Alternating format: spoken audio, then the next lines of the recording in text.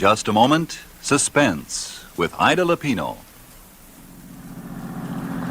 Phew, what a night. Yeah, it's a scorcher, Dad. You're lucky we thought of coming to the firehouse.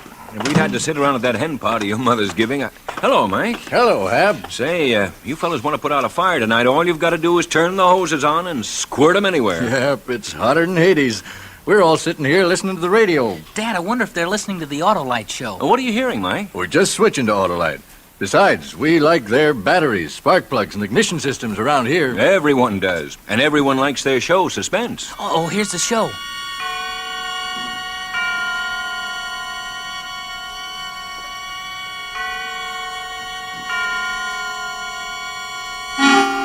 Suspense.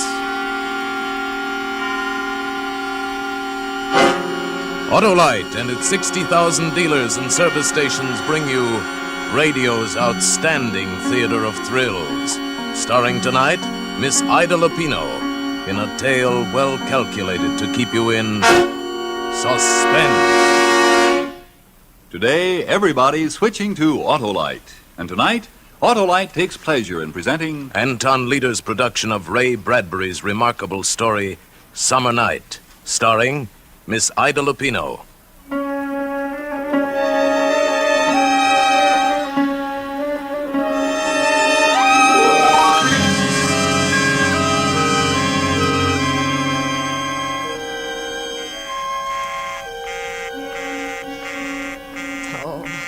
Is the line still busy? I just don't see how it could still be. Oh, it isn't the line, Miss McCauley. It's the circuit. I've been simply swamped all afternoon.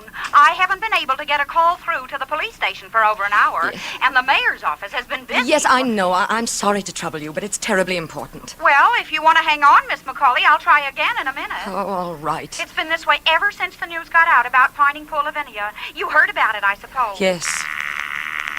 Oh, just a minute, Miss McCauley. I got another call. Yes. This is the operator.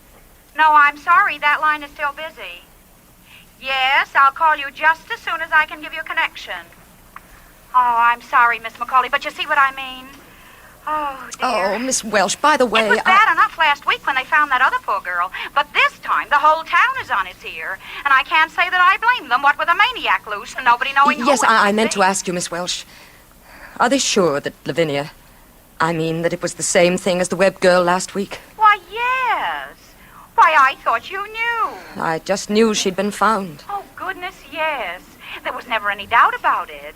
Whoever it was, he used a knife just like on the other girl. And then there was that same crazy cross on her forehead, you know, made with orange lipstick. That's why they're calling him, you know, the lipstick killer. Oh, yes. As I thought it must be that. But I wasn't sure. I didn't know. Oh, yes, they're looking all over the state for him by now. But, of course, they don't have much to go on. And the chances are that he's right here in this town anyway. Oh, I'll try to get your call for you now, Miss McCauley. Thank you. Oh. I'm sorry, Miss McCauley. That circuit is still busy. But it can't... Well, why don't I call you back when I get through? It shouldn't be very long. All right. But please try to hurry it. It's really important. Terribly important.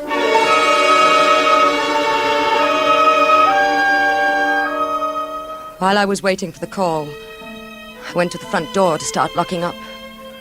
It was coming on evening, a warm summer evening, and ordinarily up and down the street the windows would be open, all but mine, and you'd hear the sound of a piano or a radio drifting out onto the still summer air, and people would be sitting in swings and hammocks on their front porches, enjoying the coolness at the end of the day. But not on this day. Not this evening. I locked my door, too.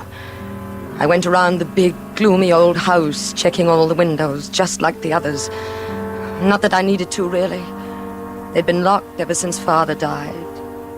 And he went away. All in that one terrible week nearly 4 years ago. Yes, they'd been locked, and I hadn't left the house more than half a dozen times, and nobody had come here. Why should they? I didn't want to see them, nor they me. I was the town's queer one. But all that was going to be different now. From now on, everything was going to be very, very different.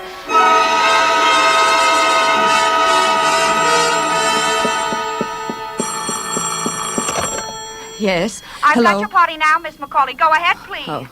Hello? Oh, Helen, is that you? Yes, who's this? It's Anna. Anna Macaulay. Why, Anna. Why, what a surprise. How have you been, Helen? Oh, just fine. You know, there's nothing ever the matter with me. But how are you, Anna? Oh, I'm well. You know, I've been living rather quietly these last few years. Yes, I know. I mean, I'd heard. It's been a long time, hasn't it, Helen? Why, yes. I haven't heard your voice for... Well, how long has it been? Nearly 4 years. Has it? 3 years and 11 months this week, to be exact. Oh, that long, has it? Well, it doesn't seem possible, and we were such good friends Helen, before. Helen, I hope you don't think. I mean, those last few times you called and I didn't answer. Oh, darling, of course not. I knew how you must be suffering, your father passing on so suddenly that way, and you'd always been so close. I wouldn't have even bothered you at such a time, only that we'd been such good friends, and I thought maybe I could help. And then, of course, I heard later anyway that... Well, that is, I... Yes. Yes, I suppose you must have heard some rather strange things about me, Helen. Oh, not strange, dear, no. But we all knew you wanted to be alone in your grief, and we respected that feeling naturally. I know. But sometimes I've been afraid people didn't quite understand, though. Of course they did. Well, darling, now that you're back in the world again, so to speak, you must come over and see me. I'm staying with my mother now, but you know that anyway. Yes. Helen. Yes, dear. Helen, it wasn't just an accident, my calling you this way. Well, I should hope not. I want to ask you a favor. A tremendous favor. Why, of course, darling, anything. I want you to come over here to the house. I should say I would. I'll try to make it Friday or early next week at the latest, just as... No, I don't mean just sometime, Helen. I mean now. Right now. Right this minute. Now? Yes. But, darling, I don't see how I can. I mean, I don't know what Mother's plans are. Helen, you know I wouldn't ask if it wasn't serious. Serious? What do you... Please say you'll come. Well, I'll try. No, don't just try, Helen. Come. You've got to come. Oh, darling, what is this? What can be so serious? Maybe I'm being silly, but I think it's more than serious, Helen. I think it may be a matter of life and death.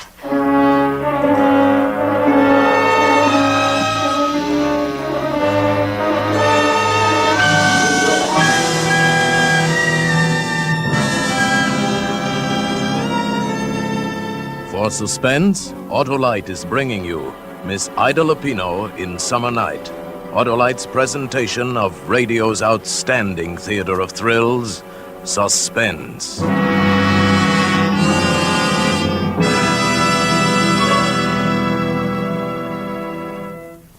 You know, Dad, boy, Mom would sure get a kick out of this. Out of what, Billy? We leave home because she's got the house full of women, and so far there aren't anything but women in tonight's Autolite show. Well, if she's listening, we'll certainly hear about it when we get home from the firehouse. Oh, say, Mike, what's over on that workbench? But over there? Mm-hmm. Oh, them's old batteries. We're replacing them with new Autolite stayfuls. When your spark plug stutters, when your battery putters. Switching to Autolite, eh, Mike? No, we've been using Autolite for over 10 years now. You know, when you gotta get out of here in 7 seconds after the alarm sounds, you gotta have the surest, safest batteries there are. When we gotta go, we go. Yes, the new Autolite Stay Full battery is a great battery. Needs water only 3 times a year in normal car use. This greater liquid reserve practically eliminates one of the major causes of battery failure. Car owners tell us it's the greatest battery ever built. The greatest battery ever built. Money cannot buy a better battery for your car. Yep, that's real battery know-how. Once water goes into an Autolite stayful, it's like going into a camel. The drinks are few and far between. Yeah, and even on nights as hot as this, you don't find the Autolite Stay Full at an old oaken bucket. So, friends, see your friendly neighborhood Autolite battery dealer and order the new Autolite Stay Full battery for your car. It needs water only 3 times a year in normal car use. Remember, folks, Autolite means batteries. Stay full batteries. Autolite means spark plug. Ignition-engineered spark plugs. Autolite means ignition system. The lifeline of your car.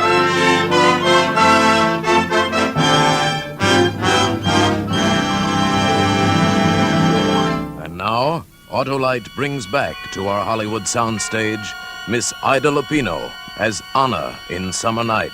A tale well calculated to keep you in suspense.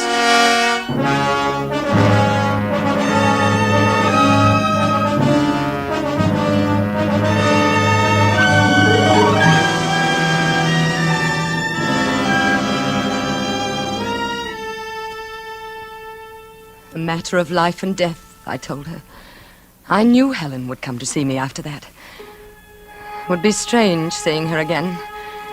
Not that we'd ever quarreled. She never even suspected, of course. But after that day when he went away with her, I'd simply put her out of my life and never thought of her again. Oh, to be strictly truthful, I'd thought of her a great deal, but in a rather different way than I had before when she'd been my best friend. And now she was coming to my house again. After all these years, it should be interesting. Quite like a surprise party for both of us. Anna, darling. Helen, come in. Oh, it's so nice to see you. It's good to see you again, Helen. Why, you haven't changed a bit. You don't look a day older. Now, tell me all about it. I can't stay but a few minutes. Ted Barton drove me over. You remember Ted. Oh, yes. And he's got to be back before 7, but never mind that now. Darling, what is the matter? Helen, I'm frightened. Frightened? Of what? I'm afraid I'm going to be killed. Going to be killed? Yes, tonight. But, darling... You see, I used to know poor Lavinia. I used to know her quite well. And the other girl, well, I didn't know her, but it happened to her right near here, in the little woods just beyond the tracks. Anna, please, dear, what on earth makes you think anything like that could happen to you? You're perfectly safe if you don't go out. Lock the doors. No, I'm not. I'm all alone here, Helen. And there's been someone prowling at night. A man? Last night he tried to get in. Are you sure? I heard him trying the doors, the windows. Well, did you call the police? No, I was afraid to. Oh, Helen, I didn't know who to turn to but you. Everyone thinks I'm crazy anyway. Oh, Anna, dear, that's ridiculous. Well, we'll call them right now. No, it'll be all right after tonight. I know it will.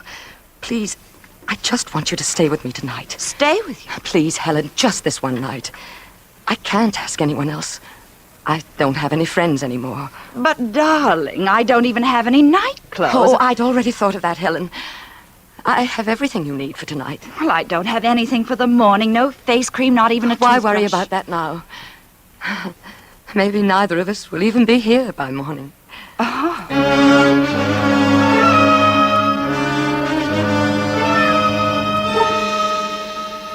So she said she'd stay. Went out and told Ted Barton. Ted Barton. That was typical of Helen. Only 2 weeks back from Cleveland, and already she had the county's most eligible bachelor squiring her around in his car. But that was going to be different, too. I fixed a little supper for both of us, and then we tried all the doors and windows. And then there was nothing to do but sit and talk to her until it was time to go to bed. No more, thank you. Afraid it will keep you awake, Helen? I'm afraid I won't need coffee to keep me awake. Anna, is it true? I mean what they say about these murders. Is what true? Well, I mean... You've been out in the world, Helen, more than I have lately. You should know more than I. Oh, well, all I meant was... Well, you seem so frightened.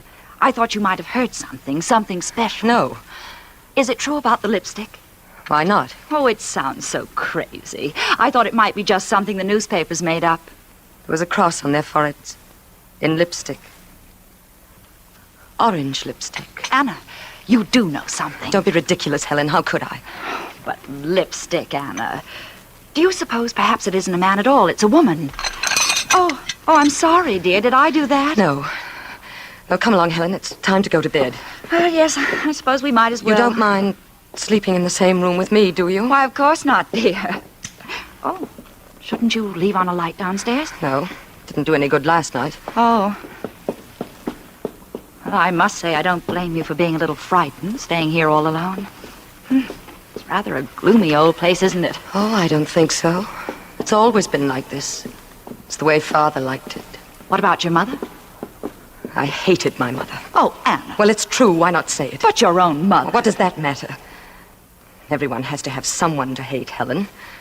Enough to kill them sometimes. Oh, Anna, I don't think that's true. How can you say that everyone... Well, this is our room. Why, it's what? It's charming. It's so different from the rest of the house. Yes. This was to be my bridal room, if I'd ever married. Darling, I didn't know... Well, I didn't know you'd ever thought That was a long time ago. What's the news of Charles? Charles? Well, there just isn't any. You knew we were separated, didn't you? Yes. What was the trouble, Helen? Oh, I don't know. After the first year, he simply became impossible, that's all. You remember, even as a child, he was sometimes wild. And strange, oh, yes. Yes, he and I were always the queer ones. Why, whatever do you mean? Oh, strange, different, a little apart from all of you somehow.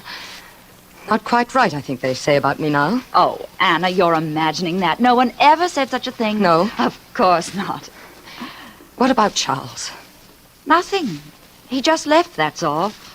I haven't even heard from him in 6 months. Are you sure it was all his fault, Helen? Perhaps if he'd married someone else. Oh, you know there was never anyone else for Charles. That's the funny part of it. Of course, he liked other girls. He liked you. Yes. Well, you're certainly lucky he didn't marry you. I don't know what happened towards the end. It just went from bad to worse. It got so I hated the very sight of him. I told you. Everyone had to have someone to hate. Oh, I didn't really mean Are you that. sure, Helen? Haven't you ever hated anyone? Oh, perhaps as a little girl I thought I did. You hated me, didn't you? Why, darling, I There were some times when I hated you, too. Oh, I don't believe it. Children can't really... Can't they? When an ugly little girl like me sees a pretty little girl like you getting everything she wants all through her life. Well, not exactly everything. You could always twist the teachers around your finger. Later it was the same with the boys. And finally, Charles. Just because you were pretty. Oh, maybe I was a little prettier than you, dear, but you were always the clever one. Yes. Yes, I was the clever one. Well, I suppose we really should go to bed. Why, Anna, look at this. I didn't know you used lipstick. I don't. It's just one a young cousin of mine left here several months ago. Oh, well, that's funny. Do you know what color it is, Anna? What color is it, Helen? It's orange.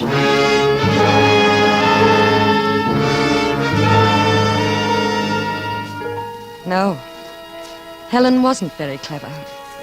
It amused me to watch her trying to think. Putting two and two together. And not being able to because she was afraid of her own conclusions. Because she was essentially a hypocrite, like everyone else. If she hadn't been, it might have saved her life.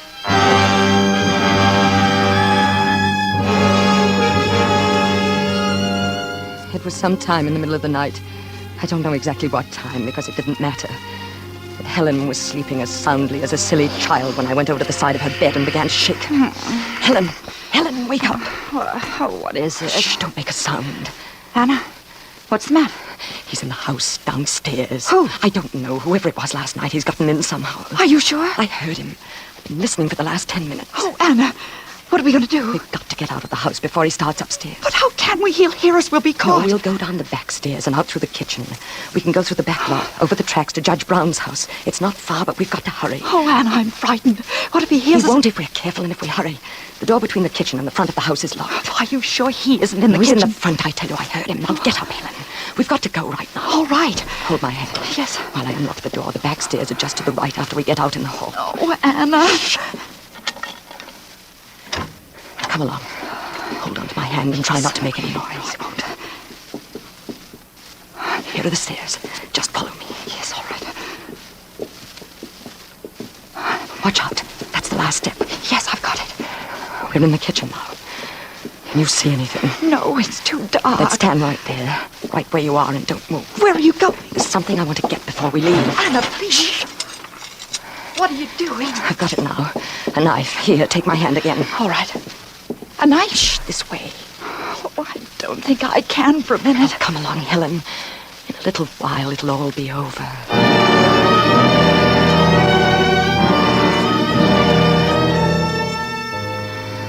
As we hurried down the path, I kept thinking of her there behind me. So frightened now. I had to keep myself from laughing out loud. It was really funny. She'd always been so confident before. At school and later at the parties we used to go to. She'd been the confident one and I'd been frightened. While she slowly poisoned my life. While she quietly and deliberately stole everything I'd ever wanted. Even Charles. But it was different now. That must be the 2 o'clock local. The other side of town. Yes. Which way now? Straight ahead, through the grove of trees. Anna, isn't it here somewhere that they found that girl? Yes. Why? Oh, Anna, I can't go through there. Helen, come along. Don't be silly. Do we have to? Of course we do. Anna, what was that? What? Didn't you hear it? No. I was positive I heard something. Now who's imagining things, Helen? Oh, let's hurry. No. We're going to stop here. Stop. But why? Can't you guess? Even now, Helen. Oh, Anna. Don't.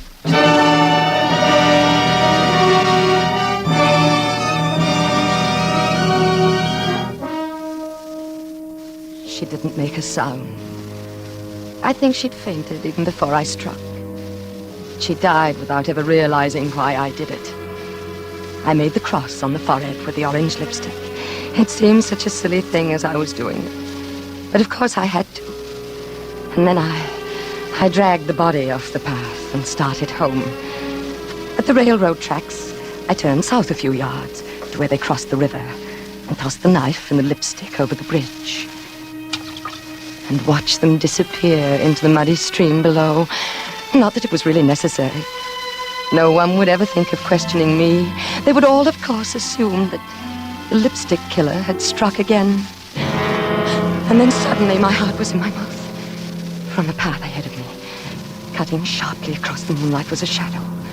The shadow of a man. Can I help you? I didn't mean to frighten you. I just thought you must be in some kind of trouble to be out at... Oh, Anna. Why, it's Anna Macaulay. Charles.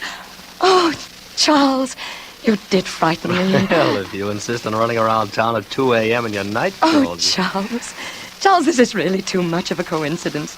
Why, I didn't know you were anywhere near Boone Center. Theoretically, I'm not. Just passing through. Business trip. Missed the 2 a.m. local. So I thought I'd kill the time waiting for the milk train by looking the old burg over again. What's your alibi? My what? Oh, well, that's what I meant about a coincidence. I was looking for Helen. For Helen? I don't wonder you're surprised, Charles. But it's really very simple. First, there were these, well, what the newspapers have been calling the lipstick murders. I suppose you've heard about it. I've read something about it. Yes. Well, I suppose I was silly, but I got terribly nervous, living alone in that big house. I asked Helen to stay with me. And then in the middle of the night, she got frightened and said she couldn't stay another minute and rushed out to Judge Brown's house. How typical of Helen. Yeah, well, then after I thought about it, I got worried about her and went to look for her. But I guess she must have gotten there all right. I didn't find her anywhere. You're not alone in that big house now, are you, Anna? Why, yes, I thought you knew, Charles. My father died. Oh, I'd forgotten. Well, silly to be standing here, isn't it? If you've got to wait for a train, why don't you come back to the house with me? And I'll fix you some coffee or something. Wouldn't that be nicer? Yes, that would be nice. That would be very nice.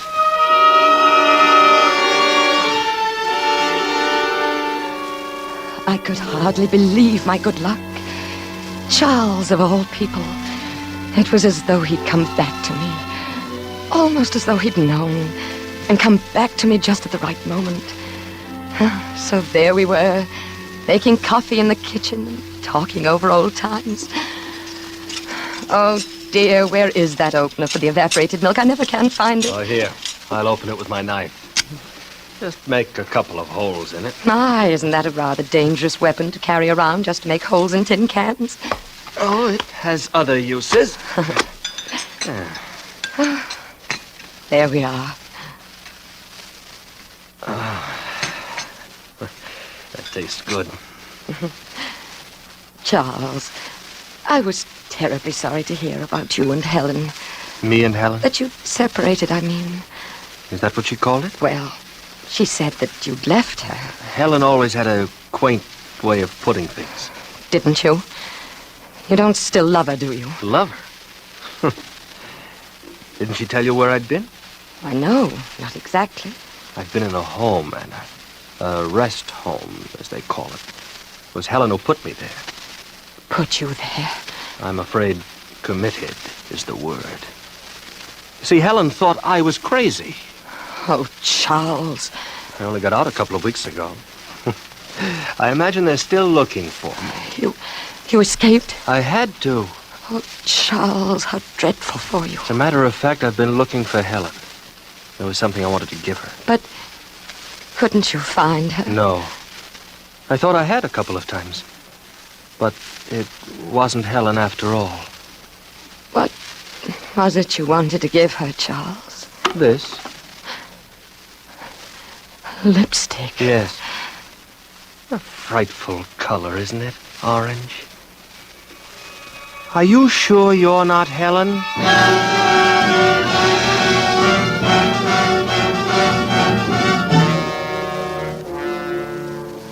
I heard the doctors talking a little while ago. They say I won't live through the night. But I don't care. Oh, it's been such a glorious day. The happiest since I can remember. People have been calling on me whom I haven't seen for years. They say I saved the town. I must have screamed. I don't remember. So they caught poor Charles. And for the first time in my life, I'm a really important person. I wonder when they'll find Helen.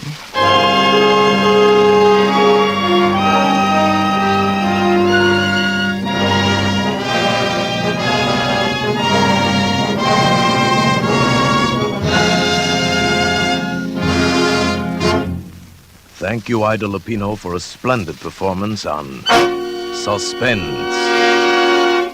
In just a moment, we will again hear from Miss Ida Lupino. Gee, what a show.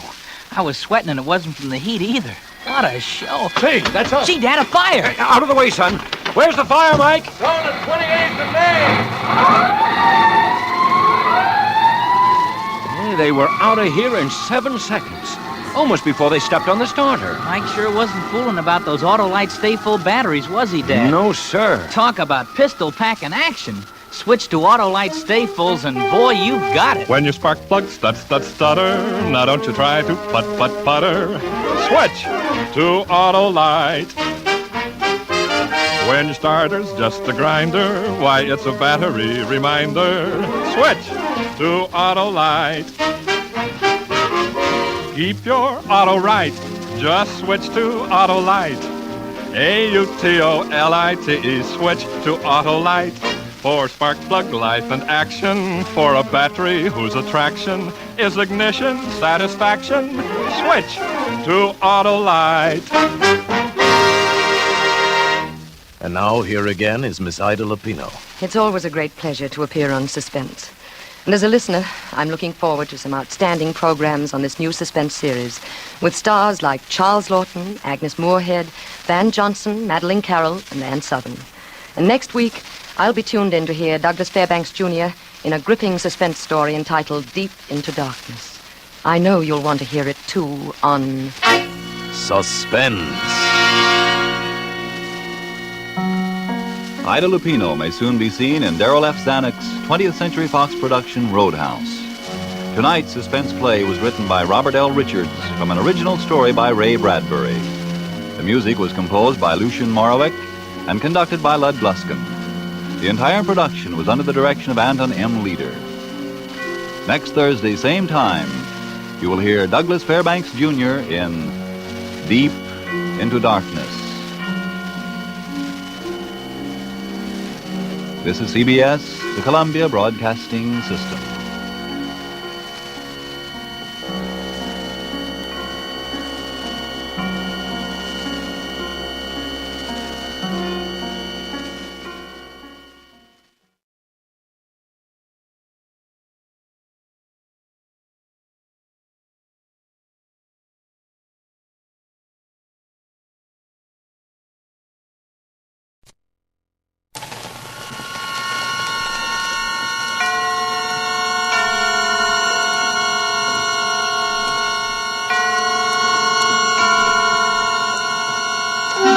Suspense.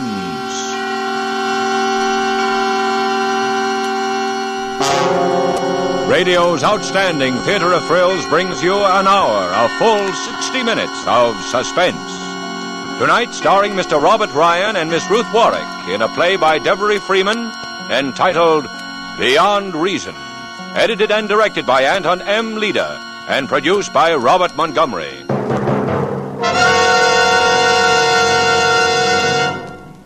This is Robert Montgomery. For well over a year, on the average of 5 times a week, my newsboy and I have engaged in the same spirited conversation. Each evening I greet him with, anything in the papers? And each evening he answers with, no, same old stuff. Then I spend part of the evening reading the chronicle of the day's events, the same old stuff. And I learn that the tensions in the world are greater or lesser, that some people want high taxes and some people want low, that some people are born and some are married, and some are divorced and some are dead. Same old stuff. Yesterday, a man walked out onto his front porch, lost his balance on the top step, and 1 minute later he was dead. An hour ago, a wife in Fort Wayne, Indiana, went to the hospital. 10 minutes ago, she became a mother. One cycle of life completed, another just beginning. And the newspaper will report them both, clearly, accurately, and without editorial comment. We can assume that in each of these homes, the old patterns of living are broken, and the new ones are in formation. But we can't know what happens next in the history of these two families. And these are very real stories that begin with birth or death. We have one for you today, a story entitled Beyond Reason, and it began this way. At exactly 7:22 on the night of January 5th, Pinkton Carr reached the corner of Post and Stockton Streets in downtown San Francisco. He was feeling fine. He stopped for a moment to look at an attractive window display, and then, still looking back, he stepped off the curb. Hey, look out! No! You hit him! Stop! Stop! Hey, don't run, driver! Stop him! Oh, no, don't look. Oh, the poor man. Oh, call an ambulance. Somebody call an ambulance. This guy's hurt bad. I saw it happen. He just stepped off the curb. Somebody call an ambulance. Call an ambulance. Who is he? Do you know who is he? You mean, who was he? Oh, the poor man.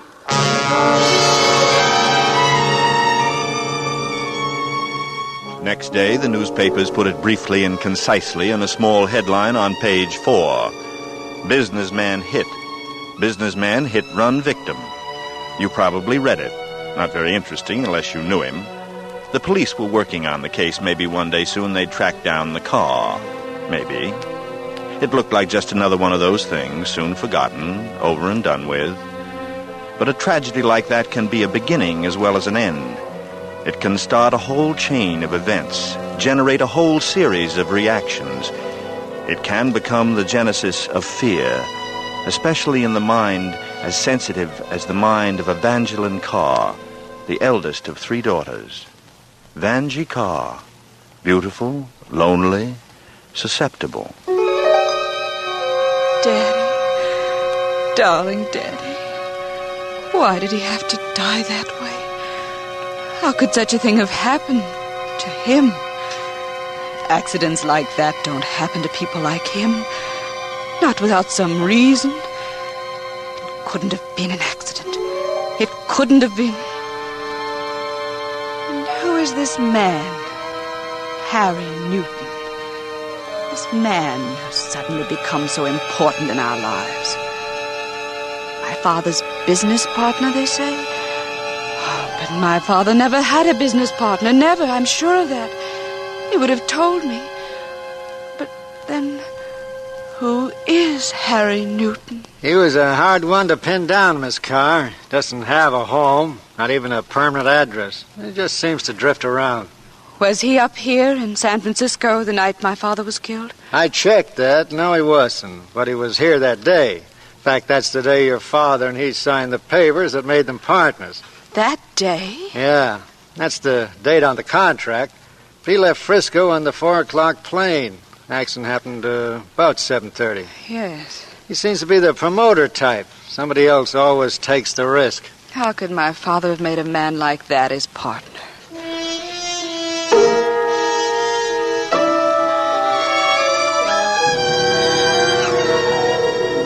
contract is perfectly legal, Vanjie. He is your father's partner. But why? Why did Dad ever take him in?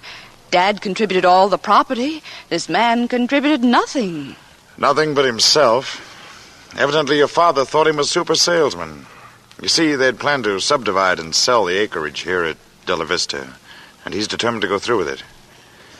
No, I'm afraid there's not much we can do. No, I suppose not. I'm sorry.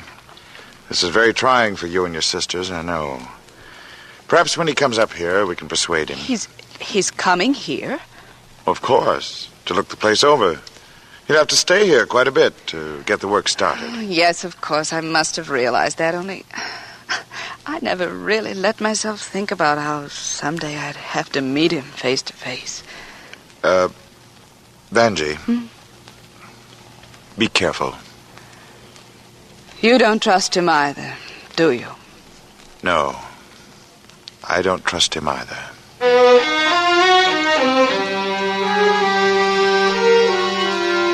Just an everyday accident, but it can be the beginning of many things, especially when the dead man leaves unfinished business behind. Unfinished business and 400 choice suburban acres between the highway and the sea. 400 undeveloped acres in which any real estate man would see the possibilities. Add to that a partner like Harry Newton and 3 beautiful daughters, especially a daughter like Vanjie.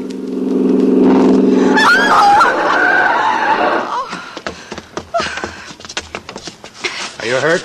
No, I guess not. I just fell down getting out of your way. Here, let me brush you off. I'm sorry. I came around the bend and didn't see you until... Oh, no, it was my fault. I shouldn't have been walking in the middle of the road, daydreaming like that. I'm all right, thanks. The receiving hospitals are made for people like you. I know. I started out at the age of 2, playing with electric light sockets. Well, since I nearly knocked you down, I better introduce myself. My name's Harry Newton, and I always cross streets when the light is green. Getting by in life merely requires the ability to take advantage of green lights. And the ability to recognize red lights. Huh? I'm Evangeline Carr.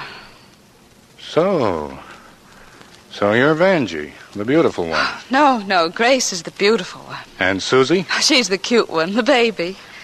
And you, Vanjie? Oh, I'm just me, Vanjie. The plain one, the old maid. Just because you're the oldest? Mr. Newton, you wouldn't be interested in me. No? Maybe I like plain girls.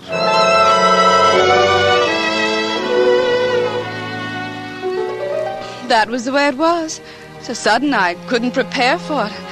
And I'd met Harry Newton. But what about all those questions and fears in my mind? What had happened to them?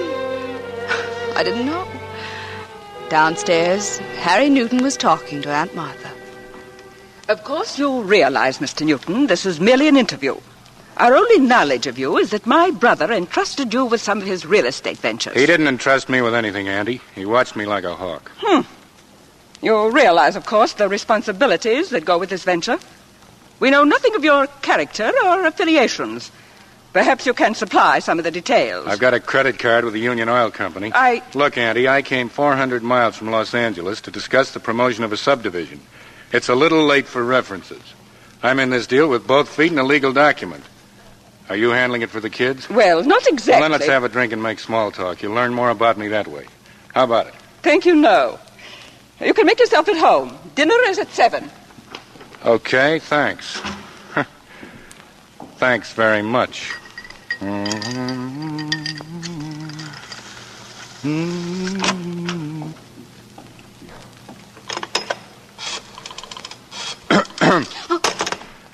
Never let a lady make a phone call when she doesn't know she's not alone. That's rule number... Who are you? Harry Newton. Who are you, Grace? No, I'm Susie. The youngest. You're the man who murdered my father. That's a pretty big statement for a little girl. I say it only as an apology for having thought it. I accept your apology. Only don't say it again. I won't. You going back to Los Angeles soon? Tomorrow. Would you like company? A passenger? I said company. Your aunt will ask for character references. I didn't ask for any. You got yourself a ride, Junior. You wouldn't be thinking of leaving earlier. I'm sleeping over. Our first customer is coming to dinner. Who? People by the name of Burkhart. Oh? Whit Burkhart and his silly wife, huh? They're awful bores. And get set for some boring neighbors. We plan to sell them a lot. That's too bad. I love company, but I think I'll develop a headache and stay in my room tonight. Unless I can change your mind about leaving. Shall we change the subject? Suit yourself. I just don't want to press my luck too far.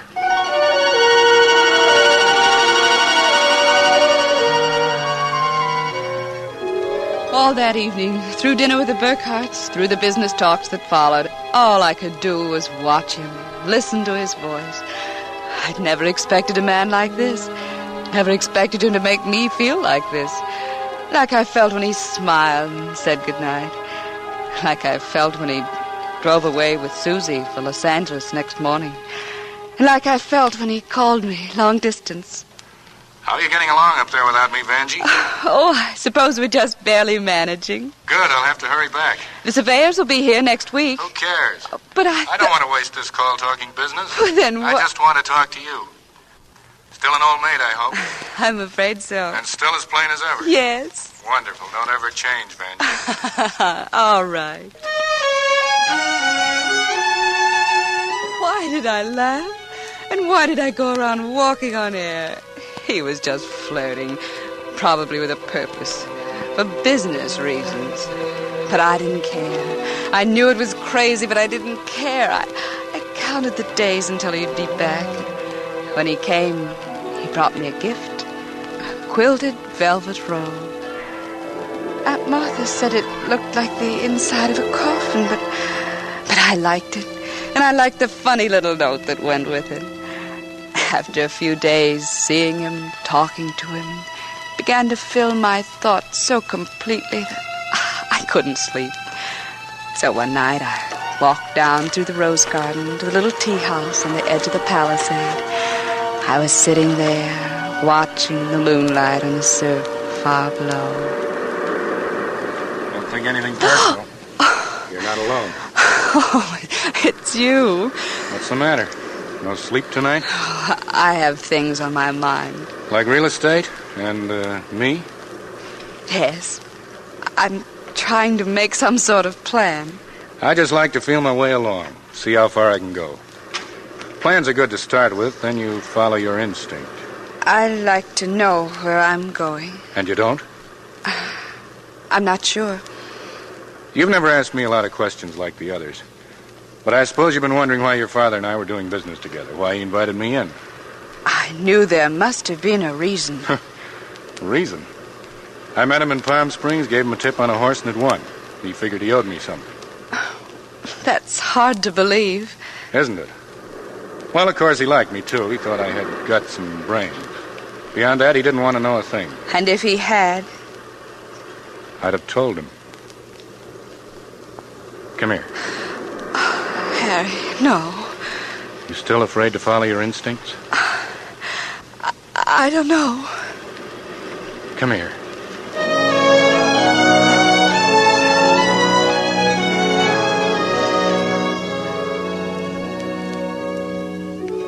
It's all so crazy. 2 weeks ago, Harry Newton was just a name I hated and feared. There's nothing of that now. Now he's a man that I love. My husband. We drove to Las Vegas and were married in a little chapel there. Then we had a fast honeymoon, playing roulette, seeing Boulder Dam, just having fun being together.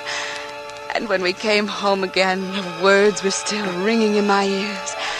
For better, for worse, for richer, for poorer, in sickness and in health, to love and cherish until death do us part.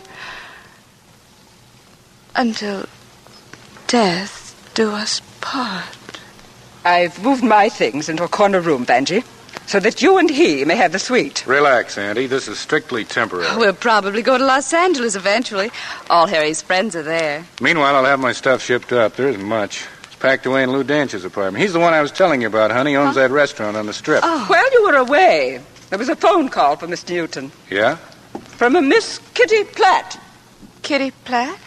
Girl I used to date. Probably wondering what happened to me. I wonder what did. Look at me. Head over heels in matrimony, and I love it. Oh, Harry. Harry.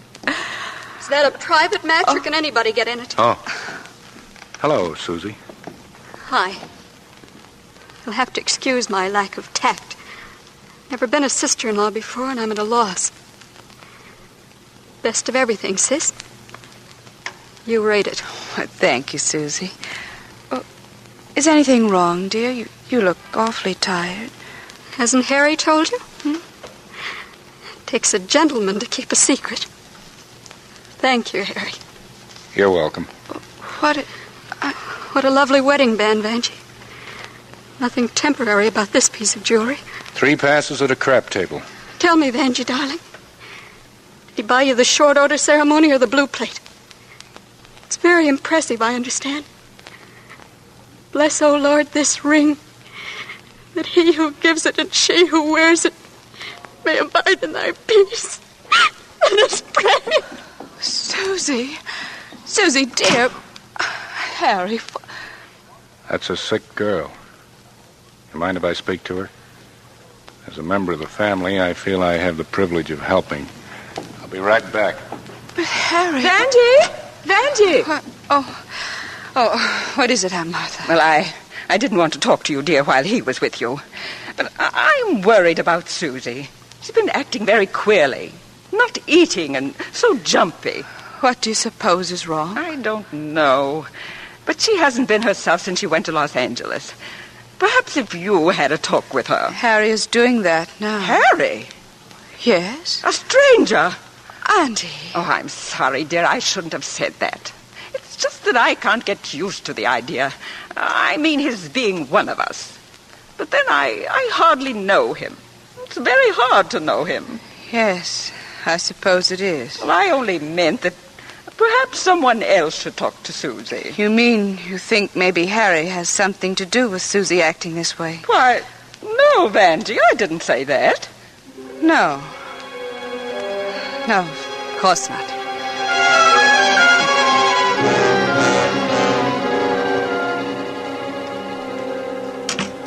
Harry? Yeah? How is Susie? She'll be okay. Maybe I better talk to her. Leave her alone. She won't tell you anything. Then you tell me. That's one of those things. How do the writers put it? Unrequited love. You? Well, if it is, she hasn't told me the whole truth. What did she tell you? Say, how do you turn the heat on in this dungeon of a room? Oh, there's a gas heater in the fireplace, but what did she tell you? Harry? Look, Angel. Are you going to turn on me, too? Don't do it. I need you. I've been rattling around like a pebble in this old drum of a world with nothing to grab onto. Now I'm safe. I've got somebody. This alley cat's got a home. That's you, Angel. You're my roof and 4 walls. Oh, Harry, darling, please understand. It's not that I don't trust you, but I'm worried about Susie. Okay, baby. You talk to her tomorrow if it'll do any good. But right now, don't worry about it. Come on, let's get some sleep.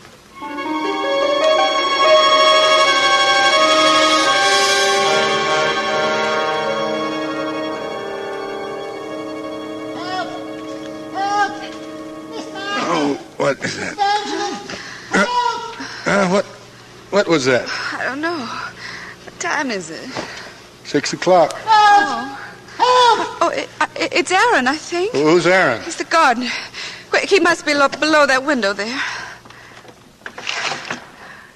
What's up? It's Miss Susie. Susie, what about her? What about her? She's dead. Dead. Dead?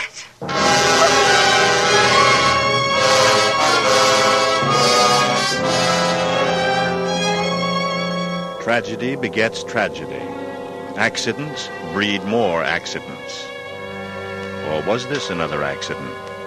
At any rate, In the grim sequence of events started by that simple accident on a city street, a second member of the Carr family was dead. They say tragedies strike in threes. I wonder. And so does Vanjie Carr wonder.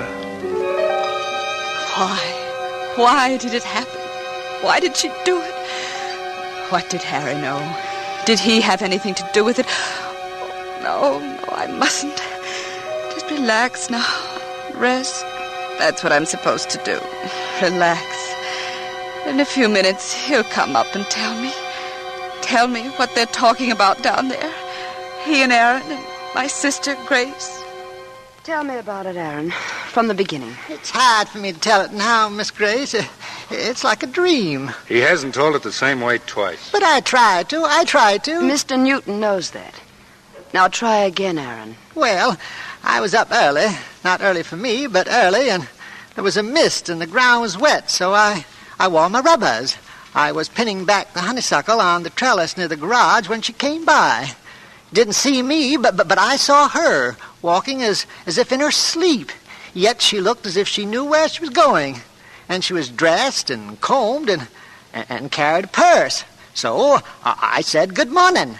But she didn't answer and went off into the mist toward the tea house on the edge of the palisade, where there's only one path. And then presently I worked my way down the path through the rose garden to say good morning again, but she was gone.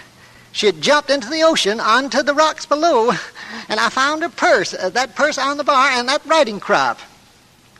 The riding crop is mine. I left it there several days ago.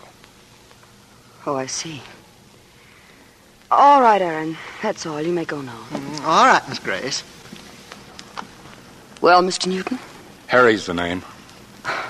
Yes, of course. We are related, aren't we?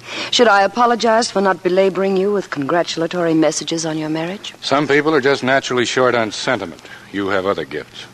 Thanks. It's just that I have an instinctive aversion to attractive men being snatched from the open market. If I ever get back on the market, I'll send you a credit slip. Planning to get back on the market? Not at this particular time. I see.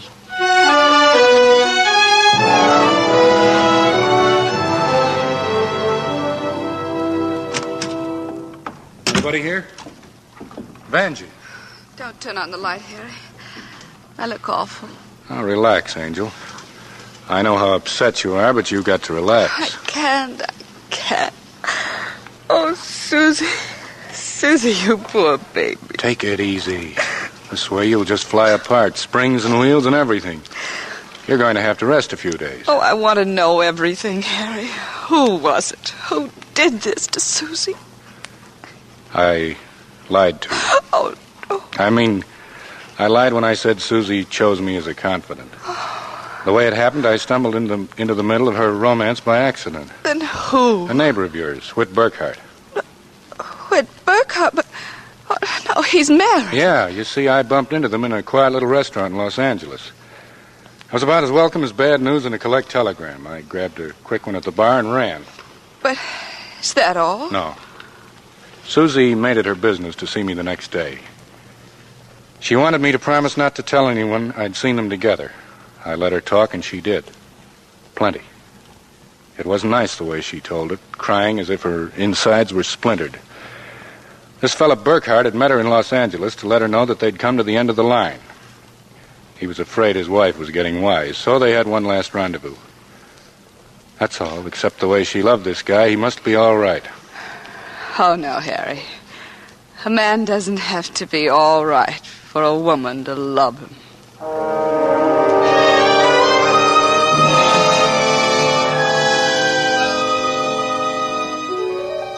The next few days I spent in bed. I was supposed to relax. I couldn't. There was too much to think about. Even the doctor's pills didn't help. And little things made impressions on me. Little things that people said. Your husband took me riding this morning, darling. Tell me, Vanjie, how did you ever trap him? I don't know. He just seemed to like me. Well, I guess we're not hard to like. Daddy left us quite a bit of allure. A square block in San Francisco, 4 theaters, 2 open-air markets, and a lovely office building in Los Angeles. In short, a real estate man's paradise. Grace. Sorry, darling. He's so different from my faithful, methodical Lenny, I'm just jealous. Aren't you flattered?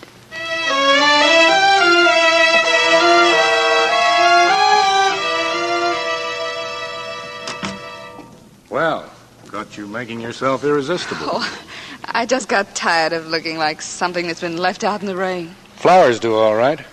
You're very sweet, Harry, but I know my limitations. Nonsense. I think you're very attractive. But not beautiful, like Grace. If we take her for a measuring stick. No one would take Grace for a measuring stick or any other kind of stick. She's the sexy type.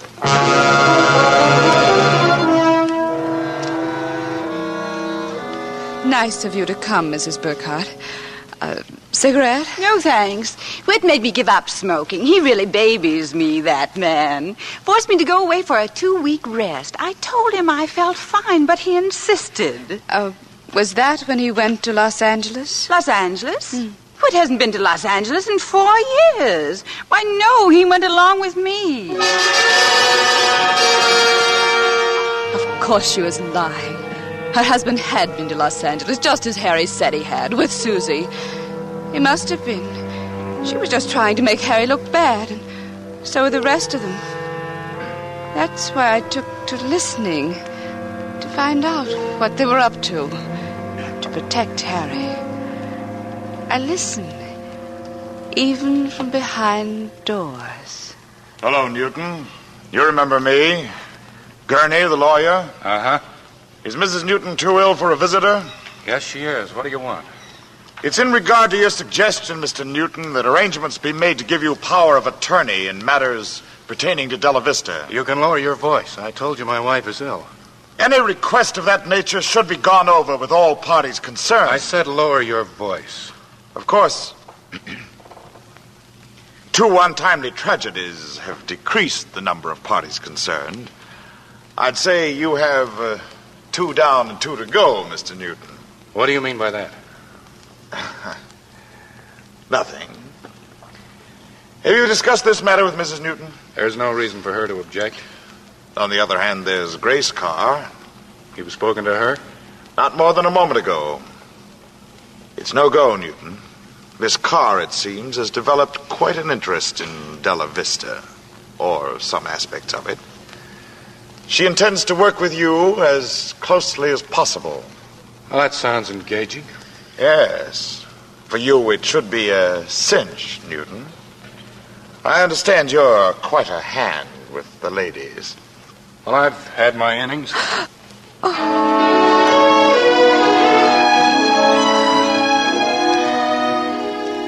I listened to everything.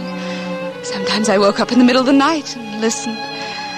Listened to Harry and Grace downstairs talking, laughing.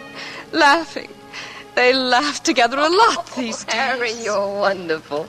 I don't know how you did it. What's up, partner? Telegram from Jim Strand. He's willing to talk terms, and he's free to talk tonight. Well, for heaven's sake, let's be sociable. Maybe we can have the deal signed and moving tomorrow. That means staying over in San Francisco tonight. I'll take care of the hotel reservations. Oh, high pressure, Harry. We'll take him to the best restaurant in town and we'll order their best meal. Are you worried about your figure? No. Are you worried about it? See you later. Hello. I want the Grosvenor in San Francisco. A charming little hotel. Oh, it's you. Hello, Angel. Thought you were in bed. How's your headache? Better? I'd like to go along with you, Harry. Tonight? In your condition? What's wrong with me? Don't you want my company? You're not up to it. You're sick. I said I'm better. I've decided to help you. Help me? Grace helps you. She tags along. Can't I tag along, too? Please, Harry, I want to go with you. All right. Why not? And this afternoon, I want you to take me riding. Did you know I could ride? I'm better than Grace. I've won cups. Shall we go riding this afternoon? Sure, Angel. Maybe that's a good idea.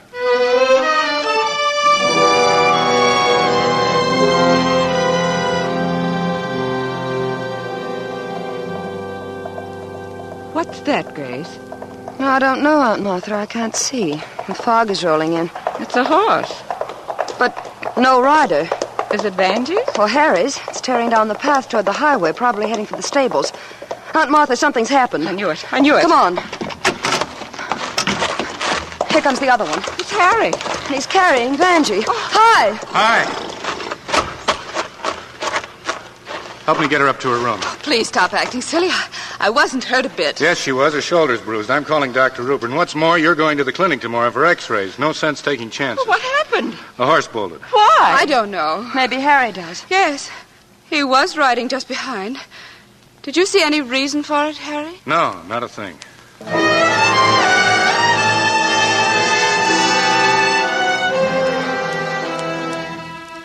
I tell you, Harry, there's nothing wrong with me. Nothing but a simple old-fashioned headache. Maybe you can grab some sleep before the doctor gets here. Why are you making such a fuss? Is it because you don't want me with you in San Francisco? You certainly can't go till we're sure you're all right. Then you're going without me. We'll talk about it later. Get some sleep, Angel. What are you doing? Connecting up your heater. This room is like a tomb. If we take the chill off, maybe you'll sleep. You won't go without me, will you, Harry? Are we back on that again? Oh, I'm sorry. Harry. What? I've made you angry with me, haven't I? No. Do you love me? Sure. It's so strange, this marriage of ours. It's more like an affair, really. It happened so fast. We don't really know each other, do we, Harry? Why did you want me, Harry? Because I love you. Because you love me. Yet if I were gone tomorrow, would there be another to take my place as there were others before me? Oh, no, don't answer that. I get sillier by the minute. Forgive me, darling.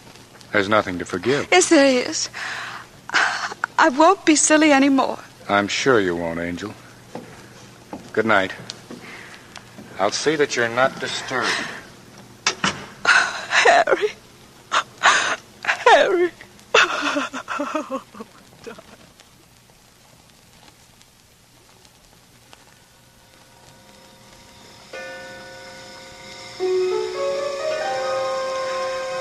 I'd come to that state of mind, and the senses are so drugged with fatigue, there's an end to caring. Almost. All the doubts and the fears loomed up and enveloped me, and yet I was getting drowsy. Reality was becoming distorted into nightmare. There was a strange ringing in my ears, and I began to see things like a dream. I thought I saw Pookie, my canary, lying in the bottom of his cage, with his little legs thrust stiffly upward in death. Then I was hearing things like a hissing snake. And down on the floor, I saw it, coiled up by the heater. I must.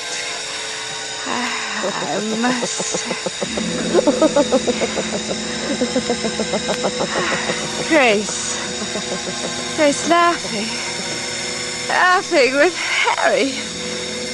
Somehow, for the first time, I didn't care. She had no cause to gloat. It would happen to her, too. Just like it happened to Dad and to Susan. And like it was happening to me.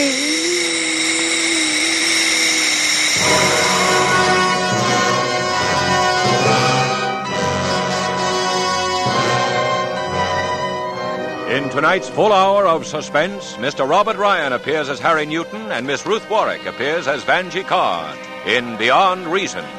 Tonight's study in Suspense.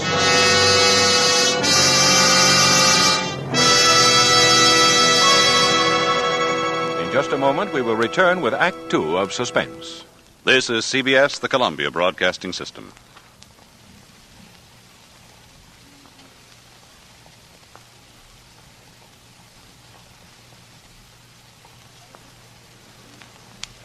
And now, back to our Hollywood soundstage and to our producer, Mr. Robert Montgomery, for Act Two of Beyond Reason, starring Ruth Warwick and Robert Ryan, in a narrative well calculated to keep you in suspense.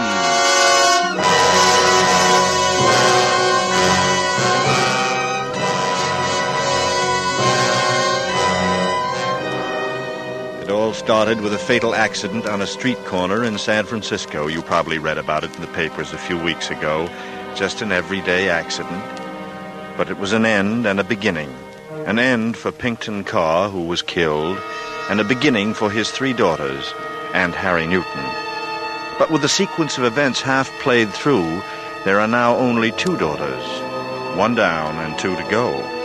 And right now, lying on the bed in her room, is Vanjie Carr, the hiss of gas loud in her ears, drowning out the thoughts, the fears, and the voices of Sister Grace and Harry Newton in the living room below. Harry? I told Jim Strand we'd meet him at 9. We can make it if we hurry. Where's Auntie? She's resting. Okay, let's go. Well, what about Mrs. Newton? Shall we take a peek? No, she'll wake up if I go in. Let her sleep. I could be back by midnight if we hurry. Let's just go.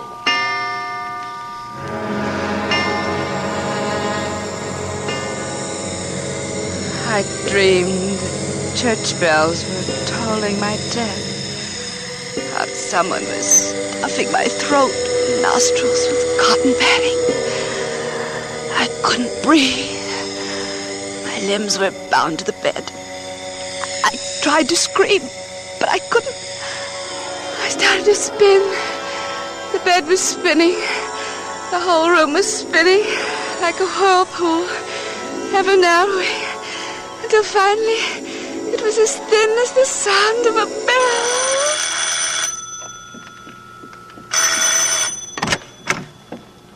Oh, Dr. Rupert.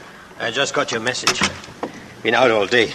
How is she? She seems quite well. I guess my call was a little hasty. What happened? Fell off a horse. That girl, always something. It's been that way as long as I've known her. So she thought she was strong enough to go riding. Maybe that's my fault. It was the horse's fault. Well, I'll go up and have a look. She's sleeping. Oh, well, that's always good medicine. Going someplace? Business appointment. Oh. Well, good night. What was that crash? That came from Vanjie's room. There's something wrong.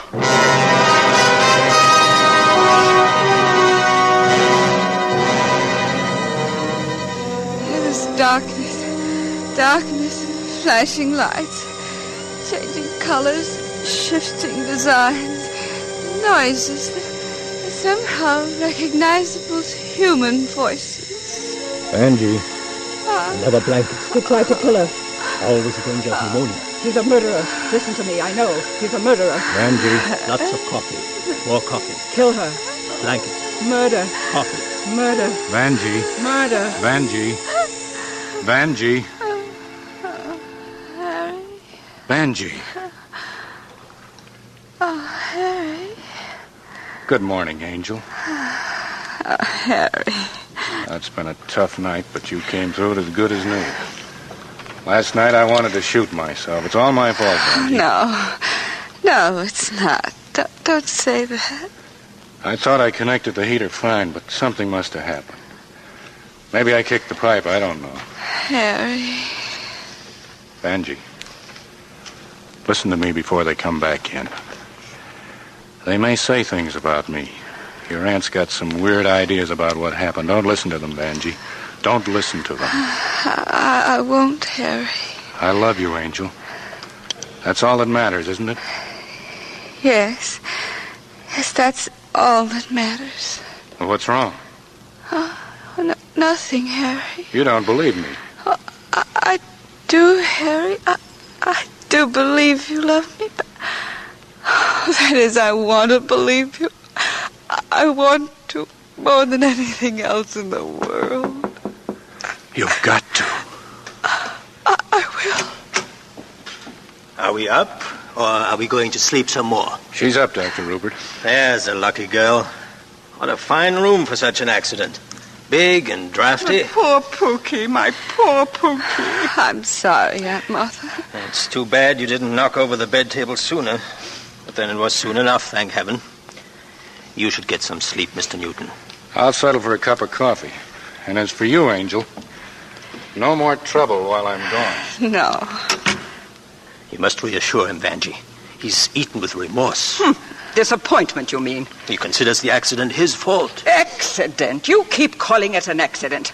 Your Auntie Vanjie is very disturbed and full of wild theories. There's no need to theorize. Oh?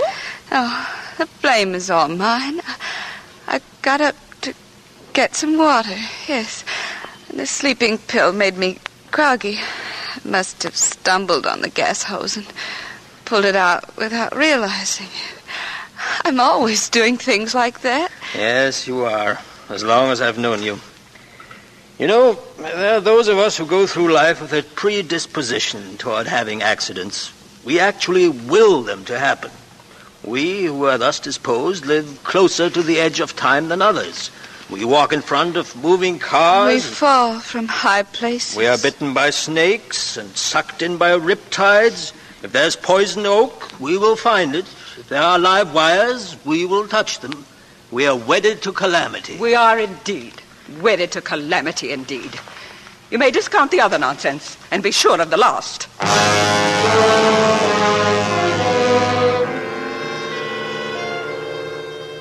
Wedded to calamity. No, I mustn't listen to such things. I mustn't think such things. How could I?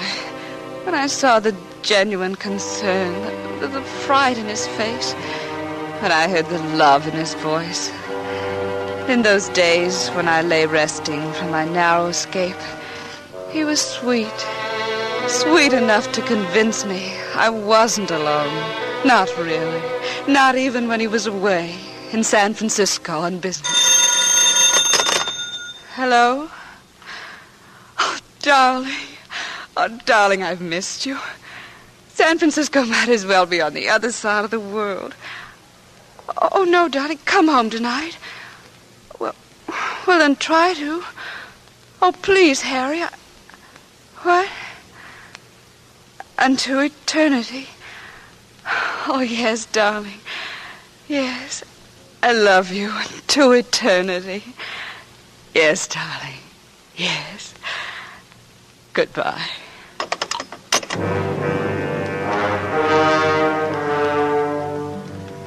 But suddenly, I was feeling alone again. Unto eternity, it said. But what did he mean? Eternity? The word made me shudder. Hello? Hello, Vanjie. Well, you don't seem to recognize me. I'm Lenny Walden. Oh. Grace's friend. Oh, yes, of course.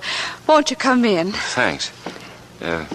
Grace isn't here? Oh, well, no. I didn't really expect her to be. I just thought that... You two haven't quarreled, have you? No. Well, yes, I guess so. Oh, I'm sorry. Well, it was my fault. I'm jealous. I'm in love with Grace, you know. I know. Well, I won't bother you anymore with my problems.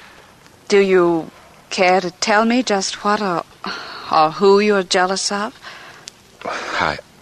I'd rather not. Well, then may I guess? You're jealous of my husband. Well, don't be. My husband is very much in love with me. If anything, he merely tolerates the way Grace tags along after him and putters in real estate. I guess you're right, Mrs. Newton. It's just that when I saw them dancing... Dancing? Well, Grace didn't even tell me she was in town. Somebody saw them at the bandbox and called me. I guess I was steamed up and anxious to jump at conclusions. I'm an idiot. Not at all. Just a little hasty. I've got to hand it to you, Vanjie. You're a lot more broad-minded than I am. I envy you.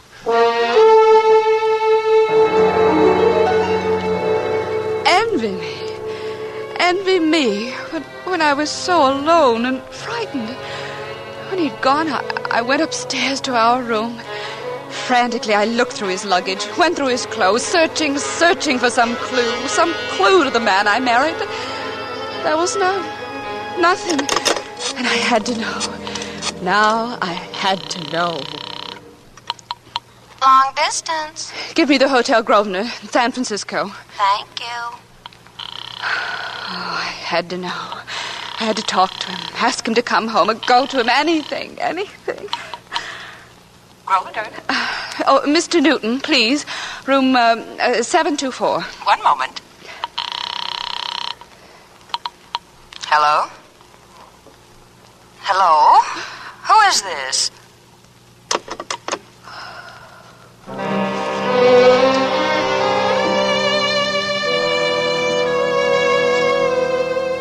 It was Grace's voice, without the slightest doubt. I ran out to my car. Grace had answered that telephone in Harry's room. And I knew. Now I was sure of it all. Harry had killed Susie. Whether it had been suicide or murder, he'd killed her. And in the same way, he would kill me. Hey, look at that. That car better slow down for that turn. Hey, look!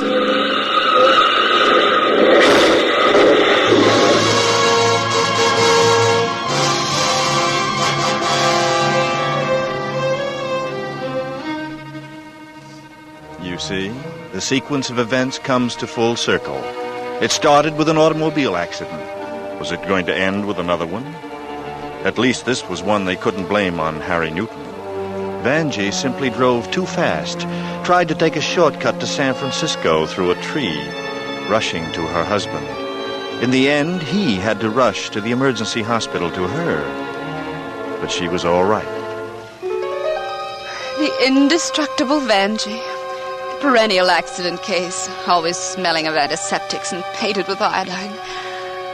I lay there between hospital sheets, pretending that the hypodermic needle had put me to sleep. But I was listening to Dr. Rupert as he talked to Harry and Aunt Martha. The night of your wife's first unfortunate experience, I had a vague suspicion that the circumstances were not entirely accidental. What do you mean? Vanjie has twice tried to take her own life. I don't believe it. It's true. For people like Vanjie, it is sometimes harder to find the dividing point between accident and suicide. There's a certain will to die, a subconscious compulsion which invites disaster. It's nonsense. Go on. In the matter of the gas heater, Vanjie said herself she pulled the flexible pipe by accident. Was that accident or intention? I don't believe she ever did it. It was he who really pulled the cord. No, I think it was Vanjie. She invited disaster again tonight, driving her car off the road at high speed. Was it accident, or did she suddenly cease to care whether the car made that curve or not? Or did somebody tamper with a steering wheel on her car? You'd better stop that, Andy. Please, Martha. You'll know, too, that the tendency seems to run in her family. Her father stepped in front of a moving car. And how do we know even that? And Susie leaped to her death off a cliff. Or was pushed. At times, Vanjie was drawn to self-destruction were times of mental depression. We've got to work to save her. I'll do anything, Doctor. Anything you say. There'll be a lot for you to do. First of all, You have it all figured out, haven't you, Dr. Rupert? rest is the best. And you're right, of course. Except for that about mental depressions. That's not what causes it. It's the fear. Fear of being alone, of not being loved by Harry Newton. I heard what he said. He'd do anything. But he didn't fool me. I know he wants Grace. I'm in his way. I know. They're gone now. Oh, it's stifling in here.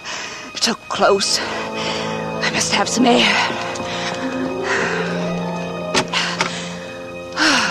There. That's better. Now, there was a little razor-sharp blade here a little while ago. They used it to make a blood test. Oh, but it's gone. No matter. In the laboratory, just off my room, there'll be a drinking glass. If I can break that without too much noise. Glass cuts. Yes.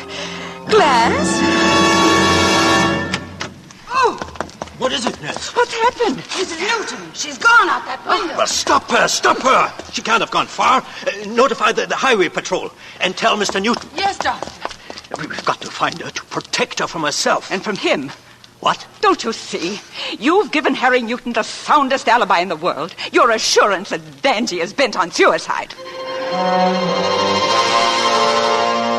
Now, what did Aunt Martha mean by that? The soundest alibi. Oh, no matter. I pressed close to the bathroom wall with one shoulder tucked in the corner. They didn't think to look there. Oh, but someone was bound too soon. Bella Vista. That was it. If I was going to die, I wanted to go home to die. I waited till my room was empty again, and then I went to the open window. If I could get to my car...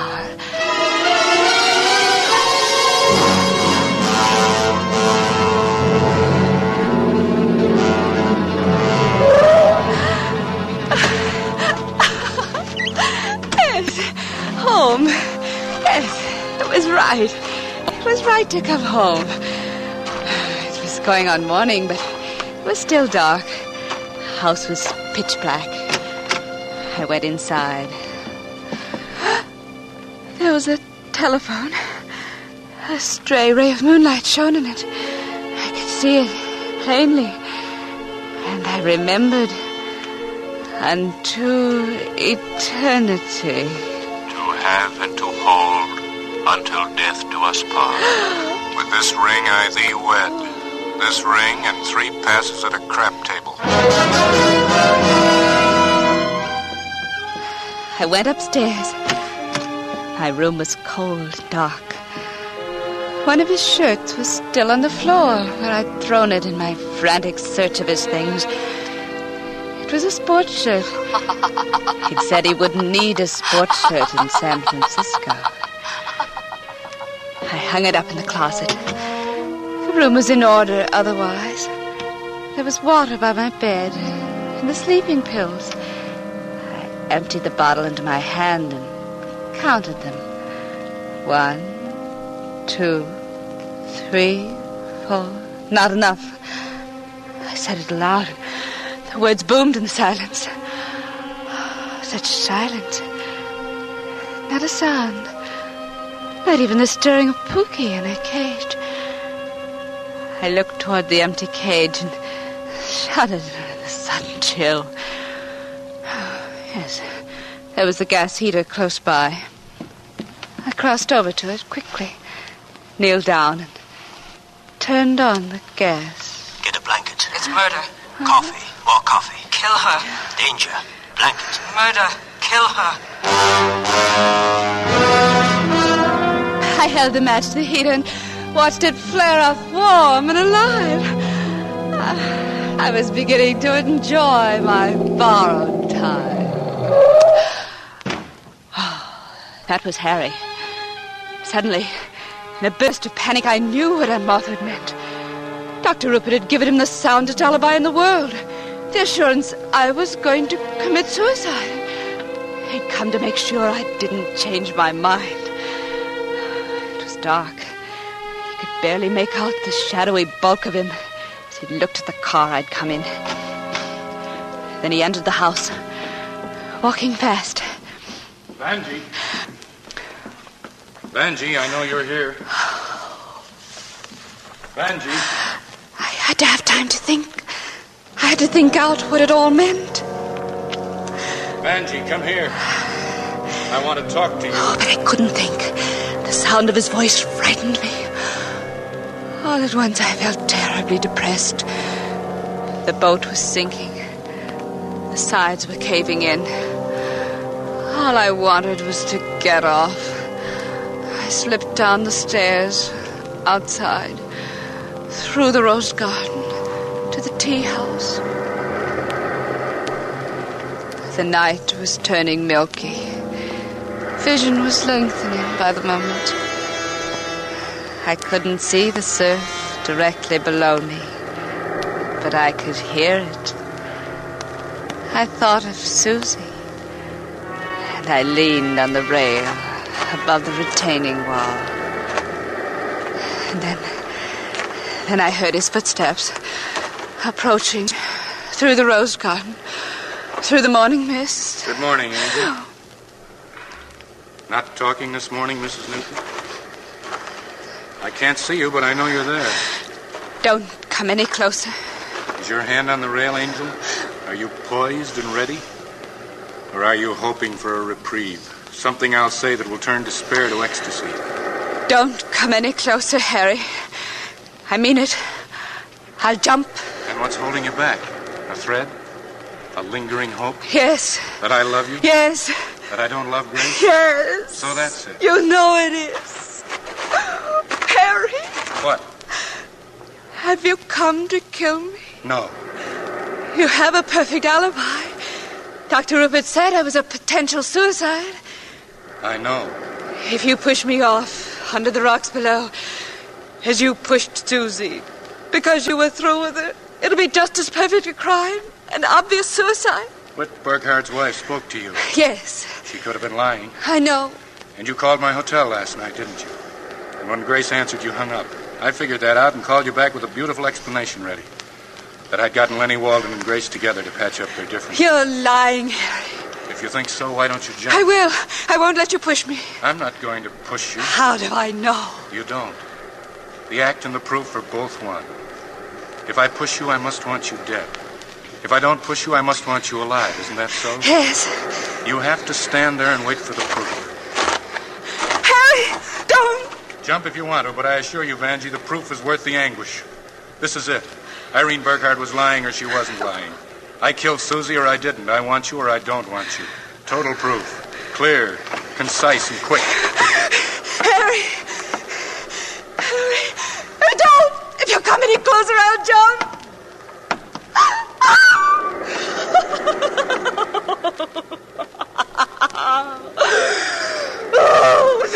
Darling. Darling, I've got to help you. That's all that matters.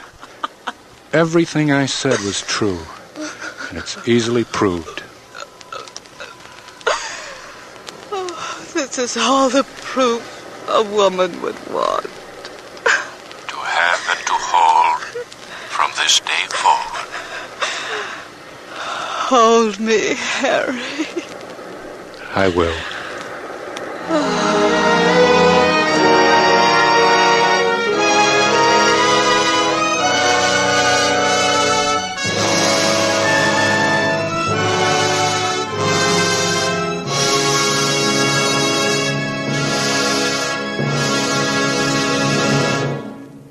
Our grateful thanks to Robert Ryan and Ruth Warwick. You gave us the excellent performances we expected from an actress whose talent and versatility we've applauded many times before, and from an actor whose outstanding work in Crossfire has deservedly won him an Academy Award nomination. Next week, for Suspense, we have selected the story of a successful young man whose gifts are many. He is handsome in youth, charming, and intelligent. He is a poet of considerable ability, and his fame is far-reaching. Beauty and comfort attend his everyday pattern of living.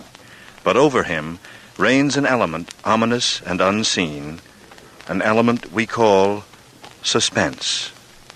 Next week, then, The House by the River. Mr. Montgomery may currently be seen in the Universal International production Ride the Pink Horse. Mr. Ryan may soon be seen in the RKO production Berlin Express. Miss Warwick's current picture is 20th Century Fox's Daisy Canyon.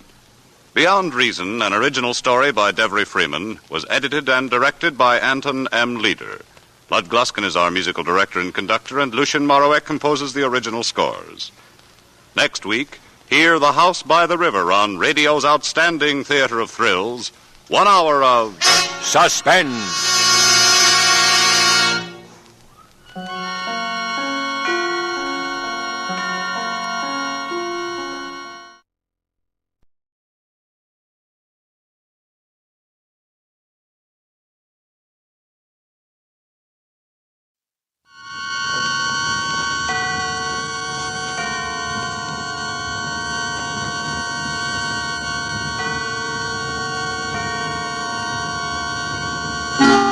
Suspense.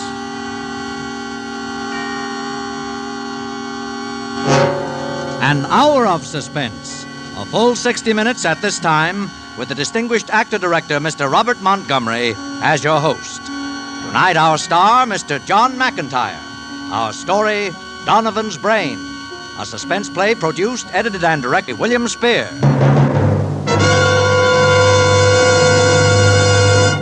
Mr. Montgomery. The man across the table was talking about shaved heads and electricity, and I was listening. I'll have to admit it, I'm pretty much of a layman when it comes to things like that. I imagine you are, too. But the man I was talking with was a specialist. I sought him out after we decided on our suspense play for tonight. As you know, we're doing Donovan's Brain, and the man across the table who discussed shaved heads and electricity with such final authority was an eminent brain surgeon. Now, I don't know very much about the human brain. I have one, and I use it occasionally, I hope. But I leave the clinical knowledge up to the brain specialists, like the man across the table. To this man of science, I posed the momentous question, what about the brain? And he started in. Your brain, he said, is something less than 2.5% of your total body weight.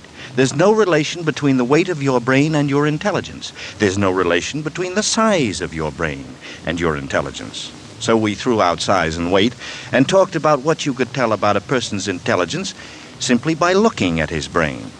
And it develops, you can tell quite a lot by looking.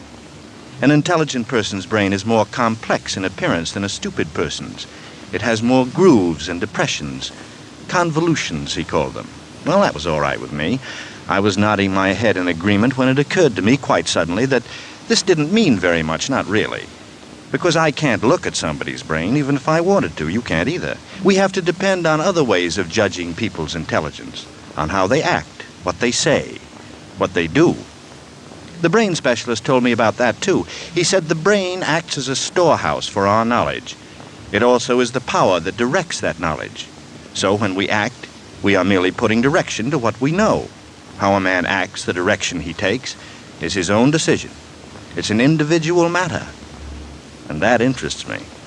The highly intelligent, highly moral lawyer and the deceptively crafty, highly immoral crook may well have the same amount of knowledge, but the way each directs his knowledge is entirely different. Why? Psychological fiber.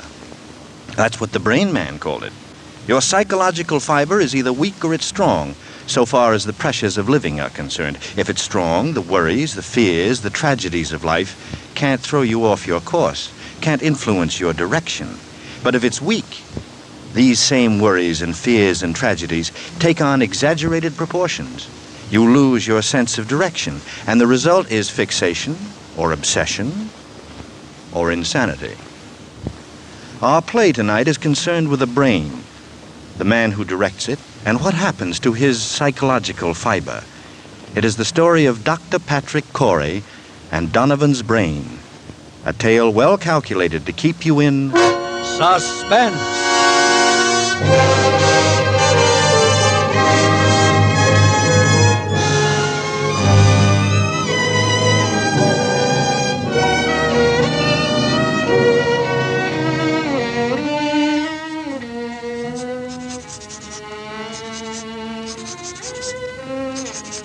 As I sit now outside my laboratory door, writing under the heading Experiment 87, this final entry in my casebook, I know that these are the last words I shall ever write upon this earth.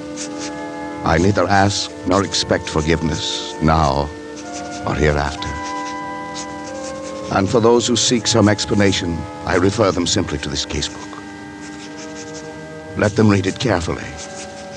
From its first entry on that ill-starred day of December the 5th.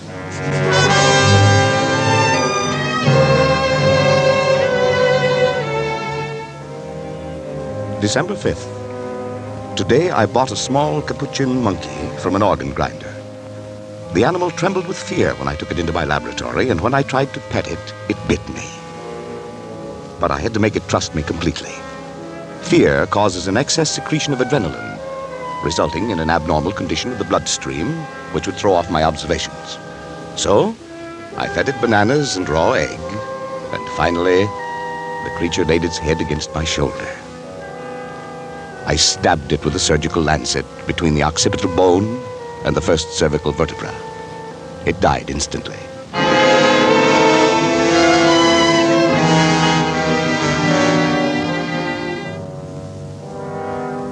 Well, David, what do you think of it?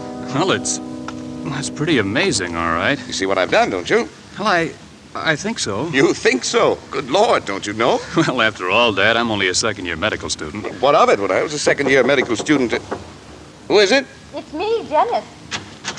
Patrick, Dr. Schrott is here to see you. Oh, well, let him come in.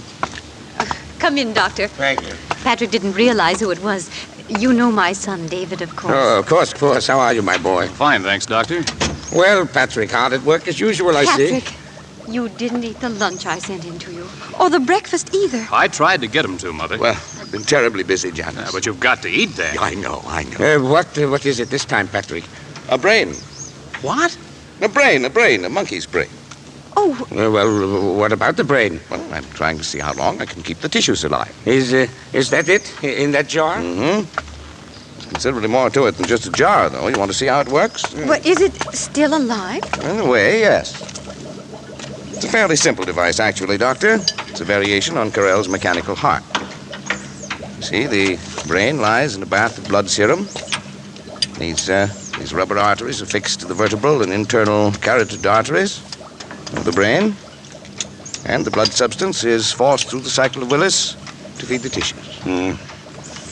And over here, I've installed a small pressure pump that forces the blood circulation. See? But how do you know it's alive? Well, that's very easy to determine. The brain, when functioning, gives off infinitesimal electrical impulses. And they can be measured. As a matter of fact, I've hooked the encephalograph to a small amplifying system. The brain impulses can actually be heard. Here. I'll turn it on.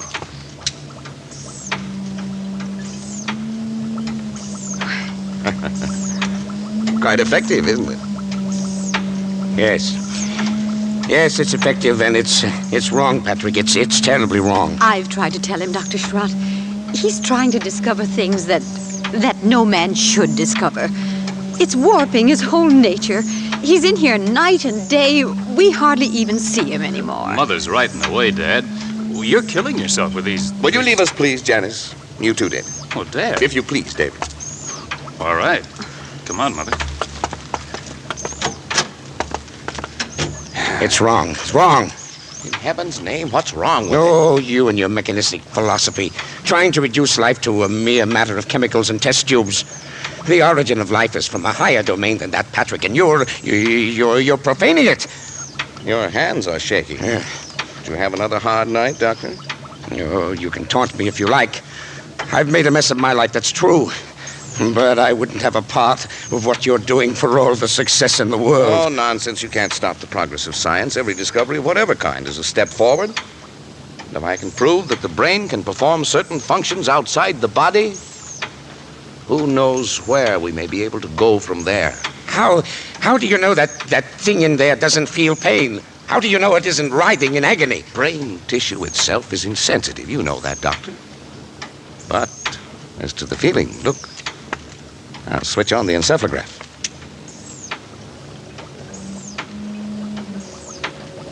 Notice the faintness of the amplified alpha rays? Notice the comparatively slow rate of pulsation? Now, notice what happens when I tap on the glass jar.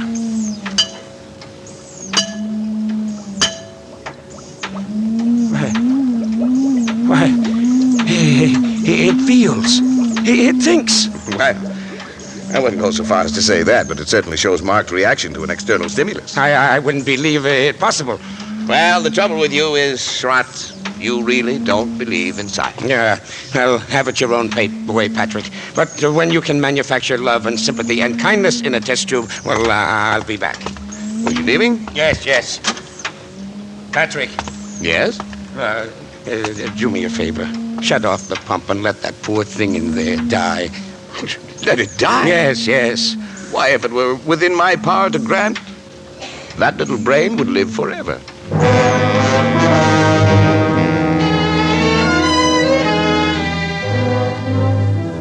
December 10th. I'm utterly exhausted from lack of sleep. But the events of the past 5 days have been of such tremendous importance that I must set them down while every last detail is still fresh in my mind. For I've had no time to make an entry in this record, since the day last week, it seems months ago now, when I had my first partial success with the brain of the capuchin monkey. At that time, however, it seemed that I was doomed to disappointment. In spite of all my efforts, the brain of the monkey ceased to live at 12:14 that night. Tired and disheartened, I lay down to sleep on the cot in my laboratory. But at that very moment, fate was contriving an occurrence which now seems destined to have the most profound effect not only upon my own existence, but perhaps upon that of all mankind.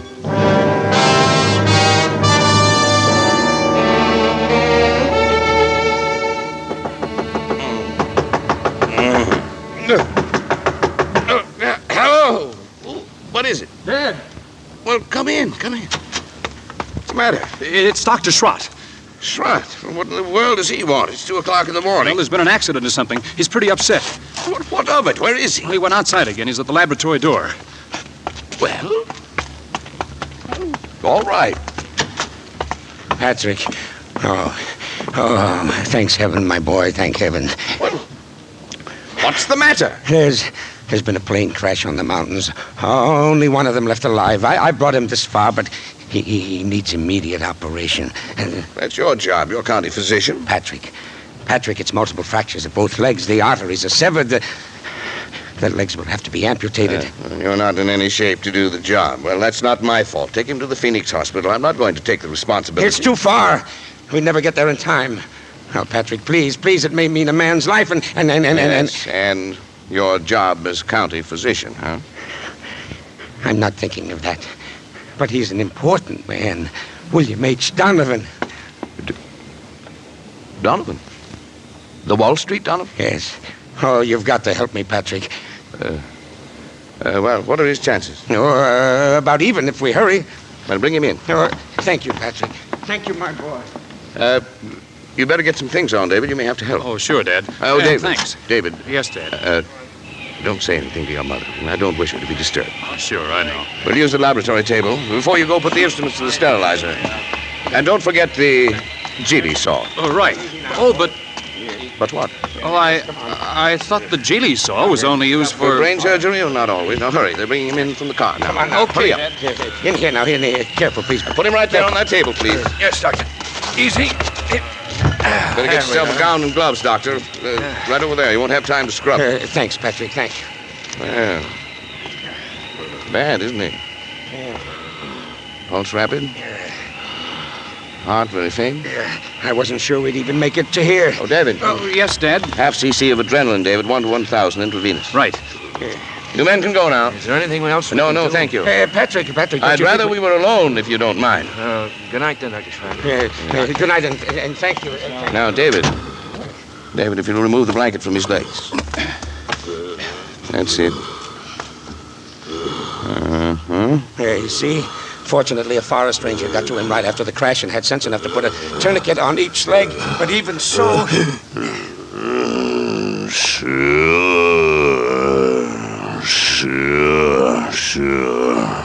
We'll get it. Sure.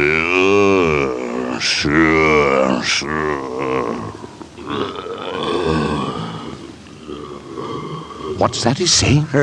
Something like sure. He said it over and over. Well, that's funny. He's got a foreign accent. He's an Armenian, I think. He changed his name to Donovan. I hadn't realized he was deformed. Well, it doesn't show us much in his pictures. No, Patrick, I think we ought to begin. There's no use amputating those legs. No use? He'll be dead anyway by morning. Well, won't he? Well, I suppose you're right, Patrick. You know I'm right. But still, we ought to try. We can't refuse to operate just because... We are going to operate. Syringe, please, David. The large one. Here you are, Dad. Anesthetic. Will you give it, Dr. Right. Scalpel, please, David. And the Geely saw. Geely saw? Patrick! Well? No, I won't let you.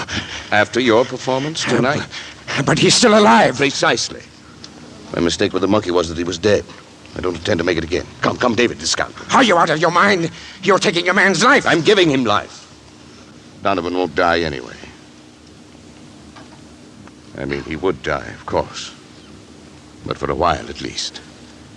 Donovan's brain will live.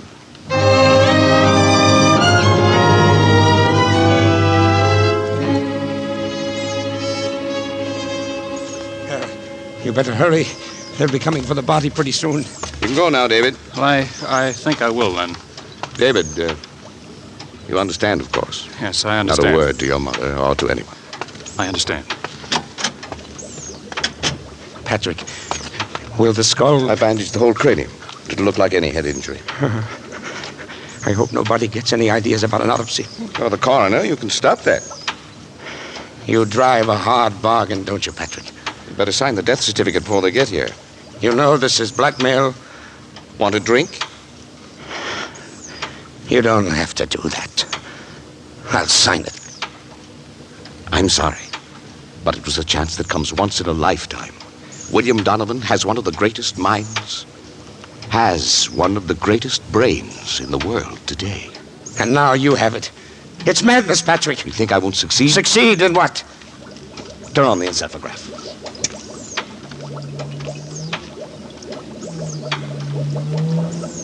Yeah, simple alpha waves, no different from the monkeys. You can't take a human brain out of its body and expect it to function. It never occurred to you that the brain might simply be asleep? Asleep? Certainly. Operation like this is a severe shock. Now, tap on the glass.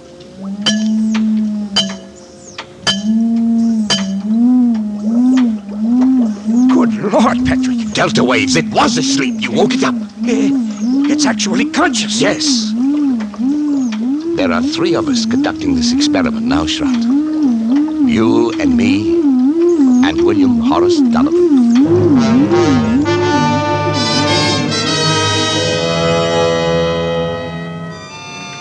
December 17th. I've moved my bed into my laboratory, but I scarcely slept in 6 days. There can no longer be any doubt that the brain responds like a sensitive seismograph to vibrations near it, including the sound of my voice. Yet I have found no method of communication with it. I've devised a simplified Morse code consisting of taps on the glass container together with voice vibrations. Perhaps we can teach the brain.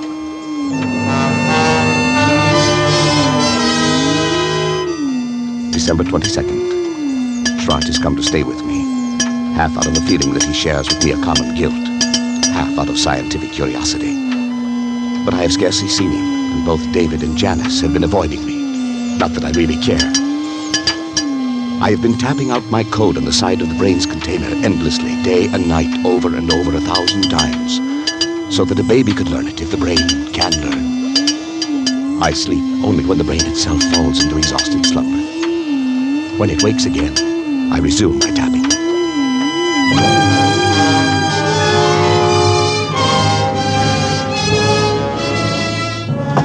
Schrott! Schrott, wake up! Yes, Patrick. Get up, hurry! Why, what's the matter? Is something the matter? Come, I want you to see something. Oh, Patrick, you look like a Hurry. ghost. Where are we going? Back to the laboratory. I can't believe it myself. I may have been dreaming. Delirious. What happened? Come on. You hear that? The delta waves. Yeah, it seems disturbed. You've got to check my observations for me. If my reasoning is wrong, tell me. I can't be sure of anything anymore. Yes, Patrick, yes. Now listen carefully, Doctor. You know I've been trying to communicate with the brain in code. Now, if I were able to cause a distinctive pattern of the brain's delta waves by a specific command in code, if the brain responded with the same pattern of sound each time I issued the command, it would prove that I had succeeded in communicating with the brain, wouldn't it? Yes, Patrick, yes, I think it would. Now, listen. Donovan.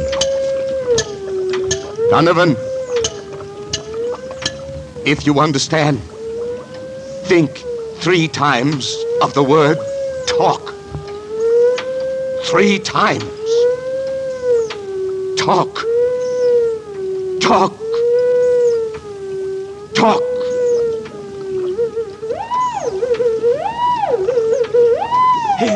It answered. It spoke. Try it yourself, just as I did the same word 3 times. Donovan, talk. Talk. Talk. Then I'm right. It's true. Patrick, this thing has learned to talk.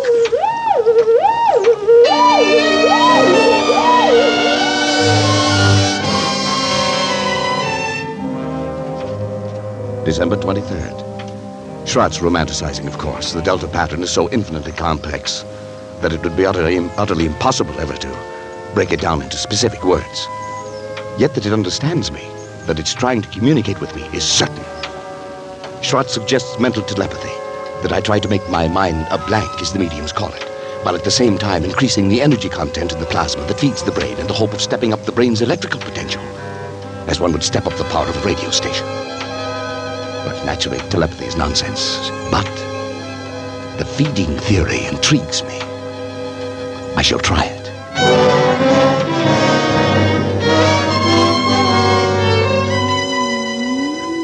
December 31st. Notice today, for the first time, 2 distinct nodules of new brain cells on the frontal lobex. Electrical potential is increased to 510 microvolts. I've begun smoking cigars, although I've always hated them before. Nerves, I expect. January 6th. Nodule still growing. Electrical potential 1450, but with no observable results. I've lately felt a compelling urge to know more of Donovan's life, and have collected every available scrap of information about him. Strange man, ruthless, actually evil in many ways, but nonetheless an extraordinarily brilliant mind.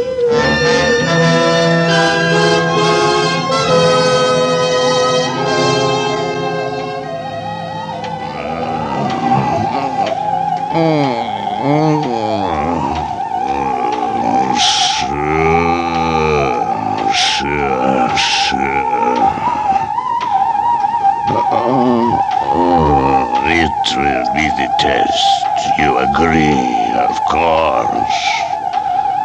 Sure. Patrick! Patrick! Wake up!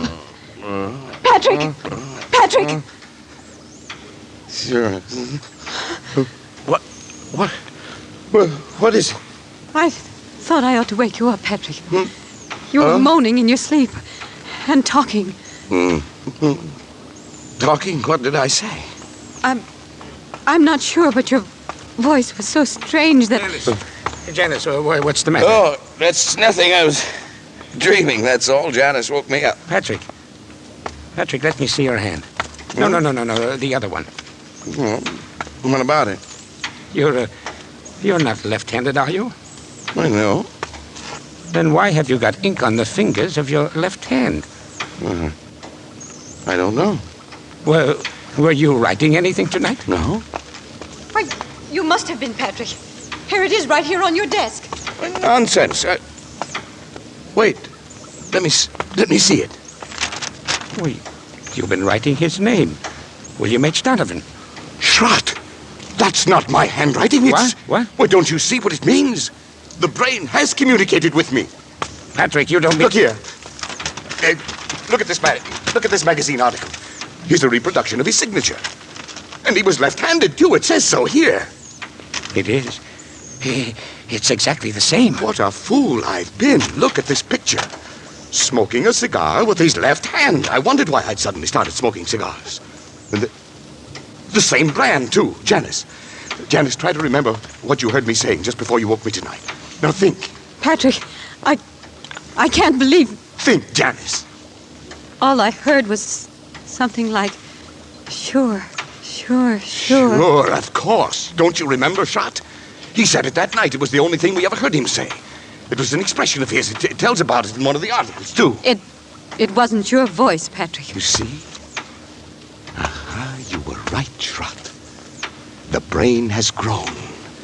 And it's strong enough to influence not only the higher functions of the frontal lobe, but the speech centers, the motor centers of another brain. Patrick, if this is true, then your experiment has been successful. It's ended. Ended?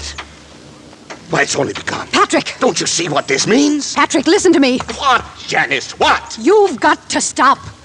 Stop! I can't stand it any longer. Can't you see where it's led you? When you cut yourself off from your family, when you neglected your health and began having fits of temper and were like someone I hardly recognize as the man I married. All that I tried to understand. But don't you see what you've done? You're a murderer, Patrick. A murderer! Janice! David told me the whole thing. The poor boy's half insane himself from worry. Insane? What do you mean by that? What I say. You killed Donovan. Maybe he wouldn't have lived anyway. But you killed him. And now this thing has gained such power over your mind that it can make you do things you don't even know about. Oh. For all you know, it could make you do anything. Anything. You've got to choose, Patrick. Janice, please.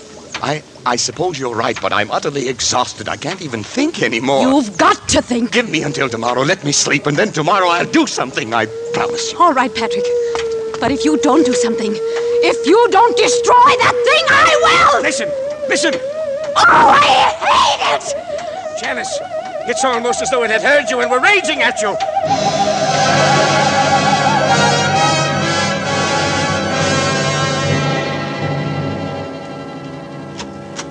This way, please, Dr. Corey. But, Patrick, why are we going in here? A psychiatric I told you clinic? I'd do something, darling, and I've got an idea. You mean having yourself psychoanalyzed?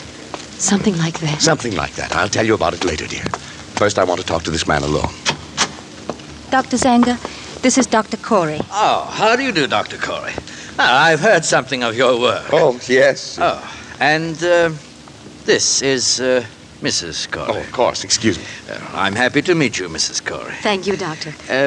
Won't you come into my office, Doctor? Yeah, Janice, would you mind waiting here in the reception room? I'll be out in just a moment. Why, certainly, dear. In here, please.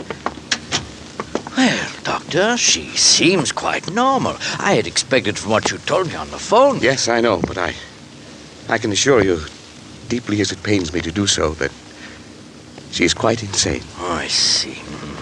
Paranoia. She's always been a little jealous of my work, but lately she's developed a most extraordinary delusion. She thinks that I've created some sort of a monster in my laboratory that controls my mind, my action. Yeah, I have heard of such cases. It was a great shock to me. I thought of you at once, of course. I'm putting her completely in your hands. Well, it is a little unusual, but since you are yourself a medical man... I know you'll do everything you can. Yes, you definitely wish then to commit her, huh? Yes. You have the papers. Here they are. Just your signature will be enough. There you are. You'll keep me informed. Oh, naturally. Well, goodbye then, Dr. Corey. We will do what we can. Patrick? Mrs. Corey is staying with us, Miss Wilcox. Yes, Dr. Zanger. Patrick, come back. Oh, it's all right, Mrs. Corey. Patrick? Just come inside with me, please. Patrick! No. Where are you going? Come along, Mrs. Corey. Let me go. It's all right. Let me go! Please.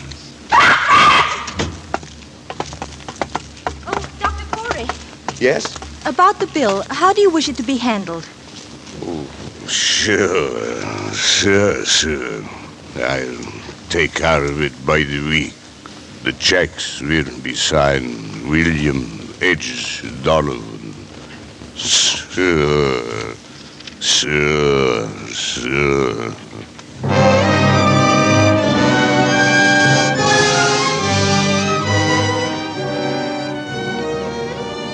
January 15th. It's nearly a week now since Janice went away. I cannot understand how she could have left me just when I needed her most. When I try to question Schrott or David about her, they only look at me strangely and change the subject. Clearly, they too are in on the conspiracy. Sometimes it seems the only person I can trust is Donovan, the brain. It communicates with me more freely now each day. I know it has some great plan in mind for me, for both of us. And I'm waiting, patiently waiting.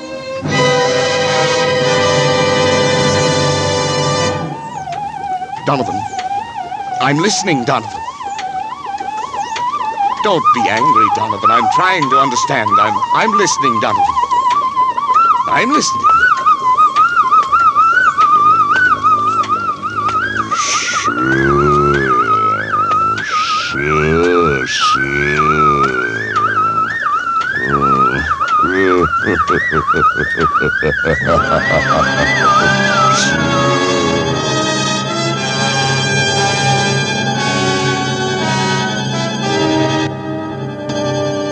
In tonight's full hour of suspense, Mr. John McIntyre appears as Dr. Patrick Corey in William Spears' production of Donovan's Brain.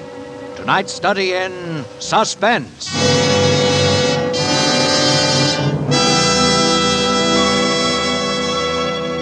In just a moment, we will return with Act Two of Suspense. This is CBS, the Columbia Broadcasting System.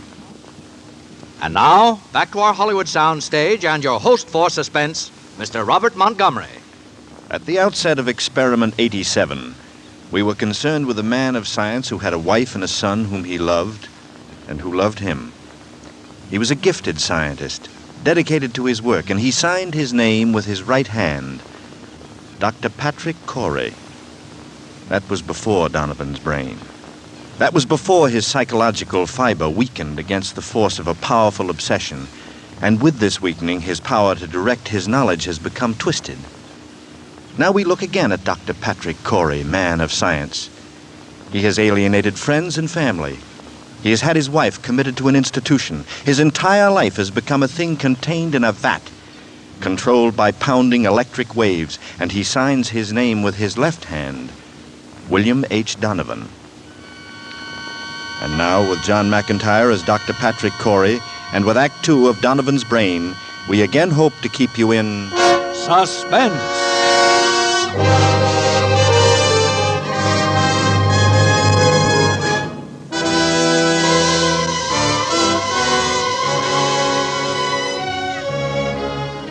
January 16th.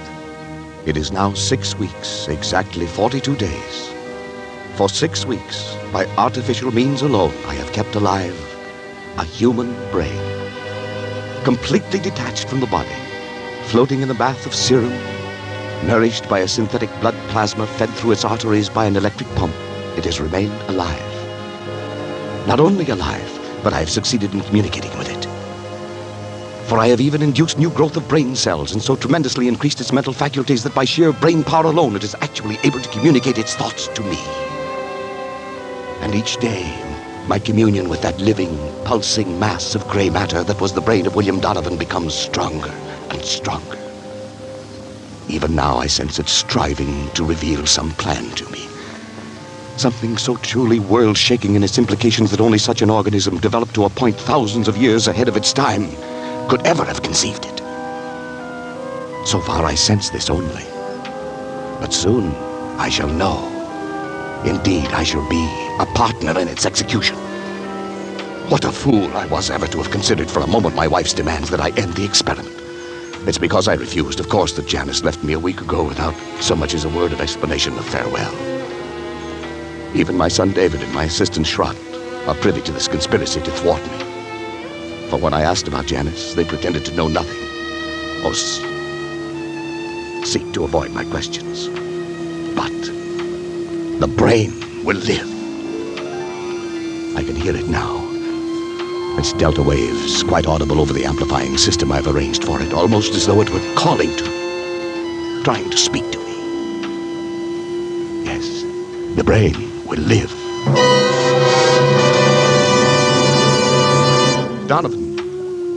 Donovan, what is it? What are you trying to tell me? Go on, Donovan, go on. I'm listening.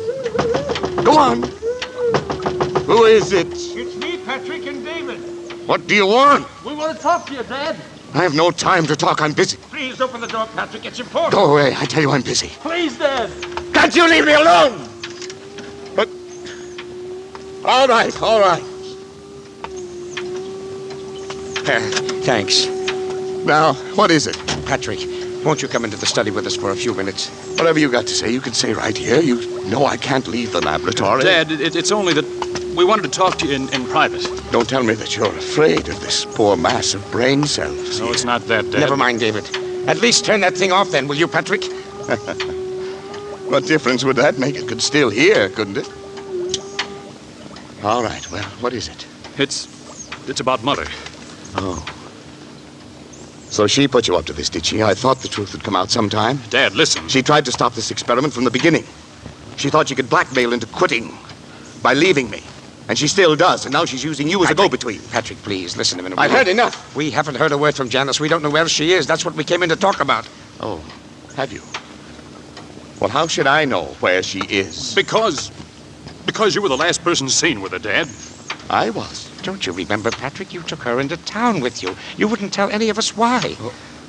Oh, yes. Of course. For a moment I'd forgotten, but what of it? Don't you remember what happened then? Well, of course I remember. She left me, that's all. Well, where, Dad? Where did she leave you? What were you doing? I don't know. We were in some big public building. It's the city hall, courthouse, taxes or something, and the next thing I knew, she'd simply disappeared. Is that all? Didn't she say anything? Didn't she at least tell you why she was going? How do I remember what she said? It's been a week and more. I've hardly slept. And you know I've been working night and day. Yes, that's just it, Patrick. What do you mean by that? Patrick, you say that the brain communicates with you, tells you things about its past life, suggests thoughts. Well, if the brain can make you think things, why can't it also make you forget things? Leave me alone. Dad, are you sure? Are you sure you don't know what's happened to Mother? No, I tell you, but no. Don't you see what you might have done? In heaven's name, stop now while there's still time. Get out of While here! There's still time to help Janice if there is. While there's still time to help yourself, Patrick. Shut off the current. Let the brain die. Kill it, Patrick. Kill it. Get Kill out. it. Both of you. Get out! Get out!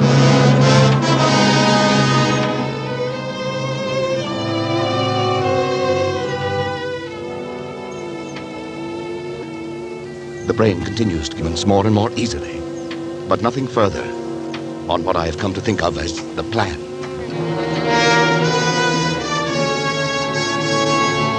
I am now sleeping a great deal, but my dreams are becoming increasingly troublesome, although I'm at a loss to analyze them. Most frequent is a sort of vast cosmic ballet, presided over by the colossal figure of a young man who I seem to recognize, and yet I never see his face. It is as though the entire population of the earth were moving past him in review at his command.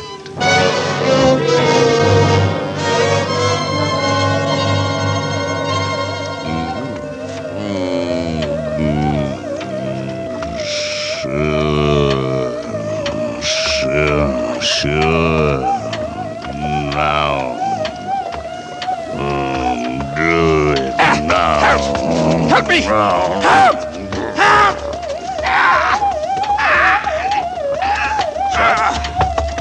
Shot? Dad, let go! David! I had to, Dad. Well, never mind now. Here.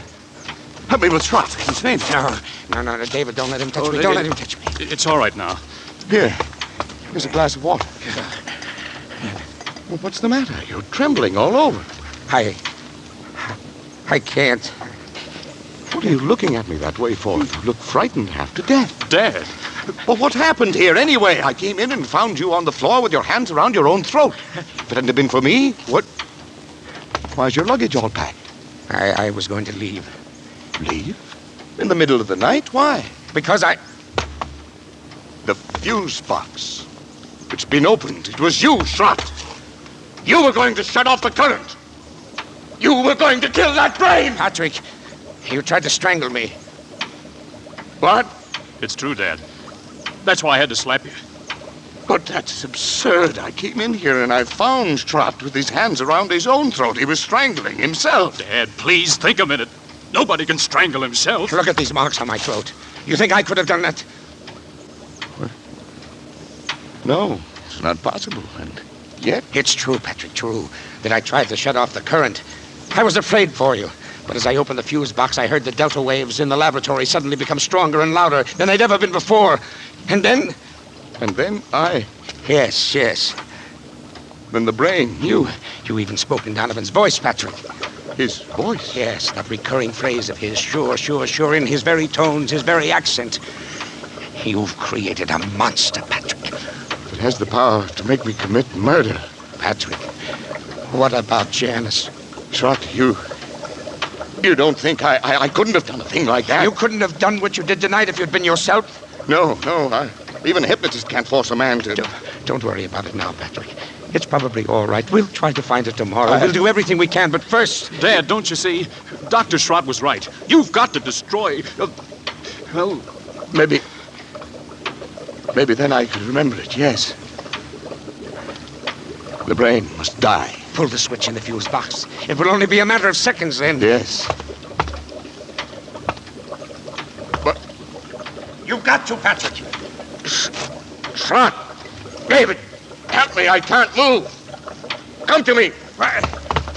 Pull the switch. Hurry, Schrott, David, go on.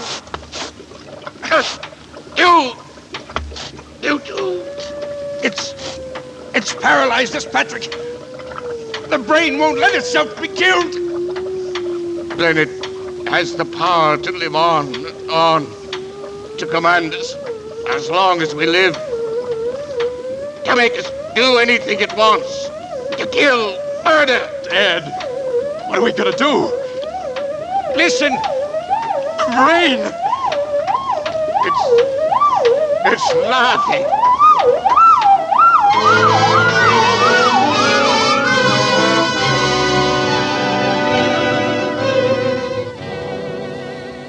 February 2nd. Schrott has left. He had to, of course, for his own protection, if nothing else. Before he left, I swore him to eternal secrecy. And he's going to try to find Janice. The very thought that any harm might have come to her through me is enough to drive me almost mad. As for David, he's strong enough to prevent any untoward accidents. And he's volunteered to stay with me. He'll sleep at night behind locked doors. We must devote every faculty we possess, together and independently, to finding a way of destroying the brain. Perhaps while it sleeps, although it seems to have developed tremendous powers of the subconscious which operate even in sleep. A recurring dream. The now oppressive sense of some further task to be performed continues. Oh, if Janice were only here. Even her presence, I know, would help immeasurably to combat this fearful thing. A terrible thought crosses my mind. Could Schrott have left if the brain had not, for some reasons of its own, actually wanted him to leave?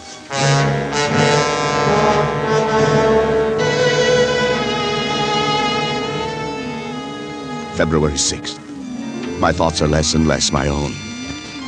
The dream of the young giant bestriding the earth, the figure without a face, pursues me now, even in my waking hours.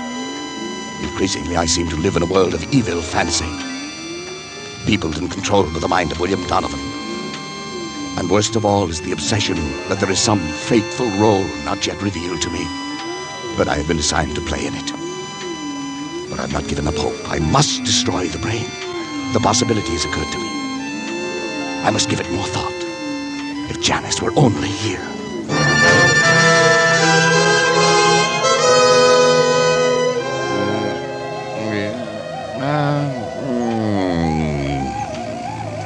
Sure.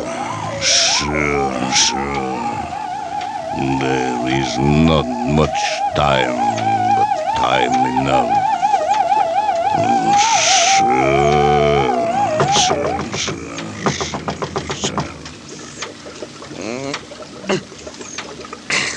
Hello? Who is it?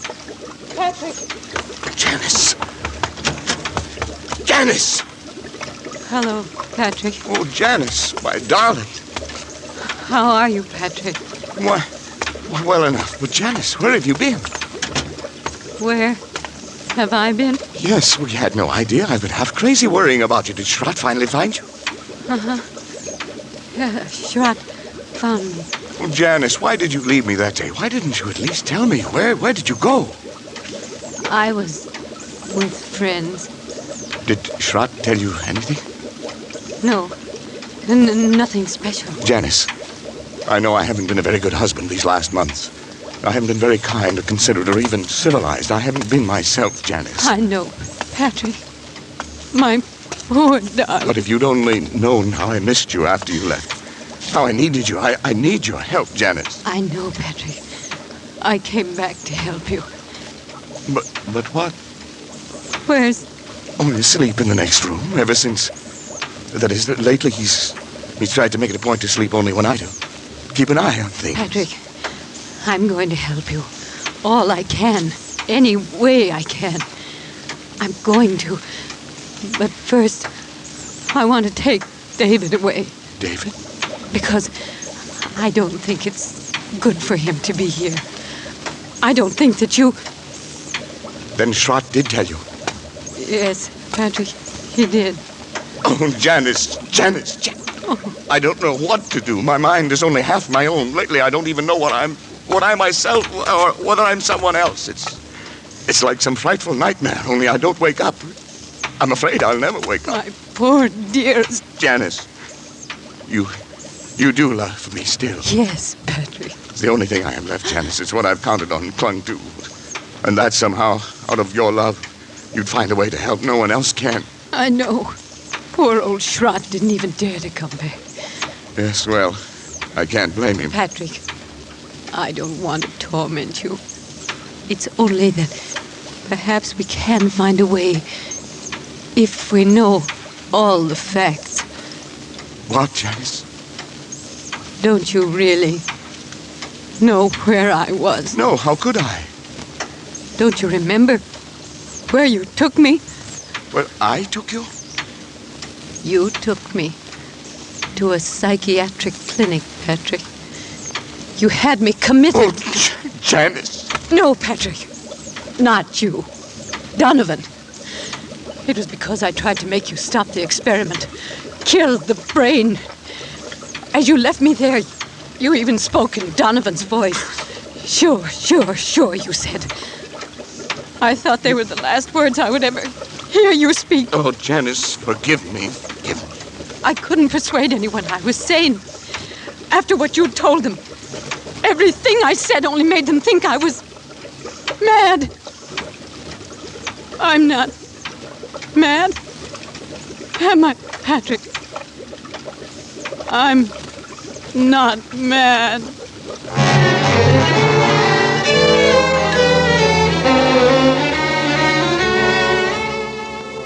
Janice will be gone for some 3 hours. I have sent her into town for Dr. Zanger, the psychiatrist. Maybe he can help. But now I'm overcome with the thought of the humiliation I shall have to suffer when other medical men become aware of the position I'm in. It'll be the end of my career, my reputation, all my hopes. It's folly to think that Zanger would keep it to himself. Indeed, he would have no right to. I can bear it if I must. But another way, a possibility came to me yesterday, and I've been thinking it over.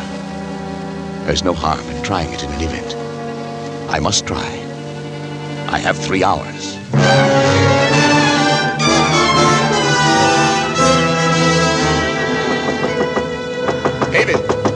David? Yes, Dad? David, what's your blood type, do you know? Oh, as a matter of fact, I don't think I do. Why? Well, no matter. We can easily find out. David, I think at last I know a way. To kill the brain? Yes, it's simple. Perfectly natural, and yet 9 chances out of 10 it's something Donovan would never have known about. I do it myself, but unfortunately my blood type is the same as his. Oh, a transfusion? Of course. I have to replenish the blood substance periodically anyhow. It's about time to do it again. I've always used my own because it was the same type as his, but if yours is a different type, the right type... You mean the wrong type? Yes. Given the wrong type, the brain will die. Yes. It sounds possible. I'm sure of it. I know it. Oh, but suppose the brain knows. It knows other things. I thought of that. It's a chance we'll have to take. If you're willing. Oh, of course I am, Dad. Then we'll take a blood sample now. Come to the laboratory. If only I have the right type. Or rather, the wrong type.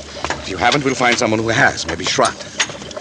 Now, just lie down there on the table. You want a tourniquet on your arm. There. I'll put it on. This small syringe will do it. Now. Go ahead. I'm ready. David. Don't watch me. It'll be easier if you don't, for me. Well, that's a funny one. Coming from you. Well, doctors are never quite as steady with members of their own family, you know. Ready? Sure. There we are. You all right? Yeah. I'm all right. Be through in just a second. You getting it all right? Yes, just a second now. Dad, I'm sleepy. We'll be over it in a moment. But what's the matter? Why am I so sleepy? You'll be all right. Sleepy. So sleepy. Sure. That is what anesthetic is for, to make you sleep.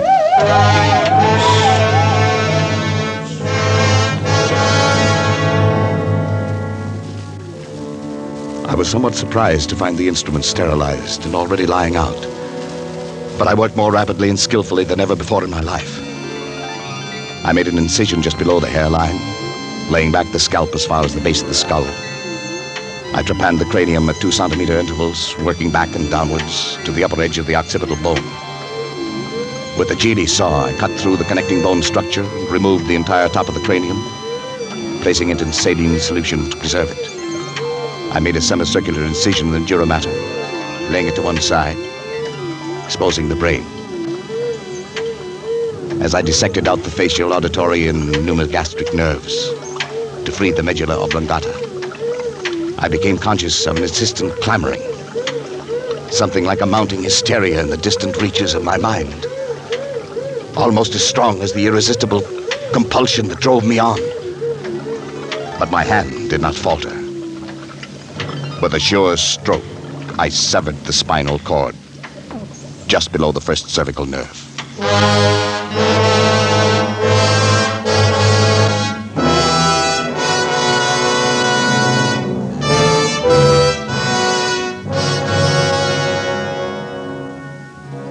As I make this last entry, with that awful guilt upon my soul, even now I cannot fully comprehend how it has been possible for any man, by mortal or immortal means, to be driven to such a crime.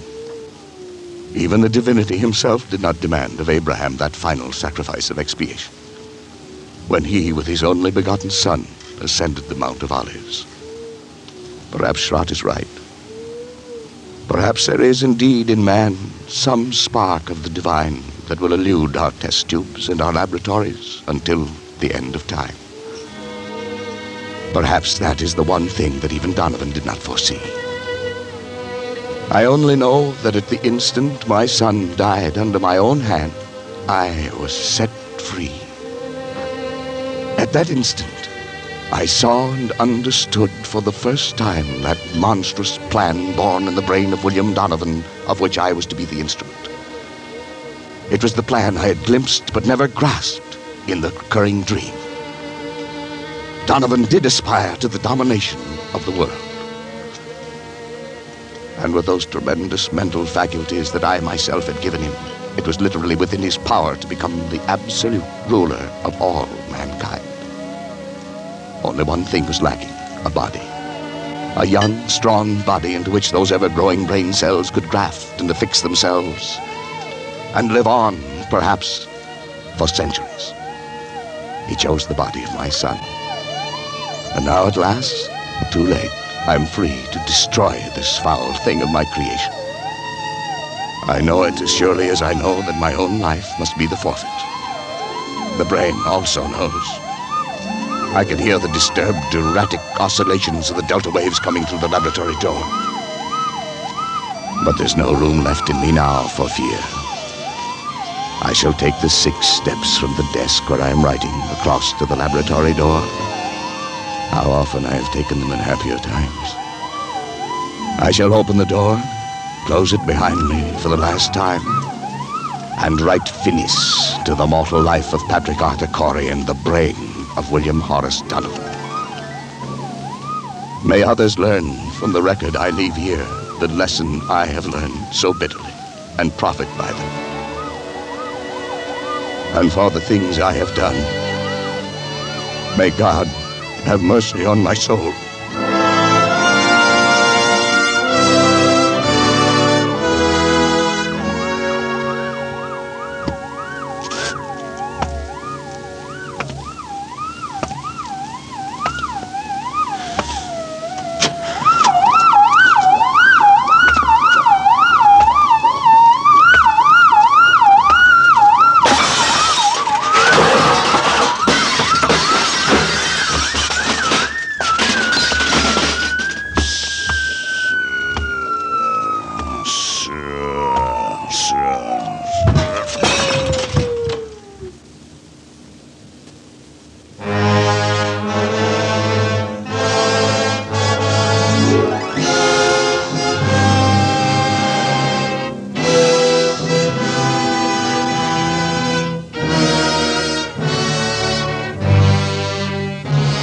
Arizona, February 7th. The bodies of Dr. Patrick Arthur Corey and his son David were found in Dr. Corey's own laboratory early today. Young Corey had apparently died on the operating table as a result of a delicate brain operation performed by his father. In the case of Dr. Corey, there was nothing to indicate the cause of death. But medical authorities who viewed the body, including the famous Dr. Gustav Zanger, gave us their opinions that he might have died of a shock as the result of the unsuccessful operation on his son. A curious feature of the case was the fact that numerous pieces of tissue, identified as being from a human brain, were found scattered about the laboratory floor, while a larger section of brain was found in the midst of an elaborate apparatus, evidently part of a scientific experiment. Medical authorities stated, however, that they were unable to explain the nature of the apparatus and that the brain itself was in such a state of decomposition as to indicate that it had been dead and slowly decaying for at least 2 months. Dr. Corey is survived by his wife, Janice. She was committed to the county asylum for the insane late this afternoon. Burial of Dr. Corey and his son will be at the Mount of Olives Cemetery.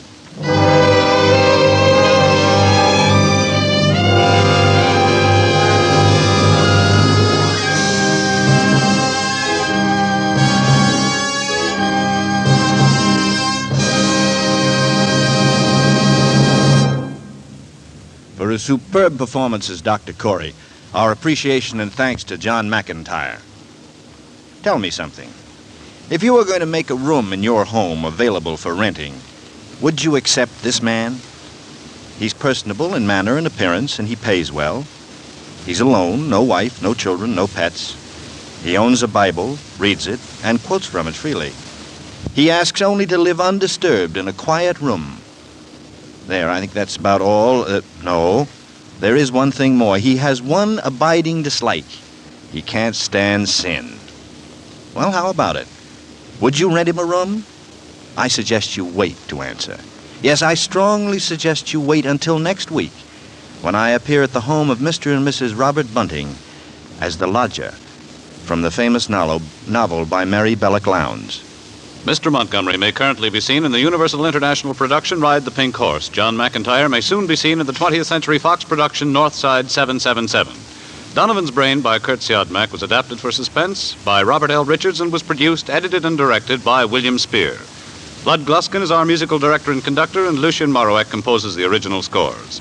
Next week, hear Robert Montgomery as the lodger on radio's outstanding theater of thrills, 1 hour of Suspense. This is CBS, the Columbia Broadcasting System.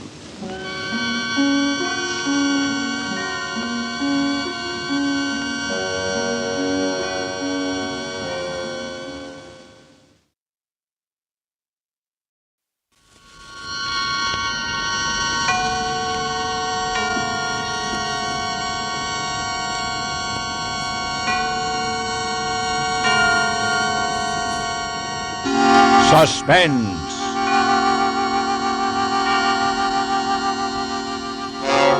Radio's outstanding theater of thrills brings you an hour, a full 60 minutes of suspense. Tonight, Crossfire. Our stars, Robert Young, Robert Mitchum, Robert Ryan and Sam Levine, with George Cooper and William Phipps, all playing their original roles from the current RKO radio picture in an adaptation for Suspense, produced and directed by Anton M. Leader. Crossfire. Robert Young stars as Captain Finlay, Robert Mitchum is Keeley, Robert Ryan is Monty, Sam Levine is Samuels, and Marlo Dwyer is Ginny. With these performances and with Crossfire, we again hope to keep you in suspense.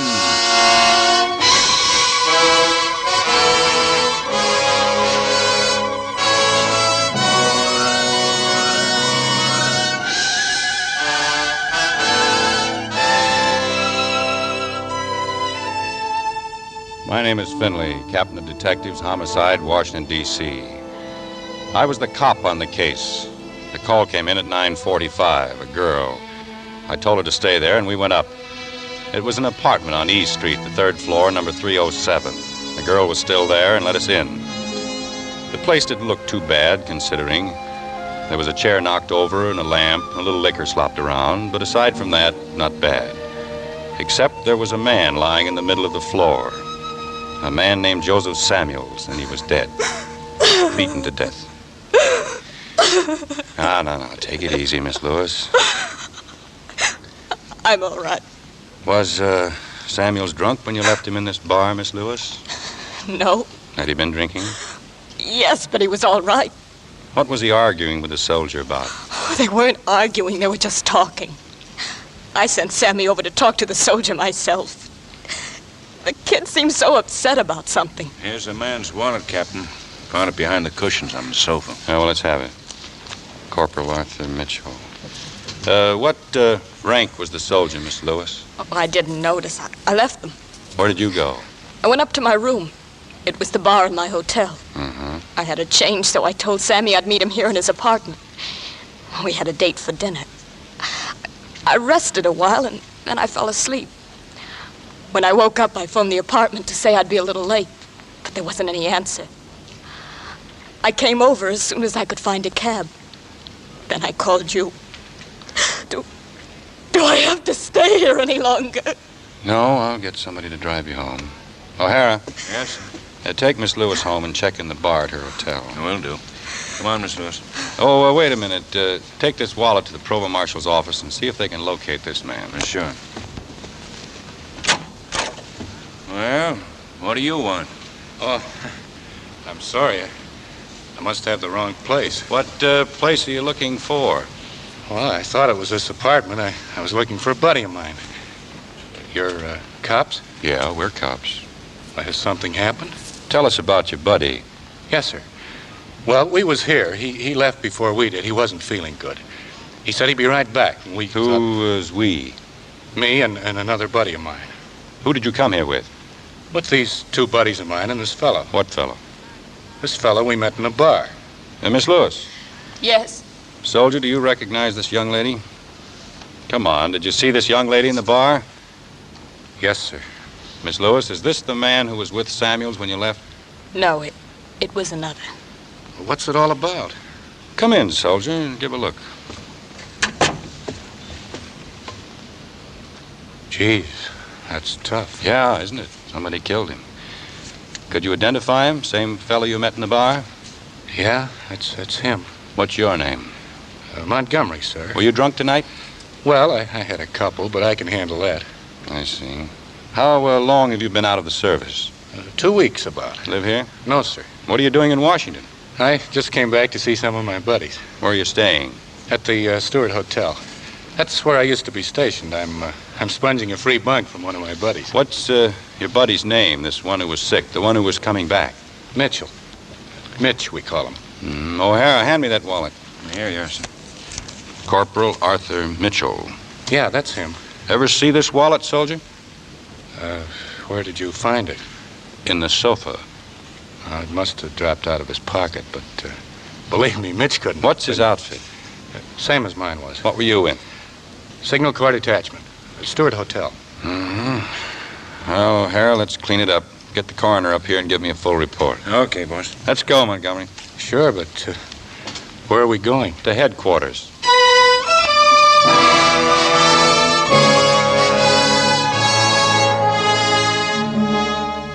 See what I mean? Routine, just routine. I put a man on to finding this Mitchell, the one who belonged to the wallet, and I talked some more to Montgomery. Nothing. The cooperative type, but nothing. Pretty soon my man came back. He couldn't find Mitchell, but he had his roommate, a guy named Keeley, the uncooperative type. Here he is, Captain. Oh, thanks. You Keeley, Sergeant Keeley? Yeah, I'm Keeley. I'm sorry to break up your Saturday night game, Sergeant. You want to see me about something, Captain? Yes, I want to see you about Mitchell. What about Mitchell? About Mitchell killing a guy. Killing a guy? You know Mitchell, don't you? Yeah, but who's he supposed to have killed? Sit down, Sergeant. We'll talk about it.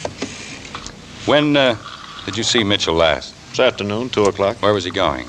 Crawling. Where? Nowhere.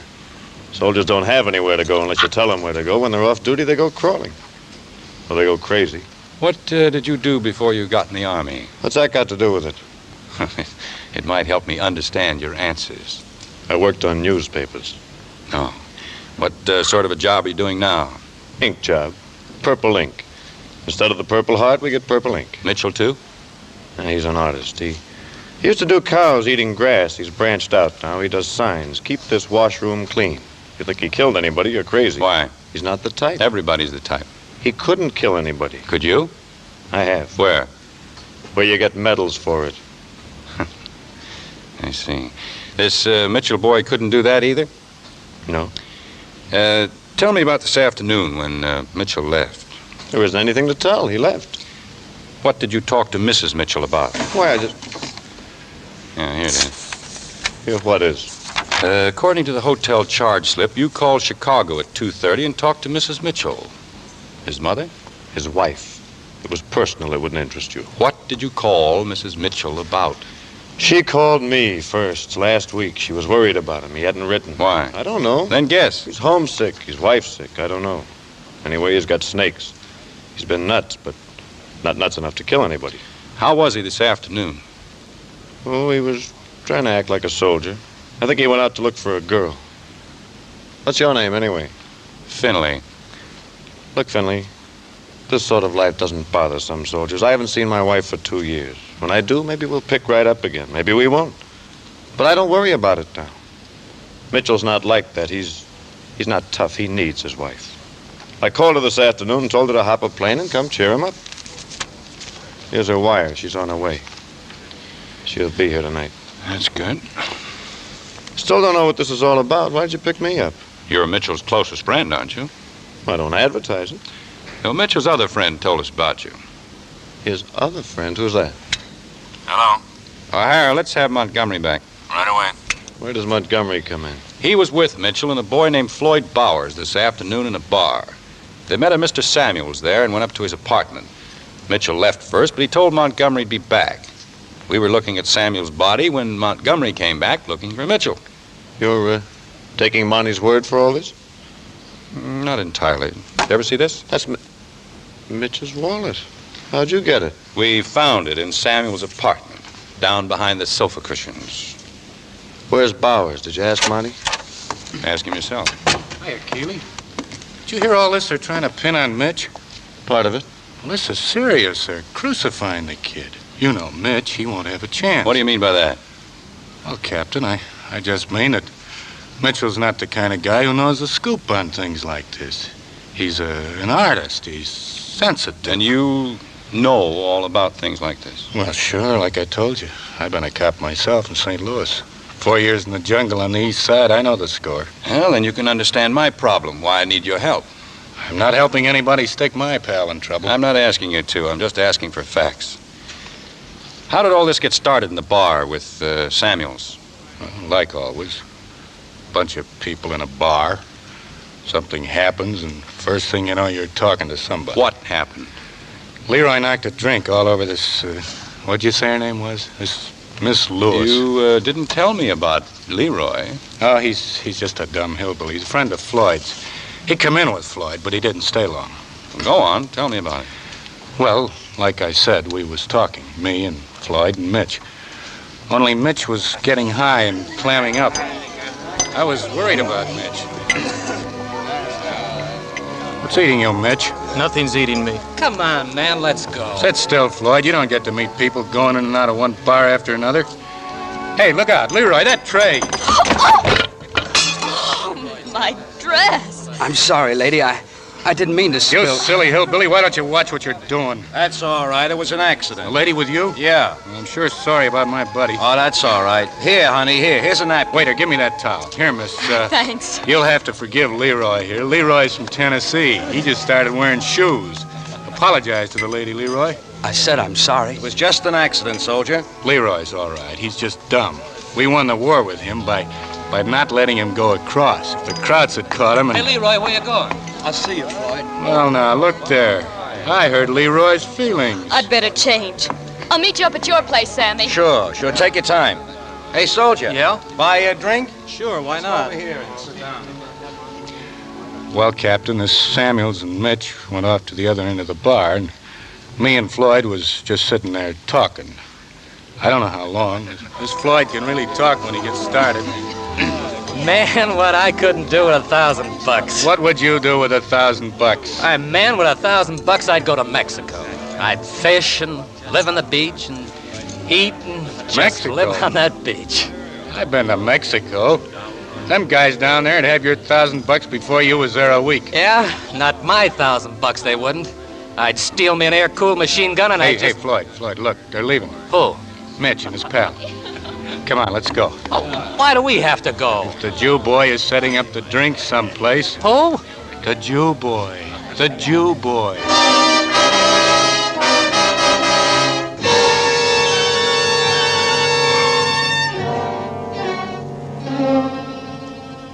Well, Captain, we followed them to Sammy's place and just walked in. We all had a couple of drinks. Next thing I knew, Mitch was getting a little green, and pretty soon he left. Floyd was getting kind of stinko, too. So after a while, I got him out of there and started walking him back to the Stewart Hotel. But then I got worried about Mitch. So I put Floyd in a cab and went back to look some more for Mitch.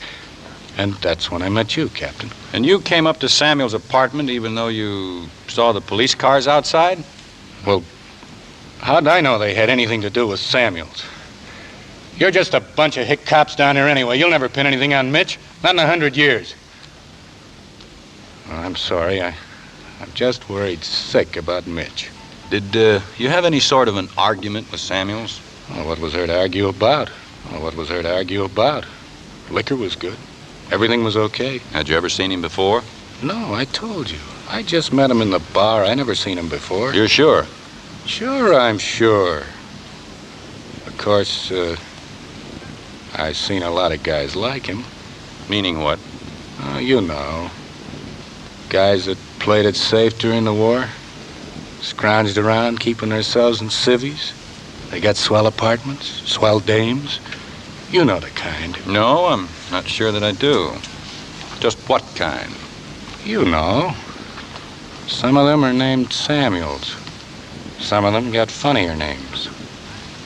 You'll be at the Stewart? Sure, I got nowhere else to go. I'm just sponging a bunk from one of the boys. You coming, Keeley? There are one or two more questions I want to ask Sergeant Keeley. Well, so long, Captain. If there's anything else, just call on me. You should look at a casualty list sometime. There are a lot of funny names there, too. I said Monty's illiterate. I said he ought to read more. I was just philosophizing. I'm not interested in philosophy. I'm trying to solve a murder. Pardon me? Mitchell was in a strange mood tonight. You admit that. He left Samuel's apartment intending to come back. We arrive and find Samuel's beaten to death. We find Mitchell's wallet on the sofa. I say Mitchell did come back. Some sort of an argument developed. I say nuts. Why? Or don't you think Mitchell would kill Samuels that way? I don't think Mitchell would kill anybody anyway. You still don't know where he is? No, I don't. I didn't know when I came in here, and I haven't suddenly gotten any brighter. You don't believe he did it yourself? He could have. He was there. So were Monty and Floyd. But they left. Mitchell said he was coming back. According to Monty. According to Monty. Monty's a liar. What makes you believe his story? It just happens to be the only story I've got. Then why did you let him go? Did I? You don't really think he'll lead you to Floyd Bowers, do you? I don't know. Is that all for me? Yeah, guess so for now. Okay. You know where to find me.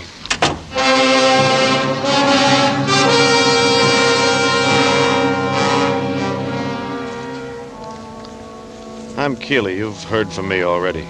I was Mitch's friend. And, brother, when I walked out of that smart cop's office, I knew if I didn't find him before the fuzz nabbed him, he was a dead pigeon.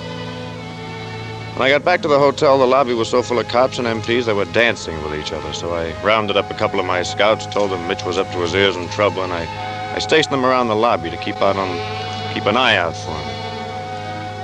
I also told them to keep on the lookout for Floyd Bowers. He might know something. Then I waited at the counter of the coffee shop where I could see the street from the window. Sure enough, about half an hour, I saw Mitch cutting across the street for the hotel entrance. I managed to get outside and put the snatch on him before the cops knew what I was up to, and 10 minutes later, we were sitting in the balcony of an all-night movie house with nobody around but a few drunks and bums. And I gave him the pitch. Keeley, I couldn't have killed him. But him. that's not the point. You've got to have a story for the cops. They've got Monty's, and it sounds pretty, but not for you. Now, I want you to tell me everything you did tonight. How drunk were you? I don't know. Pretty drunk, I guess. How long were you with this girl? Well, I think... Oh, you ought to know. Was it 1 hour, 2 hours, 3 hours? I can't remember. My head hurts. I can't remember anything very well. So it hurts. You've got to remember. You ran into Monty and Leroy and Floyd, didn't you? Yes. And you went in a bar with them. That's right. Okay, now take it from the bar. Take it slow and remember everything you can. Well, we were there quite a while, I guess. I got restless and I wanted to shout. I was sick of Monty and I was sick of Floyd. I wanted to be somewhere else. So I drifted off to the other end of the bar, and his fellow Samuels came over and he sat next to me and began to talk. First, I didn't pay much attention. I was feeling so low myself. My girl is worried about you. She says you're not drinking, but you're getting drunk anyway. Anybody who can do that has got a problem. So what? It's a funny thing, isn't it, how it gets worse at night? I think maybe it's suddenly not having a lot of enemies to hate anymore. The war is over. And now we don't know what we're supposed to do. We don't know what's supposed to happen. We're too used to fighting. But we don't know just what to fight. Know what I mean? I guess so. You can feel the tension in the air right here in this bar. A lot of fight and hate that doesn't know where to go. A guy like you may start hating himself. One of these days, maybe we'll all stop hating and start liking things again, huh? What sort of an artist are you? I did a mural once for the WPA. Oh, a lot of fine artists came from there. I saw one that was about that. He seemed like a nice fellow, this Samuels. A real nice fellow. I think he must have been on a newspaper or something. We talked a while, then we decided to go up to his place. He was going to meet his girl there. Monty and Floyd must have followed us because after we got to the apartment, they walked in. I guess I must have been getting pretty tight because I don't remember exactly what we talked about up there or how long it was before Monty and Floyd came. All I remember is that the radio was on, playing some nice music. Debussy, I think. And Monty was yammering away, doing most of the talking. You're doing all right, Floyd. You're doing all right, Mitch, kid. Sammy, let me tell you something.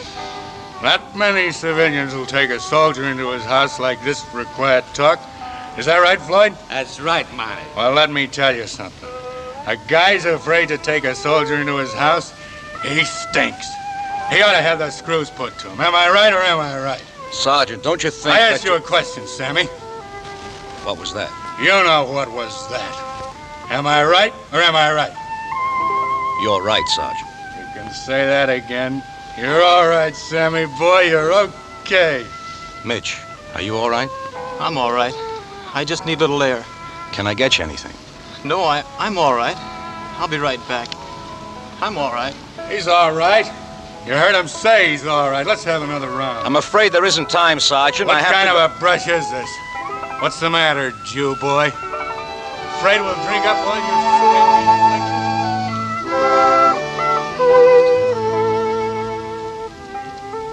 your You know how I am, Keeley. I hate to hear anybody yelling at anybody. So I decided not to go back when I got out. The air felt good. I must have started to walk. I don't remember how far or in what direction. But the next thing I knew, I was in a joint called the Red Dragon. I was talking to this girl named Jenny and buying her drinks. Do I have to tell you my name again? Well, it's Ginny, because I'm from Virginia. Oh, yeah? Oh, yeah. Oh, this joint stinks. I sure get tired of it here. What do you work here for, then? For laughs, dear, for laughs. Every night? Every night. Come on, up with your glass. Here's to nothing. You work here until when? Until we close. Then what? Then I sleep. Me and myself in my great big bed, we sleep. You know, I could have killed my roommate the other morning. She was You got that in quick, didn't you? Drink up and be nice. You know what I'd like to do? Yeah, No, I no. know. I'd like to take you dancing. Well, that's what that music's for. I work here. I mean, really take you dancing. The two of us going somewhere, eating something, talking about ourselves. You're a character. I'm serious. Sure, I know. I remind you of your sister. You remind me of my wife. Look, be nice. Order some more drinks. Then we'll dance. I've had enough to drink. Well, toodaloo. Wait, Jenny, don't go. I've got some things to do.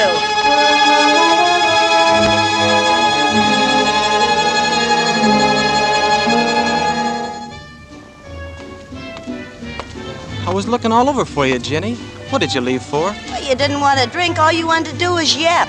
I don't make money on that. You're not getting so rich out here in the terrace all by yourself. Well, it's nicer out here on the terrace all by myself. What's wrong with me anyway? You're corny. Well, what did I say? We were just talking. Is that what that was?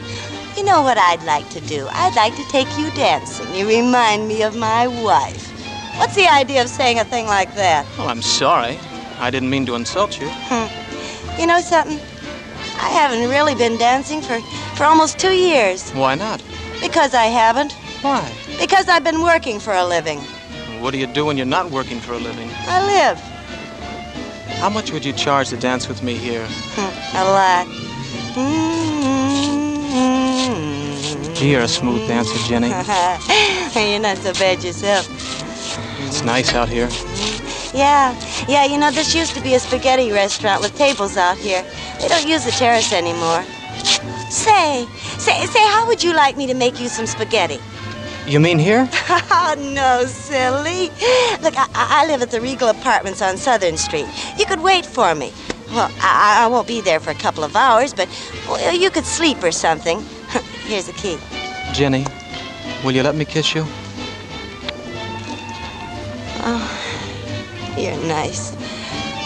Look, I'll try to get away early, but if you don't want to wait for me, you can just lock the door and put the key in the mailbox. I'll wait.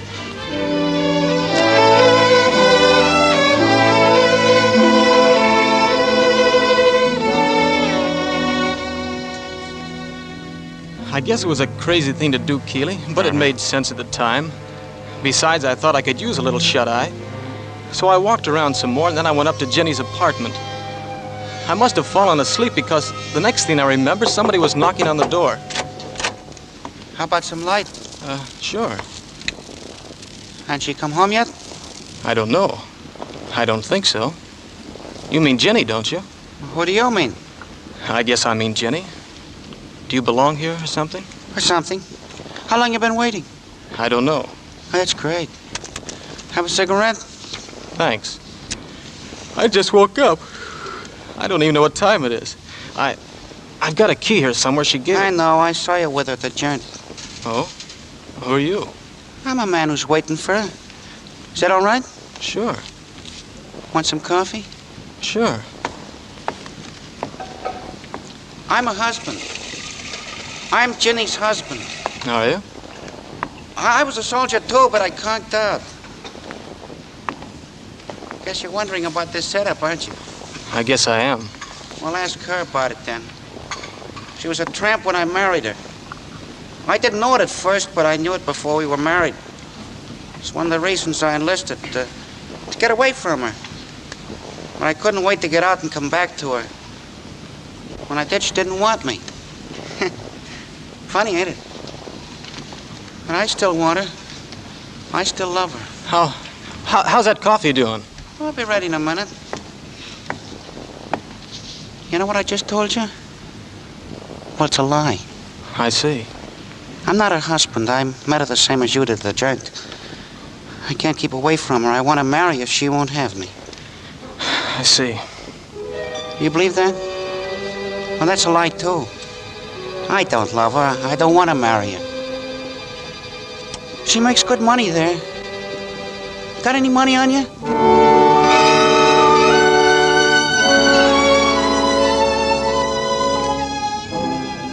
While this screwball goes on with his double talk, I suddenly remember you, Keeley, about having to meet you at the hotel at midnight. So I decided to get out of there.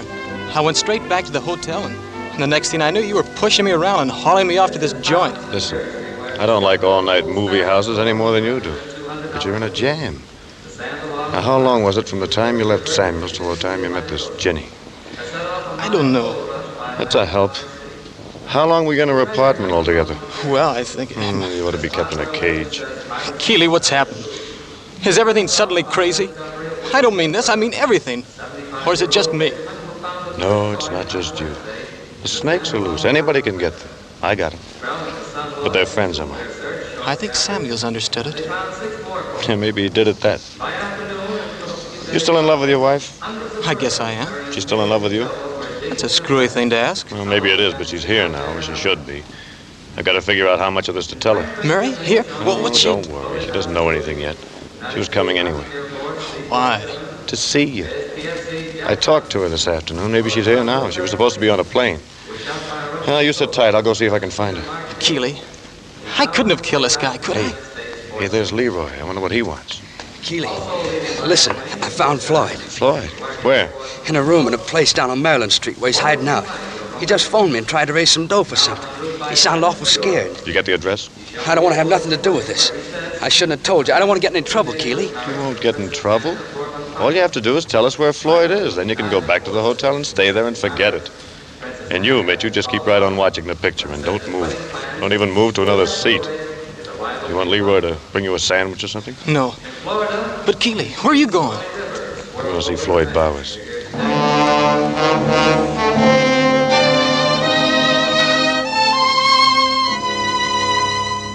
I didn't have any trouble finding Floyd. He was just where Leroy said he was. A crummy little room on the second floor. And he was scared to death.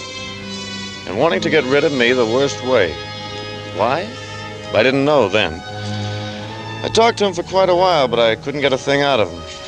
Well, I didn't have all night to waste either, so after 15 or 20 minutes, I got up to leave. Well, thanks for dropping around, Keeley. It's okay. You sure you haven't got anything on your mind? No, not a thing, Keeley. No, I'll be seeing you. Sure, sure. So long, Keeley. Night, Floyd. I went on out and down the stairs. I couldn't figure it out. Of course I couldn't. Because what I didn't know was that all the time I'd been in that room, Monty had been there, too. After I left, he was still there. It's okay, Monty. He's gone now. I know he's gone. Monty, I didn't call Keeley up here. No? Oh, Monty, don't! Told you not to go out anywhere, Floyd. You went out, Floyd. You didn't do like I said. You went out and got in touch with Keeley. You shouldn't have done that. No, I didn't, Monty. I didn't get in touch with Keeley. I called Leroy. Leroy must have told him. Criminy, Monty. All I did was try to get some dough. Now, look, you got plenty of dough, Monty. Give me some dough. I had everything figured out. Just what we was going to do. I told you to stay here. You went out and phoned. You spoiled everything. I didn't, Monty. I didn't spoil nothing. I told Keeley I hadn't seen you. You heard me say that. Nobody can pin anything on you. That's right, Floyd. Nobody can pin anything on me. Oh, now look, Monty. I'll go to Mexico. I'll never come back. I didn't have nothing to do with it. I don't want to get mixed up in it, Monty. Criminy, Monty. You went crazy or something. Samuels didn't do nothing to you. You went crazy. I didn't do nothing to Samuels either. Except I flicked him like that. Not that hard, maybe. More like that. Or that. Or that. Not hard enough to hurt anybody. Stop it, Monty. Monty, stop it, you wimp. I've got nothing against any Jews. I just don't like Jews. And I don't like nobody who likes Jews.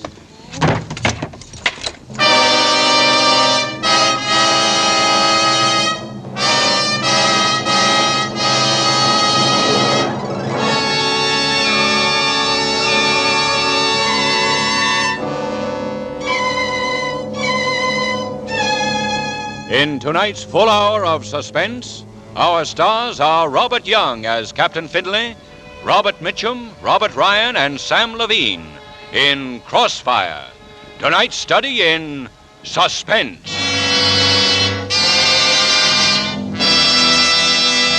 In just a moment, we will return with Act Two of Suspense. This is CBS, the Columbia Broadcasting System. And now, back to our Hollywood soundstage and Act Two of Crossfire, starring Robert Young, Robert Mitchum, Robert Ryan, and Sam Levine, with George Cooper, William Phipps, and Marlo Dwyer, in a narrative well calculated to keep you in suspense.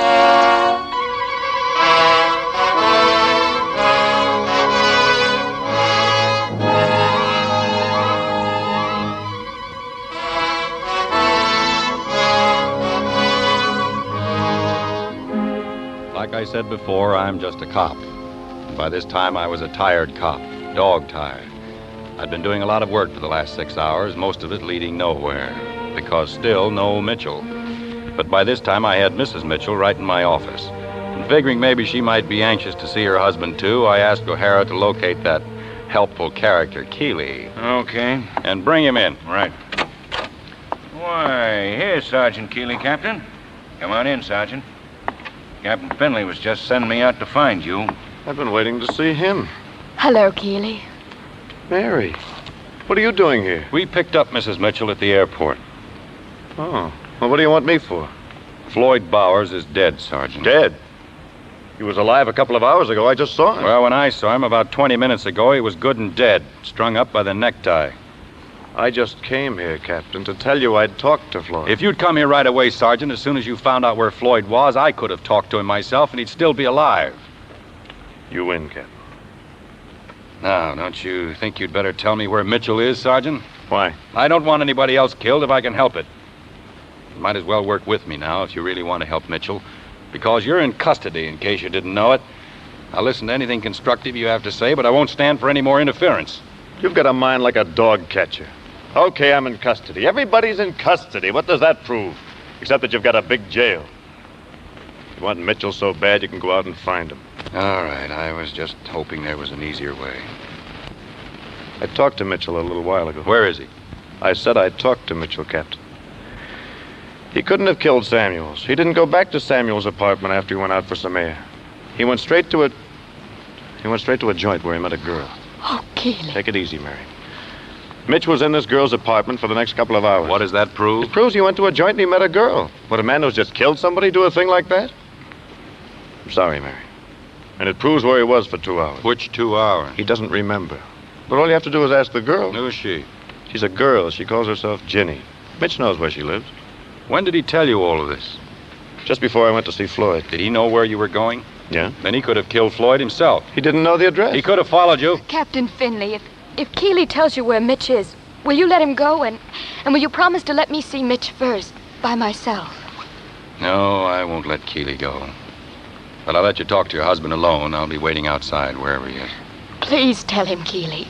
Please. He's in the balcony of an all-night movie, The Regent, about 4 blocks from the hotel.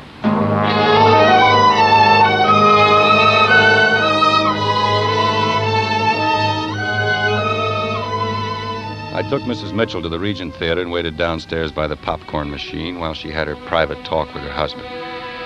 I don't know what they said to each other, but it wasn't hard to imagine. A guy and his wife separated for 4 years, and then Sacco, this deal. But you could tell from the way they looked at each other when they came out that whatever came between them from now on, it wasn't going to be that other girl. I put Mitchell in the squad car with O'Hara, and then Mrs. Mitchell and I went on to pay our call. Mitchell had given his wife the address, Regal Apartment, Southern Street, the name Ginny. Captain Finley. Yes, Mrs. Mitchell. Can I go in and talk to to Ginny first. I mean, go in alone. Why? Well, she might tell me more than she'd tell you. All right, I see the transom's open. I guess I won't miss anything. What is it? Ginny, Well, who's there? I'm Mrs. Mitchell. Great. How's Mr. Mitchell? My husband Look, is so... what do you want anyway? It's late. I'm sorry. I wanted to talk to a girl named Ginny. My husband's a soldier who was here tonight. Well, there aren't any soldiers here now. Just me. I don't have anything to do with soldiers. Sorry. Good night. Please wait, please. I've got to talk to you. It's terribly important. I know it's late, but you've got to help me. Can't I come in for just a minute? Please. Oh, all right. My husband's in trouble. Look, I don't know anything about your husband. Honest, why don't you go home? Maybe he's waiting for you. He's in jail. They say he killed a man, but he didn't. Okay, then there isn't any problem. What do you want from me anyway? A character reference? All I want you to do is to say that he was with you tonight. Tonight's a long time ago. I wouldn't be able to remember. You'd remember Mitch. Why? Does he have two heads or something? You danced with him. You danced with him out in back of where you work, in a sort of a terrace garden. You gave him your key and you told him your address. He told you that he was up here with me tonight? Yes, he... Well, he lied to you. If he was here, I didn't know about it. And I don't know where you got my name and address. I can't tell you anything else. You better go now. Hello, Jenny. Who are you? What do you want? I want to talk to you. What's your name? Are you a cop or something? What's your name? I don't like cops. Nobody likes cops. What's your name?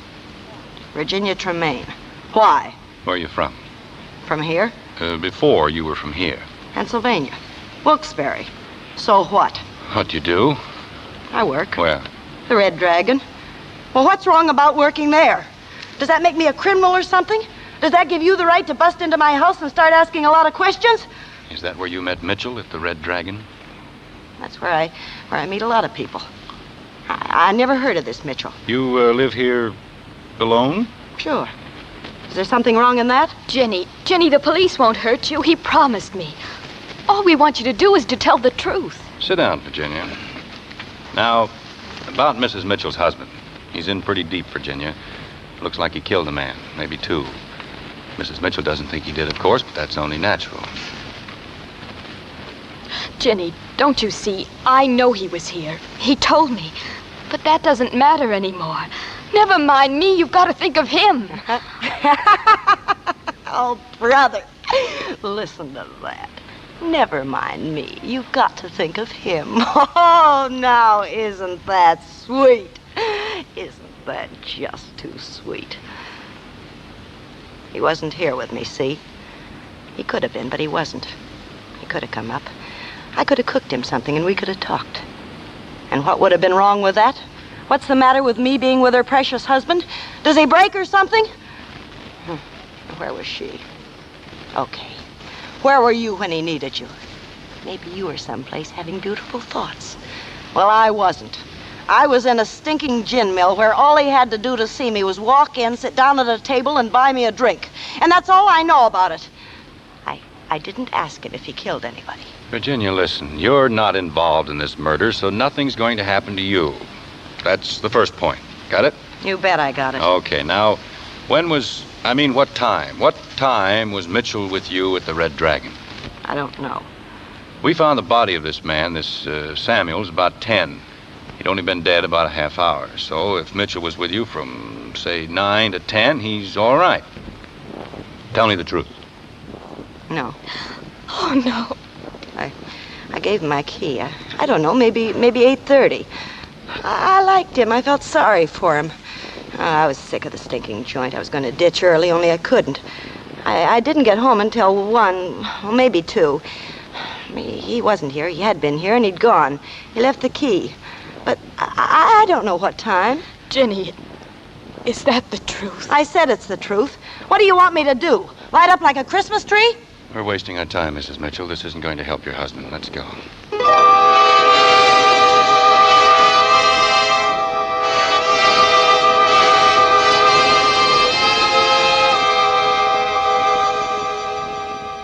By the time I got to my office, it was dawn.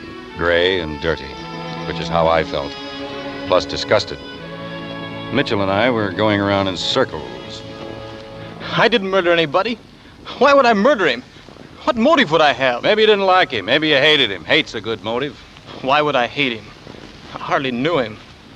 I only talked to him for a couple of hours. He seemed like a nice guy. You know he was a Jew? No.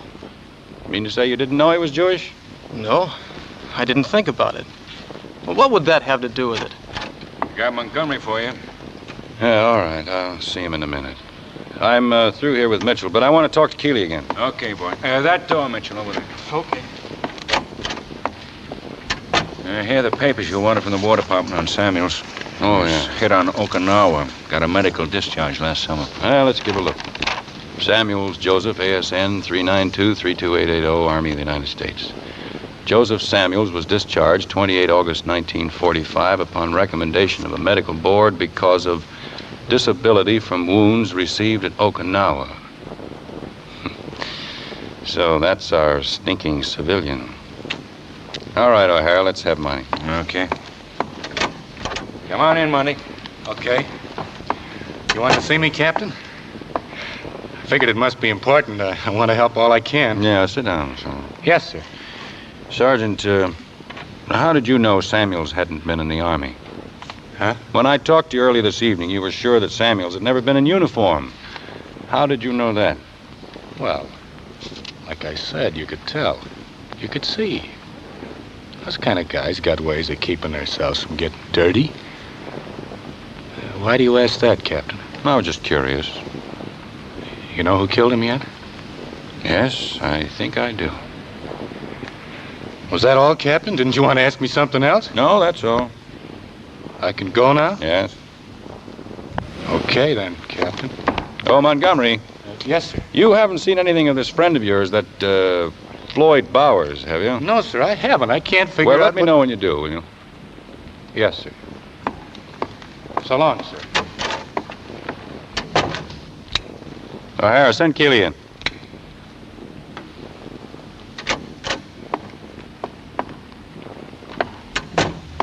Well, now what? You look all in, Keeley. Thanks for the concern. Sunday morning. Mrs. Finley is just about leaving for early mass. Now that I know that, can I go back to bed? Well, what's the matter? Thought you were going to have this all solved by now. I'm in a cage. I'm not doing anything except breathing.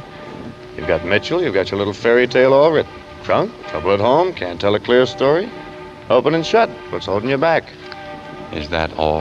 That's all. All right, then. Do you really want to help me wind this up? Thought you didn't like me. You talk too much sometimes. Oh, you're appealing to my better side. Yes. Making me some sort of a proposition? Yes. I'd like to sleep on it. You can sleep all day when we're finished. Okay, then. You usually have to know something about a man to have a reason to kill him, don't you, Keeley? Yeah, I guess so. You have to know him well enough to be in love with his wife, or well enough to know he has some money. Mm-hmm. Samuels didn't have any money. He didn't even have a wife. So what? So this. None of these men knew that or anything else about Samuels. They hadn't known him well enough or long enough to have an ordinary motive for killing him. Mitchell talked to him for maybe an hour, the others less. So it had to be something else. A motive inside the killer himself. Go on.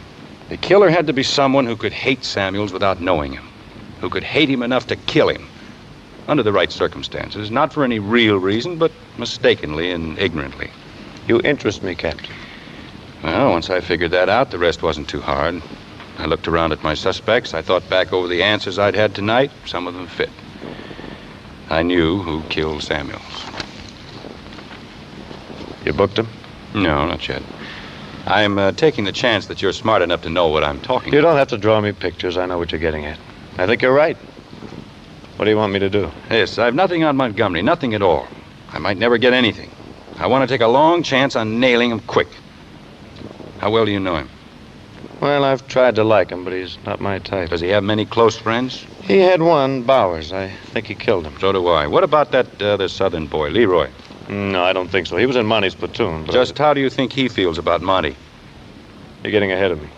Well, I was hoping he didn't like Monty. I think he's scared to death of him. Is he really as dumb as Monty says? Well, he's pretty young. He doesn't always know which end is up. Monty doesn't think he's smart enough to lie. What if Leroy told Monty a fantastic story? Would Monty believe him? Yeah, he might. I'll risk it. Hal? Yes, sir? Keeley's on his way out. I don't want to see anything in the papers about Floyd Bauer's killing. Not a word. As far as we know, he's still alive. We've never heard of him. Will do, Chief. Keeley, I want you to get Leroy out of the Stewart Hotel without being seen and bring him here. Can you do it? If I have to sandbag him.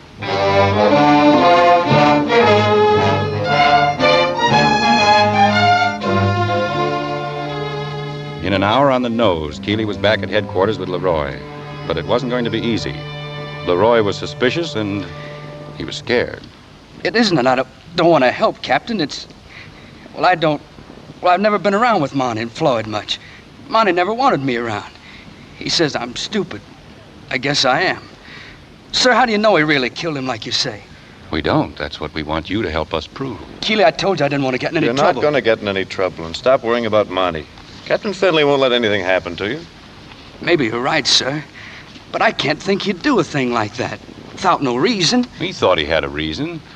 You know the way Monty feels. You've heard the things he says. Well, yes, I guess I heard him say a couple of times about Jewish people living off the fat of the land while he was out there. And you say that's all lies. And I guess it is. I don't know, but look, maybe Monty roughed this guy up a little, and that was all. That was all he started out to do, yes. He didn't have a plan or anything like that. This business of hating Jews comes in a lot of different sizes. There's the you can't join our country club kind, and the you can't live around here kind. Yes, and the you can't work here kind. And because we stand for all of these, we get Monty's kind. He's just one guy. We don't get him very often, but he grows out of all the rest. Look, Leroy, you know we have a law against carrying a gun? Sure. We have that law because a gun is dangerous. Well, hate, Monty's kind of hate, is like a gun. If you carry it around with you, it can go off and kill somebody. It killed Samuels last night. Monty was in my outfit. It killed Floyd. I hate to think of anything like that happening to Floyd. And I hate to see Monty get away with anything. But look, I'm getting out soon. I might get in trouble.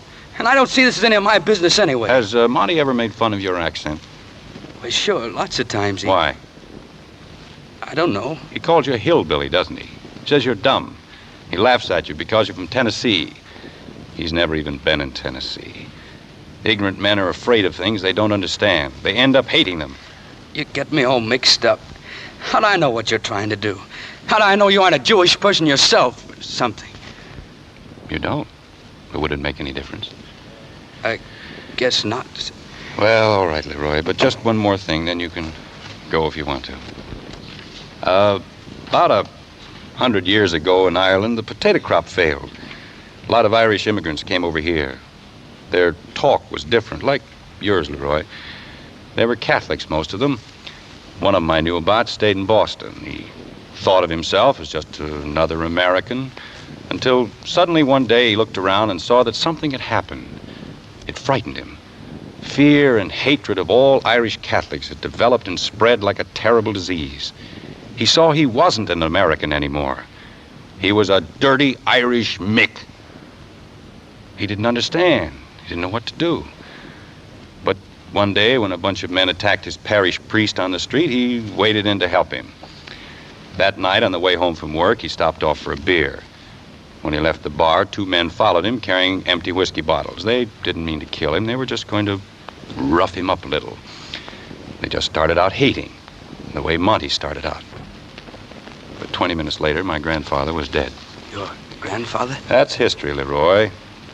They don't teach it in school, but it's real American history just the same.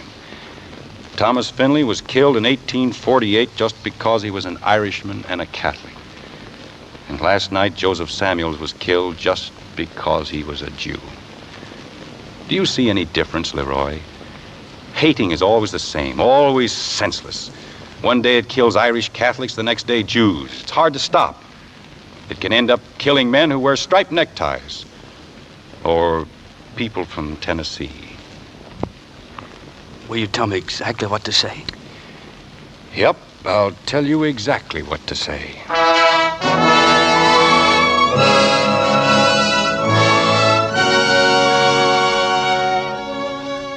If it would work at all, I knew it would be just the same as if I'd been listening in on them.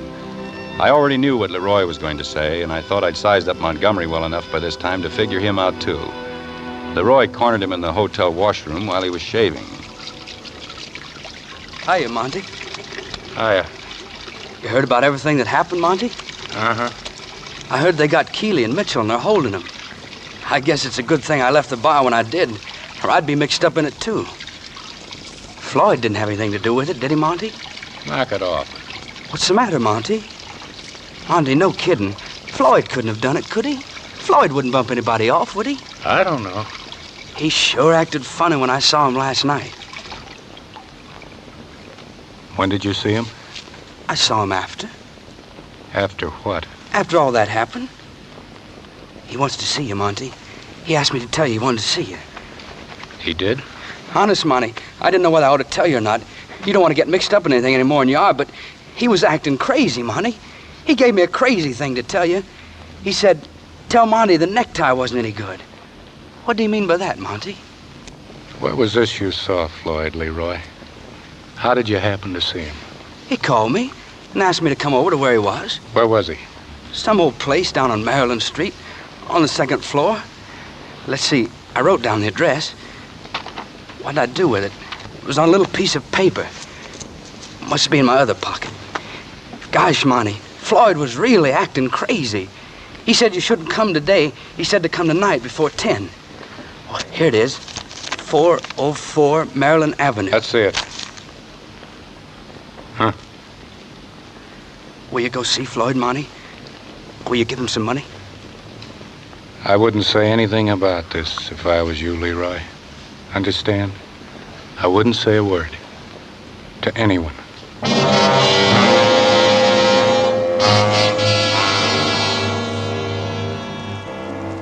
It was a long shot, but what else could I do? O'Hara and I went down to the Maryland Avenue place and waited. We'd been waiting about 20 minutes when we heard steps on the stairs. They stopped on the landing, then started shuffling along the hall. They stopped again outside the door. Somebody was fumbling at the doorknob. Then the door opened. It was Montgomery. Hello, Montgomery. Well, I was looking for Floyd Bauer's room. Somebody said he was here. Well, that's too bad, Sergeant. Floyd was here, but he isn't anymore. Well, what's wrong? Has something happened, Captain? Bowers is dead. Dead? He was killed today. You know who killed him? Not yet. How did you know he was here? When I talked to you last night, you didn't know where he was. Well, I didn't then. I didn't know then where he was. A fellow back at the hotel, he told me Floyd was here, and Floyd was scared, and he wanted to see me about something. I just come. I didn't even know which room it was. I was looking for the right room. He was knocked off in this room. Mm-hmm. The same guy who knocked off Samuels, maybe. Well, it could be. I liked Floyd, Captain. I liked Floyd a lot.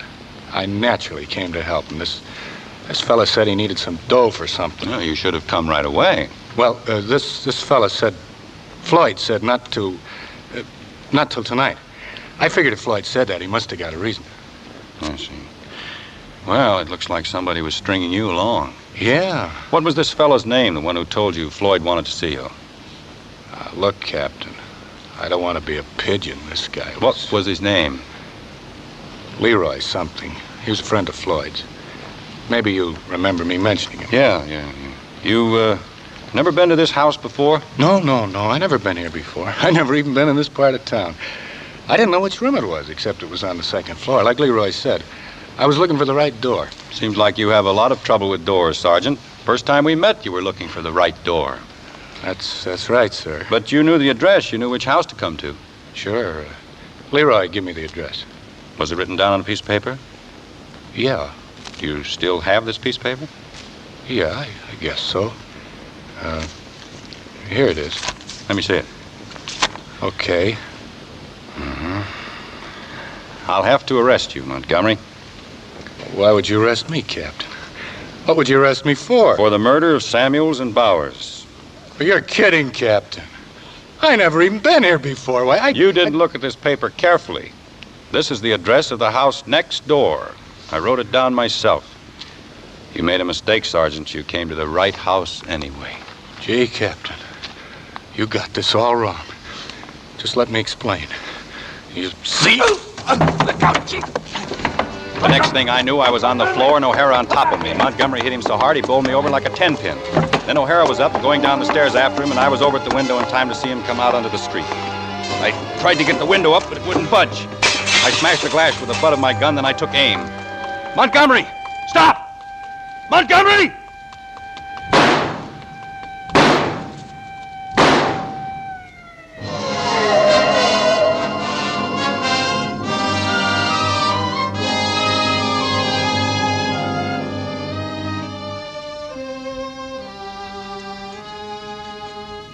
That was all.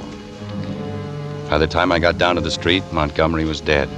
A crowd was gathering, and Keeley was standing there looking down at what lay in the street and sort of shaking his head. Break it up now. Break it up. Step back, everybody. I'm afraid he was a bad boy. Bad? Maybe. Ignorant. Fed with it. Fed to the teeth with it from the day he was born. Yeah. All right, O'Hara, clean it up. Okay, Captain. How's Mitch? With his wife. Want to see him? Oh, I guess not. Gonna drop you anywhere? No, thanks. Well, good night, Captain. Good night, Sergeant. And, good luck.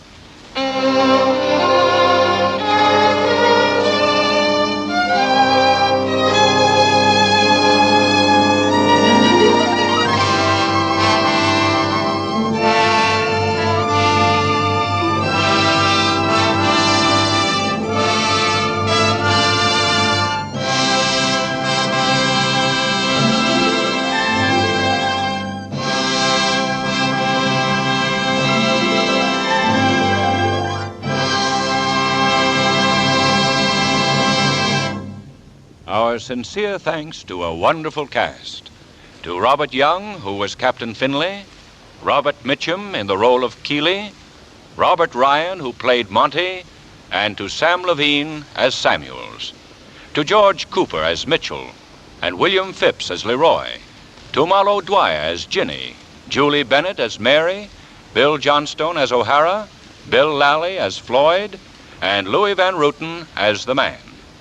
Our thanks for your superb performances in this suspense adaptation of Crossfire. Robert Young may currently be seen in Relentless. Robert Mitchum will soon be seen in the RKO radio picture Rachel and the Stranger. Robert Ryan will soon appear in Berlin Express, and George Cooper in Blood on the Moon, both RKO radio productions. Sam Levine's next picture is the Babe Ruth story. Crossfire, based on the original novel The Brick Foxhole by Richard Brooks, was adapted for suspense by Robert L. Richards and Henriette Martin, and was produced and directed by Anton M. Leader. Bud Gluskin is our musical director and conductor, and Lucien Marowek composes the original scores for radio's outstanding theater of thrills, 1 hour of Suspense.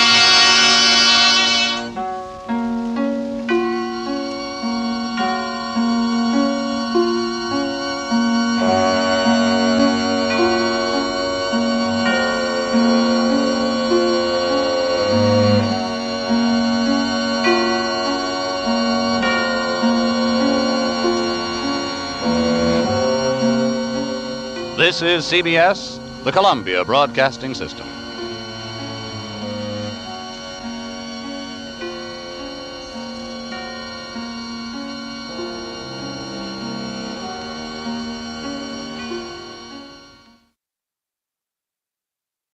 We are delaying the start of our regularly scheduled program. We have delayed the start of our regularly scheduled program to bring you this bulletin from CBS News. Washington. Federal Judge Matthew McGuire in Washington has signed a temporary injunction against both the coal mine operators and the miners in the soft coal dispute.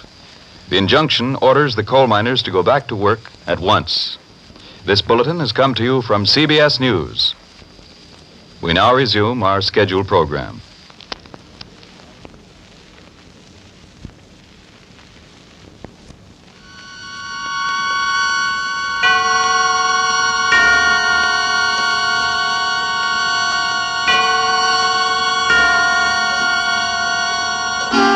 Suspense.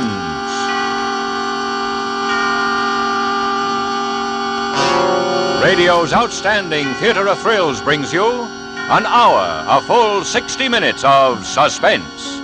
Tonight, The noted stage actor Sam Jaffe is our star in Suspicion by Dorothy Sayers, a suspense play produced and directed by Anton M. Leader.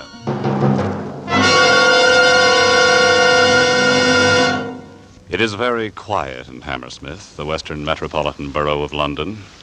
Orderly homes line orderly residential streets. And inside these homes, quiet people live quiet lives. An outsider might notice the changeless security of Hammersmith, while the natives regard it without comment as part of their peaceful pattern of living. It is a point of pride that St. Paul's School, located within the borough's limits, dates back to the 12th century, the Godolphin School to the 16th century, and the Edward Latimer Foundation to the 17th. And it's a matter of record that the last disruptive influence exerted itself over the town and its people in the year 879, when the Danish invaders occupied it as their winter camp. It is in Hammersmith our story is laid. And now, with the performance of Sam Jaffe as Edward Mummery, Lorene Tuttle as his wife Ethel, Alan Reed as Brooks, and with Suspicion by Dorothy Sayers, we again hope to keep you in suspense.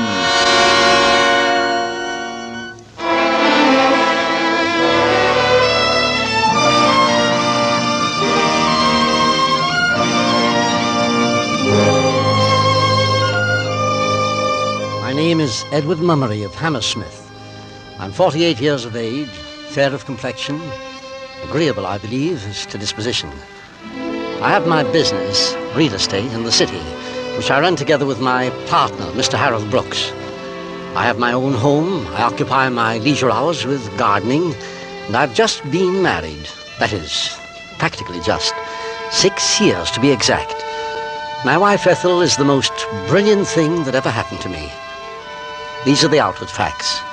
I recognize that I'm a very ordinary person. And yet, can a person be considered ordinary when into his life there suddenly explodes the extraordinary? For this is what happened to me. On one single day, like any other day in a quiet, carefully planned life, I smelled the odor of the grave, and I saw with my own eyes the supreme horror of all existence. It began in the railway carriage going to London to my office. Perhaps it was the thick pall of tobacco smoke in the carriage that first made me aware of my nausea. I slipped a digestive tablet into my mouth. Lately I'd taken to the habit of carrying them about with me, and I leaned back my head and closed my eyes. De Vries, who traveled with me every morning, was giving me the benefit of his morning edition. Here's something. Smack on the front page. A question has been asked in the House about government typewriters. Now there's the press for you. The world going to the devil so fast it makes my head spin, and all they can print in their precious newspapers. I say, old chappie, you're looking terribly pale this morning. Could you just open the window a bit? I don't feel very well. Why, certainly. There you are. Just lean your head into it. Get some fresh air. Yeah, better? Yes. Thank you. Must have been something you had for breakfast. I suppose so. Sorry to be such a fool about it. Not at all, old man, not at all. Go ahead. Read me some more of this earth-shaking news. All right, if you like. A further split has occurred in the Labour Party. Well, let's skip over politics for today. 2 girls trapped in burning factory. I can do without the morbid, too. The police are still looking for the woman who poisoned a family in Lincoln.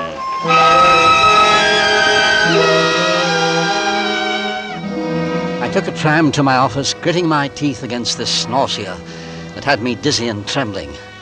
How I got up the stairs, I'll never remember. The world swam black before my eyes. And then I was seated at my desk, breathing a bit hard, but once more in control of myself, my heart no longer pounding. Morning, Mummery. Cold enough for you? Yes, Brooks, quite. And pleasantly raw, in fact. Beastly. Your tulip bulbs all in? Not quite all.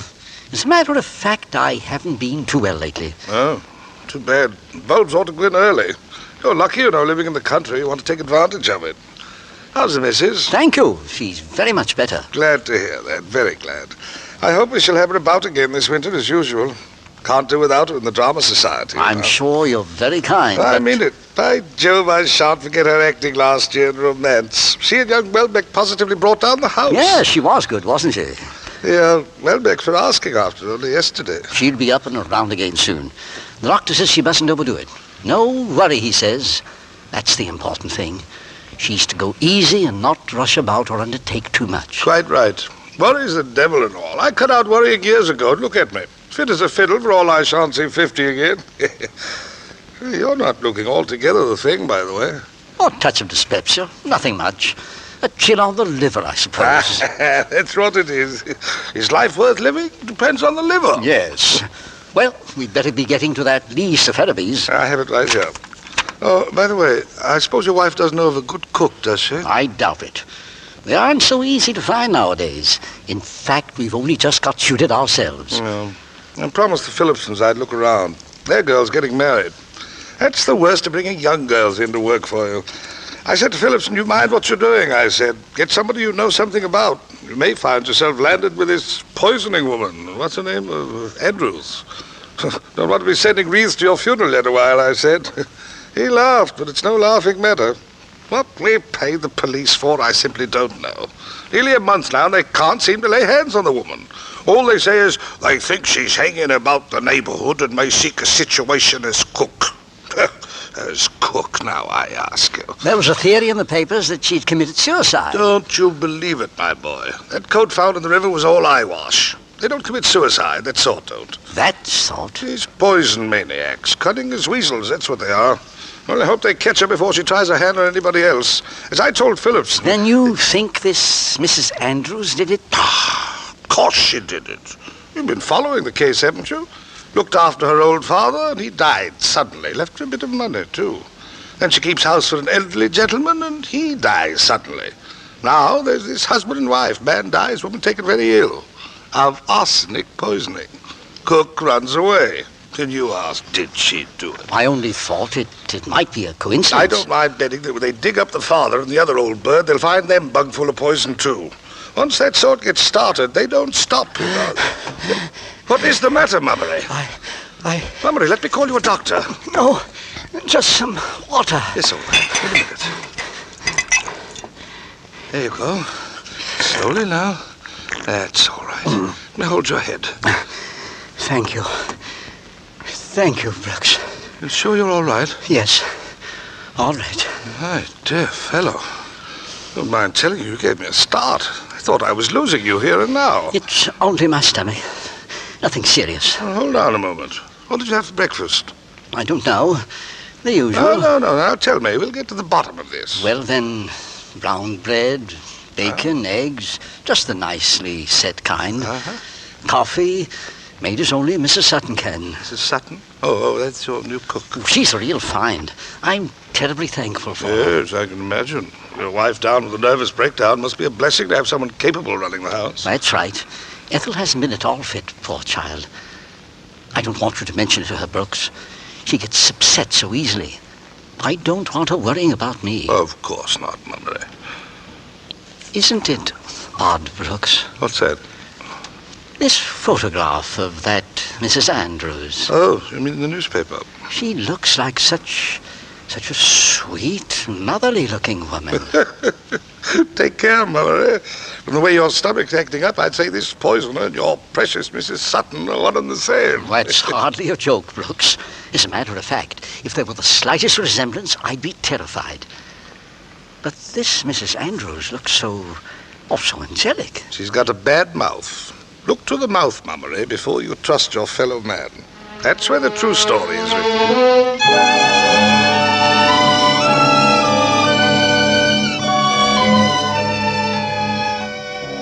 Death by poison, fiends and murderers, the darkness of the pit, the unholy face of evil.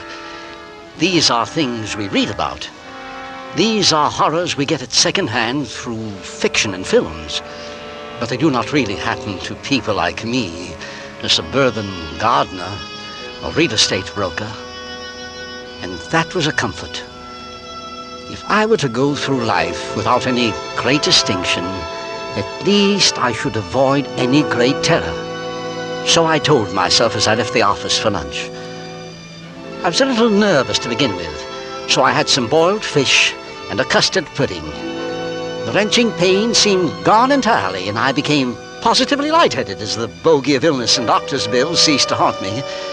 I bought a bunch of bronze chrysanthemums for Ethel, just by way of celebration. And I got home at the usual time, 7:10. I was a little dashed by not finding Ethel in the sitting room. Still holding the flowers, I went down the passage toward the kitchen door and opened it. No, sir. I seem to have startled you, Mrs. Sutton. Yes, you did. I didn't hear the front door go. Where's Mrs. Mummery? Not feeling bad again, is she? Well, sir, she's got a bit of an headache, poor lamb.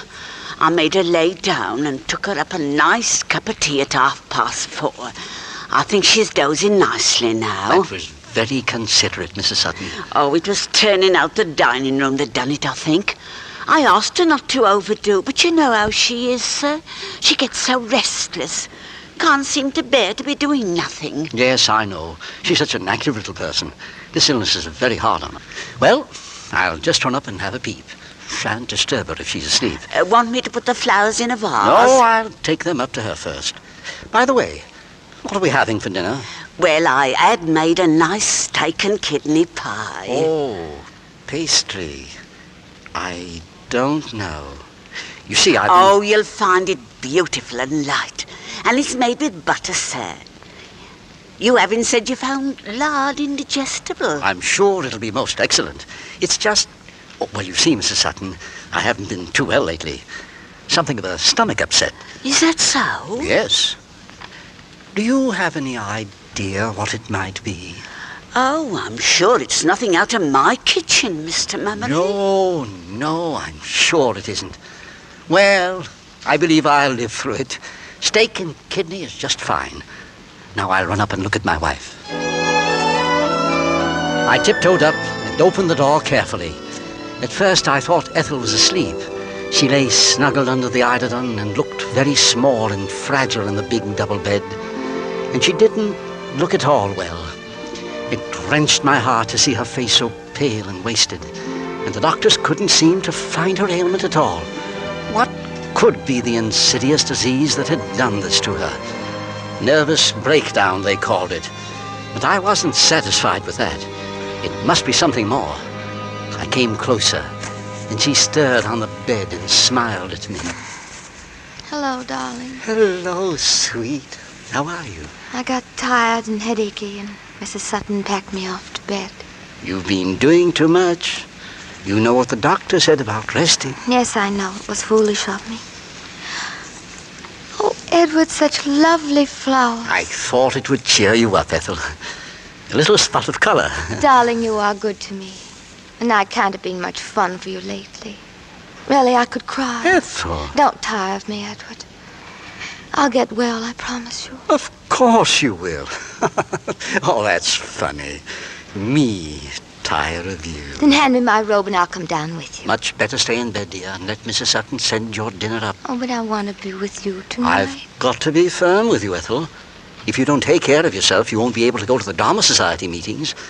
You've no idea how anxious everyone is to have you back. The Welbecks have been asking after you and saying that they really couldn't go on without you. Did they? Very sweet of them to want me. Not at all. You're the best of the lot. They need you. Well, perhaps I'll stay in bed after all. Good. And how have you been all day, dear? Not too bad, not too bad. No more bothersome tummy ache? Well, perhaps just a little one. But it's quite gone now. Absolutely nothing to worry about. Darling, you're sure? Quite sure, sweet. All gone and forgotten.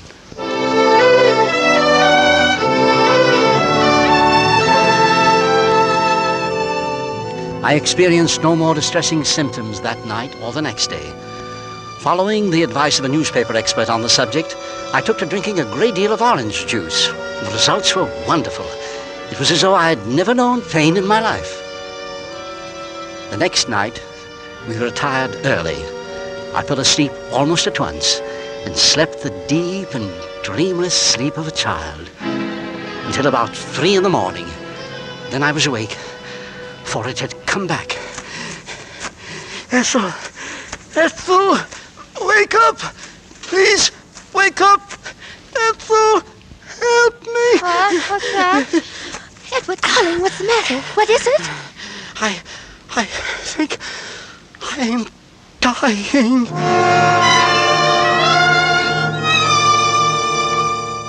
I suppose it is different for every man when his time comes.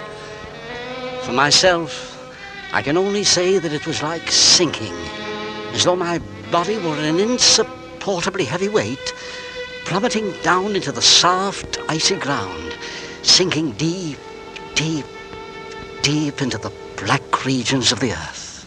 Here's some hot water to go with it. Now just swallow this pill. Come along now, I know it's hard. But you can swallow just once.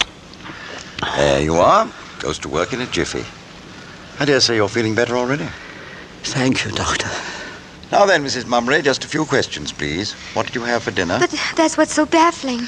It couldn't have been the dinner. I had the same things to eat, and so did Mrs. Sutton. Nonetheless, we have to be thorough about this, if you will. Well, then,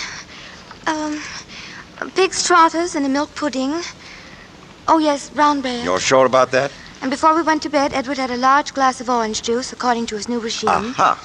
Seems to have been helping him so much. Now, there's your trouble. Orange juice is an excellent thing, and so are trotters, but not in combination. Pigs and oranges together are extraordinarily bad for the liver. Oh, dear. Don't know why they should be, but there's no doubt that they are. I see. Feeling better, Mummery? Yes. It's much easier. I'll send you round a prescription. You stick to slops for a day or two and keep off pork. Don't you worry about him, Mrs. Mummery. He's as sound as a trout. You're the one we've got to look after. Well, I was so frightened, I believe my own trouble has been shocked right out. Oh, no, not yet. It hasn't. Don't want to see those black rings under your eyes. Of course, tonight was disturbed, but you make up for it now. Get plenty of sleep. Been taking your tonic regularly? Oh, yes. That's right. Well, don't be alarmed about this hulking brute here. We'll soon have him out and about again. Now, good night to you. Doctor. Yes, Mummery? I'm sorry I had to pull you out in the middle of the night. That's why we're about, old man. It's nothing. It means a great deal to me. You see, if you hadn't been able to come, I'm sure that tonight I should have died.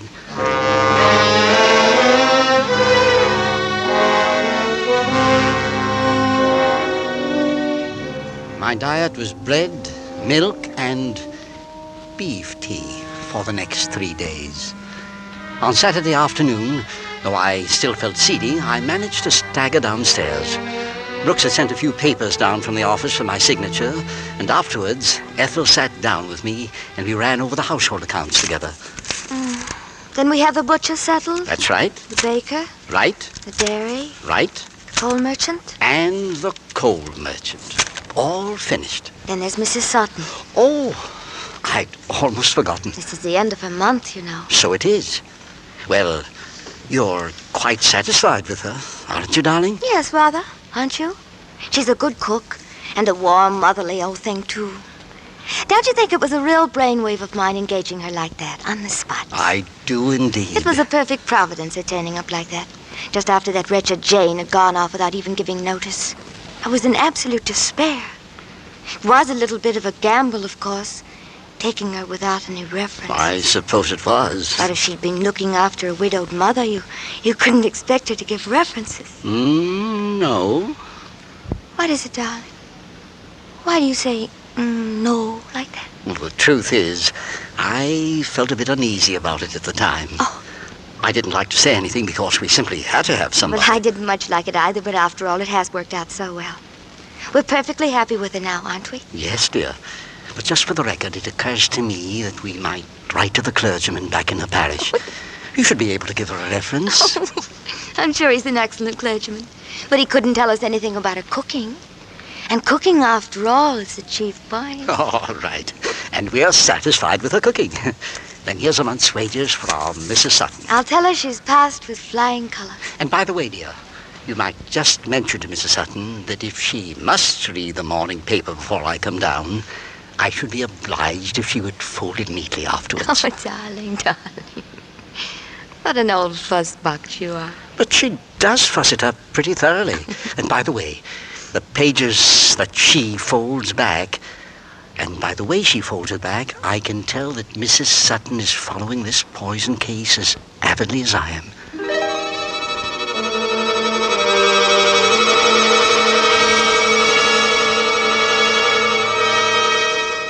On Sunday, I felt very much better. Quite my old self, in fact. I had roast sirloin for luncheon with the potatoes under the meat.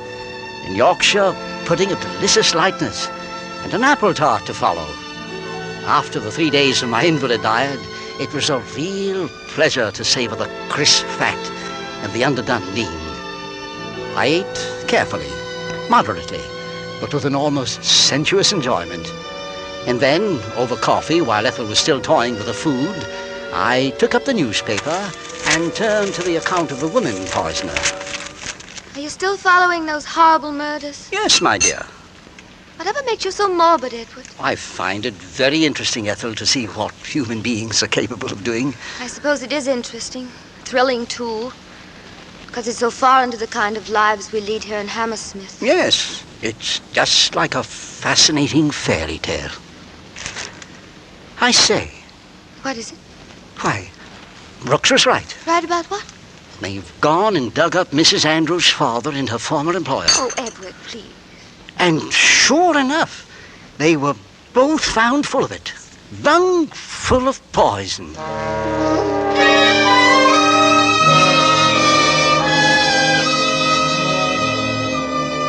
My head was full of conjecture about this sweet, motherly murderess. This middle-aged cook who mixed arsenic into her delicious luncheons and dinners. This Mrs. Andrews, for whom the police were looking so desperately. At 3 o'clock, with the roast beef settling properly, I went out into the garden to put the tulip bulbs in. I got my bag of tulips and a trowel, and then remembering I still had on my good trousers, I decided it would be wise to take a mat to kneel on. The mat had been left last in the corner under the potting shelf. I stooped down and felt about in the dark among the flower pots. Yes, it was there. But there was something else. Something in the way. It looked like a tin. I lifted it out carefully. Yes, of course, it was a tin. The remains of the weed killer I had used the summer before. I looked at the pink label printed in staring letters with the legend, Arsenical Weed Killer. Poison. The blood suddenly began to pound in my temples. I'd been thinking of Mrs. Andrews so long that it came to me with a nasty shock. And I was holding in my hands the very same brand of stuff she used to destroy so many poor souls.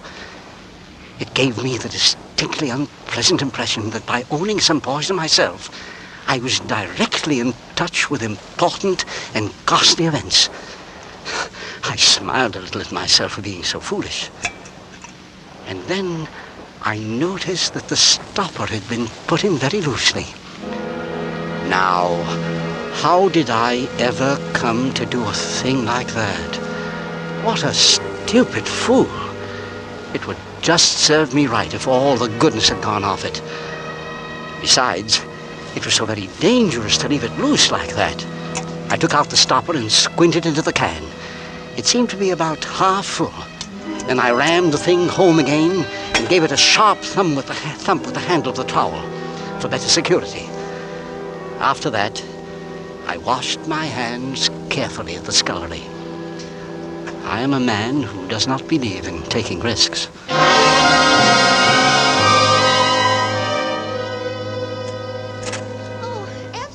Look who just dropped in. Oh, my son and I were just in the neighborhood, Mr. Mummery, and we thought we'd have a cup of tea with you. Happy to see you again, Mrs. Welbeck. Oh, hello, John. How are you, Mr. Mummery? We were talking about the Lincoln poisoning case, Mr. Mummery.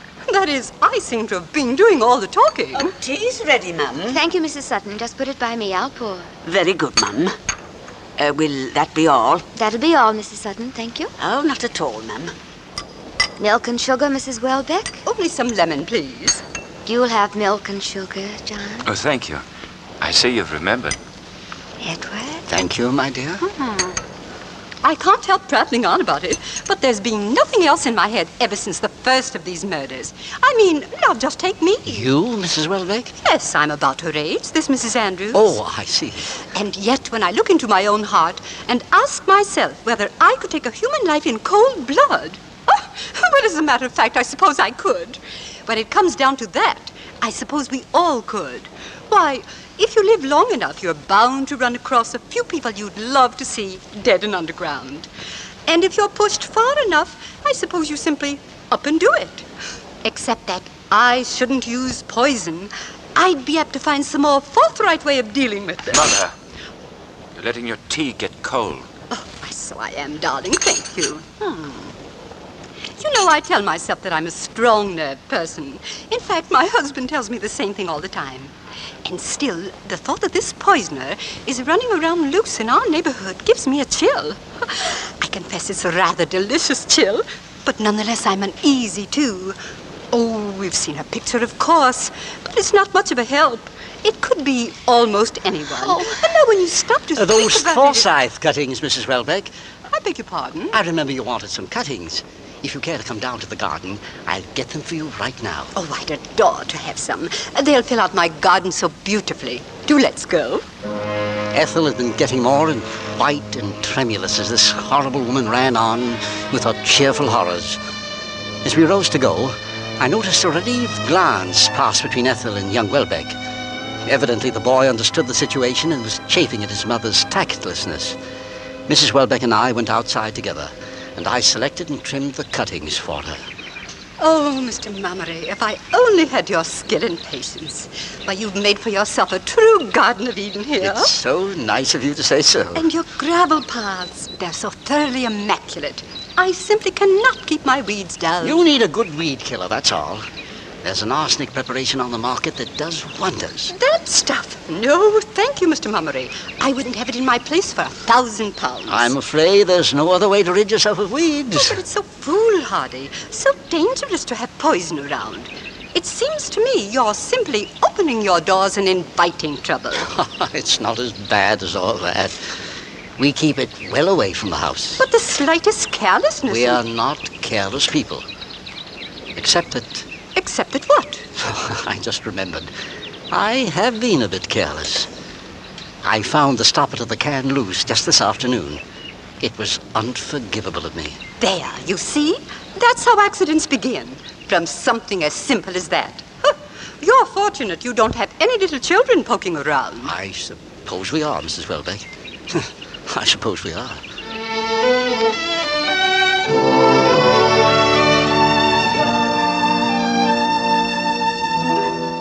When we got back to the house, young Welbeck was already on his feet and holding Ethel's hand in the act of saying goodbye.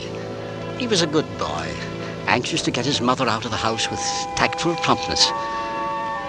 I went into the kitchen to clear up the newspapers I'd fished out in order to wrap Mrs. Welbeck's cuttings. And as I picked them up, something odd struck me about them. Something I had to verify. I turned the papers over carefully, sheet by sheet. Yes, I had been right. Every portrait of Mrs. Andrews, every paragraph, every line about the Lincoln poisoning case had been carefully cut out. Someone in my own house had gone to all this trouble. Why?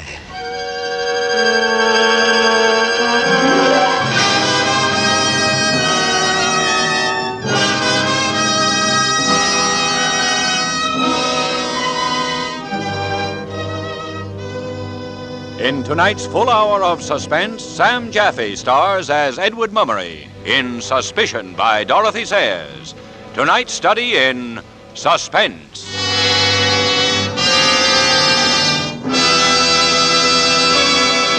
In just a moment, we will return with Act Two of Suspense. This is CBS, the Columbia Broadcasting System.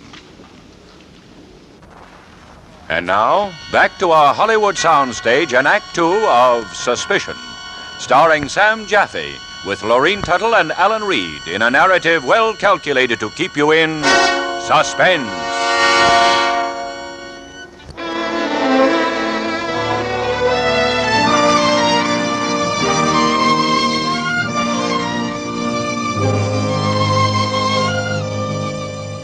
It hasn't been too long ago in Edward Mummery's consciousness that arsenic was only a weed killer and Mrs. Andrews, the motherly murder suspect, was simply a name in the newspapers. A fear far removed from him and his quiet home in Hammersmith. But a sudden terror grips him now. A terror that certainly includes deadly poison and seems also to include the motherly woman who cooks his meals. Now the thing that had been only a vague and uncomfortable gnawing at the back of my brain came boiling up, engulfing me. The blood hammered in my head and made me giddy.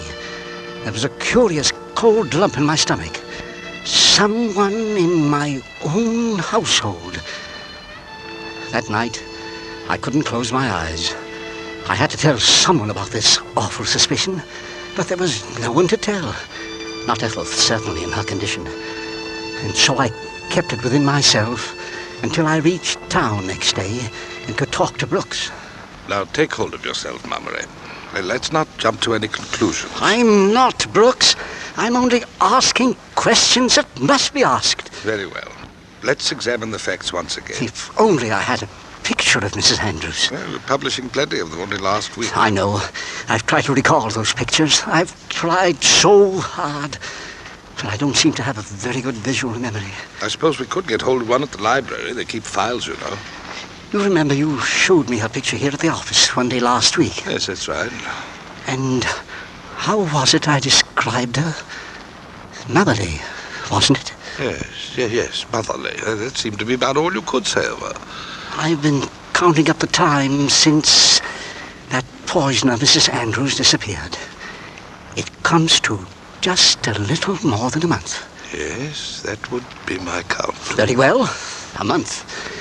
And I've just paid our Mrs. Sutton a month's wages. Mrs. Sutton? How can I spare Ethel any shock or anxiety? That's the thing that keeps eating away at me. You know how ill she is. Then you simply must do it on your own, Mummery. You must cope with this monstrous suspicion by yourself. And I must be sure of my ground.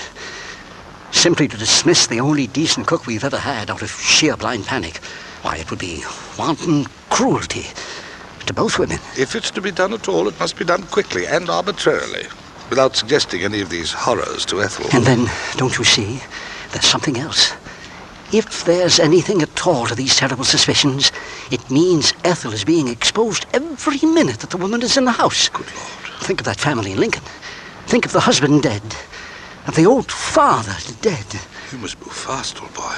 She's been ill so long, poor darling. I've seen her wasting away before my eyes.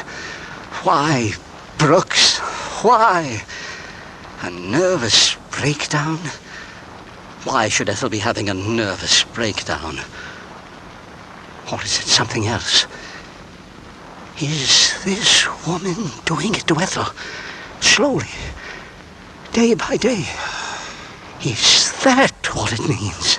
Perhaps you should see the police. But it's nothing but the wildest of suspicions. And besides, I feel so very lonely and so tired. It's almost as if I didn't care what happened anymore.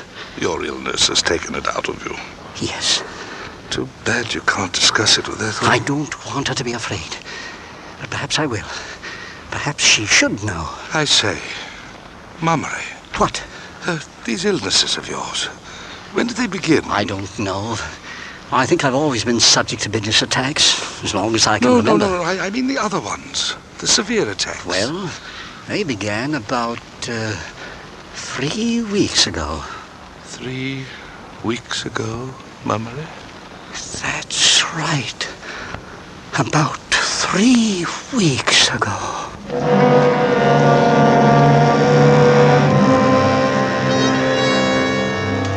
The train seemed forever getting home that night. I came softly into the house, listening to the sound of my own footsteps. It was dusk, and yet none of the lights in the house were on. I moved through heavy enveloping shadows into the sitting room.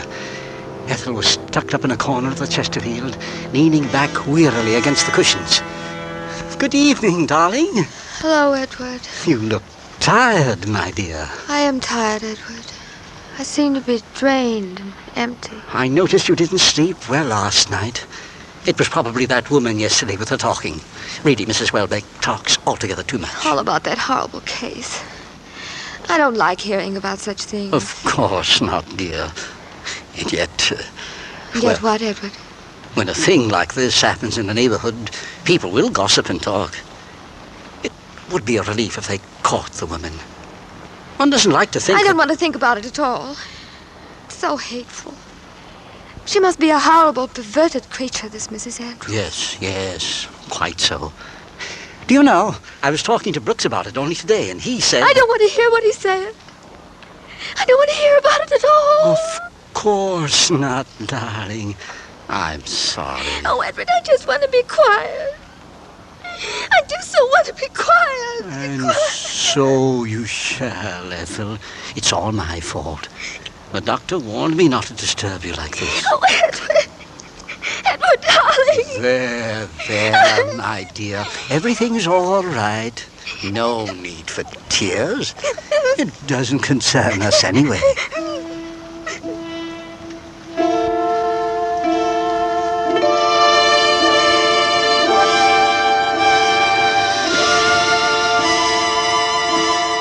I helped her upstairs and into bed.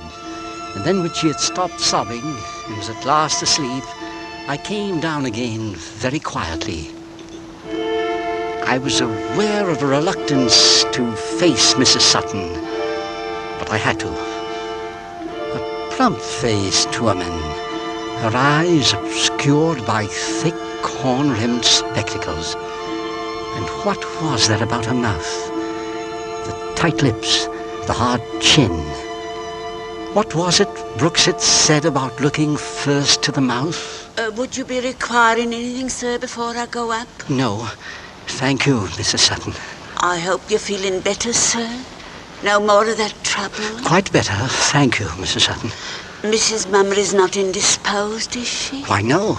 She's asleep. Do you think I ought to wake her, to bring her a hot glass of milk? No, thank you, Mrs. Sutton. I believe we'll just let her be. And you, sir? Would you care for anything? Not a thing, Mrs. Sutton. Oh, it wouldn't be no bother. Only take a minute. Not tonight. All right, then. Mrs. Sutton? Yes, sir? Were you aware that my can of arsenic out in the shed had a loose stopper? The garden isn't my department, is it, sir? No, it isn't. I didn't know about the arsenic. Very well. I'll be saying good night, then. Oh, Mrs. Sutton. Yes? One more thing. Certainly, sir. Nothing, Mrs. Sutton. Nothing.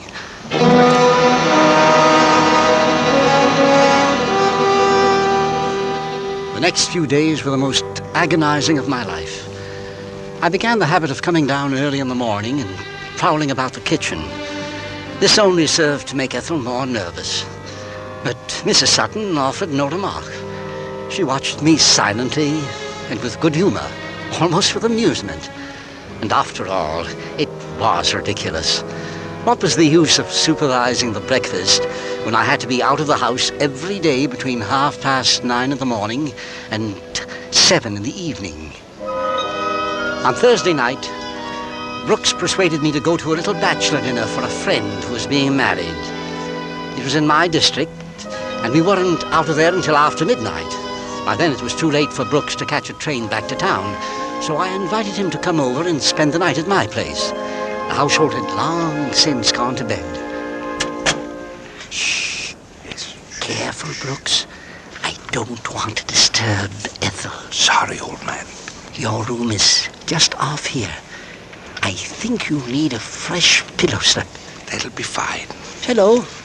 What's this? Oh, somebody writing your notes? Dear Mr. Mummery, there's some fresh cocoa in the kitchen. It only needs some hotting up. Mrs. Sutton. Well, should just hit the spot. Yes, indeed. Come along. Let me just get the switch. There we are. I'd better get the cocoa ready. It'll only be a minute. It was quite a show we threw for young Farnsworth, wasn't it? Send him off from marriage in style. Glad to see him getting settled. People ought to marry young. All the more years to enjoy the only real blessing life gives you. How many years has it been for you and Ethel? Just 6. Good years, eh? And they get better all the time. That's the wonder of it. Tell me, Brooks, how did you happen to miss getting married? Didn't miss it at all, old chap. I've been getting along very well without it. Hello. Our cocoa's ready. And here's my cup. It's just hot enough. Brooks. Yes, old man. Is it just my fancy? Or is there something queer about the taste? The taste? It seemed to me... Take another sip, Brooks. Go on. Roll it round on your tongue. Do you taste it? The faint tang, like metal. Spit it out, Brooks! Spit it out!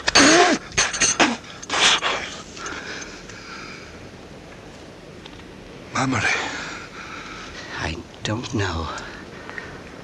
I don't know. Memory. What are you going to do? I've never been in a situation like this before. You ought to take a specimen to the chemist. Have it analyzed. Yes. Yes, I will. First thing in the morning. But first, Brooks, I want you to come with me. Where to? Just outside, in the garden. I want to see something in the potting shed.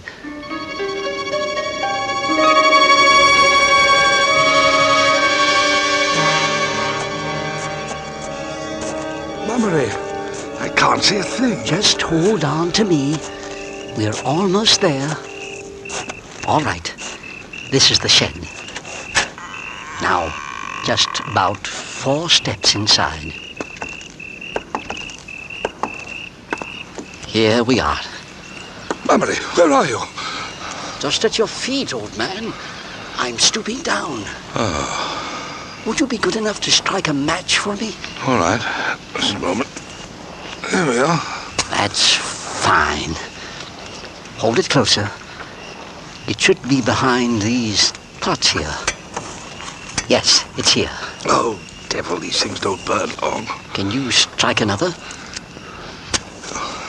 What is it, Memory? It's a tin of weed killer. You mean arsenic? Yes. Arsenic. And just look, Memory. The stopper is loose. I know, Brooks. I know. Want another match? No. It isn't necessary. Why should it be loose, Memory? That's the question. It is. Especially since I took the trouble to ram it in as tight as it would go only last week. Memory, old man, I don't like to frighten you, but you see what this means. Simply means there's a murderer in my house.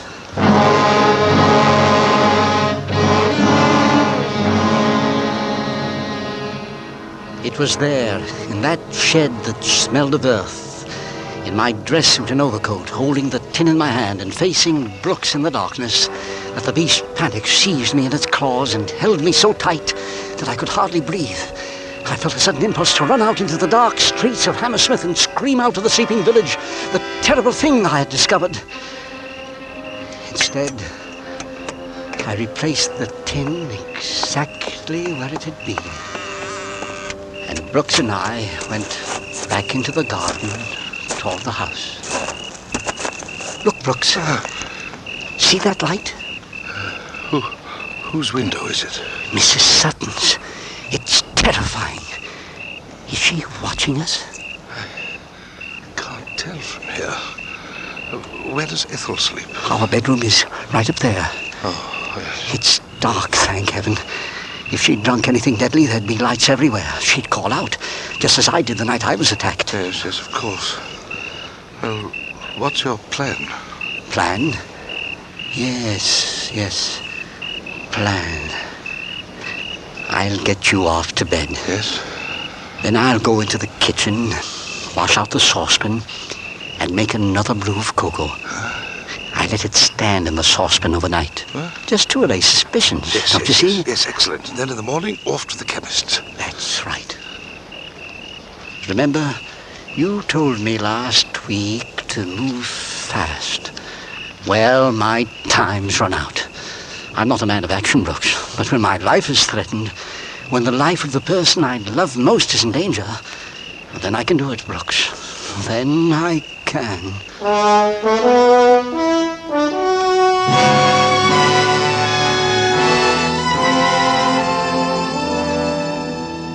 When I'd finished in the kitchen, I turned out all the lights and started softly up the stairs. I hadn't meant to waken Ethel. I meant to keep all this from her until it was over and finished. But she must have heard me as I came into the room. Edward? Yes, my dear? How late you are, you naughty boy. Have a good time at your party? Not bad. Not bad at all. So tonight was young Farnsworth's last as a bachelor. His last. He seemed like a lamb, all ready for the sacrifice. You all right? Quite all right. Good. Did Mrs. Sutton leave something hot for you? She said she would. Yes, but I wasn't thirsty. Oh, it was that sort of party, was it? I sat down on the bed beside her. She was asleep again in a moment. I took her hand and I clutched it tight, as though defying death and hell to take her from me. Next morning, I would act. I thanked God it was not too late.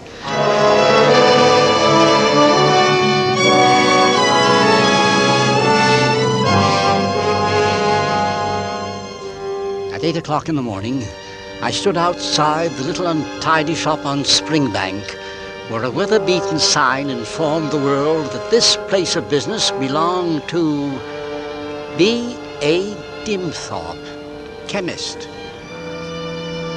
Dimthorpe himself was an aged little fellow, as untidy himself as the shop in which he pottered about day and night.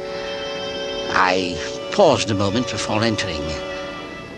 How many times had we sat together in the room at the back, our chairs tilted against the wall, exchanging views on greenfly and clubroot.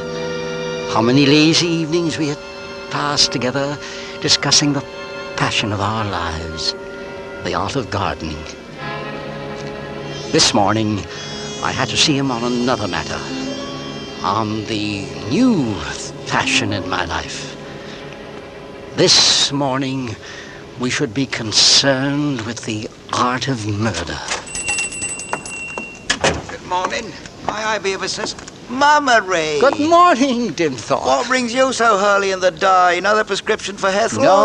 No. Ethel's much better these days.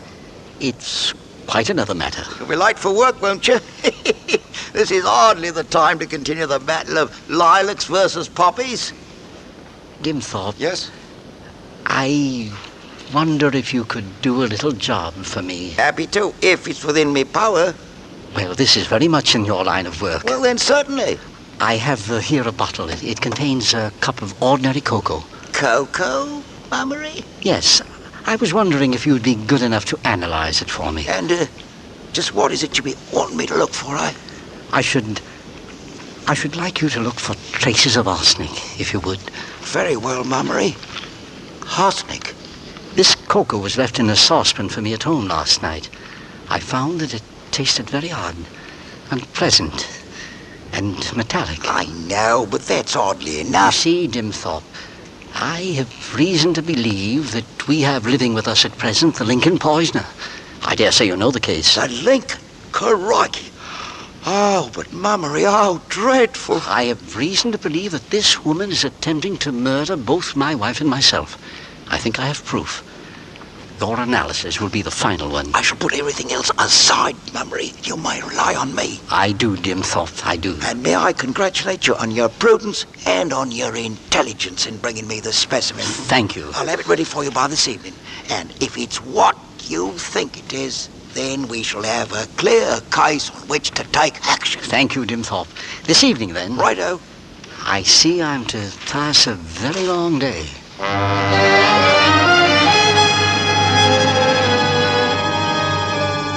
was a bit late in getting to the office. Brooks was already there, waiting for me with a white face and the hushed voice of a conspirator. Good morning. Good morning. You were already out of the house when I woke this morning. Yes, I had my call to make. Sleep well last night? Like a log. It's funny, considering. It is funny. You didn't, I gather. No. You've taken care of the matter? Yes. When shall we know? Yes. When shall we know? Late this afternoon. Everything seemed all right when I left the house, had breakfast with Ethel. She seemed very well, completely unsuspecting. Did you notice her? I did indeed. Our dear Mrs. Sutton. Well? Bad mouth, there's no doubt of it. Anything else? Otherwise, perfectly normal. That's what gives them away, don't you see? More normal than normal folk. Do you feel like working today? Frankly, no. Neither do I. Shall we put out the sign? Good idea. We put out the sign saying that we were closed for the day because of illness, and we sat together in the office. The noon hour passed, and neither of us moved. 4 or 5 times we heard footsteps outside in the corridor, pausing before our door, and then turning and receding. Neither of us spoke, and neither of us moved. I examined an expanse of wall just over Brooks's head, and he examined the blank space over mine, and the hours passed. Back on Springbank, Dimthorpe would be bending over his vials and Bunsen burners, moving as methodically as only he could move, extracting the truth from a bottle of cocoa. As I had told him, this was the longest day of my life.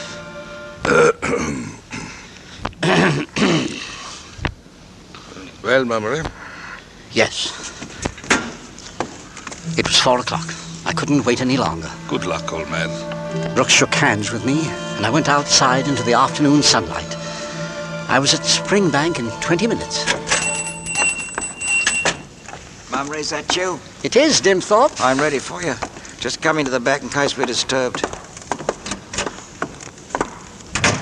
All right, Mummery. Right over here. What does it mean? It means that there's no doubt about it. I see. I used Marsh's test. It was an heavy dose.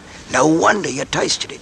There must have been 4 or 5 grains of pure arsenic in that bottle. Here, take this mirror. I want you to see it for yourself. All right. Now, just look closely at this little glass tube. It's a stain. A purple black stain. That's the mark left by the arsenic. Will you ring up the police from here? No, my wife. I've got to get home. All right, leave it to me. I'll ring the police up for you. Oh, go quickly, Mummery.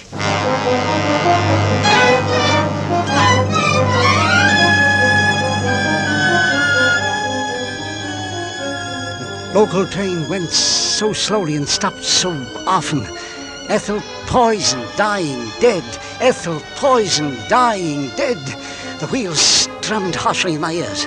I jumped from the train before it had stopped and ran out of the station and along the road. A strange car was standing at my door. I saw it from the end of the street and broke into a mad gallop. It had happened.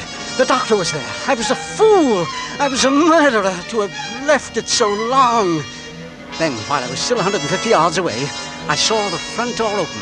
A man came out, followed by Ethel herself. The visitor got into his car and drove away, and Ethel went back into the house. She was safe. She was safe. I could hardly control myself to hang up my hat and coat and go in looking reasonably calm. She had returned to the armchair by the fire, and she looked up at me in surprise. There were tea things on the table, and she was alive. Edward, you're back early, aren't you? Yes, dear. Business was slack. Somebody beat the tea? John Welbeck came by. Oh, young Welbeck. Yes, we've been talking over arrangements for the Drama Society. Darling, I'm so glad. By having a guest here, you were protected. You were saved. Edward, what are you talking about? You seem so strange. There's something I've got to tell you, Ethel. I should have done it long ago. My darling, it's going to be unpleasant, but You must hear it. Oh, excuse me, Mum. Yes? Oh, I beg your pardon, sir. I didn't know you was in. What is it, Mrs. Sutton? Will you be taking tea, or can I clear away? Mr. Mummery will be wanting some. You better leave it. And, oh, Mum.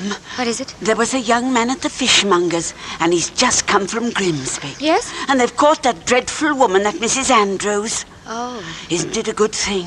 Oh, it worried me so to think she was going about like that. But they've caught her.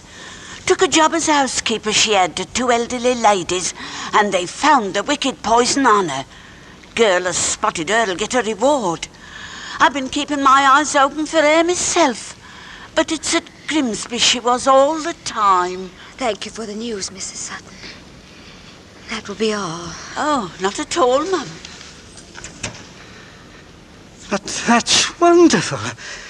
Then it's all been a mistake. A mad mistake. Darling, I don't know whether to shout or to cry. I certainly must apologize to Mrs. Sutton. We're safe, don't you see? We're safe. But what about the cocoa? Mr. Dimthorpe, and Marsh's test, and 5 grains of arsenic. What do they all mean? Who could have what? Ethel. Ethel. Ethel. Yes, Ethel? To me. To do it to me. You fool! You fool! Don't you know that it's been Welbeck? That it's always been Welbeck? Yes. It's there in your eyes. Something I've never seen before. It's always been there. It's just that you've never looked. That would be the police, Ethel. They've come here for you.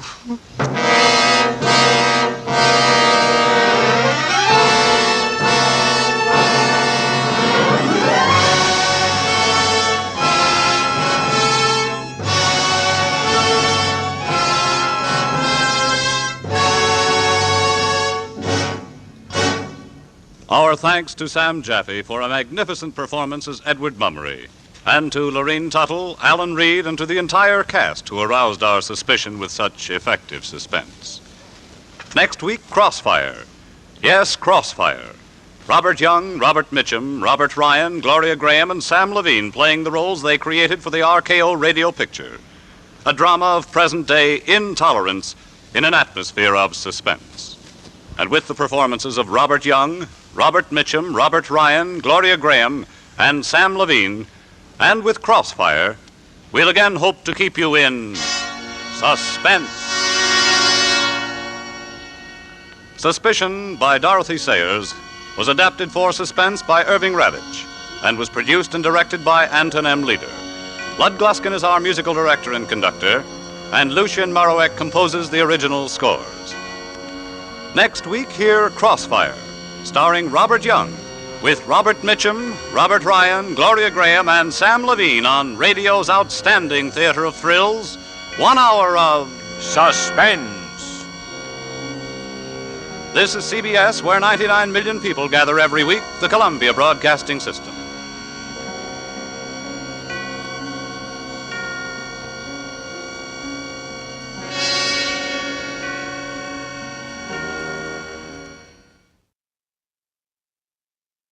This is Robert Montgomery.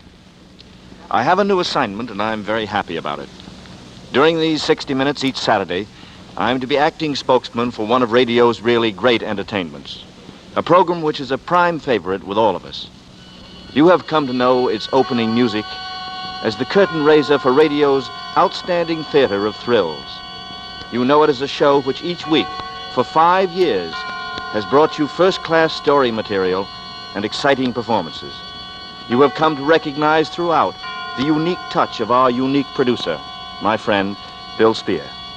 All of which can be said in one word. Suspense.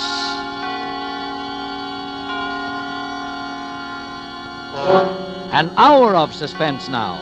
A full 60 minutes on Saturday night. And with the distinguished actor-director Robert Montgomery as your host.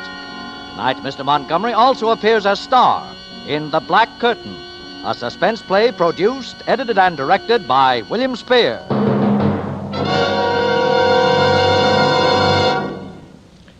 I don't have very much to say in the prologue department tonight.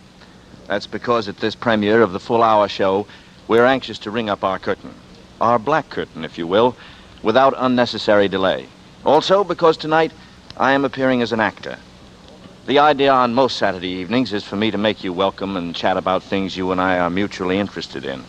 Crime, mostly, and the various types of criminal achievement, real and fictional, and the persons, actual and invented, who have committed those crimes and gotten themselves into those predicaments, and the people who have written about it and have compounded the particular brew of mystery and dangerous adventure which we serve up to you in the name of suspense. But tonight I am appearing for a good many of our 60 minutes as a man named Frank Townsend. Townsend will tell you his really amazing story in his own words, and so I think you'll hear quite enough from him without hearing more from Robert Montgomery. And so if our producer, Bill Spear, is ready, we will ring up our curtain. And now, with the Black Curtain from the novel by Cornell Woolrich, and with the performance of Robert Montgomery, we hope once again to keep you in suspense.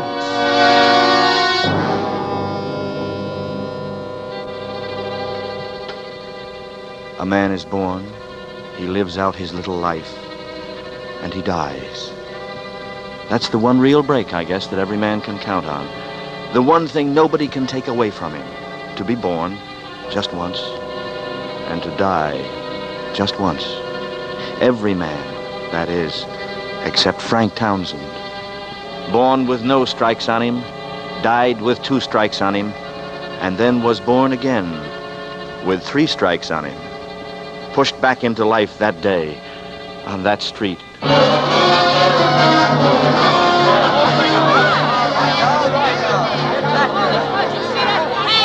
right, now, come on, I'll get back. My head was pounding like the percussion instruments beating out the anvil chorus.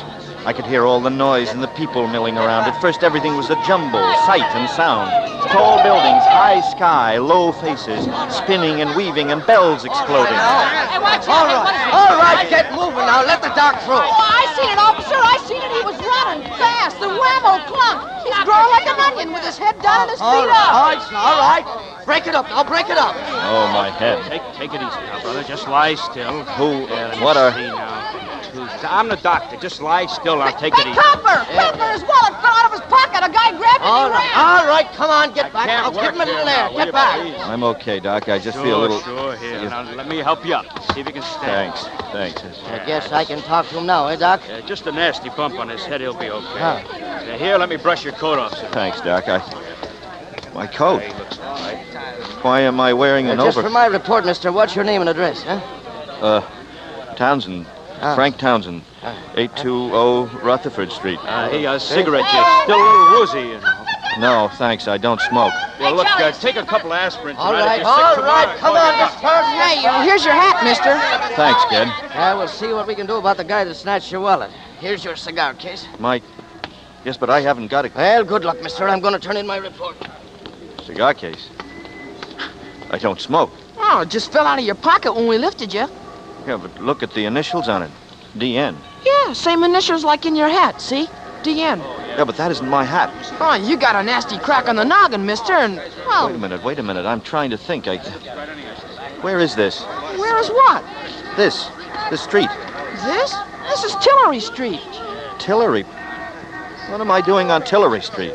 Hey, look, buddy, you sure you're okay? Well, what happened to me? Well, you were running. Very dangerous running on this ice. Well, you slipped, hit your head, and was out for about 20 minutes. Ice? After that blizzard we had last night, did you expect Mayflowers? Blizzard? In July?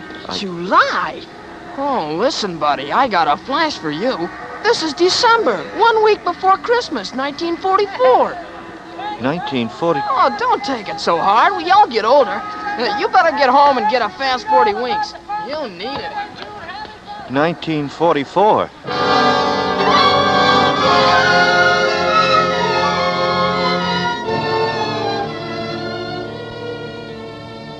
December 1944.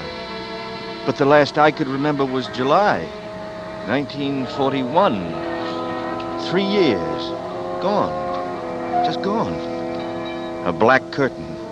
The black curtain of amnesia comes down over your mind out of nowhere. That black curtain had been dropped over my eyes for 3 years. Where had I been? Who had I been? Not Frank Townsend. Someone else. D.N. Someone whose initials were D.N. I walked along Tillery Street thinking about it. Those 3 years, I could have been married, had a family, or could have been a thief, or... No, it was insane. 20 minutes ago, I left the little office where Johnny and I have our advertising business. I was on my way to speak to a client. 20 minutes ago, I told Johnny that... But that was July 1941. There was no snow, no ice, no initials, D.N. I must see Johnny. He'd know, he'd tell me. I stopped dead. I don't know why. Something made me turn my head. And that's when I first saw him. Gray eyes. He'd been talking to the cop who took my name. He looked after me as I turned my head. He started for me. I found myself backing away. Something about him screamed trouble. He quickened his step. You! Townsend!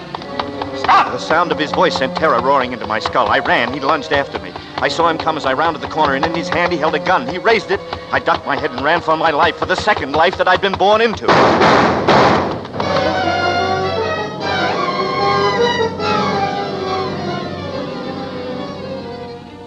It was the ice that saved me. I flew across it, my toes barely touching its treacherous surface. But Gray Eyes slipped, spun through the air, gun flying from his fingers. By the time his heavy body had thudded to the ground, I'd hurled myself down the subway steps, vaulted the turnstile, cheated the steel edge of the subway door as the train pulled out of the station. And for 2 hours, I rode the rails under the city. And for 2 hours, my stomach was gripped by terror.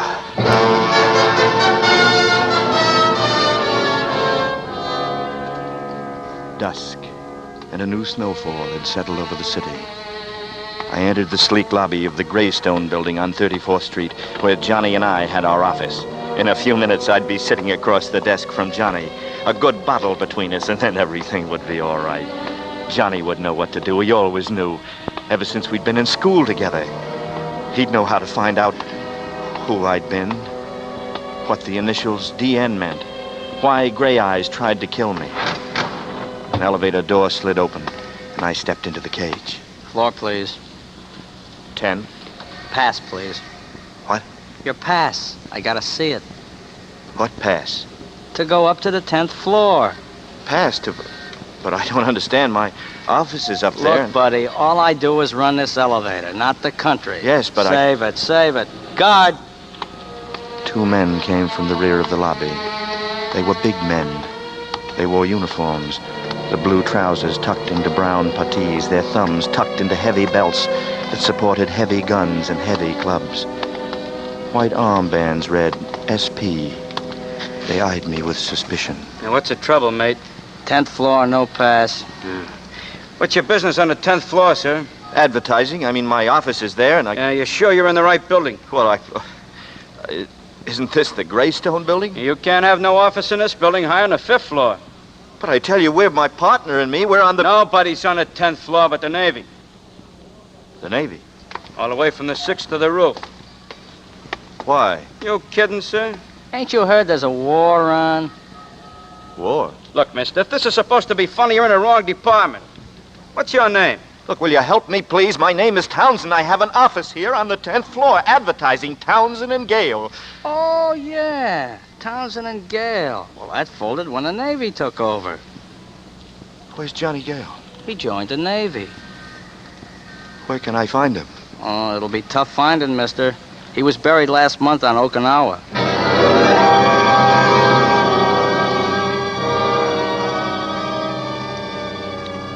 Johnny, dead. Buried on Okinawa.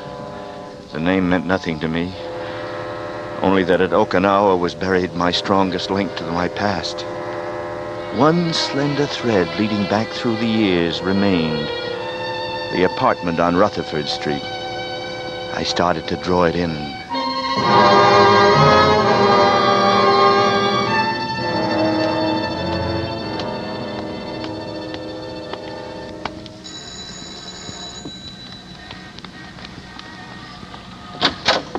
Oh, Hello, Mrs. Hudson. why, Mr. Townsend.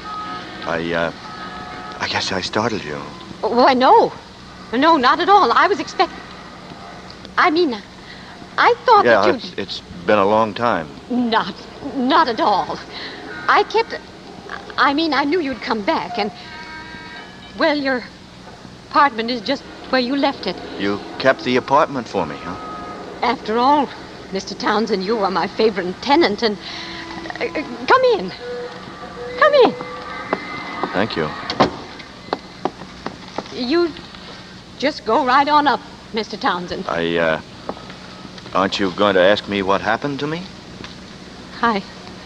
You look very well, Mr. Townsend. I'm glad you're back. And...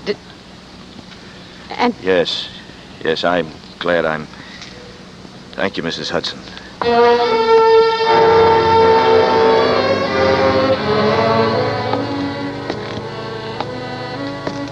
I started up the stairs. The same creaks, the same loose board halfway up. Everything the same, but everything unreal. Mrs. Hudson, unreal. I sensed her eyes following me up the stairs. I stopped, turned, looked down. She stared up at me, mouth slightly open. And for a long, long moment, neither of us spoke. Yes? Mr. Townsend? Mrs. Hudson, Yes? Mr. Townsend? well, it's nothing, but you used to call me Frank.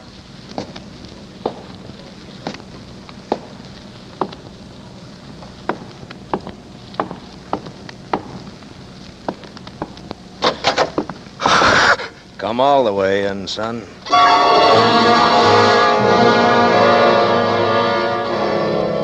He was sitting in the large chair by the window.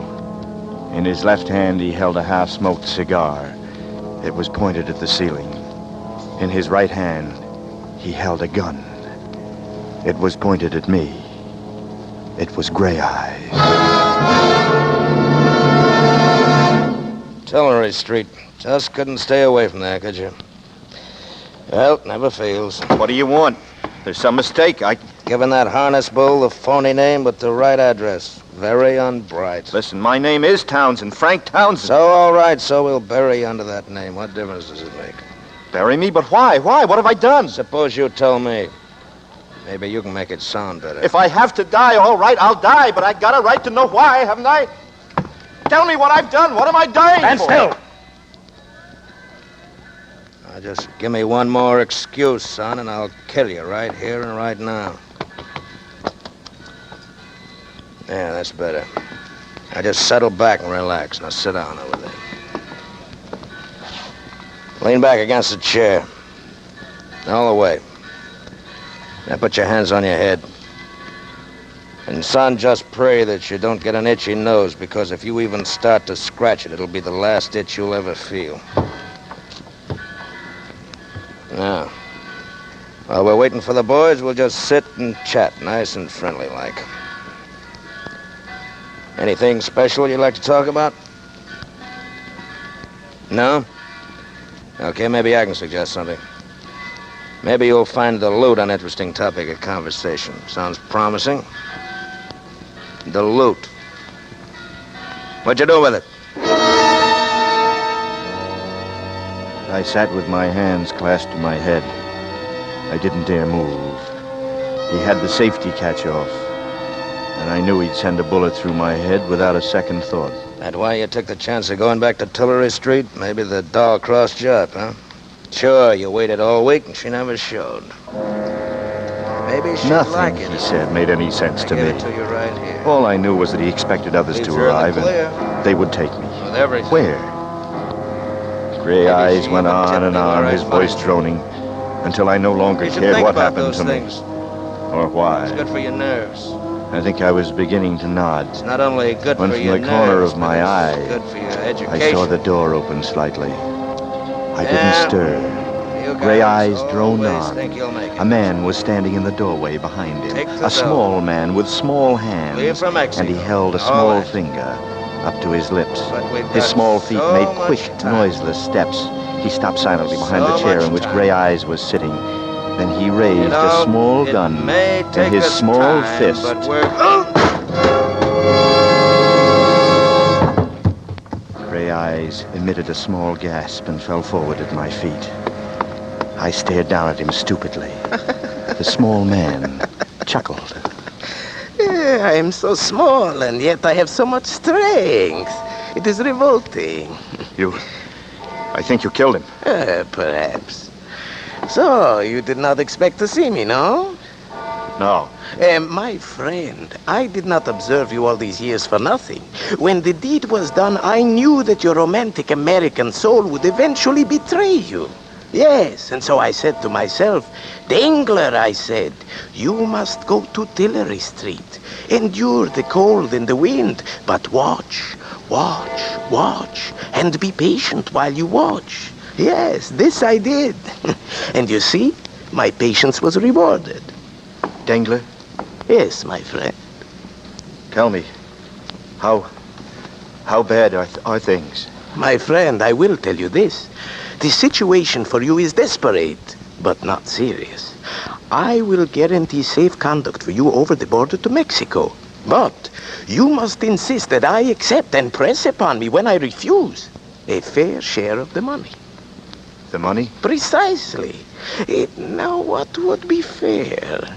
Well, in view of the difficult situation, we should share equally. Yes, 1,000 for me, 1,000 for you. And then you will give me the balance of 8,000 for expenses. Yes, for expenses. Give you 9,000. A truly fair and honorable distribution. Especially, my friend, when you consider that the 9,000 you give me is an item which is completely deductible. Yes, deductible from your income tax. I see. And suppose I refuse your offer? How can you refuse? Didn't I save your life by assaulting this thug from behind? And didn't I have the good sense to snatch your wallet when you so stupidly fell in the street? Yes. See? Here it is. It was I who took it, before the police could examine it. You have the... Let me see it. Yeah, you may have it. Here, wait. What? Where's my cards, my identification? Where's his identification, he asks. I told you you were stupid. Would I dare walk about with your identification cards upon my person? Idiot! I begin to feel it is not safe to deal with you. All right. I'll play ball. I begin to feel you have a little good sense. Now, where is the money? You think I carry it with me? Well, with a man like you, who knows? Very well, you must arrange to get it. I will be waiting for you at my office. Do not come there. Call me. Then we will contrive to meet. Is that clear? Yes. Good. Now, I shake your hand and wish you well. If you succeed in going out once more into Tillery Street and coming out safely with the money, I will be waiting for you. And if you do not come out, I will make a small novena for you. Goodbye, my friend. Goodbye.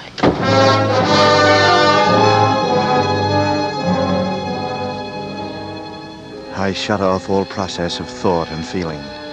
Reason was useless in an irrational world. Feeling dangerous in a dangerous one. I moved like an automaton, moving now from A to B, from B to C, from Rutherford Street to Tillery. Gray Eyes and Dangler.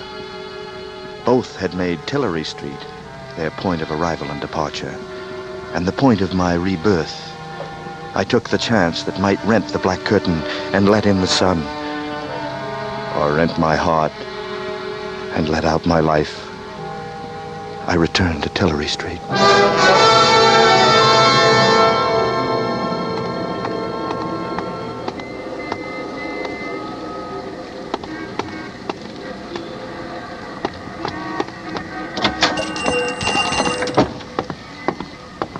Yes? Good evening.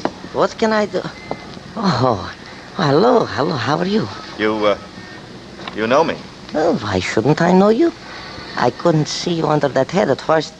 What can I do for you? Have you got an evening paper that I could look at? No, I'm sorry. I never read them. Too much trouble in the world these days, anyhow. How have you been? You haven't been around in 2 or 3 weeks. Yes, well, I've been busy. Look, Pop, I made a bet with a guy that even though you see so many customers, you'll walk right up and give me my full name. Oh, I'm sorry. I don't know it. I don't think I ever heard your name. Oh. But I know your girl. My girl? My girl? Oh, you do? Well, yes. Now maybe I can still win my bet, huh? Of course. Ruth. She lives right across the street. The Tillery Apartments. Well, that's right. Ruth. Ah. But now, what apartment? Apartment 3C, of course. Don't I take the sandwiches up there every night? 3C. Yes. Well, thanks. Will you win your bet, mister? What? Oh, yes, I think I will. What's your name so I'll know it next time? I'll tell you tomorrow. So long. So long, Pop. I'll be seeing... What's the matter? You dropped something? Nothing. Nothing. Just tying my shoe. I'd just been going to walk out when I saw him standing across the street. A man built like Gray Eyes, dressed like him. And I knew he was looking for me. I ducked down behind the store window and watched him. He looked over in my direction and then up and down the street, lit a cigarette, and then strolled down to the corner. The minute he disappeared, I yanked the door open, dashed out, and ran across to the Tillery Apartments and went in.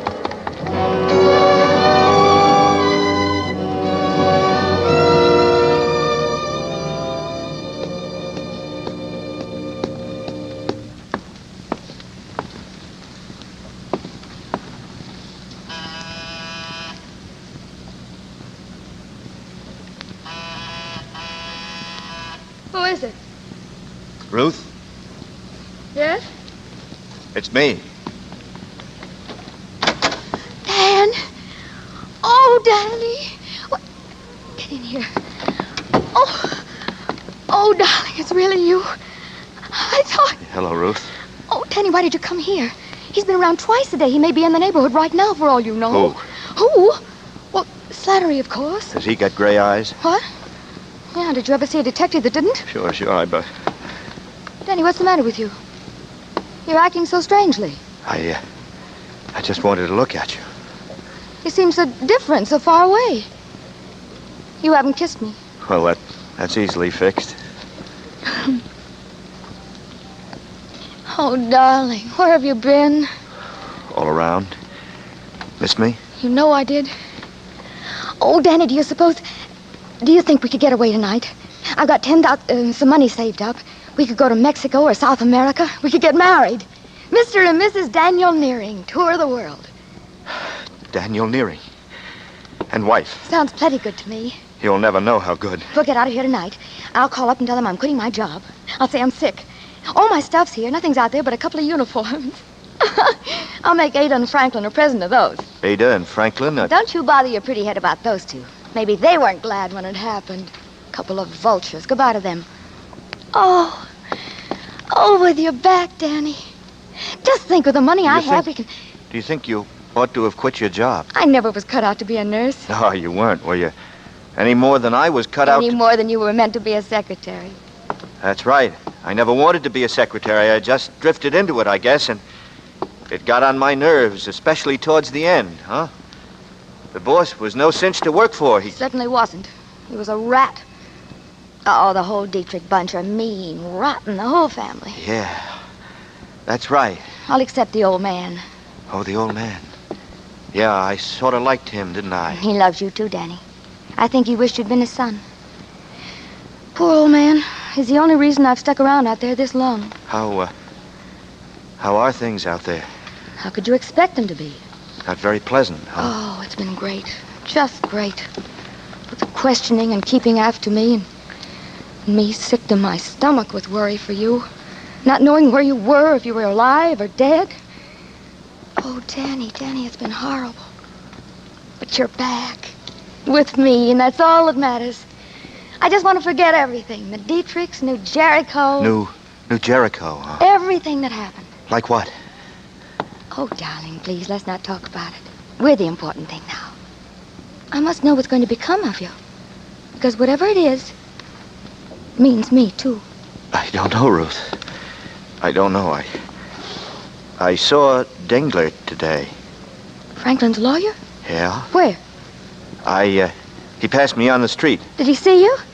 No. Are you sure he didn't? Are you sure, darling? He didn't speak to me. Well, you know how clever he is. He just let you go by and follow you. Why? Why wouldn't he talk to me if he saw me? Well, he figures you're dangerous, darling. It wouldn't be safe for him to try it alone. Why am I dangerous? Well, whether it's true or not, darling, doesn't matter. It's what he believes that counts. And he believes like the rest of them. You know that. Yes. Yes, I guess I do. Danny, look at me. Oh, my dear. Your poor, tired eyes. Your face so strained. You need a shave, too. When did you sleep last? Sleep? I hadn't thought about it. I don't remember. That you can believe, Angel. I don't remember when I slept last. Danny, we must wait until the moon is down, and we'll try to leave then. But now I want you to go in there and have a hot shower and a shave and then sleep for a while. You must, darling. You can't go on like this.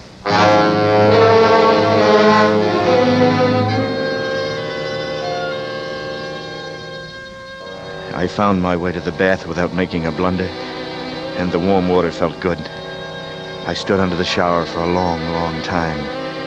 It would have been pleasant to stand out the rest of my life just that way, under that soothing spray. In the medicine cabinet, I found a safety razor, shaving cream. I usually have trouble with a new razor. It takes me time to grow accustomed to it. But this one felt just fine. I slipped into my shirt and trousers and found my way to the bedroom. On a small tray near the bed, Ruth had placed a hot glass of milk and some toast. I was hungry. I ate. I slid between the sheets and they caressed my body with a gentleness that I hadn't known since childhood. Everything all right, darling? Right now, Here, let me tuck you in and open the window. The air's good for you. I'll leave the shade up. Don't turn a light on. The dark feels warm and friendly. Cigarette before you doze off? No, thanks. I don't smoke. Sure. I like your eyes by matchlight, darling. They shine. No, don't blow it out. Let me. I'll make a wish. There. What was your wish? To be with you forever.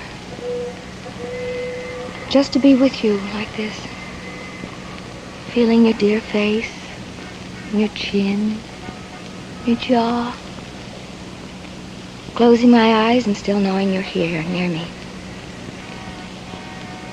This is all I want out of life. I wouldn't change places with any woman who knows and is sure she has her man forever. Who knows no one might come at any minute to take him from her. You're all I want, Danny. Forever. Now and forever. Because for us, darling, forever is now.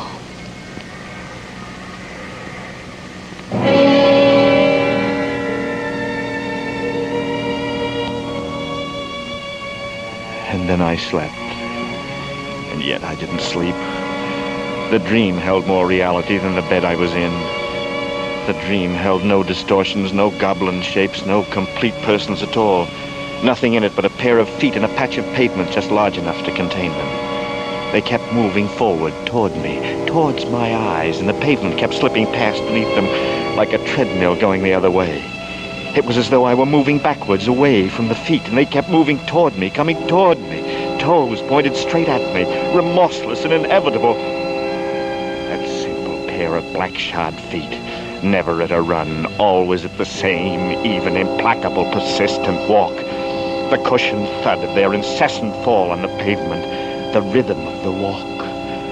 Pat, pat, pat, pat, pat, pat. The echoing night sound when streets are still with someone coming towards you in the distance. It was as though the feet knew they needn't hurry for nothing. No one could escape them.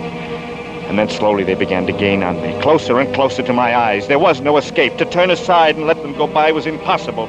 The crevice between the soul and the pavement opening and closing like a hungry mouth, grazing, threatening to trap and crush and trample me. And that's when I gasped from air and jumped from the bed.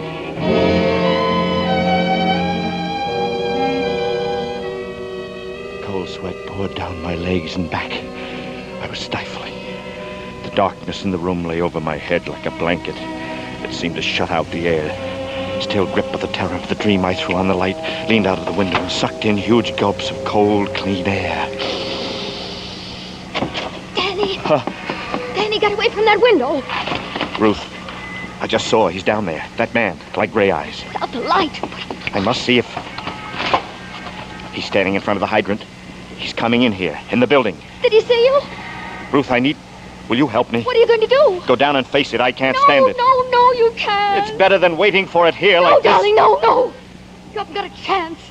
They'll send you to the chair. The chair? Well, what did you think happens to a man when he's guilty of murder? Murder? Ruth, listen to me. I'm not a murderer. If the whole world says I committed murder, I say I didn't. The me that's in me says I didn't. I never said you were, Danny. I always said you didn't do it. But they found the body and they... Oh, if only you hadn't run away. So that's it. You shouldn't have done it. Why did you come here, Danny? Why? Ruth, quick. We've got to get out of here. How about the fire escape, the shaft, the dumbwaiter? The dumbwaiter? Oh, Lock here. that kitchen door. I'll stand on top and work the ropes. I don't think it can hold us both. It's got to. Can you hear me? Yes. Oh, Danny, what do we do? We're going back there to New Jericho. New Jericho? Oh, no, Danny, don't, please. For me, don't do it. I've got to find out. We're going together. No, Danny, no, I've got the money. We can get out of here. Stop it. Danny, you're hurting me. From here on in, we're sticking together. You're going to take me back there. Back where it happened. All right, darling, all right. It's crazy, but I'll go wherever you go. I can't lose you again.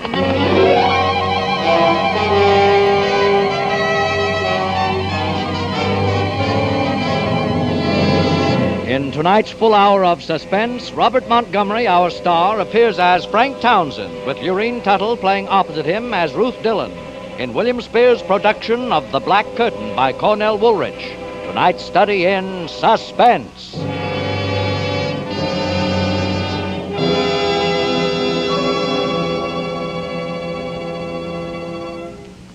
In just a moment, we will return with Act Two of The Black Curtain. This is CBS, the Columbia Broadcasting System.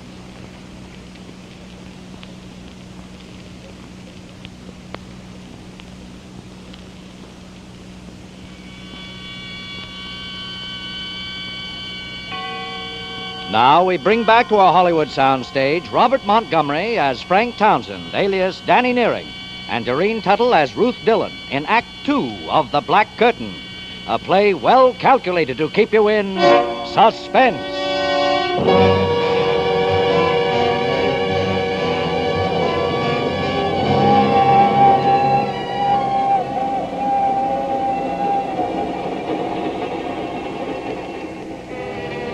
On the train, Ruth and I said very little to each other.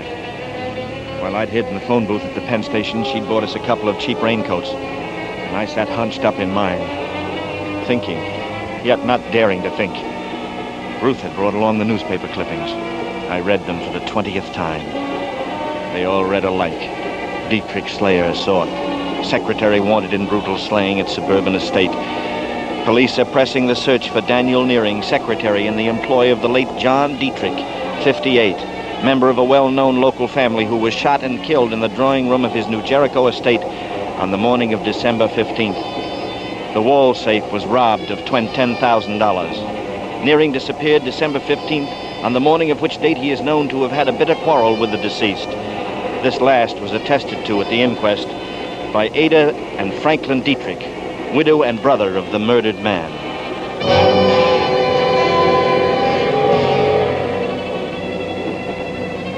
I had all the facts now. Wanted for murder. And yet everything that was in me told me that no matter who I had been, However many memories I had lost, that I was no killer, that I just couldn't have...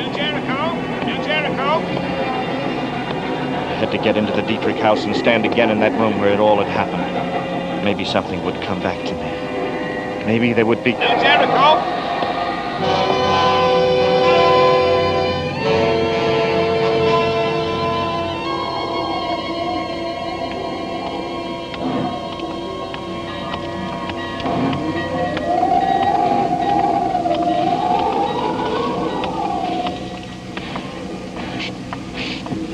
Oh, Danny. Oh, I'm so frightened. What if someone here at the station should see you? That would be fatal. Oh, darling, let's just go away. Let's go. Danny, be careful. It's the station master. He knows you. He's coming this way. Quick, behind this post. Now, don't move. Evening, Miss Dillon. Oh, good evening, Mr. April. Hey, thought I saw somebody get off with you. Oh, yes, just some man. He went to the cab stand. Oh, stranger. Oh, it's cold. Bad night. Trains lead all up and down the line. Well, this time of year, you know. Gotta expect it, as the fellow says. Just going home, Miss Dillon? Pretty shivery. Give you a lift out the Dietrich house. No, thank you. They're sending the station wagon for me. Nasty night to wait. Oh, I don't mind. Really, I don't. See where that Nuren fella, or Townsend, or whatever he calls himself now. Townsend? He was hiding out in the city on Rutherford Street under the name Townsend. City detective caught up with him, and this Nuren, he fractured his skull. Oh. Yeah, bad actor, that fella. Always thought so. Well, detectives in the hospital don't expect him to live, says here in the paper. City police have orders to shoot to kill. Oh, no. Shoot to kill. Only thing to do with a mad dog, shoot to kill. Hey there. You all right, Miss Dillon? Oh, yes, I'm just feeling... I'm all right. Well, are you sure you don't want me to... No, I'm fine, Mr. April, I'm fine. You go ahead. I'll wait for the Dietrichs in the station. Well, shoot yourself, I always say. Good night, Miss Dillon. Merry Christmas! Good night, Mr. April. All right, Danny. Listen, Ruth, what he said just now, I didn't attack that detective. It doesn't matter, darling. It doesn't matter. It does matter. It matters more than anything else in the whole world, because now I'm a mad killer and I didn't attack or kill anyone. Not anyone. It was Dengler. He hit that detective with... Danny, who would believe you? Franklin's lawyer, a man weighing less than... You've got to believe me. If you don't believe me about this, then you must believe that I killed Dietrich, too. All I know is that I love you. Quick. Oh, in the bushes.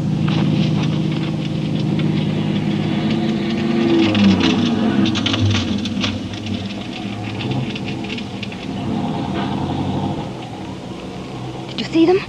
Who was it? It was Ada and Franklin in the station wagon. Then the house will be safe for us. There's no one there. No one for a while.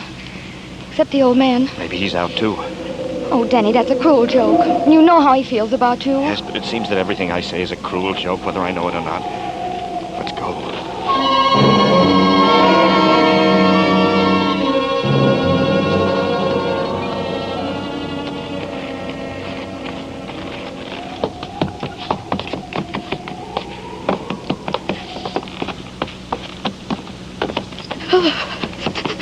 Open the door, Ruth. Hurry. I've got to see the inside. That room, the place where it happened. It's wrong, Danny. It's wrong. I'm telling you, you're crazy. They'll find you. Open the door, Ruth, quick.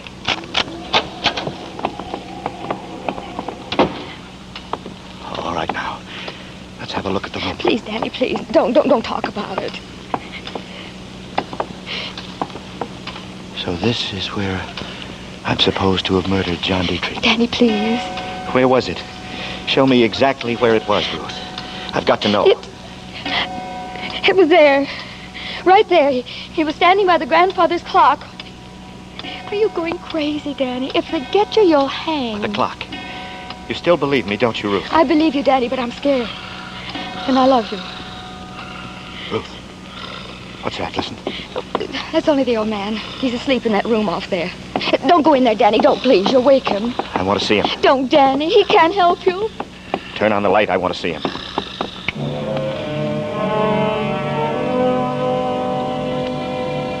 I looked at him, lying there. The old man. The old man who was supposed to love me like a son. The old man who breathed and ate and suffered, but did not live. Inert, shaped in the likeness of a human form that might have been molded out of pink dough. Cheeks sunken, limbs withered, sucking air greedily through lips that were distorted O. The old man stared up at me from his bed. Every nerve, every muscle in his body were paralyzed. He could neither talk nor move. He was doomed to endless days of seeing and hearing, filled with the secrets of others, secrets he was forced to carry to the grave with him. And this was the old man on whom I had planned my last hopes.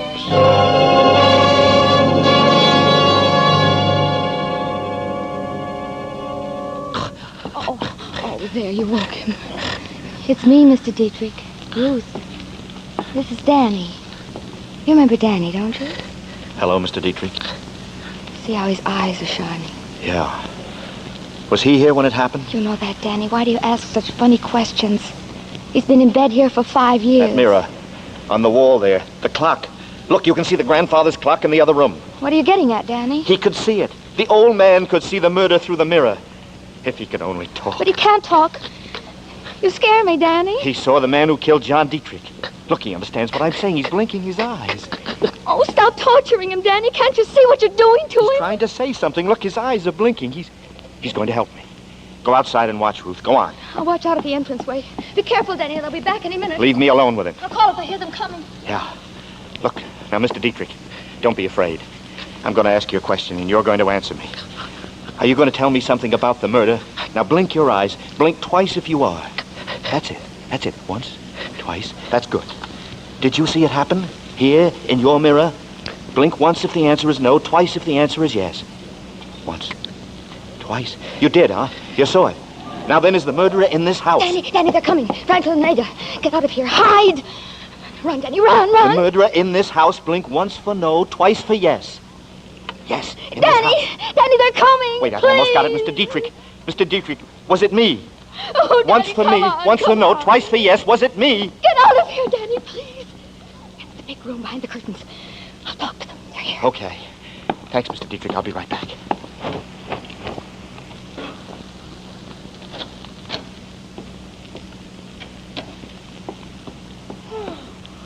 Oh, Ruth? Ruth, is that you in Father's room? Yes, Mrs. Dietrich. Oh. You here alone? Well, yes, I am. Why? We thought we heard voices. What are you so jittery about, Ruth? I'm just tired, that's all. May I go to bed now? Oh, is Father still awake, Ruth? Well, he'll go to sleep all right. I'm going upstairs, Mrs. Dietrich, now. All right, good night, Ruth. Good night. Good night.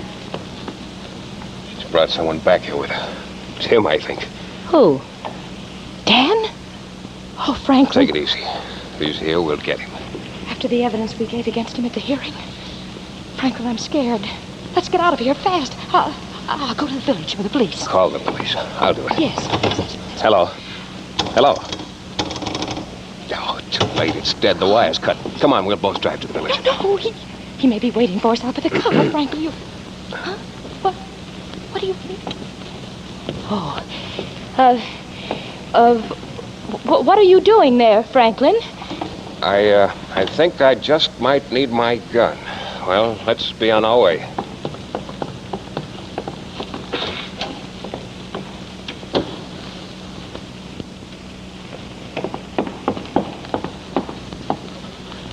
Now, Mr. Dietrich, you're helping me fine. You know I'm trying to save my life, don't you? Now, the murderer, was it me?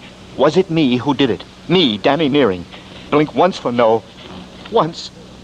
Once! You're sure? You're sure it wasn't me? You're smiling, Mr. Dietrich, you're smiling. Now, was it somebody in this house? Then who was it? Can't you make a sound? Help me, you've got to. Was it Ada? Twice for yes, once for no. Once, not Ada. All right, then was it Franklin? Was it... Up with the hands, Nearing. Up or you'll never go to trial. Franklin, you've got to listen, you've got... Shut up and drop that flashlight. Trying to kill the old man, too, huh? The murderer returns to the scene of his crime. You know I didn't kill him. Tell that to the police. Ada'll have him here in a couple of minutes. Where's your girlfriend, Ruth? She's not here. I don't know where she went. Never mind, they'll find her. And a dead duck, Nearing. Killed my brother and beat it, huh? What did you get out of it? That's always puzzled me. You killed your brother, and now you're going to kill me. Oh, you've gone nuts, too. Why should I kill my own brother, you idiot? To get his share of the estate and his wife, Ada, among other things. But you can't stop with killing me. Someone else knows the truth. The old man saw it in the mirror. You'll have to kill your own father, too. The old man saw it? He How do you know? told me. He told me. You're lying. He can't talk. He can't even move. He can hear, and he can blink his eyes. Come over here and look. Look here, I want... Oh, Ruth! I had to do it, Danny. I heard him. He was going to kill you. Here's his gun, Danny. Take it. But, Ruth, you shouldn't have in another minute. I'm not sure it was Franklin. Dan, darling, please, let's run for it. They'll be here in a second. It's your last chance.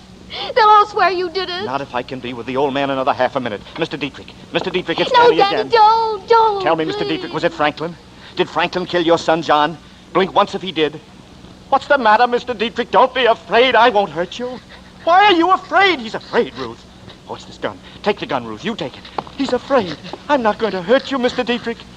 What's the matter? Why don't you answer me? Who killed John Dietrich? It wasn't me. It wasn't Ada. It wasn't Franklin. But someone in this house. Was it... Ruth? Ruth?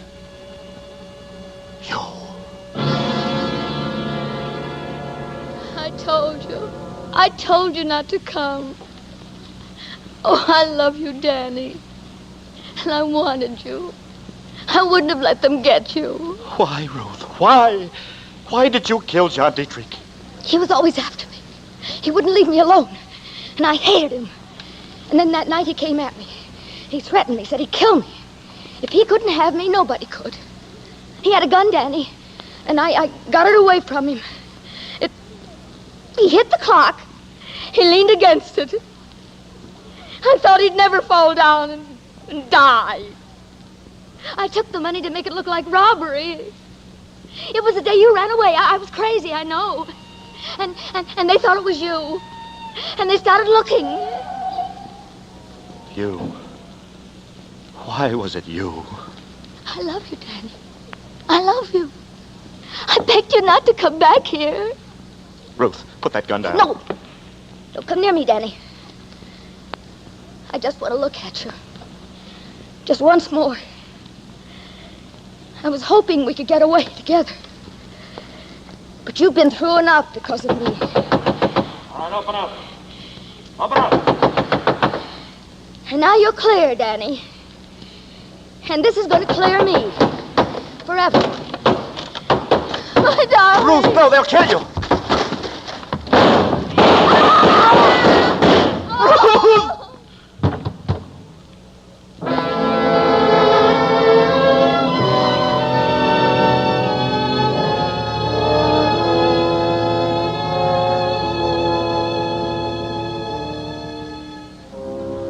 Well, that's about all there is to tell, I guess.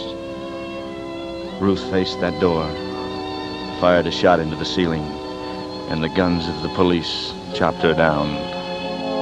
That's the way she wanted it, I guess.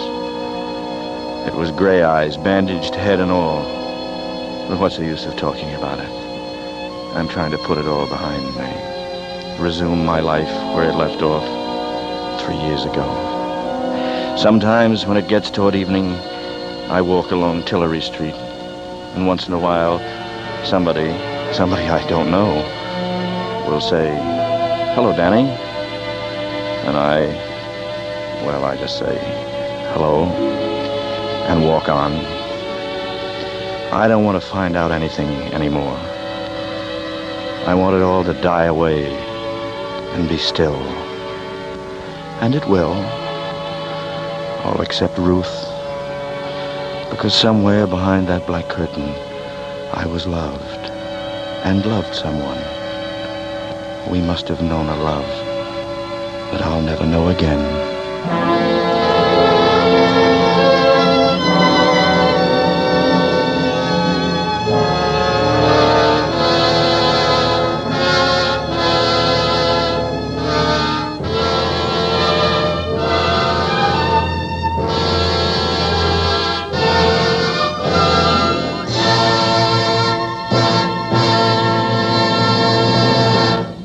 And so closes The Black Curtain, tonight's tale of Suspense. In a moment, the spokesman of Suspense and tonight's star, Robert Montgomery, will be back. For the benefit of latecomers among our audience, may we say that Suspense is now being heard as a full-hour program on Saturday nights at this hour, 8 to 9 o'clock Eastern Standard Time. Suspense, as always, is produced, edited, and directed by William Spear.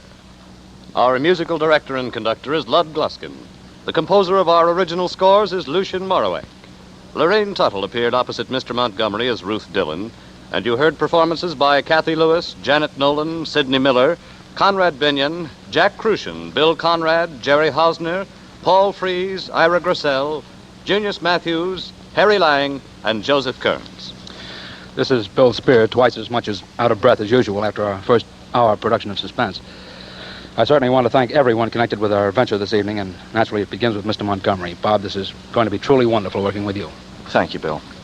We didn't have much more time, and we don't have much more time, and I think all of us are about ready to wrap up and go home. In the next weeks of Suspense, we plan to bring you the very best of novels and plays. Stories by such acknowledged masters and mistresses in the art of suspense as Mary Belloc Lowndes, Dashiell Hammett, Agatha Christie, Eric Ambler, John Buchan, James M. Cain, Graham Greene, Raymond Chandler, Sir Arthur Conan Doyle, and last but by no means least, Mr. William Shakespeare. Mr. Spear and I, and all of us, would be tremendously interested to know what you think about the new Saturday night full hour of Suspense. Any suggestions and comments that you may have will certainly be valuable to us. We hope that from now on you will want to set this hour aside each week and leave the door of your radio ajar for us. See you next Saturday. Robert Montgomery is currently being seen in the Universal International production Ride the Pink Horse. Don't forget, next Saturday, 8 to 9 o'clock Eastern Standard Time, another 60 minutes of Suspense.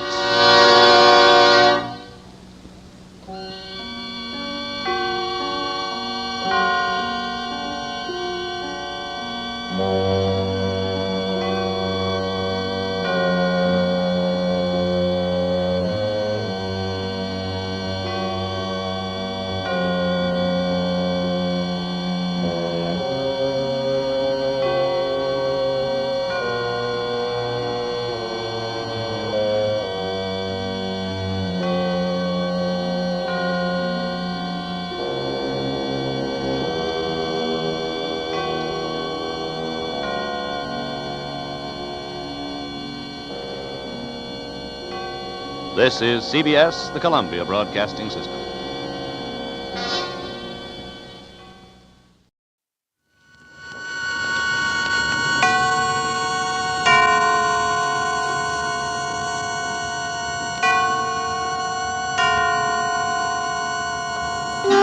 Suspense.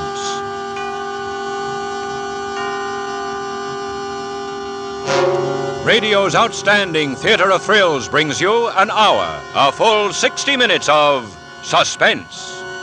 Tonight, our star, Mr. Edmund O'Brien. Our story, The Blind Spot, by Lois Eby and John C. Fleming. A suspense play produced and directed by Anton M. Leader. It sometimes happens with men and institutions who deal only in facts, formulae, and the cold logic of scientific deduction. They often underestimate or overlook the unpredictability of the human element. They may covet reason and disregard instinct and emotion. Tonight, against the background of Rogers International Research Institute, pulse of the nation's opinions, we meet Eric Strange, Leland Rogers, Mona Bartlett, and Gregory Rome in a dramatic combination of logic and fear. And now, with the performance of Edmund O'Brien as Eric and with The Blind Spot, we again hope to keep you in suspense. Each of us has a blind spot. Some have many. Blank walls in our minds or memory or opinion. Walls which we cannot penetrate and so we're held back. Or because we can't or won't understand, we try to draw away from the world, run from it, because the blind spot has made us afraid. I started writing books about this during the war. Maybe you've read or heard about them. Blind Spots by Eric Strange. Well, whether you have or haven't, there's little bearing on what I'm about to tell you. I mention it simply by way of introduction, not to myself, but to fear. Yes, it was the blind spot of fear in the mind and heart of Leland Rogers that led to... Well, I'm getting ahead of myself. Perhaps it's best that you meet Leland Rogers and see him as I did that day when I went to his suite in the Park Central Hotel to settle a business matter.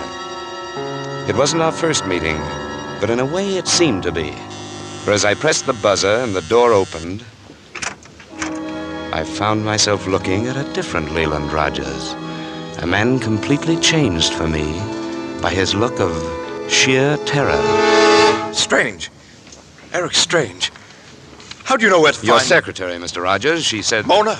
She had no right to tell you where Miss Bartlett is worried about you. So is your partner, the whole staff. You know, Rogers, when you first approached me as a possible client, I was invited into your office, offered cigars, a drink. I'm sorry, Strange. Come in. Thank you. Never did like to hold a conference in a hotel hallway. But there's to be no conference. Understand, Strange. I thought I made it clear we can't handle the survey for you. Now, I suppose if I suggested that Rogers International Research could be sued for breach of contract, I might not be offered a chair. You have grounds for a suit, of course. Sit down. Thanks. Much better. Now, Rogers, what's it all about? Why did you really call things off? It's exactly like I told you on the phone, Eric. No mystery about it. Albert LeBlanc, our European supervisor, was killed yesterday in a crash at Le Bourget Airport. Too bad for the supervisor. His organization of our overseas offices was a one-man miracle. That was a mistake, of course. Won't happen again. But in the meantime... The survey on my book is impossible. Quite. Well, your partner, Jim Carr, now... Yes, he doesn't agree, I know, but Carr isn't running that end of the business, Strange. He shouldn't have even been talking to you. He just happened into the office while I was with your secretary. He seemed quite upset. Yes, he's always upset, but whatever he had to say means nothing. I suppose not. But he was enthused over the plans you people had. Yes, he's always enthused. However, in this case, I was myself. You know that. Yes. That's what confuses me, Rogers. You seemed so anxious to establish the validity of the book's premise. I believe in that premise, Mr. Strange. I believe every word of your book, Blind Spots. I agree that the American has the highest natural demand for freedom and guards that freedom with unequaled personal responsibility for national welfare. The survey could have proved that belief. I know. Or proved it to be wrong. You know, in that event, had we discovered my premise to be arrogant assumption, I intended that this would be the last edition of Blind Spots. I understood your intention. People without freedom are happier without facts. Yes. However, Mr. Strange, under the circumstances, with my organization powerless to conduct an immediate survey, I don't see what use there is... Sit down, Mr. Rogers. What? I said sit down. Or better still, fix us both a drink. Because I'm not leaving. Now, see here, Strange, you're wasting your time. I've told you it's all off. I've given you a good reason. You can take your business to Universal Surveys or sue me for breach of contract. I don't care. I care, Rogers. I want to know who threatened you. Threatened? I should have warned you months ago. Threats would be a nuisance item you'd have to figure on with my survey. There have been no threats. Not at all. I think there have. I've been threatened regularly since the first edition of Blind Spots. First by radicals who call the book reactionary, then by reactionaries who suggest I'm proposing revolution. There have been no threats. No threats, Strange. It's simply that my key man, LeBlanc, in our foreign office is at this very moment as alive as either one of us. What? What are you saying? What you've been saying is more important. A call came in while I was at your office. Miss Bartlett took it. It was from LeBlanc. You let me lie, Strange. Yes, because it made you feel easier. It might make it easier for me to discover what kind of fear you're living with. This doesn't change anything. We're not handling the survey with or without a reason. Nothing helps your kind of fear but action, Rogers. If it's a free-for-all, I'd like to get in. Would you care to fix those drinks and tell me about it? Strange. Were you ever so afraid? It was like leprosy. You felt your mind, your body rotting away. Once, sitting on the ground, during a war that sometimes seems like it didn't happen. There was a length of barbed wire in front of me. Day after day, night after night. One day I tried to walk through the wire. They pulled me off, and I tried again. And again. After that, I had some kind of fever. Now it's your turn. I'll get the drinks. I'll need one telling you this.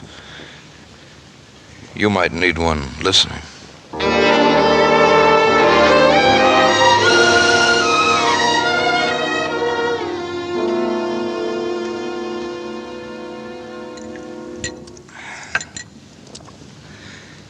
Very interesting, Rogers. All of it. And where is this little black book? Right here. Looks harmless enough. Lots of people carry them. You just use it for memoranda? That's right. Dates, places, stray ideas I want to jot down. Mm-hmm. Certainly nothing unusual about that. But the last 4 pages of the book, take a look, Strange. Read those last 4 pages. Just one line to a page. That's right. And not one of them seems to make any sense. Now you know why my partner, my doctor, even my secretary are beginning to guess. I don't understand. Why did you write these things? Would you say that I did write them? The handwriting's the same. Or a very clever imitation. Exactly. I wrote all the previous pages. Those last 4 I didn't. Oh, perhaps you only... Oh, no. I didn't write them and forget them. After the first 2 entries, I mentioned this to Dr. Whitehurst. He explained it. Said I'd had the book on my bed table and wrote it in my sleep. That would be my guess, too. And quite possible, except that after that, I left the book at the office. The other 2 messages I found on different afternoons during the last few days. I didn't write them. Perhaps it's the work of a practical joker. Someone... Oh, no, Strange. I have other aberrations, too. They began soon after the first message in the book. Such as? I hear the telephone ring. Well? There's no one on the wire. I answered doorbells. There's no one at the door. One night I woke with a spotlight in my face. No one was in the room. You found the 3rd message yesterday? Yes. And called you that our deal was off. You're lucky, actually. How would it be for your survey to have it come out later that the head of the research organization was off his rocker? Not good, but I think... Not good. Let's leave it at that, Strange. Wait a minute. This weather report clipped to the last page, you found it this way? This way. Well, the report says generally clear with rising temperature, and the entry, it will still be gloomy when you go home. Funny. The combination mean anything to you? Yes, it means something to me. It means I'm going to die tonight. Oh, that's ridiculous. Is it? The writer of these notes would be a superstitious person, Strange. Today is the 13th. I don't make sense, do I? No, you don't. Delusions. Good night. You have no idea who the writer of the messages might be. I know who it is. He's in my office, and he has every reason to kill me. But I don't know how to identify him. If I did, I might not be afraid. Blind spots again. Yeah. They're with us all. Yes, I suppose so. Look, Strange, I've told you more than I intended to. Now, get out of here, will you? You've got a lot at stake in that poll of yours, and... You know, maybe I figure there are things even more important than 4-nation polls. People. Their troubles. People like you, Leland Rogers, a man who was once strong enough to build a great organization from nothing. Will you get out? You've got to fight, Leland, and I'll help you. There's nothing I like better. Good Lord, Strange, didn't you hear me? I said get out! Why? If I wanted a bodyguard, I'd hire one. You've done it. And for free. This is my own mess. Why do you want to get yourself into it? I don't. Never do. Look, this is strictly business. Tonight, I bodyguard for you. Tomorrow, you throw away that little black book in the ash can and go on with my survey. I don't know what to say. You're sure you can't identify this man? The Burnham Detective Agency in New York is working on it for me. If I can break through this fog, maybe I can give them more to go on. blind spot in your memory? Something like that. Maybe if you told me the whole story, it might show up. It might. Only well, Embarrassing, huh? It's a long story. Well, we have a long evening on our hands. It's only 7:30. 7:30. You had to be somewhere? Oh, no. Look, Strange. Eric. That's better. I've decided that I can trust you. Thanks. I think I'll take a shower, climb into a robe. Then I'll tell you... The works? Everything, yes. Go ahead with your shower. I'll wait.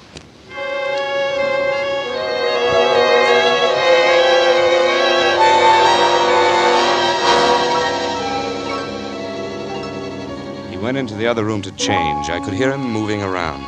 Then, a few minutes later, he turned on the water in the shower. I couldn't help feeling sorry for him, the way he seemed to be dodging shadows. He'd been in there about 10 minutes when the phone rang on the desk. Shall I get it, Leland? He didn't seem to hear me. I wasn't sure if he'd want me taking his calls, but I took a chance.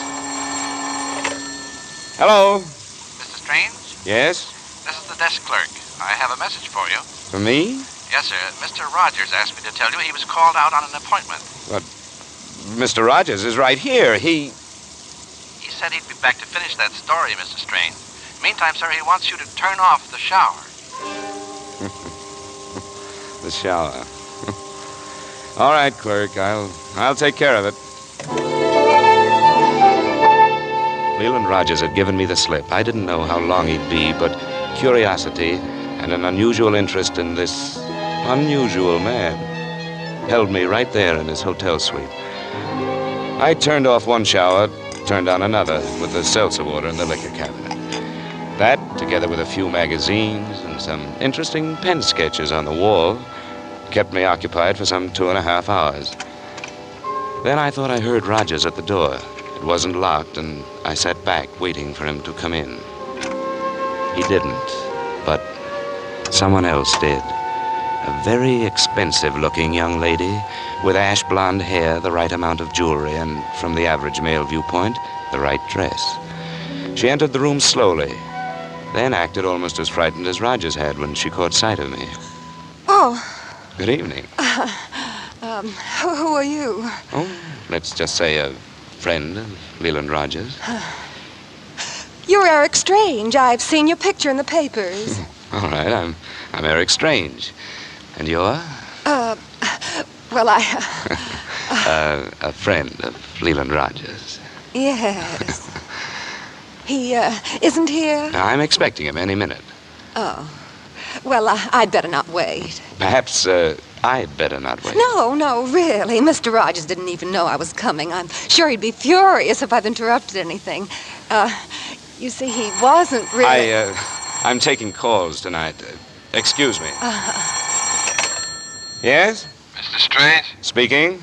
This is Lieutenant Mannix, homicide. Homicide? Yes, Lieutenant. I was just checking, and the desk clerk tells me you'd been with Mr. Rogers part of the evening. Well, yes, I have. He stepped out a while ago. I expect him back soon. Don't. He won't be. Oh? I'm calling from his office, Mr. Strange. Leland Rogers is dead. Rogers? Dead? Oh, no. When did it happen, Lieutenant? How? About an hour ago, watchman found him making his rounds. Single shot did the job. Will you come over, or shall I'll leave right away. Good. What is it? Our mutual friend, Leland Rogers, was shot to death. Happened in his office. I'm going over there. You'd better come with me. No, I can't do that. Why not? Well, I can't get mixed up in anything like this. Maybe you already are, Miss... Milner. Gerald Milner. Listen, Mr. Strange, you must believe me. I only met Mr. Rogers once before. How do I know that wasn't an hour ago in his office? Well, I haven't been out of the hotel. We live here, too. We have the suite on the floor above. We? My husband and I. Oh. Oh, I see. And he wouldn't like this. He wouldn't understand. I guess not. Have you been up there with him for the past few hours? No, I was alone. Well, then how do I know that you... Oh, it's easy to prove that I didn't go out. Just check room service. I've sent down for things all evening. I was bored. That I believe. Oh, please, Mr. Strange, now you won't implicate me. I'll, check with room service.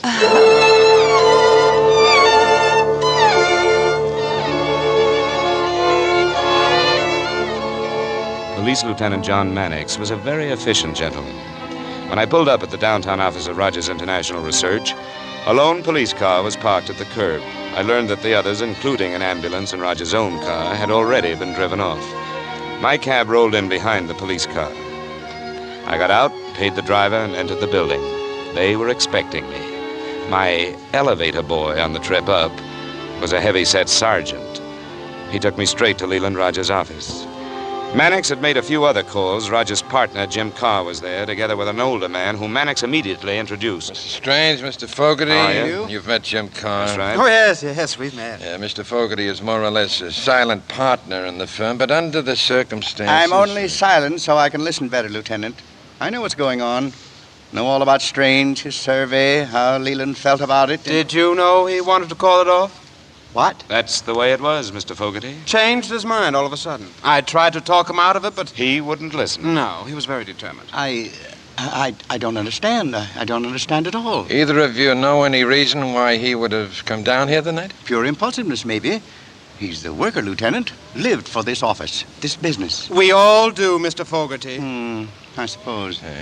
He had been actually, usually lately, worried, like he had things on his mind. Leland always had things on his mind. But he did behave oddly, Lieutenant. We've been worried about him. Yeah? And the rest have. I haven't. What are you getting at, Lieutenant? Suicide? Right. Unless one of you might be able to suggest an enemy. Leland had no enemies. Everybody loved the boy. I wouldn't go that far, Mr. Fogarty. Here now, Carl. The man's dead. Don't you say anything... Gentlemen, I believe there's something I should tell you. Huh? Go ahead, Strange. Unless I'm mistaken, you were the last person to see Rogers alive. You are mistaken, Lieutenant. Huh? There was a hotel clerk, and if this wasn't a suicide, there was also his murderer. I stand corrected. Thank you. Now I'll tell my little story, or rather, Leland Rogers' story.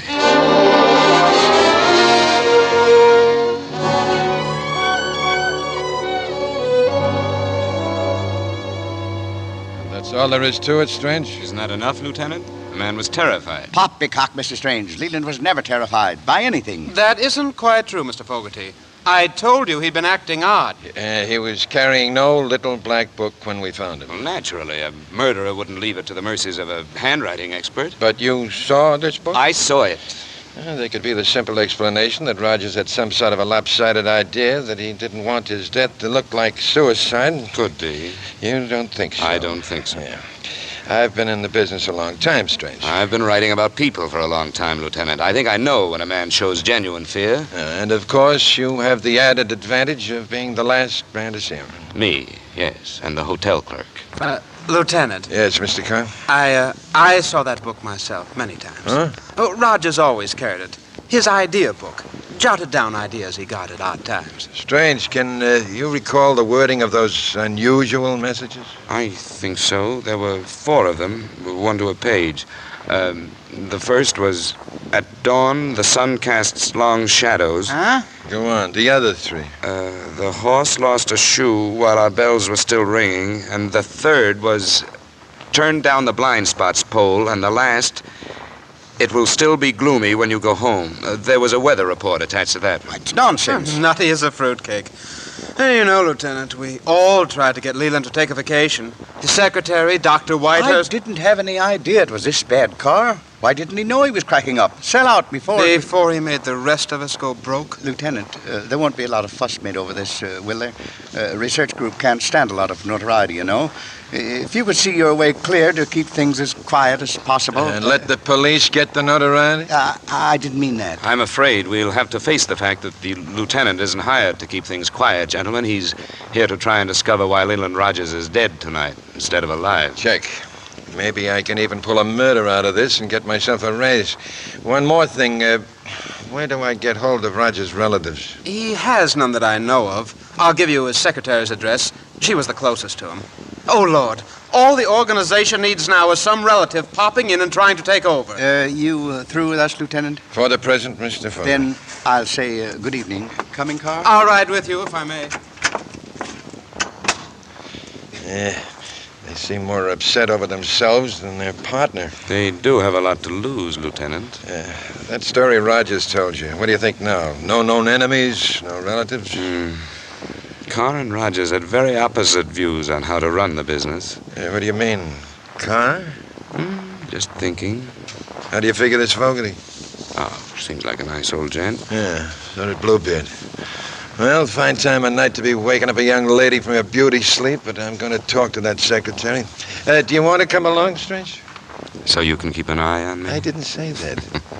No. Matter of fact, I'm bursting to go. If you hadn't asked, I might have been over there so fast I'd have answered her door for you. Yeah, that sounds like a man almost fast enough to be here tonight and back at that hotel in time to answer my phone call. Why don't you check with room service? I might. What's so funny? Oh, nothing, Lieutenant. Nothing at all. Let's go call on Miss Mona Bartlett.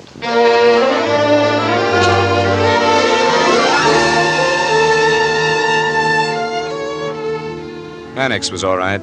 I found that out as we drove across town. He was just a hard-working fellow, anxious to do his job and do it well. I liked him, but I didn't share his growing theory that this was a simple case of suicide.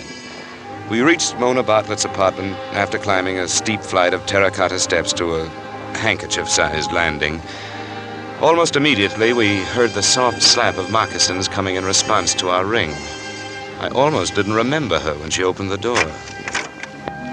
In white robe and slippers, her hair hanging to her shoulders, she was slight, childlike, a totally different creature from the formidable, efficient office guardian of the late Leland Rogers. Come in, please. Jim Carr called me. Told me what happened. Oh, I'm sorry. Do sit down. Thank you. Sorry to disturb you. Disturb me? Here, Miss Bartlett, you sit down. I'm sorry, but when Jim called, I felt like I was in the middle of a bad dream. I kept thinking it. But now, when you coming here... Jim must have told you Lieutenant Mannix wants to contact the next of kin. He thought that you... I really can't help you much there. Mr. Rogers wrote to no relatives. Mentioned none to my knowledge. Yeah, he was a lone wolf. Maybe in his room or in a safety deposit box there'll be something. Oh, one more thing. Do you know of any business appointment he had tonight? No, I don't. Could have been meeting any one of the 80 people in the office. Do you know of any man in the office that he might have been afraid of meeting? No. Then there were the hundreds of past and present clients of the concern. Look, I'll give you the key to my desk, Lieutenant. You can check our appointment books. Thanks. Don't think I'll find anything, but you never know. Wasn't there a doctor you wanted to talk to, Mannix? Dr. Whitehurst? Yeah, that's the name. It's Hilldale 7757. I'll try him. Well, that's about all, Miss Bartlett.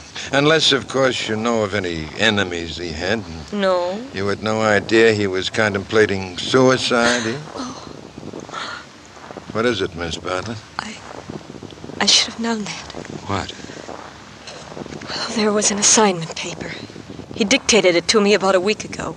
Said it was confidential. What was it all about? His voting shares of stock in the company. He assigned them to Jim Carr. Oh? I remember he said this would be until a certain situation was cleared up. You had no idea what that situation was? No. Carr knew about the assignment? He still doesn't. It's in Mr. Rogers' safety deposit box. He said that no one, not even Mr. Carr, must know. Well, he'll know now, all right. Yes, he will. Say, how did those two get along? They had different ideas, but they complemented one another. Both knew it. The company meant everything to both of them. Yeah, okay, thanks, Miss Bartlett. See you tomorrow. Oh, Are you all right? I will be. Could you stay for a few minutes? Of course. Go ahead, Mannix. I'll get in touch with you. You won't have to, Strange. We're always around. You'll find the liquor in the cupboard above the sink. And? And Jim Carr wanted you to call him back. After Mannix left, if possible. Know what he wants? I can guess. He never approved of calling off the survey on your book. It's my guess, too. I'll sleep on it. Call him in the morning. Whatever you say. Oh, I feel like a fool going to pieces like this. Really, I'm not a goofy stenog in love with her boss. You should have been. He seemed like a lot of man. Oh, he was. A powerhouse. He was the heart and soul of that business. They'll all be lost without him. I'll be lost. Oh, if I'd only told someone about that assignment. Oh, if I'd only... please, take it easy. That's the bad part about a thing like this. Everybody thinks about what they might have done. Chances are, Miss Bartlett, there wasn't any way you or anyone could have stopped it. Do you believe that? Yes. She buried her face on my shoulder. I could smell the fragrance of her skin, feel the convulsive movement as she cried it out. She stayed there until her breath grew even again, peaceful, her taut body relaxed. Then abruptly, she pulled away from me, stood up. I want to call Greg. Greg? Greg Rome. He's one of our research workers. Mr. Rogers thought a lot of him. Oh, of course. Thank you very much, Mr. Strange. Not at all. Do you want me to call a taxi for you? No, I'll walk. Good night, Mona. Good night, Eric. Operator? I want to put in a call to San Francisco for Greg Rome at the Wilkins Hotel. That's right. Greg Rome. I went down the stairs wondering if I wasn't being a little foolish about the whole matter. I tried to tell myself that I ought to tab that story of Rogers for what it probably was and accept Mannix's ideas about the case. I guess I just about decided that way as I came out of the building and stepped off the curb. That's when I heard the car come roaring around the corner behind me. Look out! What are you doing? You'll run me down!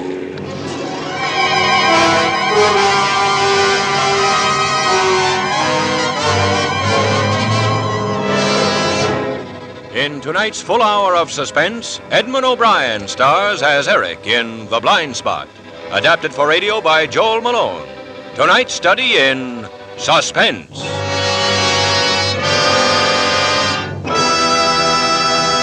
In just a moment, we will return with Act Two of Suspense. This is CBS, the Columbia Broadcasting System. And now, back to our Hollywood soundstage and Act Two of The Blind Spot, starring Edmund O'Brien. Eric Strange has known fear. And this night he has seen the brilliant mind of Leland Rogers overpowered by fear. A fear that has cost his life. Now it is Eric's life that is in danger. This man, whose business it is to deal in facts, has been driven by instinct and intuition to dismiss the verdict of suicide against his friend Leland Rogers in favor of murder. And this course has led him into the path of a swerving automobile. And now, with Edmund O'Brien as Eric, and with Act Two of The Blind Spot, we again hope to keep you in suspense. Time was irrelevant. Seconds, minutes, hours. But when the first bright thread of consciousness broke through the pattern of darkness, I had the feeling that I hadn't been knocked out for long. The damp night air chilled me as I lay sprawled on the sidewalk. I got up slowly, wondering why I was still alive. I discovered one thing for sure. Someone had wanted me out of the way badly enough to risk his own neck in jumping his car over an 18-inch curbing.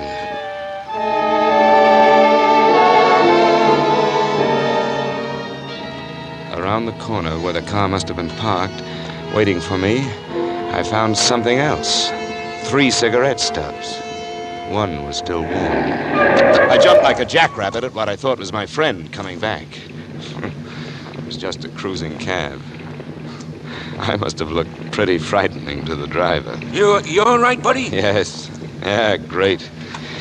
Take me to the Park Central Hotel, will you? The Park Central?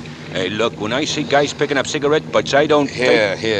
I got plenty of money here. Yeah, get going. Yeah, get going. I'm going all right. Going nuts.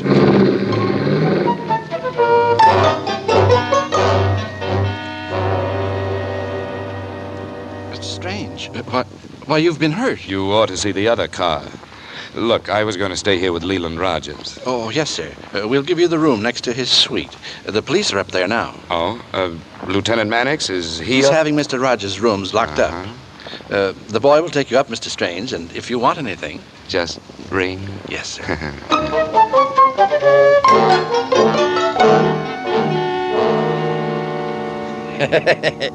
What happened, Strange? Try to kiss her?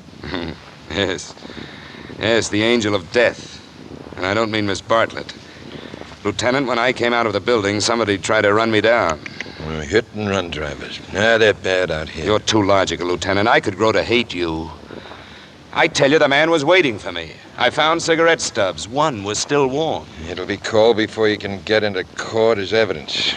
Let's say a hit-and-run driver, huh? I'm not talking to you anymore. Find anything next door? Not a thing. And Mac just called from headquarters. Only fingerprints on Rogers' gun were his own. Want to say somebody wore gloves? Okay, I'm too knocked out to argue. I'll run along, Eric. You better get yourself some sleep, and maybe tomorrow... Yes? You'll decide that I know what I'm talking about. Maybe I've already decided. I doubt it. You're the stubborn type. Think so? Definitely. Well, I'm forgetting all about the cases of right now. Oh. That must have been a Cadillac. A big one. Sorry I accused you of playing post office. It's all right. Night.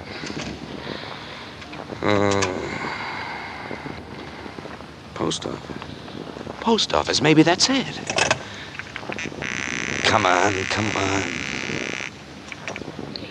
Switchboard. Get me the post office. I want to speak to the postmaster. Huh? Are you kidding? It's 2 o'clock in the morning. Huh? Oh, sorry.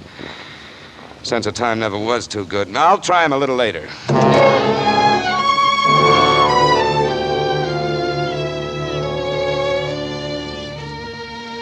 The post office hunch was a wild one, but I followed it through. I was there bright and early talking to the supervisor. Would you repeat that request, Mr. Strange? Certainly. Now, I want You want a list of people who've applied for post-box rentals in the last 2 weeks. Right. I hate to turn you down, Mr. Strange. I know about your work for the State Department, but what the devil do you want with those names? Well, a friend of mine was corresponding with the Burnham Detective Agency in New York. Now, I don't think he would have wanted his correspondence to go through his office. We couldn't open any letters, you know. I know, but there probably aren't any. I just want to know if he rented a box. Look, I checked with Henley upstairs. Oh, well, that's different. Why didn't you say so? Let's have a look here. Last 2 weeks, eh? Only one name. Lance Martin. Box 208. Lance Martin. Perhaps he... Look, I'll be back. You've been a big help. Thanks a lot. Hey, where do you think you're going? I'm terribly sorry. I'm in a hurry. You certainly are. Yes, I have to make a New York call.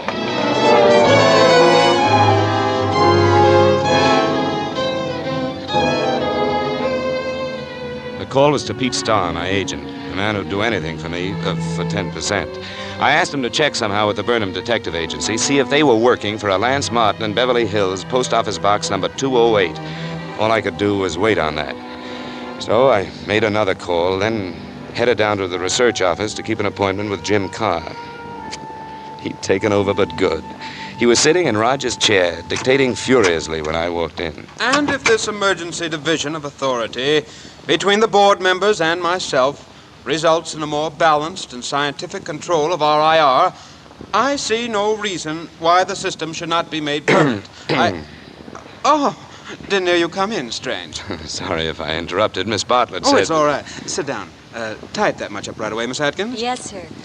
I caught that last paragraph about your dividing control. It's a method I've always advocated. It's an excellent time to install it after that assignment of Roger Stark. Oh, yes.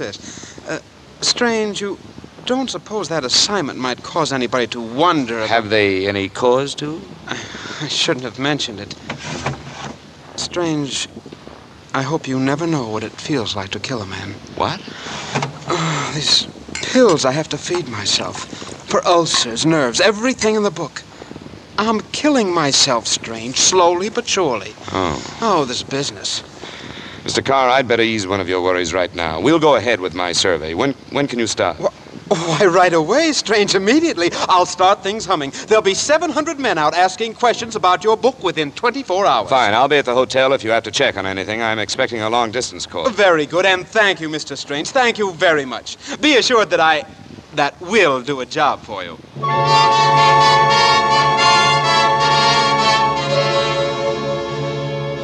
Crossing the hotel lobby toward the desk, I happened to glance into the cocktail room. I saw a familiar reflection in one of the big mirrors in back of the bar. In fact, two familiar reflections. I went in, sat down beside Mona Bartlett. Mr. Strange. Hello. Hi. Eric Strange, Gregory Rowe. How are you, sir? Hello, Greg just got in from San Francisco about 20 minutes ago. Really? Well, he must do it with mirrors. What? We ran into each other in the post office this morning.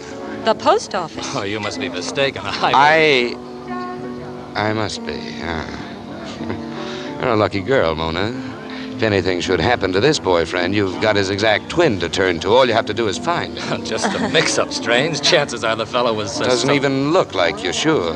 Probably smokes a different brand of cigarettes, too. Just what are you getting at, Strange? Sorry, I'm always suffering from blind spots. Have to dash, Mona, expecting a call. But Eric...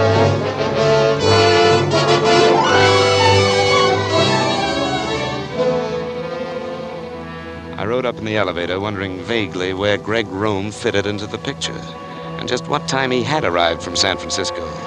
But I didn't have long to think about it. They'd given me the room next to Leland Rogers' suite. It was supposed to be locked up on police order, but I could hear someone moving around in there. I went out on the balcony, found that it connected with his. A few moments later, I was looking through a pair of French doors at a pair of legs. They belonged to Cheryl Milner. She saw me, almost passed out, and changed her mind and came over to let me in. Eric, what are you doing here? Well, that's a funny question, Cheryl, but I haven't time to laugh. What's the idea? The idea? Oh. Well, I lost a ring when I was here with you, and I thought I'd better get it back. My husband wouldn't. Wouldn't understand, I know. Where's the ring? Right here. Then you're through looking around. Better get out the way you got in. Just how did you get in? The bell captain. I... Bribed him. Yes. They're so obliging here, so understanding when a lady's in distress. So's room service. I don't know what you mean, Eric. Oh, really, darling? Skip it. Don't you see what this can do to your alibi? Oh, I never thought... I'm not so sure that... My call. Look, you better get out of here. I'll talk to you later. Please do. Go on, go on. Hello? Hello, Eric. This is Pete. Pete! Did you get what I wanted? Yeah, I think so. Burnham Detective Agency has been corresponding with a Lance Martin in Beverly Hills. I, got a girlfriend in their file room. The power of a woman. Here's the dope now. Martin's been after them to trace his ex-wife, Aline Martin. In the agency's first report, they found that she died in an asylum for the insane 10 years ago. Brought there by the police. I see. Wonder if Rogers was ever married. What? Nothing. Keep talking. A letter in her purse asked that she be treated right. It was signed by her son, Darrell Martin. There's no trace of the boy before or since. Pete, I think we've hit it. Her son, Roger's son, he'd be grown up now. It's the man he was afraid of. The name's Martin, Eric, not Rogers. It's all right. That could have been a maiden name, don't you see? No, I don't. What's it all about, Eric? Haven't time. Write your book about it later. If he deserted them, left them, what a motive. Huh? Oh, coming. Mona, I thought you were... I have to see you, Eric. I made an excuse. Sure. Come on in. I haven't long, but I had to know what you were driving at downstairs. About Greg, I mean. Meeting him in the post office this morning? You didn't, of course. I met his plane, Eric. Why are you protecting him? In love with the guy? I don't know. I've known him ever since college. I guess he's... Well, he's always sort of depended on me. Big fella like that? I should think Oh, that you don't know him, Eric. He's been hurt. Inside, I mean, by things that have happened. What kind of things? Eric, Greg once killed a man. Killed a man? Oh, it wasn't his fault. It was an accident. But please, I didn't come here to tell you about that. Then why did you come here?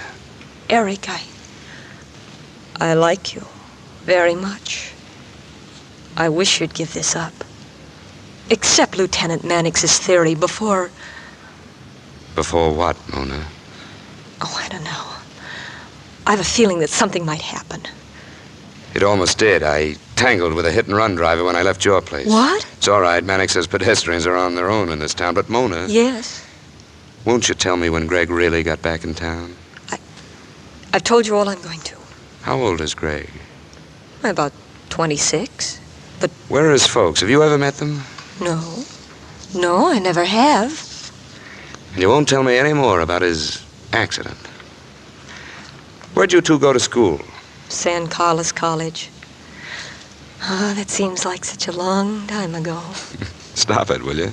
How do you think you make me feel? I'm 35. Positively ancient. Eric, you will get out of this. Leave Greg alone. I'm sorry, Mona. I want to be very sure about the guy you marry. I didn't say I... No, but he's a habit, and I'll bet he said it. Yes. He wants me to marry him right away. Don't. Please, Mona, just give me a couple of days, maybe less. I have to get back down. He'll wonder what... You won't promise? I can't, Eric. I'm too mixed up. Come here. What? That makes you up a little more? Eric, why? Maybe to confuse you enough to wait. Maybe a lot of other reasons, Mona. We'll talk about it when I get back. Where are you going? Right now? To college.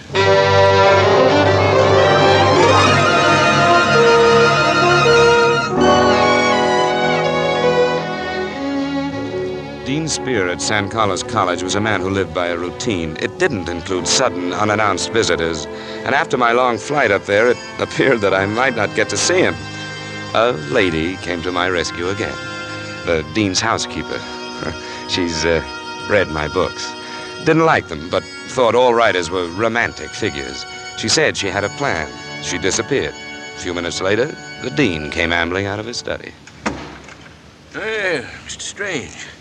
You're the author of Blind Spots, eh? That's right, sir. Have a chair, Thank you. May I commend you, young man? You have the rare gift of making facts plausible.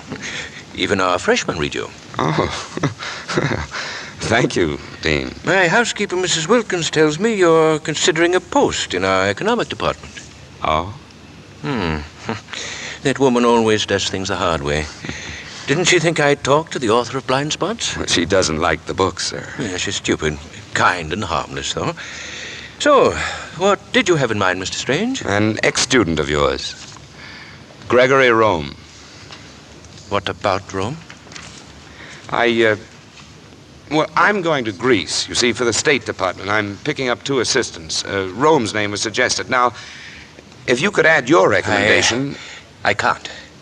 I suggest you contact Rogers International Research. He works for them. Well, naturally, I had Leland Rogers on my list, but since his violent death... Violent death? Well, I thought suicide came under that category. In any case, since I can't ask him, I thought perhaps the man who must have suggested Rome for the job in the first place... I didn't suggest him. If anyone did, it was our honor student here, Mona Bartlett. Then you refuse to put in a word for Rome? I resent your asking it. I resent your forcing me to blight a man's career. Rome may have fought his way successfully out of a bad beginning, but...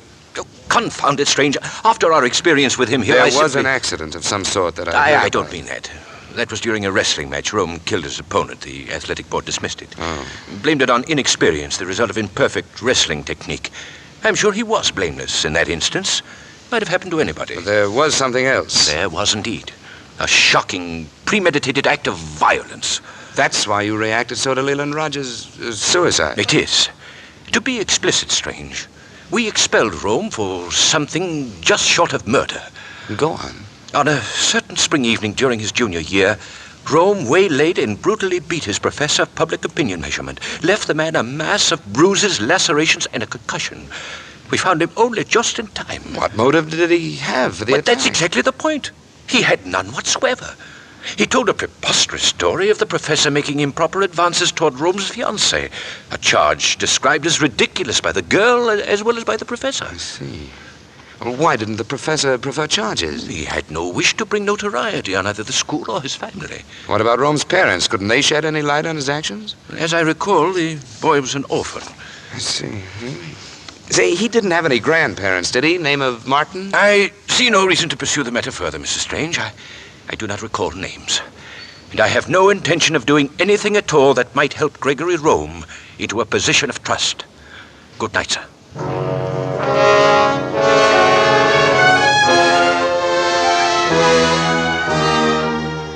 And that was that. The dean went back to his routine, and I headed back for the airport. I'd had to lie, but I'd learned plenty about the past of Gregory Rome, and it wasn't pretty.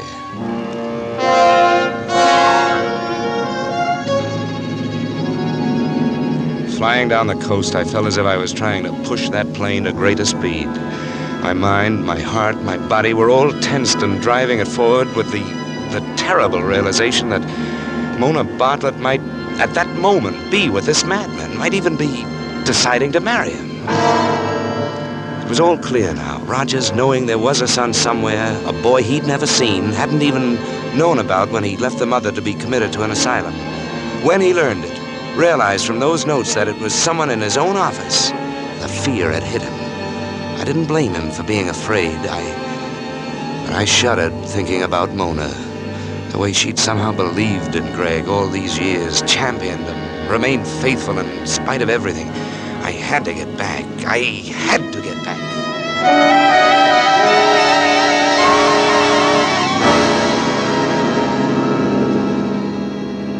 Look, mister, we're in town. If you want this hack to go any faster, drive it yourself. It's all right. It's deserted out I here. don't care. Well, look, turn left at the end of the block. Her apartment's right around the corner. Say, the car in front. Stop right behind it. Okay. He's here. Hey, that's the car. Huh? That's the car that hit me. Say, what are you talking about? Never mind. Look, driver, here's $10 for you. Now, pick up Lieutenant Mannix, Homicide Division, Police Headquarters.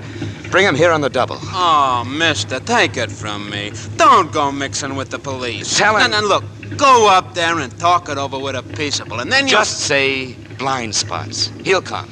Now, go on. Okay.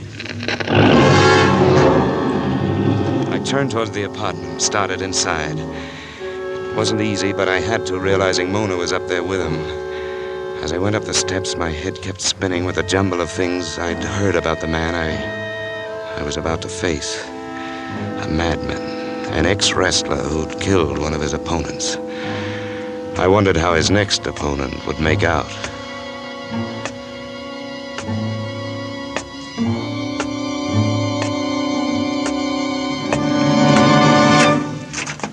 Hello, Greg. Hello.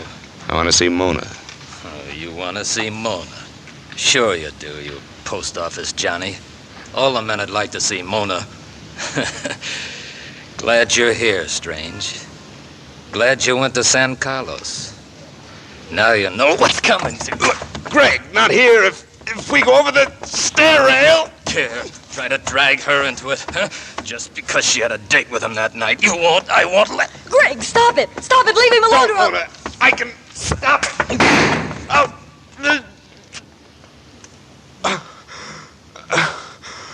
Mona. Mona, you shot me.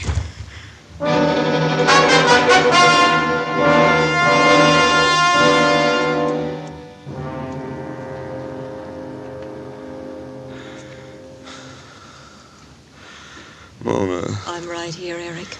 Oh. Eric, I'm sorry. I was trying to... I know. Where's... He's still out.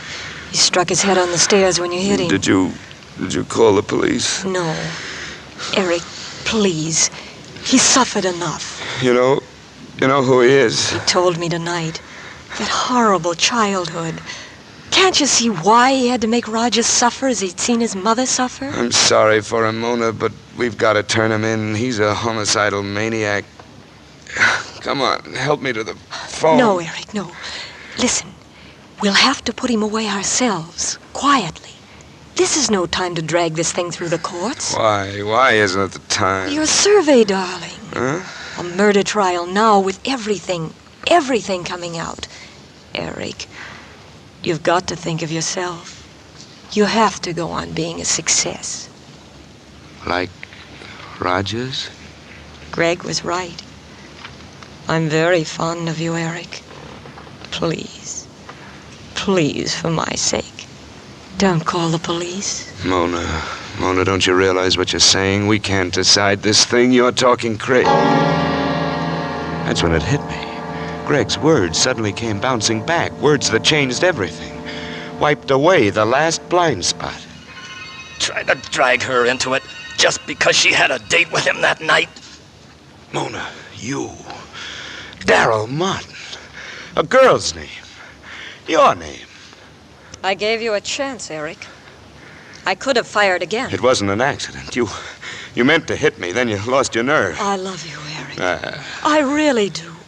Now, I'm asking you to play this my way. Will you? No. Then I'm glad I won't have to shoot you again, Eric. You're bleeding badly. Very badly. That should do it. I won't have to. Greg, he was just a foil, someone to... To help me? Yes. Yes. And it fooled Rogers. Greg was an orphan, the right age. And after his wrestling accident, he was shaken. I kept him that way. Oh, it's crazy, rotten. And that professor, I goaded him into that. He was so jealous of me, Eric. That poor fool, he didn't have a chance. What about me? My mother? Did we have a chance? But Mona, to destroy the lives of others... To get to Leland, Rogers. I'd do it all over again, every step. Those entries in his book. Effective, too, weren't they, Eric? You know, they almost drove him out of his mind. But why me? You wouldn't stop. I begged you to. Remember? And this was to look like Greg's doings, huh? Still can. It's his gun. And if you're not alive to challenge me... Oh, Lord, Mona, please. Get compresses. Stop the blood. No, Eric. I won't have to shoot you again. I'm so glad.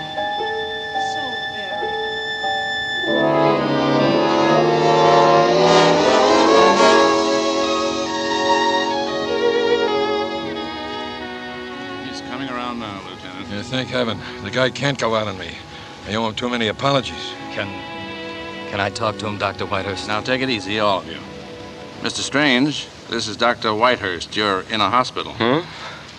Hospital? Where? Mona, what about... She's dead, Eric. Shot herself when we pulled up in front. Oh. Did a funny thing, though. She called the emergency hospital for you. No. Some dame talks young Greg here into a jealous rage and gets him to try to run you down, shoot you herself, and changes her mind, saves your life. I guess it's a woman's privilege to change her mind. Yeah. By the way, Eric, what about young Greg here? What do you want us to do? Oh. Hello, Greg. Mr. Stranger. She had quite a hold on you, didn't she? Yes, I didn't know what I was doing. I was so much in love. You'll get over it. And don't feel too bad. I had the same blind spot. Oh, thanks, Mr. Strange. Hey, Dr. Whitehurst, could the patient possibly take a phone call? They say it's urgent. I don't know. How do you feel, Strange? All right. I'll plug in right here. Hold the receiver for you. Thanks.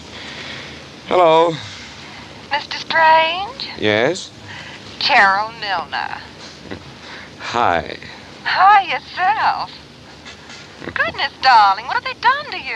How long are you going to be in that horrible old hospital? I'm just dying to see you again. I'm bored, darling. Yeah, I'll bet. And I'm tired, honey. Too tired.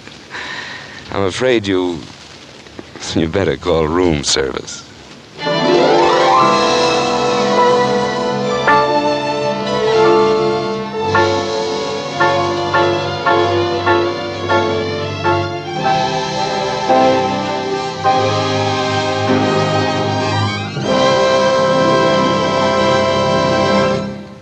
Thank you, Edmund O'Brien, for a magnificent performance as Eric.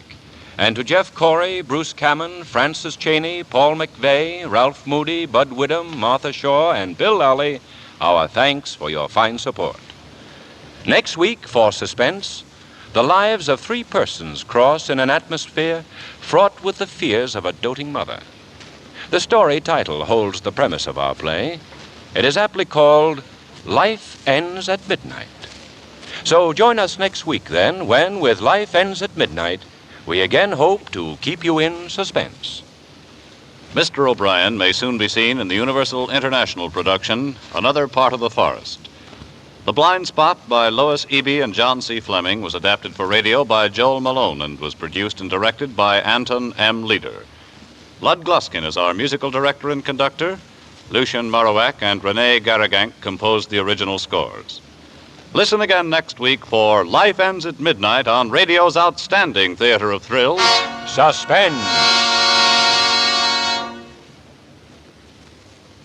In this weather, most of us have a yen to get out into the country. Well, this year, enjoy it. Don't destroy it. Forest fires do destroy miles of countryside every year. And 9 out of 10 forest fires are man-set, started through carelessness. That's another way of saying that 9 out of 10 forest fires could have been prevented. When you go into the country this spring and summer, take a few simple precautions. Crush out cigar, cigarette, and pipe embers. Snap matches in half after using. Drown campfire, stir the ashes, and then drown them again.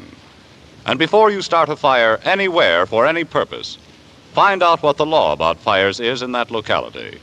Don't you be one of the guilty ones to turn the destructive rampage of fire loose in our forests this spring.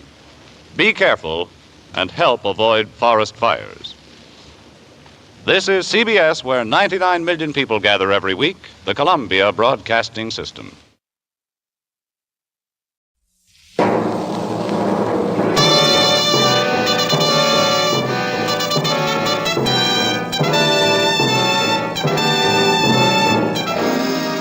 This is Hollywood and CBS presenting Forecast Number 4. Herbert Marshall, directed by Alfred Hitchcock in the first program of a proposed new series entitled Suspense.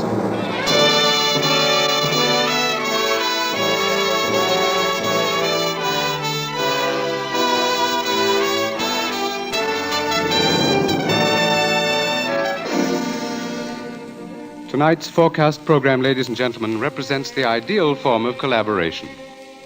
Mr. Alfred Hitchcock, brilliant English director of such outstanding motion pictures as The 39 Steps, Rebecca, and Foreign Correspondent, was eager to create a very special type of radio drama, the suspense story. As narrator and star for his production, he thought at once of the distinguished actor with whom he had been associated in countless British film successes, Herbert Marshall. Mr. Marshall suggested that they dramatize a certain favorite story of his.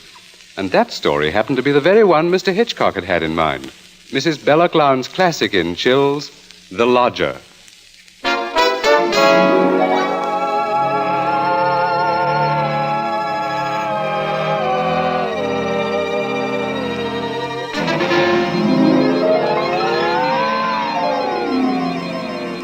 The Lodger is a work of fiction which springs from recorded fact.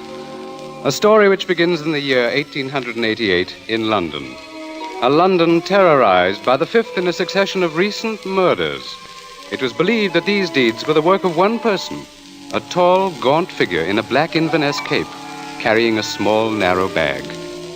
That meager description, provided by a highly unnerved witness, was the sum total of all that was known of the murderer. It was enough, however, to keep alive and alert the interest of all London, of all those in fine quarters, and all those in small, grimy houses, as, for example, Ellen Bunting. Ellen was no different from all the other middle-aged housewives dwelling in the great city's squalid Whitechapel district. She knew all the known facts of the case.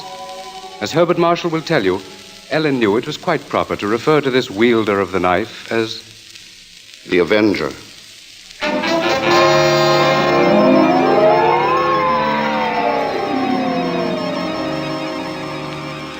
Of course, Ellen Bunting was far more concerned with her personal problems than with thoughts of the Avenger. Yet the case of that strange, elusive killer quite often forced all other matters from her mind. There was that mad, meaningless scheme he seemed to follow. All his victims, for example, had been women. All had been young, attractive, and, oddly enough, blonde. But Ellen could no more understand the motive for his brutal slashings than could the police. This night, she and her husband, Robert Bunting, sat before their fireplace reading the newspaper account of the latest murder. The Avenger had struck again.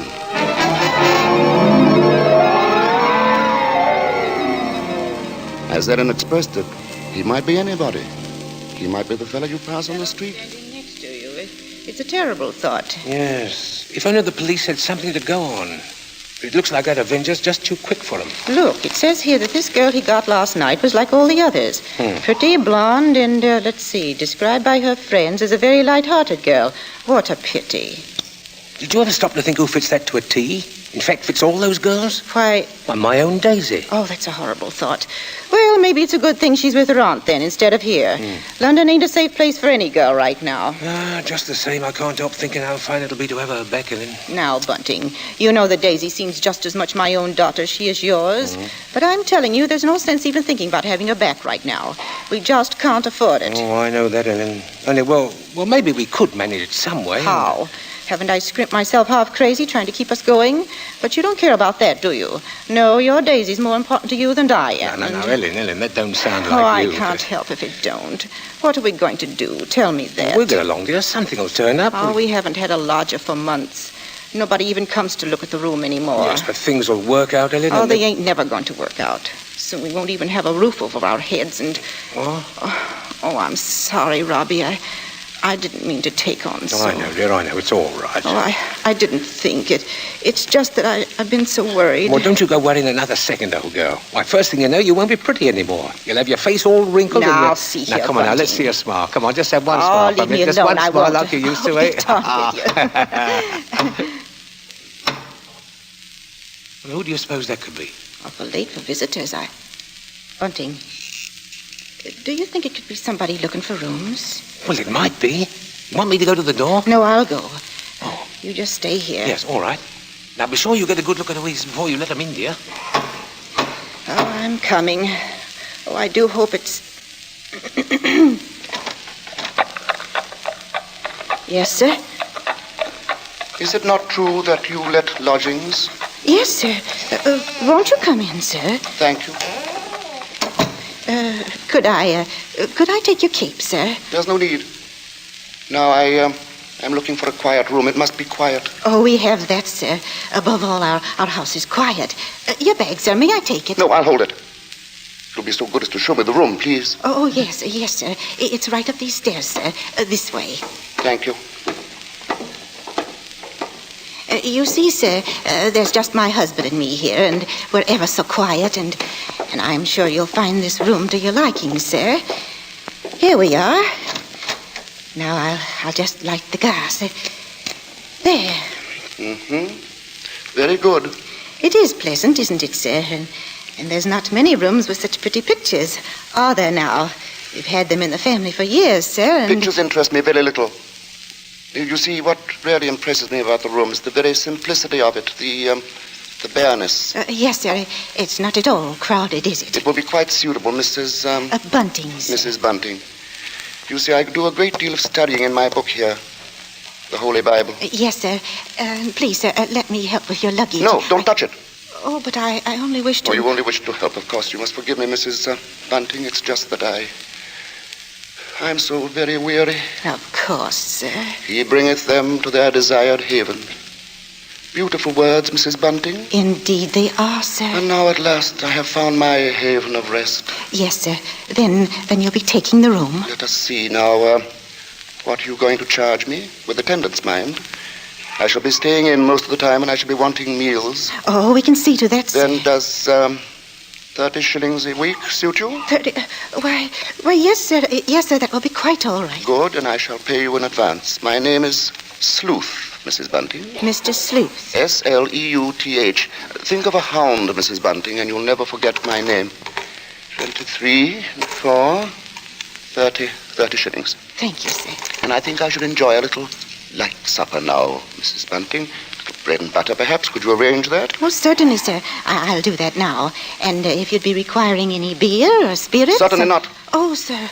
What did I say? I thought you understood me, Mrs. Bunting, and I had hoped that you and your husband were abstainers. But we are, sir. We don't keep nothing about. I would have had to go out and... Of course. Oh, I'm sorry, Mrs. Bunting. I fear I spoke sharply. I don't wish you to think me rude. After all, you've been so kind, considerate. I hope I know a gentleman when I see one. Thank you very much. Now, I'll just hurry with your supper.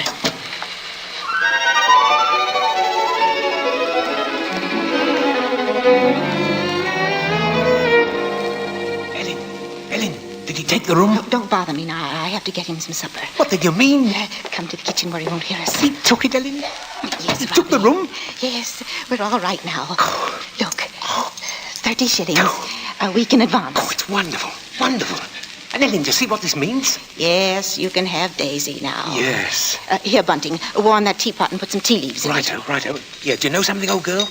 We're not going to worry too much about Daisy being in danger of that Avenger fella. Whatever do you mean, Robbie? Well, she's not a girl who takes a drink, you know. What's that to do with it, please? Oh, something I read in the paper while he was upstairs with the gentleman.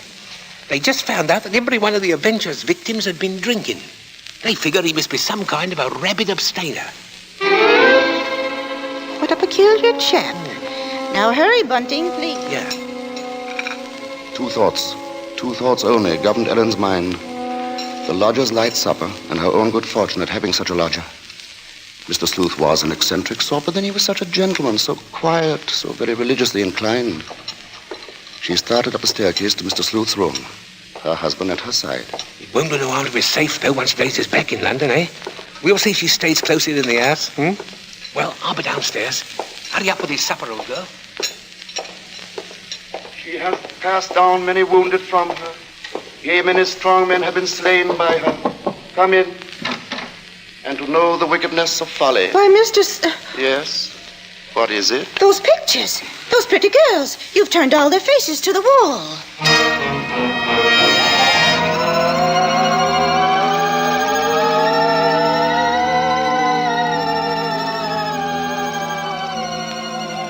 And that maneuver, that strange action, was the beginning of Ellen's concern. Soon there came to her a recollection of the black Inverness cape, the small, narrow bag, the urgent matter of alcoholic drink.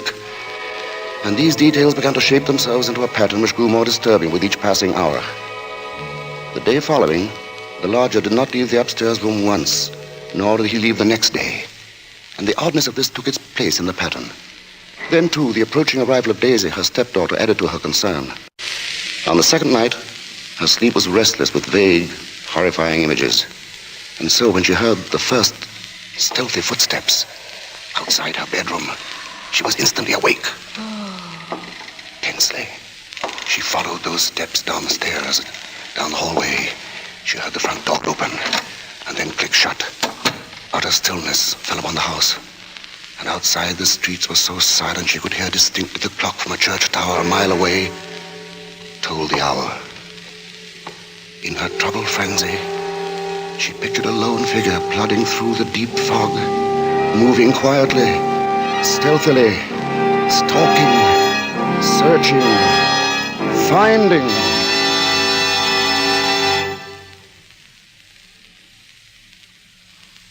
When, soon after she heard the lodger return, she sought to quiet the horrible dread which had possessed her. She assured herself that Daisy's arrival that day was no cause for alarm. Now she reasoned, how could there be anything really evil about so religious a gentleman as Mr. Sleuth? But for her there was no more sleep, merely a tormented state of half-consciousness, a state which suddenly dropped from her shortly after daybreak.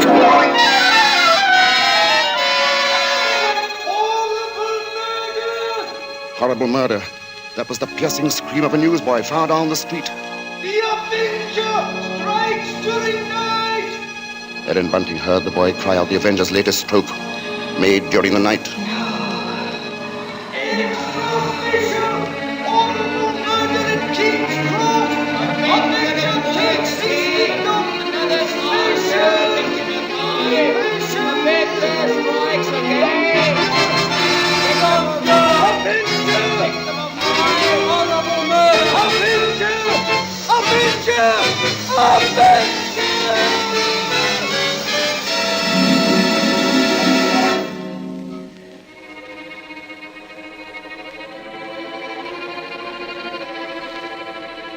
Ellen's first glimpse that morning of the gray-faced lodger brought the sleepless night's warm terror full to the surface.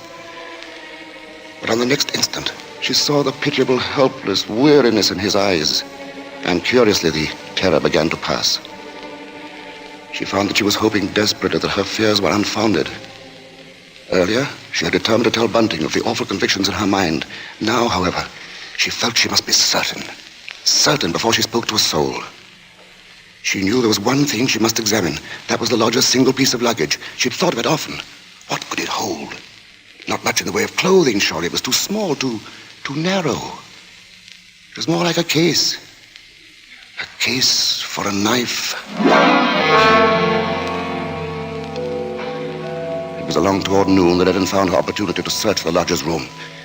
Soon after Bunting left to meet Daisy, Mr. Sleuth himself walked from the house.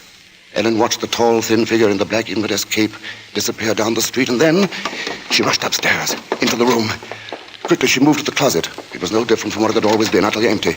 She found nothing under the bed. She went then to the chest of drawers against the wall. She opened the top drawer and found inside nothing but a frayed shirt, 2 handkerchiefs. The next drawer, underclothes, socks. The next empty. There remained then only one possible place for the small, narrow bag, the bottom drawer, and it was locked. Tugging at the drawer, she heard suddenly the opening of the front door downstairs. Panic-stricken, she rushed out of the room and down the hall to the head of the stairs. Upstairs, Ellen? Ellen, Daisy's here.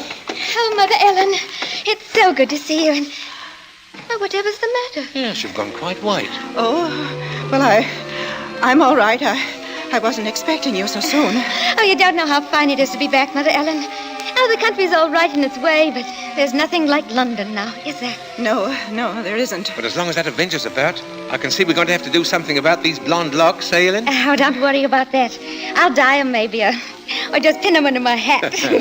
Daisy, I might as well get you settled. Oh, now, Father, isn't that just like her? She's straight to the point, and no fuss. Well, I'll bet a sixpence you'll have a dust cloth in your hair before you've got your coat off. Mr. Sleuth. Mrs. Bunting, I see my door is open. Oh, we were just leaving, so we... Does this mean that all of you have been in my room? Oh, not at all, sir. What must I do? Keep it locked? But you see, sir, I was just tidying up a bit, and Mr. Bunting, he brought his daughter up, sir. She just arrived. This is Daisy, sir. Pleased to meet you, sir. She's been away for quite a long while, you see, Mr. Sleuth, and that's why we're a bit excited, you might think. Yes, you must have been surprised when you came in, hearing us laughing and carrying on that way. Yes, I must say I was. However, Miss Daisy, there are all types of joy, are there not? Yes, I'm sure there are. The despicable evil joy of the abandoned and the divine happiness of the blessed. A vast difference, that. You do understand me, don't you? Why, yes, sir. Yes, Mr. Sleuth. I devoutly hope so, Miss Daisy. Nowadays, there are so very few young women like yourself who do. In fact, I all but despaired ever of finding one. If you'll excuse us now, sir, we'll be getting Daisy's things put away. Of course, Mrs. Bunting, and I must be getting to my room. Believe me, Miss Daisy, it's been a revelation to meet you. Oh, thank you, sir. I'm sure we shall have much to discuss. He's a queer one, all right.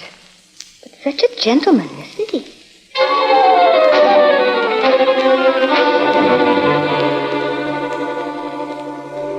At that moment, Ellen had been determined to pour out her terrible knowledge, and then the moment passed by. She told herself that perhaps the past few days had been nothing more than a grim illusion, a tormenting play of imagination. She would wait then until she had attended the coroner's inquest into the last Avenger murder. There, perhaps, she could hear evidence to disprove all her fears, to assure her there was no earthly harm in Daisy being so near the lodger. This was her gravest concern now, for on the next day, Mr. Sleuth made it a point to see the girl more than once, and fearfully, Ellen saw that Daisy welcomed his visits. As Ellen was preparing to slip out to the inquest, She heard once more the voices of her stepdaughter and the lodger coming to her through the kitchen door. She hesitated before entering. Tense. Strangely apprehensive. I do believe, Mrs. Luth, I've never known a gentleman with such funny ideas. Oh, Mother Ellen, you should hear what Mr. Sleuth was just saying. Perhaps, Daisy, you would excuse yourself and... He thinks people, and especially girls, should spend all their time praying. I sought to explain, Mrs. Bunting, that all women are placed on this earth filled with evil. They therefore must struggle constantly to find the paths of righteousness. Why, Mr. Sleuth, you mean a girl's not to enjoy life at all? Not to have fun? Frivolity, my child, is the devil's breeding ground. And all his implements are there. Temptation, pleasure, wine. Oh, that's crazy. Well, there's nothing I like better than a glass of wine, and I'm not... You drink. She didn't know what she was saying, Mr. Sleuth. Just a child, and Daisy, you'd better go now. But I didn't say nothing wrong. What's the harm in a glass of wine? She lieth in wait as for a prey, and increaseth the transgressors among men. Well, I don't know what you mean. I never heard such nonsense. You call Holy Scripture nonsense? So what I prayed against is true. You are beyond salvation. That's not so. I'm a good girl, I am, and I won't have you saying that. Daisy, go into the front room. It's quite all right, Mrs. Bunting. I must be going upstairs anyway. I'm used to being misunderstood, you know. People never realize that my efforts are simply for the greater good of humanity. Of course, sir. And that the power on high will direct my hand toward the expulsion of all evil. Daisy, listen to me. Yes? I've got to tell you about... About what, Mother Ellen? Nothing. I've got to go out for a while now. I'll be back.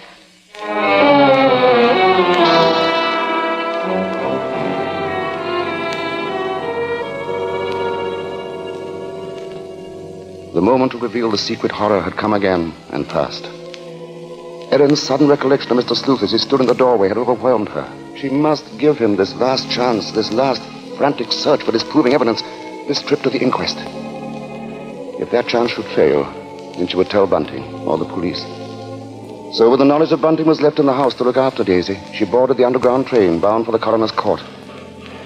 But as the train pulled away from the station, a new torture came to her, began to mount in her mind. It was the sudden realization that provided Sleuth was the murderer, she was equally responsible for his crimes. She had been giving him protection. If anything should happen to Daisy, she would be equally guilty. Fully as guilty as the Avenger.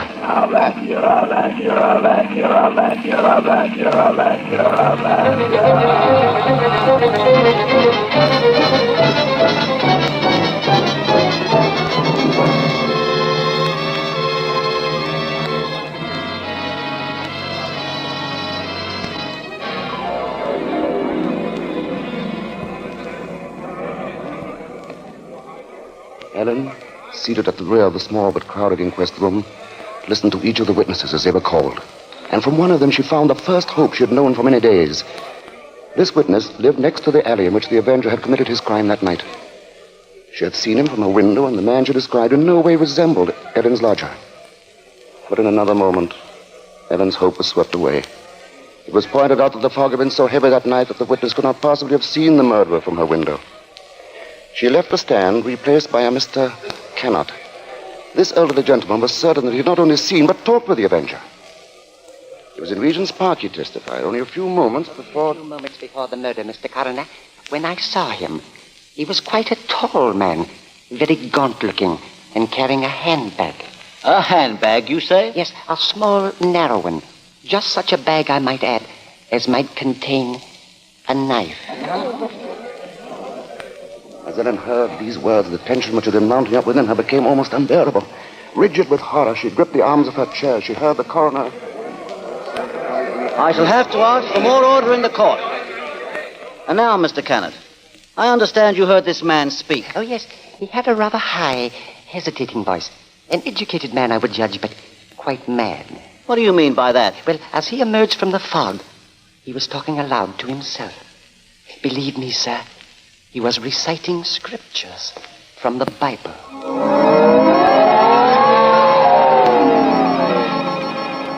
scriptures from the Bible. Horrified, Ellen rose from her seat, only half hearing the confusion about her. Are you asking us to believe, I would say, Mr. Kennett, that the man we're looking for would be least of all a religious man? And that's where you're in error, Mr. Coroner. The religious note is the very key to the case. Very interesting. That'll be all, Mr. Kennett. Just a moment, sir. Don't you understand? The man you're after must be a religious maniac. That's the only explanation possible. You will please stand down? The court was dismissing the very truth. Ellen knew that now. She could no longer keep silent. Her hands shot forth and she screamed. I want to say... Ellen Bunting, on the verge of speaking, had fainted. And then, when she was revived a few moments later, she said nothing. Her brain was in too great a turmoil, her nerves too shocked. Like one in a dream, she allowed herself to be led from the courtroom. The voices of spectators were only vague sounds to her. I thought she was going to say something. Yes, it was hysterics, eh? Yeah, that bit about the knife. Yeah, the knife. The knife. The knife. As Ellen Bunting proceeded homeward, the remarks from the spectators remained in her mind. She heard them over and over. Yeah, that bit about the knife. The knife. Just such a bag as might contain a knife. A knife. We'll see she stays close in the house, eh? No harm in being safe. Direct my hand toward the expulsion of all evil. Expulsion of all evil. What's the harm in a glass of wine? I didn't say nothing wrong. As Ellen neared her neighborhood, her dread increased. With each moving footstep, the grip of terror grew tighter, tighter about her. She moved faster, faster. If only she were in time. She was 2 streets away from the house. Then one. Then she saw Bunting. Sharply, like the thrust of a knife, she realized what this meant. Daisy was left alone with the lodger.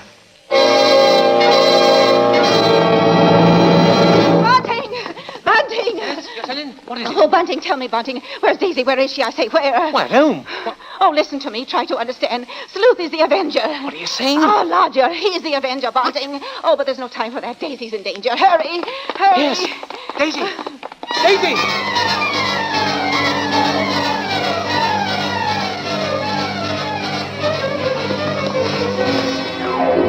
Here we are, Bunting. Here we are. Daisy! Oh, Daisy! Daisy, where are you? I'll look in the kitchen, Bunting. You try the sitting room. Daisy! Daisy! Where are you, Daisy? Answer me, Daisy! Oh. Let's try the bedroom.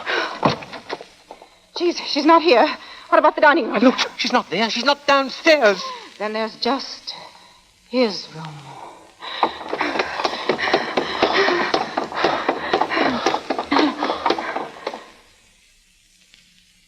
Go on.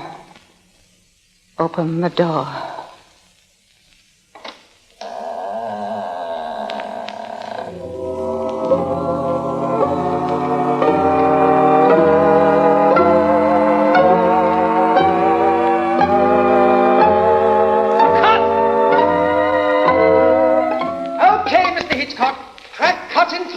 Did you say cut? What's the idea, Hitch? I have a few more lines to do. As Mr. Marshall, the narrator, you have. Not as Mr. Sleuth, the lodger. Hitch, you can't stop the play right here. It isn't fair, you know. Why isn't it, Bart? What more is there to say? But, Mr. Hitchcock, won't people want to know what Bunting and me found in the room? All right, Ellen. What precisely did you find? Well, nothing, sir. There. You see? Nothing. No lodger, no Bible. And that locked dresser drawer. What about that? We unlocked it, sir. And what was in it? Nothing, sir. You are certain, Mrs. Bunting? Oh, you gave me quite a turn, Mr. Mr. Marshall. Yes, sir, I'm sure, sir. There was nothing. Well, begging your pardon, Mr. Hitchcock, but don't you think we'd better just mention about Daisy? I don't know, Bunting. What do you think we ought to say? Oh, just that the reason she wasn't in the house when Ellen and me got there was, well, she'd gone out for a walk, that's all. Did she enjoy it? Oh, very much, sir. Made it to King's Cross and back in just under an hour, sir. Splendid time, Bunting. Well, there you are, Bart. There's the story. Now, wait a minute, Mr. Hitchcock. You can't do that. That's not the story. Of course it's not. Now, look here, Hitch. Here's the fellow who composed and conducted all our music, Wilbur Hatch. He wants to know about this, too. Everybody does. All right, Bart. What is it they want to know? What became of Mr. Sleuth? Oh, him. Why, he left that afternoon. They never saw him again. And now I think we ought to say something about the Columbia forecast Mr. Hitchcock, so far. sir, will you please... Stop him, Mr. Marshall. Hitch, listen to me. Yes? What is it? They want to know when the Avenger finally was caught. Oh, well, let me ask you something, Bart. Are you acquainted with Loretta Young? Yes, what's that got to do with it? Well, in next week's Columbia Preview series, Miss Young will take the starring role in the drama of an American Red Cross nurse. That's good news, isn't it? Oh, that's great. But now listen, Hitch, you've just got to tell that audience exactly when and how Mr. Sleuth was caught. Caught? Why on earth should he be caught? Why? Well, he was the Avenger, wasn't he? Was he?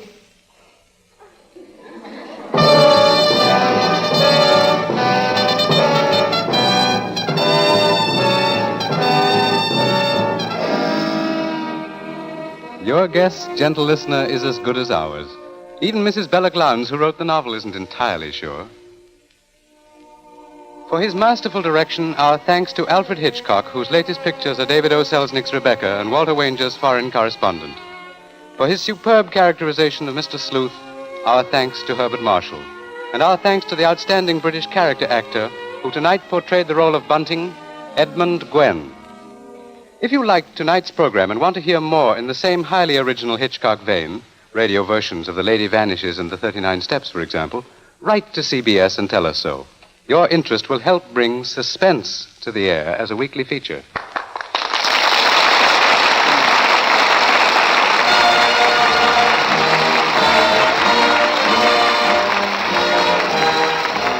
Forecast next week presents from Hollywood, Loretta Young in Angel, first of a proposed series based on the adventures and the romance of a typical Red Cross nurse. From New York, a new sort of comedy show, Ed Gardner as Archie in Duffy's Tavern, with Gertrude Neeson, Colonel Stoopnagle, Larry Adler, and John Kirby's orchestra. Don't miss Forecast at this hour next week.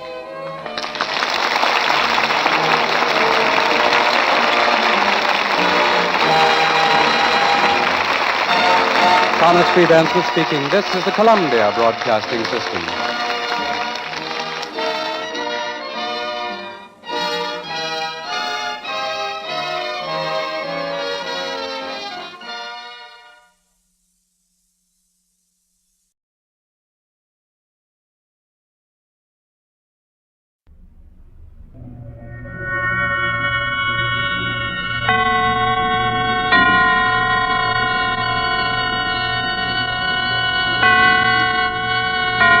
Roma Wines present Suspense.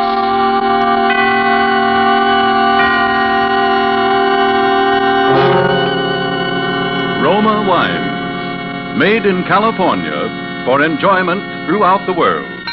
Salud. Your health, senor. Roma Wines toast the world. The wine for your table is Roma Wine, made in California for enjoyment throughout the world.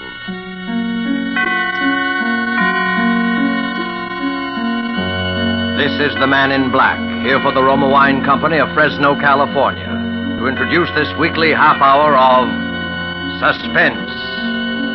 Tonight from Hollywood, Roma Wines bring you as stars Dame May Whitty and Miss Maureen O'Sullivan. And so with the performances of these two distinguished leading ladies in the play called The Black Shawl, we again hope to keep you in suspense.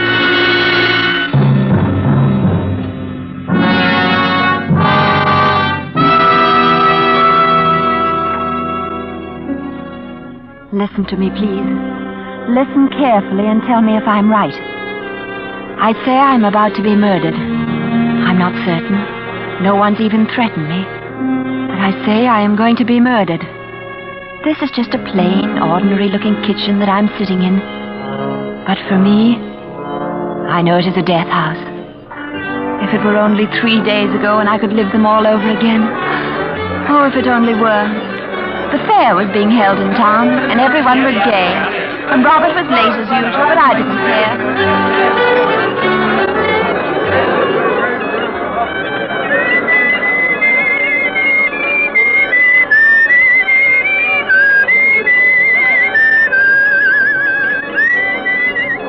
Susan, not waiting for Rob again, are you? Have you ever seen me when I haven't been? And him a lawyer for the watch factory. Somebody ought to teach him how to tell time. Hey, how about a dance, Sue? One short one before that boyfriend of yours comes around to steal you away. Oh, thanks, George, but I'd rather wait. If he's not quick about it, he'll find nothing left to steal except the bench. All right. But let me know if you're interested in a change of habit.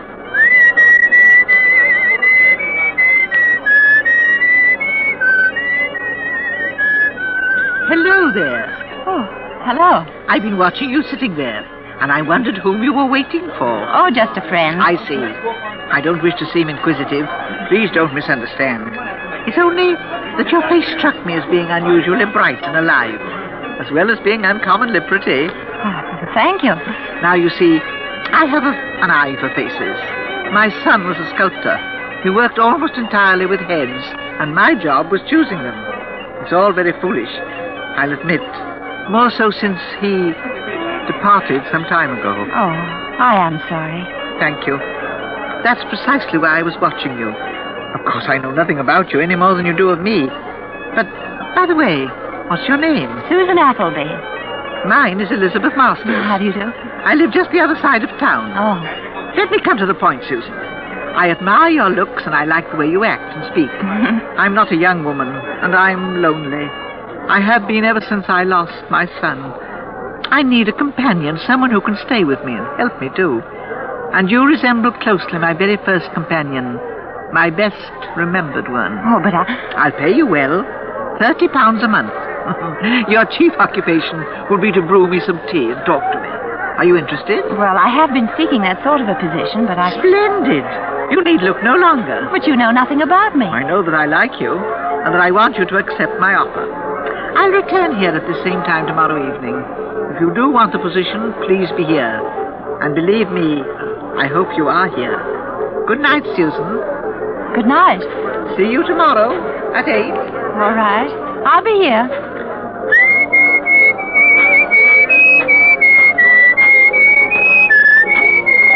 Da-dum.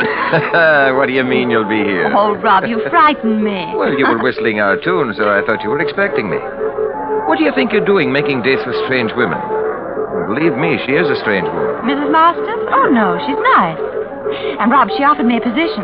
Doing what? As a companion. Just what I wanted, and at £30 a month, darling. No small sum, that. Too bad you can't manage it. But I'm thinking seriously of it, Bob. Well, stop that. I don't want you ever to have one serious thought about anything. Now, Rob, I'm going to take it. What do you know about the old hen? Nothing yet. Sue, did you look at the way she dressed? Black from shoes to shawl. Why, the shawl's so large and black you'd hardly know she had a face. She seemed charming. Oh, she might well be, but I'm not so bad myself. Oh. And I want you for a companion, too. Let's push the wedding date ahead, darling. Make it any time you will. Oh, now, we've gone through this so many times, and you know it can't be done. But with the way you're coming along, and with £30 a month additional, why, Rob, in no time at all, we'll have all we need. You're an awfully stubborn fellow, darling. Oh, you know I'm right. How many evenings off will she allow you? We didn't get that far. Well, where's the place at, then? That's strange. She left so quickly, I never had a chance to ask. Call it off, Sue. Well, why, Rob? Well, I don't like it. You know nothing about her, not even where she lives. Well, I told her I hardly spoke to her. Tomorrow I'll know everything. All right, my darling, you win. Oh. But let me hear from you as soon as you set there. Well, of course I will. Why, everything's going to be fine. Ah, I'm silly. Sure it will. Hello, darling. Hello, Rob.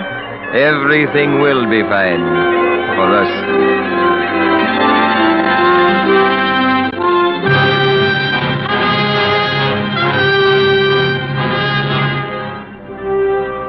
Tonight for Suspense, Roma Wines are bringing you as stars Dame May Whitty and Maureen O'Sullivan, whom you have heard in the prologue to The Black Shawl by R.R. Lewis. Tonight's study in Suspense.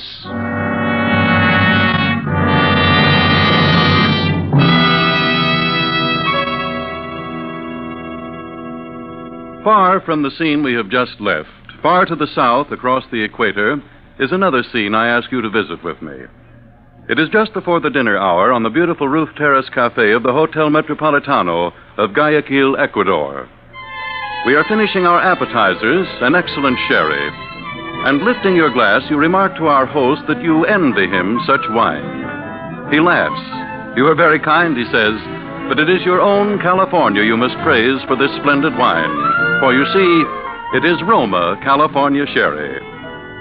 Yes, in many far countries, where discerning tastes have found Roma wines, it is a luxury, imported and treasured.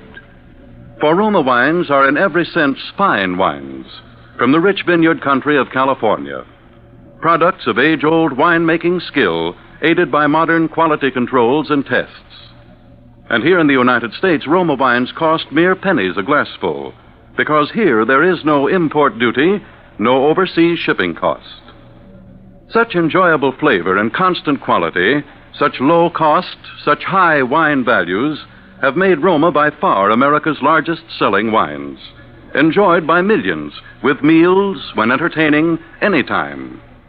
To enjoy these delights yourself, ask for ROMA, Roma wine, made in California for enjoyment throughout the world.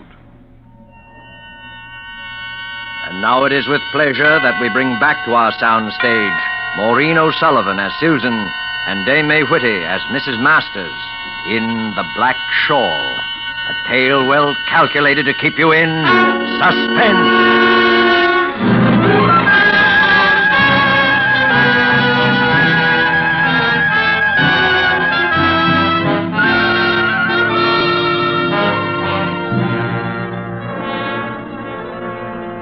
So, I was there waiting as Mrs. Masters had instructed me the following night. We got into her car and she drove us off. It only seemed a mile or two from town, but we twisted and turned so many times that in the dark I became completely confused as to my whereabouts. Then finally, we stopped.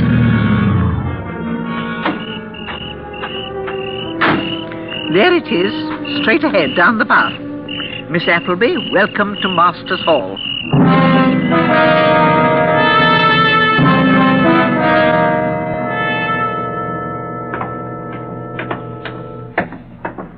I'm in the parlor, Miss Appleby. Won't you join me in a cup of tea? Oh, thank you, Mrs. Masters. I'd be very grateful if I might. I love my room. Good. Sit down over there opposite me, won't you? I certainly will. The fire's as inviting as the tea. I've always had one burning whenever I'm home. I get cold so easily. Oh. That's why I always wear this shawl around me. Sugar? Thank you. No lemon or milk, thanks. Now, Susan, tell me about yourself.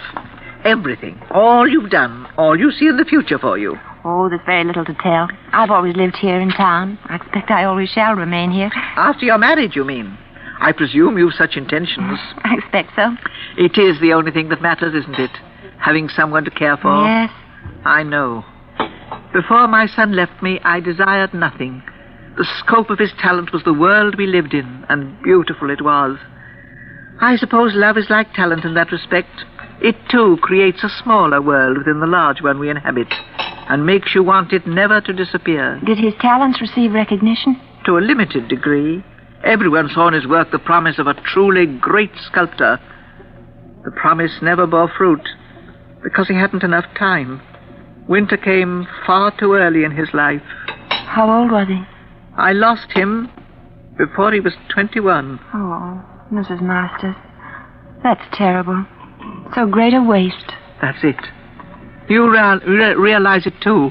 The waste. To lose a useless thing, that can be forgiven. Or if the loss can't be helped, there's nothing we can say, but to cast away genius, to kill it before it's reached its full expression, that no one can forgive. No one can forget. Oh, now, please, Mrs. Masters. We have no control over such matters. They're God's will. Of course. Thank you, dear. You're very sweet. I wish you more success in the world of your love. I'm sure you'll have more. Oh, that's kind of you. Another good man ruined. I should be insulted. Ruined by a woman. Oh. That's it. Smile, laugh. Life can be so short. Remember, my boy, enjoy life while you may.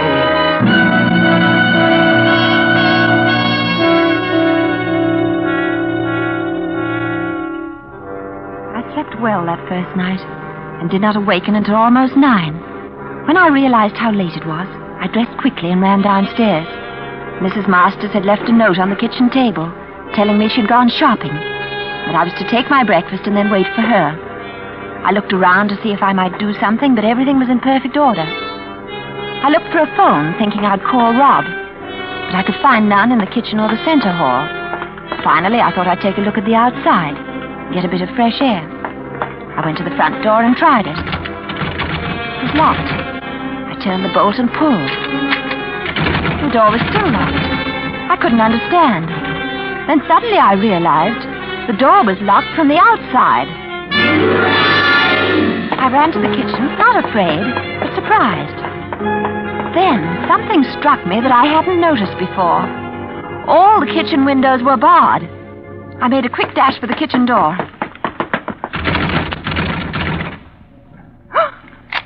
Why, Susan. Good morning.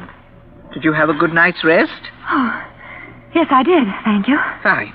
But you're trembling. Is there a chill in the house? You really should stay away from the doors. Oh, I know, but I wanted a breath of air. The front door was locked. Was it? Yes. Oh, I must have done it automatically. You see, I've lived alone for so long, and it's natural for a person who lives alone to lock all doors behind them when they go out. Why are the windows barred? Oh, that goes back to the time my son did his work here. We had so much of it lying carelessly about all over the house. So much of value. Anyone might easily have climbed through the windows. Oh, of course. Oh, it's silly of me. For a moment, though, I felt so much like a prisoner behind those bars. An unusual experience for you, I take it. A very unusual one. Now you're smiling again. That's fine. My boy always liked to see a smile on a woman's face. Without one, he always said they reminded him of death. Yes. Death.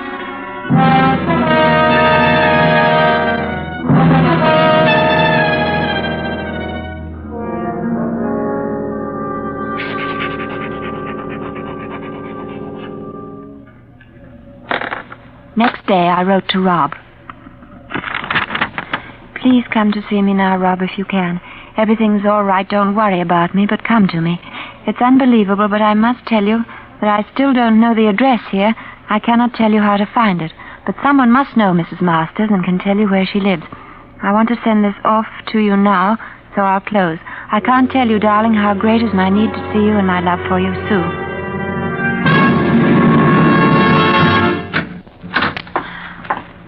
Mrs. Masters? Oh, yes, Susan, what is it? Where can I post a letter? Let me have whatever you want sent, and I'll drop it in the box when I go shopping tomorrow. Oh, I don't want to bother you. I'll take it down myself. No bother at all. There's nowhere else to post a letter, and I pass the box every day. Oh, but I'd much It's rather... settled. Let me have it. It'll be sent early tomorrow. Of course. Here you are. Thank you. And, Susan, I dropped my shawl. Would you mind? Oh, not at all. Exquisite, isn't it? Will you join me in a cup of tea? No, thank you. Mrs. Masters, this morning I said I was silly for feeling like a prisoner in your home, but the feeling is still there. What have I done or said that might create any such impression? That's not the question I'm trying to answer. I just feel it. The answer I don't know is, what do you want with me? What was that? Wait right here. I'll be down shortly. Where are you going? Upstairs. But you wait down here, do you understand? No. No, I won't stay down here. I'm frightened. I'm coming up, too. No, dear. Don't worry about the butt. It hasn't broken at all. No. There's not a scratch on it. Dear, please don't cry. Susan, I told you to stay downstairs. What'd you come up for? All right. You know now. Miss Appleby, this is John Masters, my son.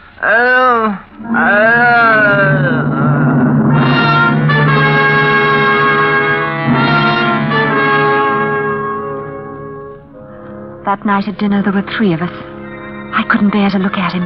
The twisted face, the dull, glazed eyes, whimpering, grunting, unable even to speak a single intelligible word.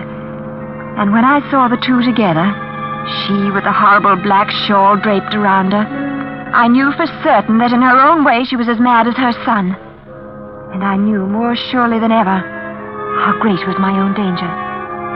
Late that night, I packed my bag silently and swiftly. Then I waited. It was well past midnight before I dared open my door and look out. The house was completely dark, upstairs and down. I felt my way along and started down the stairs. I reached the bottom and went right to the front door first. Susan! Oh. Susan, where are you going? You couldn't possibly know your way about once outside the house. You'd surely have lost your way. Wouldn't she, John? Oh, stop it! Stop it! All right. John, leave us now. John, dear, did you hear me?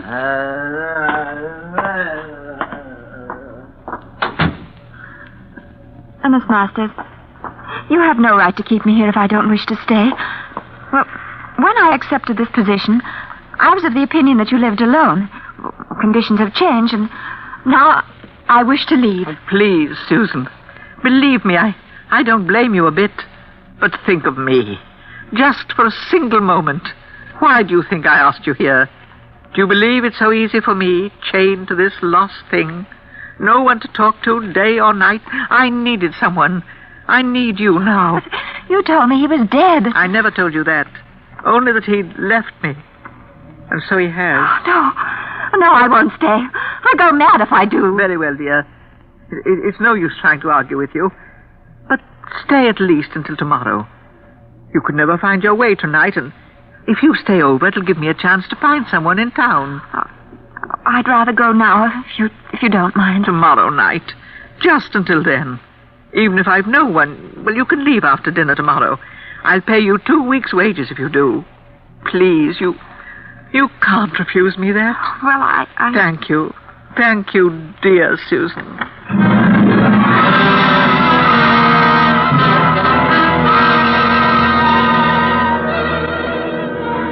I shouldn't have stayed. I knew that from the moment I agreed. I slept badly, waking from time to time, certain that I heard odd noises from the next room. Low chuckles, whispered, voiceless mutterings. But the night passed finally, and today was uneventful. When Mrs. Masters returned from shopping in the village, she informed me that my successor would arrive tomorrow morning, and I was therefore free to leave immediately after dinner. She spent the rest of today preparing the evening meal. It was as though it were a special holiday, so great were the pains she took. The dinner turned out to be wonderful, and Mrs. Masters was extremely gracious. Dear Susan, we drink to you, my dear, dear Susan, to your future, to your man, to your future with your man. Oh, thank you. And may you remember this evening all the rest of your days. You're very all kind. The rest of your days. Thank you. Not at all, my dear. Let me pour you out some more wine. And some for you, John. I'm really sorry that I must hurt you by leaving you this way. You? Hurt me? Why, my dear, if anyone has been hurt, surely it's you. We frightened you so. Made you so miserable. You're the hurt one, Susan, dear. Not I. Anything I've felt or said is forgotten now. Always when I think of you, I shall remember this evening. I'm certain of it.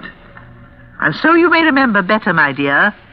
Let me imprint the occasion still more clearly upon your mind. Do you know what happening it is we celebrate? I expected it was my leaving. So it is. But did it seem likely that you alone would cause so much excitement in our home? Well, Miss Appleby, this is the 3rd anniversary of the most important event in the history of Masters Hall. We honor you by asking you to partake of our joy. And I thank you for it. No need of that. You need only listen and be silent. 3 years ago, my son was a genius. Today, he is my son. 3 years ago, the world's door stood wide before us. Today, all the shoulders on earth couldn't break it down. It was shut upon us 3 years ago tonight. She slammed it as she left. My son loved her dearly. My first sweet companion. I warned him. I told him that no woman would put up with his temperament. He wouldn't listen. He loved her madly. Madly. The perfect word for it. And for that, she slammed the door on him. Slammed it in his face, his heart, his head. That night he lost the power of his mind. Ever since, we've waited in vain for its return.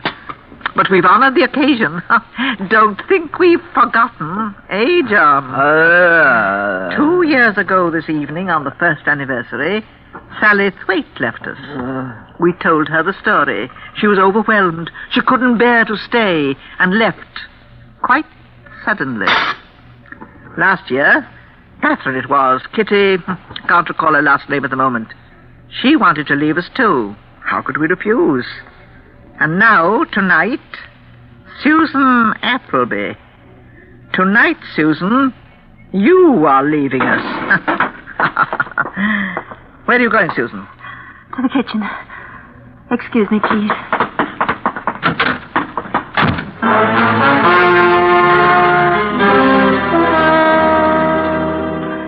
That is why I say I'm going to be murdered. I can't know for sure.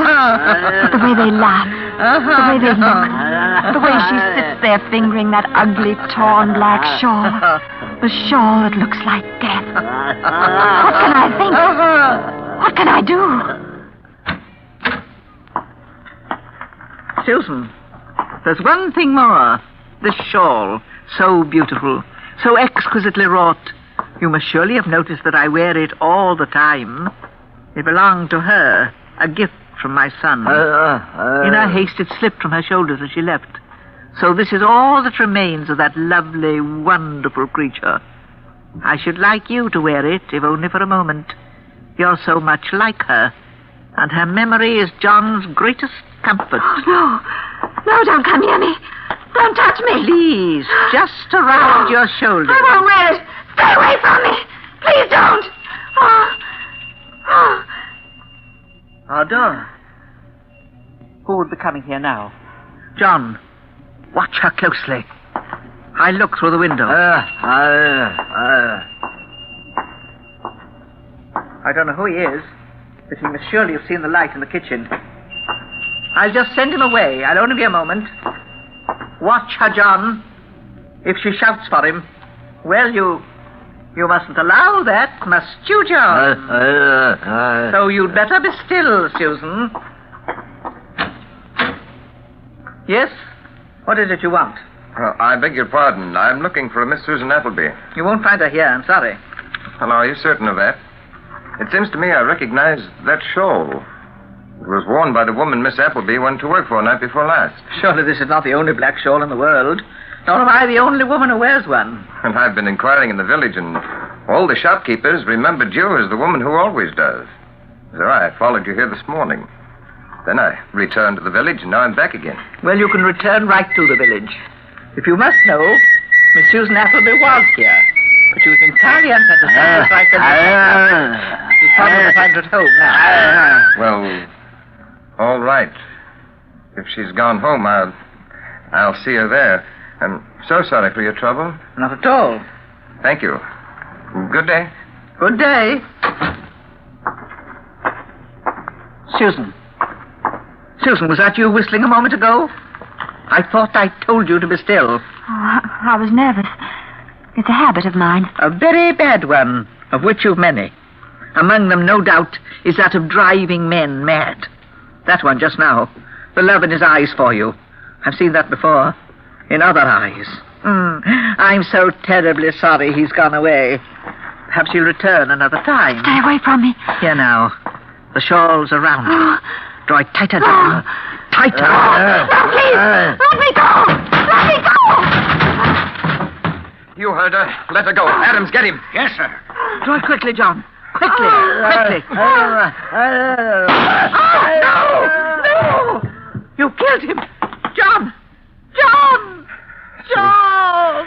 Susan, darling. Oh, Rob. Rob, you heard me then? Of course. This morning I went down to the local constabulary and persuaded Adams here to join me. I was interested, ma'am, because there'd been 2 disappearances in as many years. And just about this time. This sounded like a third. It almost ended like the others, too. Almost, but... Absolutely. He's locked the door. Let's have a hand here. We'll break it down. All right, oh. Watch out. Once we're in, she's mad and may try anything. Right. Let's go now. 1, 2, 3. All right, now. Well, look at that. The chandelier. Let's cut her down, quickly. It's too late. Her neck's gone. Rob. The shawl. The black shawl. Oh.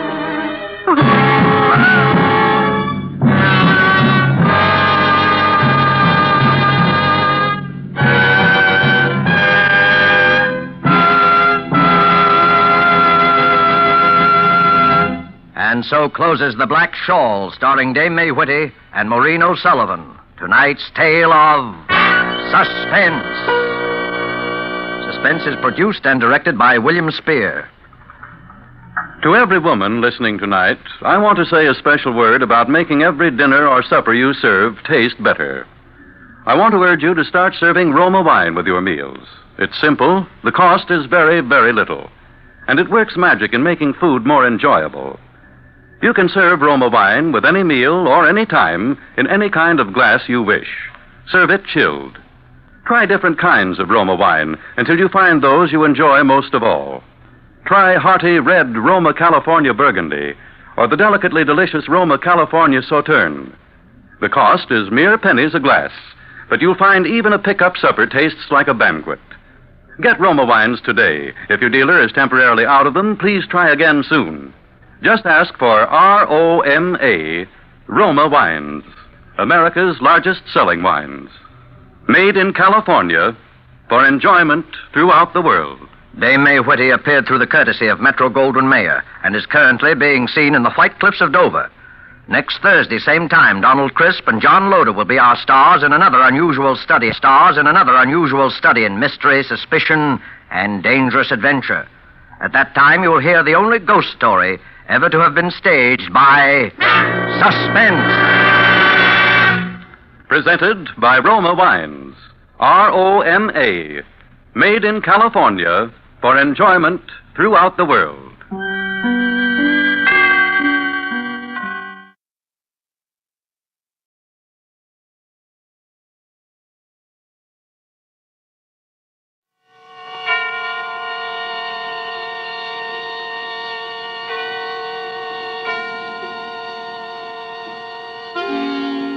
Suspense.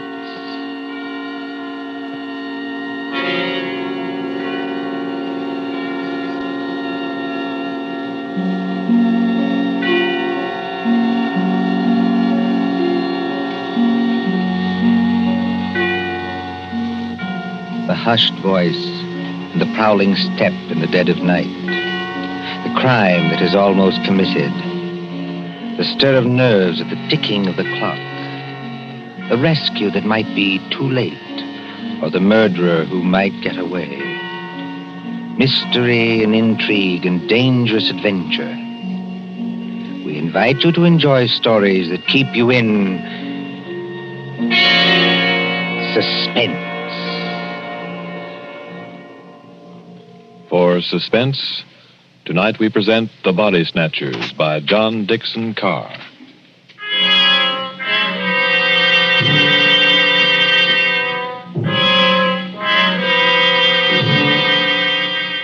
Beware of the body snatcher who prowls after dark. Beware of the graves he robs. Beware of the murders he commits to provide new corpses for the doctors. Up to the year 1832, the body snatchers terrorized England. According to the law, only 4 bodies a year could legally be supplied to the surgeons for anatomical study. And even these were a monopoly granted to the Barbers and Surgeons Company of London. But the study of surgery had to go on. In hundreds of medical schools all over England, perfectly reputable doctors were compelled to buy bodies and ask no questions. In 1828, burst the scandal of Burke and Hare, who found grave robbing too slow and murdered 16 persons in order to supply Dr. Knox of Edinburgh. And so, out of basic good purpose, sprang the evil of the body snatcher.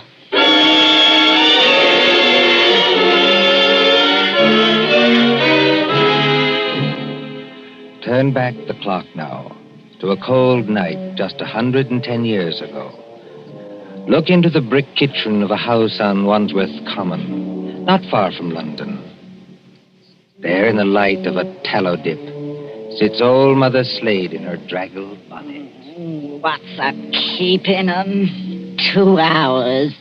2 mortal hours by the Dutch clock. And they're not here yet. Mother Slade? The graveyard not half a mile off. And once I thought I heard church bells ring. And once... Mother Slade, did you call? No, my girl, I did not call. But I thought I And heard... what are you doing up at this hour, my girl? I was only locking up, Mother Slade. Ain't it enough to have taken you over from a good-for-nothing mother not worth the gunpowder to blow her up? Please, Mother Slade. And given you a good home and brought you up practically like a lady with only the housework to do? I'm sorry, Mother Slade. Only I wish you wouldn't talk like that about me own mother. And what do you do, Peggy Lester? You stop up until this hour. You mislay me snuff box 20 times a day. I was only going to say I thought I heard a horse and cart in the lane. In our lane? Yes, Mother Slade. There it is now. Yes. Easy, my dears. Drive easy with the merchandise. The doctors don't like it if you bump the merchandise. Merchandise, Mother Slade? What's that? I'll tell you what it is, my girl. I didn't mean anything, Mother Slade. It's your Uncle Matt and your cousin Rob are coming home from their business. That's what it is. You hear that, Peggy Lister? I didn't mislay your snuff box. It's on the table. And if you don't want me to take my fingernails to you instead of a strap, you get on up to bed this minute, do you? Yes, Mother Slade. I'm a-coming, my dears. Don't be impatient. I'm a-coming. Nasty dim light this candle gives. Oh, old Mother Slater's got the rheumatics so cruel she can hardly move. Just pull back the bar, open the door. Well, Matt, did you get it? Did we get it? Strike me blind, but that's a good one, ain't it, Rob? Stir the gab, can't you? Get inside and close the door. They ain't after you. Ain't they? Can't you hear anything? Thought I heard church bells. More like a perishing funeral bell, if you asks me. Take it easy, Rob. Take it easy. We've shaken them off. Have we? I wish I was as certain as some people. The spades and sack is still in the cart. Let 'em stay. Who's a-coming to find 'em? Then you didn't get it after all, you thick-skull pair of... Now, don't you start a-blaming us. Now, you shut your potato trap, Mother Slade, or Matt'll make you shut it. What happened? I'll tell you what happened. We was too quick, that's what. The girl was only buried this afternoon. The sooner the better, my dear. What's the good of the merchandise if it ain't fresh, eh? You hold your noise and listen. We left the horse and cart outside, like we always do. We creeps up to the lich gate of the churchyard.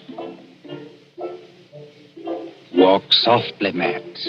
Walk softly, Rob, in your oily beaver hats and neckcloths, under the starlight and the white frosted elms. Take care of the graves, too. Spring guns may be set in some of them to protect the dead from marauders. And if the coffin is one of those new iron ones, all your labor will be in vain. Open the gates softly. Don't make such a bloody row with them shovels. I can't help it. I'm loaded down with all this stuff. Oh, and who'll do all the work when we do get there? I will. Matt. Aye? Listen. I can't hear nothing except your teeth are chattering. Matt, there's other people besides us in this here churchyard. Aye, 200 or 300 deaders. But they won't bother us. I means living people. Don't talk soft. Somebody's got a dark lantern. I seen it flash past the gravestones. Oh? Where? Can't you see it now? It's a-coming straight toward us. Yes, I see him. Come on. They've seen us, Matt. Let him have it, lad. He's got it, Rob. Down beyond the gravestones. Crouch down. They can't shoot through stone. Matt, it says here, sacred to the memory It's of... the girl's relatives. They've been watching her grave. All the big boys. If they want to get out now, they'll have to climb the wall. Oh, Struth. If only I had me Barkers. First time in 2 years I've gone without a brace of pistols, and this happens. But you ain't got your barkers, Matt Patterson. I got what's just as good. Give me a shovel. What are you going to do? Charge 'em. This here shovel's got a nice edge. Oh, you're daft. They'll have to take time out to reload, won't they? Hear that? Somebody started the bill. That'll bring down every peeler within a mile. If you want a tithing ticket and a neck in a rope, stop where you are. But if you don't want to get scragged before your time, follow me. That's all there is to it, Mother Slade. We went out by the gate, and blow me if they could stop us. You perishing numbskulls. Did they recognize you? No. We had our neckerchiefs around our eyes. And did you do it? I don't know. There's blood on the shovel. No, there ain't, Mother Slade. I wiped it off. Anyway, we're here. What I want now is a Christian fire to sit by, and a drop of spirits to warm my stomach. There's no spirits in the house, Matt Patterson. Don't you lie to me, you ugly mouth. Let go of me hand, Matt Patterson. I'm warning you. Better let it go, Matt. There's no spirits. Only half a loaf of bread. Don't I know it? I haven't tasted a drop of gin all day. And the black dog's on me back. Well? Hark at what I say. The doctor was promised a corp tonight. All right, dearie, he gets a corp tonight. Oh, there's that funeral bell again. What's the clock, old hag? Come on, spit it out. A nice young corp without any trouble or bother. Aye? What about young Peggy upstairs? Strike me blind. What about it, eh? You'd have to be mighty careful. Why? You'd have to smother her with a pillow while I sit on her legs. That's what Burke and Hare done up in Edinburgh. Then you don't leave any marks on them. See? You're off a tick, wait. What? If the doctors see they've been polished off, just plain murdered, they won't have nothing to do with it. Leastways, they don't like it. Like it or not, dearie, they all do. Who's buying the beef tonight? Dr. George Arnold. Him? The young fella out Fulham way? That's the man, dearie. But I thought he was too pious and holy to play. That's what Dr. Arnold thought, too, till they started putting the screws on him at Bart's College. No corp, they said to him. No lecture. No lecture, no students. It all comes to it, dearie, sooner or later. What beats me is why they got to have these bodies. You'd think the doctors killed enough people as it is, without buying them after they was dead. Don't you question the ways of Providence, Matt Patterson. You can't do it, Matt. You can't do it, Mother Slade. You stow that noise, Bob Prentice. Do you want to wake the poor girl upstairs? But you can't do it. This cove Arnold, he knows her. Arnold knows who? He knows Peggy. Peggy fair worships the ground he walks on. Oh.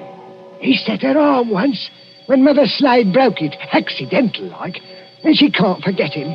What's Arnold going to think when he opens up the sack and he finds What can Arnold do? He's bought her, ain't he? He can't go to the police and say he's bought her. Peggy.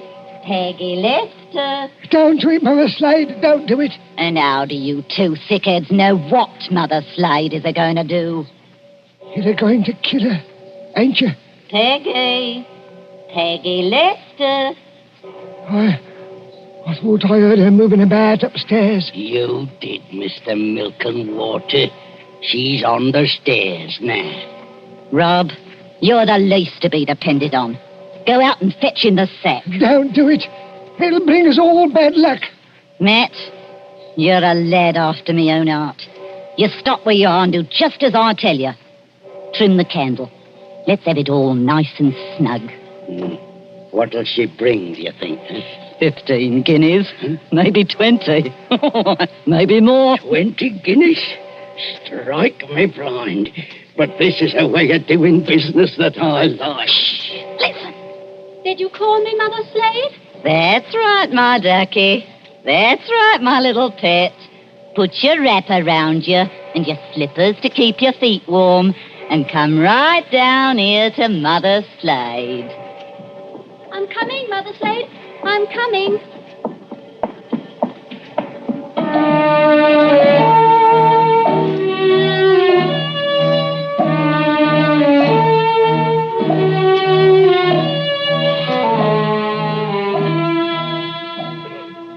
Who in those times would be a surgeon and still be an honest man? At that drugged hour of the night, look into the sitting room of a spacious house. Many candles are still alight there, though they have burned down nearly to their silver sockets. There is Chinese paper on the walls and a turkey carpet underfoot. In front of the fire, now almost out, sits Dr. George Arnold with his bottle green coat and heavy hair.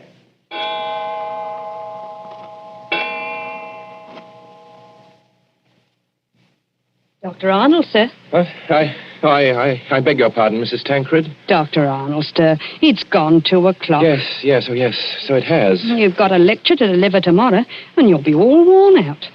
Why don't you go on up to bed? Mrs. Tancred. Yes, sir? You're a jewel of a housekeeper. I admire you, and I can't do without you, but would you please go away and let me alone? Sure, I'm very sorry, sir.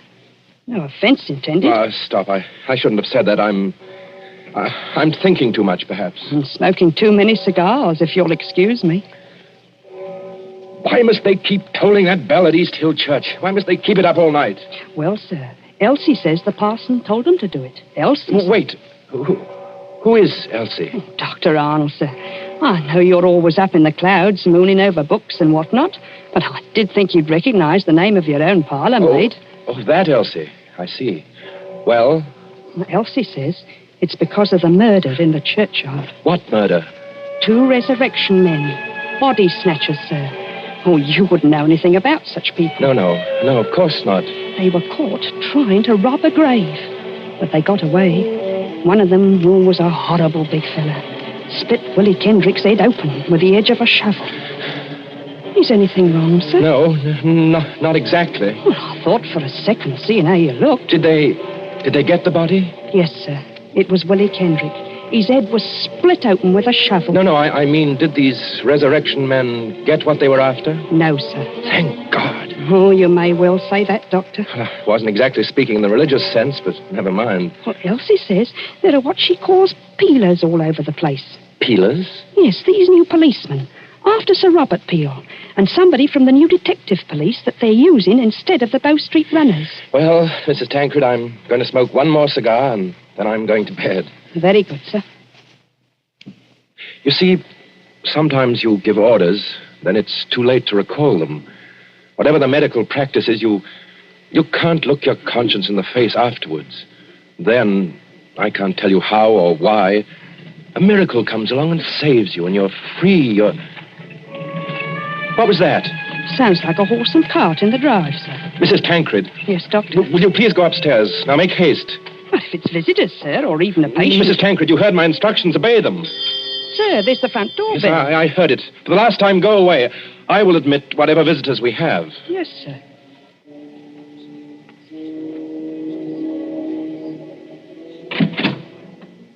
Good evening, dearie. Oh, come into the sitting room here, Mrs. Slade. La, sir. Just call me Mother Slade. You don't hardly seem natural or friendly to hear anything else. It's a pleasure to curtsy to you, Doctor. Coo. What a lovely room. I suppose... Your candles is going out, though. One by one. Poof. Then you'll be in the dark. I suppose you've come to report failure. Failure, dearie? I understand you didn't get what you went after. Bless you, dearie. We got something just as good. Finest piece of merchandise you ever saw. You haven't got it here. Bless you, dearie. Mother Slade always keeps her word. Bring the merchandise in, my dears, so the doctor can see it. Quiet, please. Oh, of course, dearie, I forgot. The big fellow with the black eyebrows is Uncle Matt. The little fellow with the watery eyes is Cousin Rob. And between them, in that sack, they're carrying... Well, who is it in the sack? 19-year-old girl, dearie. Finest anatomical specimen you ever saw. Merciful Where do you want this here thing dumped, Governor? Easy now, Matt. Why did you bring it here? That's where you told us to bring it, dearie. I mean, why did you bring it to the front door? Why not to the surgery? Only place in the house where there was lights, Governor. Hurry up now. Where do you want it? Well, take it. Yes, dearie? Take it over and put it in the cupboard there, where I'm pointing. This cupboard here, sir. Yes, then close the cupboard door. Shame on you two. Tracking your muddy boots over the doctor's lovely turkey carpet. Easy, my dears, easy now. All right, Robin, she goes there. Don't bruise the merchandise. Whatever you do, don't bruise the merchandise. Right, me blind, what's the odds? She can't feel it now. Here's your body, Mr. Sawbones. Now, let's see your money. Well, just one moment before I give it to you. There ain't no itch in this, is there? Better not be. No, I made a bargain with you, and I'll stick to it. Thank ye. That's uncommon genteel of you. Kindly stand back, sir. You're 2 stone of fat heavier than I am, and you don't impress me. Easy, Matt. Take it easy. I want to ask only one question. Where did you get that body? That's a question, dearie, what people in your profession don't ask. Why not? 'Cause they don't dare. That's why. Would the police be interested in where you got the body? No, dearie.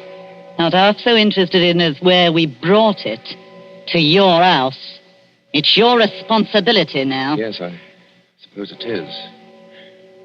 The victim wouldn't be, by any chance, that pretty little girl you used to treat so unmercifully? You hold your noise about how I treated her. I was rather fond of Peggy. Strike me blind. I think the Sawbones... Oh, get out of this house, all of you. Go on, get out. Not without that money, dearie. It's 20 guineas now. There's money on the table under that newspaper. Take what you want, and get out of here before I... Oh, what was that? Aye. What was it? A late visitor, I imagine. Was you expecting anybody? Eh? No. Don't drop the lovely money, Rob. Don't drop it all over the carpet. Pick it up. Is there a back way out of here? Yes, it's the way you should have come. Through that arch and down the passage. Thank you for the rhino, Governor. And no games, mind you, if you know what's good for you. Good night, dearie. Remember, you've got the body now. Yes. I've got the body now. Poor little devil. Dr. Arnold, sir. In heaven's name, Mrs. Tancred, haven't you gone to bed yet? I had to get up, sir, to answer the bell. Yes, of course. I'm sorry. Dr. Arnold, what's the matter with you? Matter? You're as white as a ghost, and you're almost crying. Am I? Well, we must remedy that. Oh, it's so dark in here, I could barely see you sitting there. The candles going out, one after another. Nothing but smoke and an ugly smell of grease, and that cupboard door. What about that cupboard door? I always declare, sir, it won't keep shut without any latch or bolt, if you'll excuse the liberty. Mrs. Tancred, keep away from that cupboard. Dr. Arnold, sir. Are you ill or anything? No, but keep away from that cupboard. Who rang the bell? Oh, dear, I was almost forgetting. It's that man Elsie was talking to us about. What man? The officer of the detective police, sir. He wants to see you. Well, I'll see him, but in some other room, not here. It's as you say, there's not enough light. Not a bit of it, Doctor, not a bit of it. Never too dark, as you might say, where the police are concerned. I couldn't help it, sir. He must have followed me down the hall. Are you... That's right, Doctor. I'm Stalker at your service. Inspector Stalker. Well, how do you do, Inspector? Mrs. Tancred, you may go.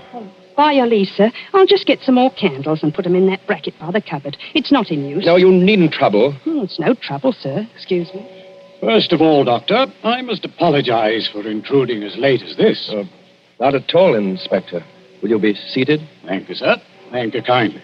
Now, I dare say you're wondering why I'm here. Oh, yes, I am, rather. It's a bad business, Doctor. A very bad business. You mean the murder in the churchyard? Oh, you've heard about it. Well, my housekeeper said something about a man being killed with a shovel. That's right, Doctor. Not much doubt about who did that. No? No. The little fella dropped his dark lantern with the initials on it. They're professional body snatchers. We've had our eye on them for a long time. Speaking of body snatchers, Doctor... Well? I expect this anatomy law is pretty hard on you surgeons. It's an infamous law, sir. All the same, Doctor, it is the law. Yes. And if any surgeon happened to be caught with a body, especially a murdered body... What are you hinting at? Oh, nothing, Doctor, nothing. By your leave, I only want to ask a question. Well? What time did your friends leave? Now, come, Doctor. As one man of the world to another, do you see any green in my eye? You're not going to say you had no guests when their horse and cart are still at your front door. They didn't get away. No, Doctor, they didn't. They made a little reception committee as they left by the back door. Darby's on the wrists. Snap. Just as I might reach out and touch your wrist. Like this. What do you mean by Darby's? Handcuffs. I've got a pair in my pocket.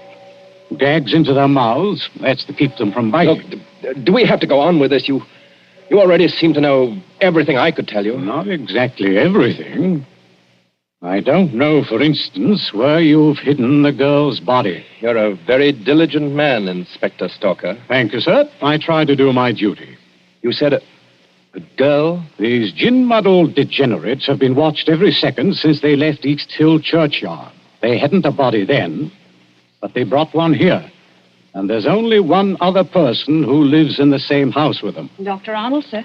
Mrs. Tancred, listen to me. Yes, sir. Must you always break in with the most completely ill-timed entrances at all the worst period of my life? I was only trying to be helpful, sir. That's right, madam. Always be helpful. You had to have some light. Here's the candles, sir. 5 of them. In a big candelabrum. We can hang them in the bracket. Ma'am, hold up that light. Hold it high. Really, sir? I'm not in the habit of being spoken to as... Hold it high, I tell you. Do as the inspector tells you, Mrs. Tancred. This is a very fine carpet you've got here, Doctor. Yes, others have admired it tonight. But it oughtn't to have footprints on it. Muddy footprints. Footprints leading from the door, past the sofa, past the hearth, over to that cupboard. Quite correct. I think that's done it, Dr. Arnold. I think it has, Inspector Stalker. We couldn't have proved anything against you for that churchyard business, but this... Let me open Bluebeard's cupboard, Inspector. Let me be the first to show you what's inside. You wanted a certain body. It appears you've come to the right place. Now, look. Lord Almighty. I'm the body, Mr. Police. Standing up, I'm very much alive. And I'm wearing a nice new dress that the doctor gave me. But I gave you. Don't say anything. Please don't say anything. Stop a bit, miss. Aren't you Peggy Lester? Yes. Just because the doctor has to be so terribly respectable and a girl who's fond of him has to come here in secret. Wait a minute, everybody. Peggy Lester, you're lying. I am not lying. So that's it.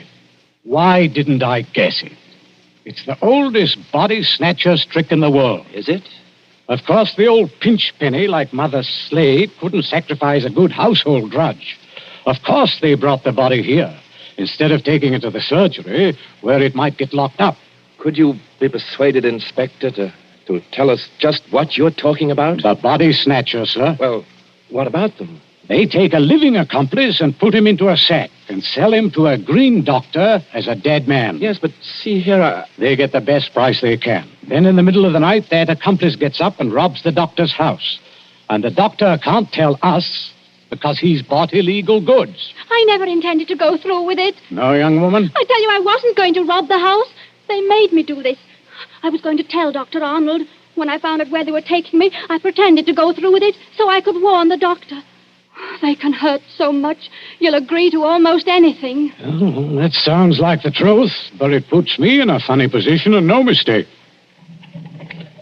Well, your 3 murderers, Inspector, seem to be leaving. Yes, they're leaving right enough. Trussed up like fowls and under guard. Does anybody go with them? Well, how can anybody go with them? I'm willing to believe this girl acted under threats. She's committed no crime. And I don't for the life of me see how we can touch you. Can't touch me? No, sir. And confound you for making me lose a night's sleep. There's no body. You didn't even buy a body. Will you tell me, Doctor, just what crime you've committed?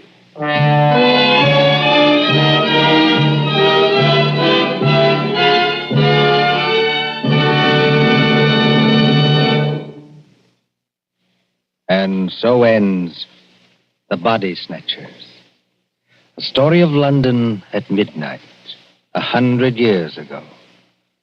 And tonight's story of Suspense.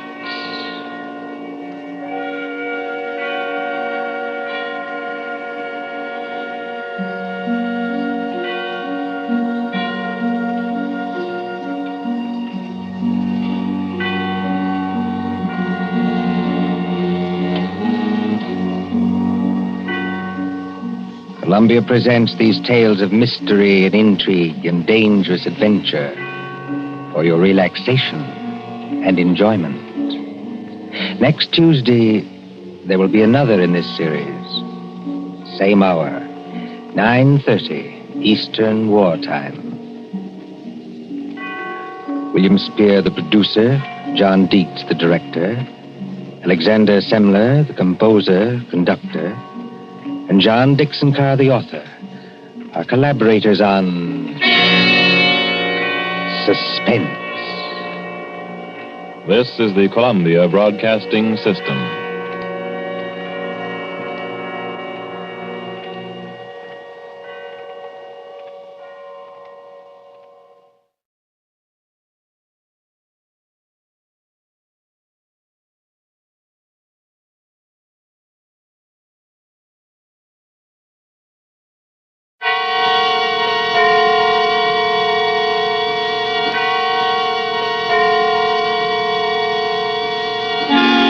Suspense.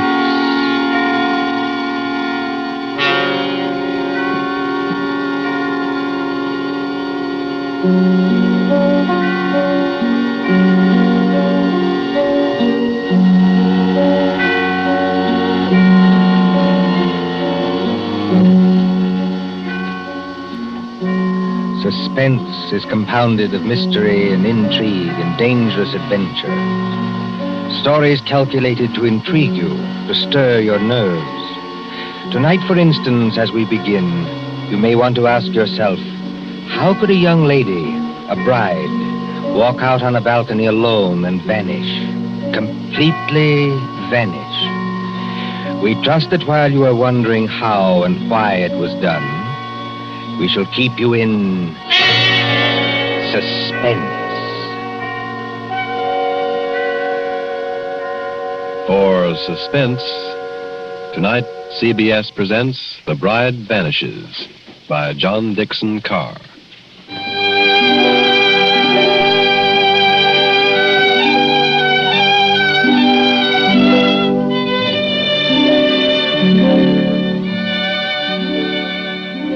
Italy in springtime.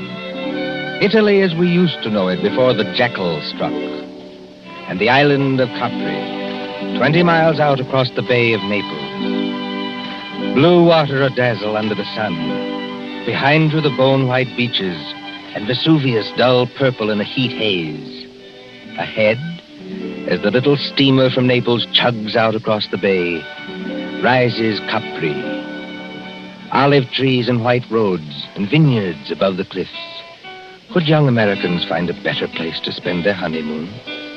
While the guitars sing and the warm winds blow and the little steamer carries them. Well, Mrs. Courtney? Well, Mr. Courtney. I can't keep it up, Lucy. I'm going to break down and ask if you're happy. Oh, I'll break down, too. I want to walk up to everybody I meet and say, "Oui," just like that. What I want to do is turn somersaults myself, all along this deck here. I want to say, I've been married to Tom Courtney for practically 2 weeks. And now we're going to have a villa at Capri for a month. Oh, Tom, I ought to be the happiest woman in the world. Only...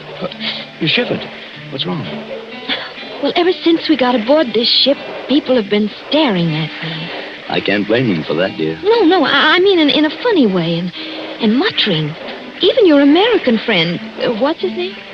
Granger? Mr. Granger, when you introduced him to me at Naples, I thought his eyes were going to pop out. Be careful. He's standing over by the rail now. Oh.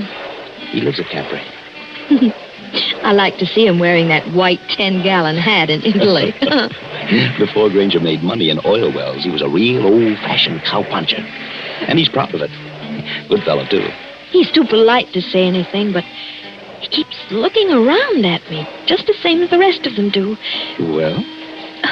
Well, Tom, they look scared. You know, Lucy, this isn't the time to start imagining things. I know. Well, maybe I'm just so happy I'm afraid it can't last. Oh, don't say that.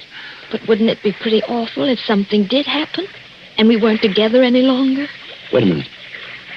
Hasn't this ship stopped? Yes. Well, that is Capri ahead of us, isn't it? It can't be anything else. But it seems a funny place to stop. No sign of a harbor. Only rocks and little gray cliffs. Oh, Mr. Granger. Mr. Granger? Yes, young fella? Do you happen to know why we're stopping here? Oh, yes, that's an easy one, son. We're stopping so that you and your good lady and anybody else who's curious can get a look at the Blue Grotto. The Blue Grotto, of course. Now, just shade your eyes with your hand, ma'am. You see that tiny little arch under the cliff?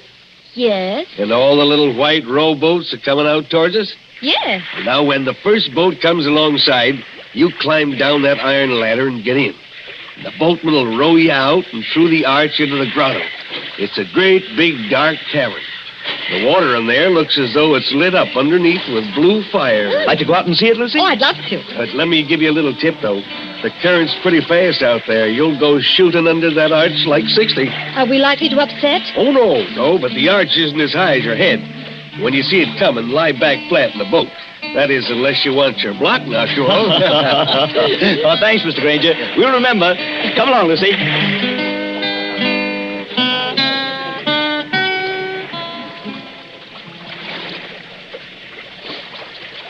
Easy on the ladder, Lucy. Don't look round yet. Oh, I'm all right, darling. And just as good a swimmer as you are. I'm in the boat now. Take one more step. Steady. Now, there you are. Now turn around facing the boatman and sit down here beside me. What's the matter with the boatman? Easy, man. Do you want to upset us? Sit down. You come back, yes? Come back? Well, I've never been here before in my life. Push off, man. Start rowing. The other boats are piling up behind you. You come back. Start rowing, can't you? Andare subito. Faster. Tom, he can't take his eyes off us. I wish he'd watch out where he's rowing.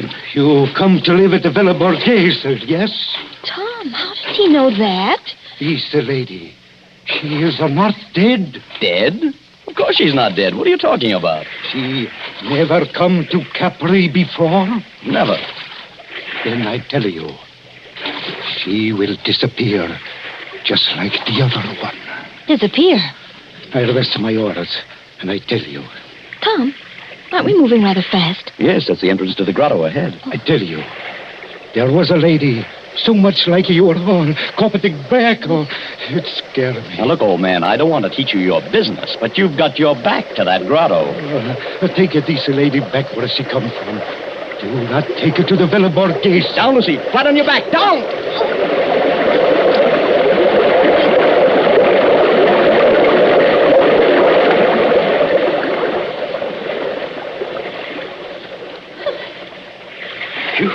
Signore, I am sorry. I almost make you get hurt. You know you nearly got your own head knocked off. Excuse me, no. I am used to it. Now, I will roll you round the Blue Grotto.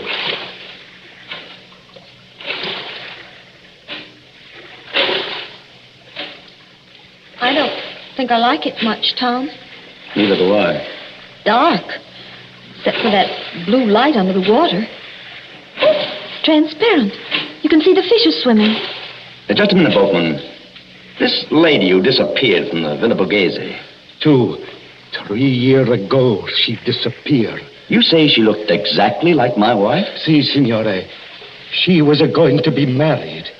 She was trying on her wedding dress. Her mother and sisters, they were in the room with her. She walked out on a balcony over the sea. You know what I mean, on a balcony over the sea? And nobody ever hear of her again. You mean She jumped over into the sea? Oh, a young girl going to be married. Kill herself. No. And what did happen? Over the back, I do not know. But sometimes they say you can meet her ghost in the air. She floats just under the water where you can see her and turn over and over. And the wedding veil is still round her face. Tom, let's get out of here. You want to go, yes? Lucy, if this fellow's stringing us along, He's not stringing us along. then somebody ought to know what this means. If we've inherited a haunted balcony where people disappear like soap bubbles, I say it's too much. Let's get back to our ship and talk to Granger. Yes, boatman, take us back.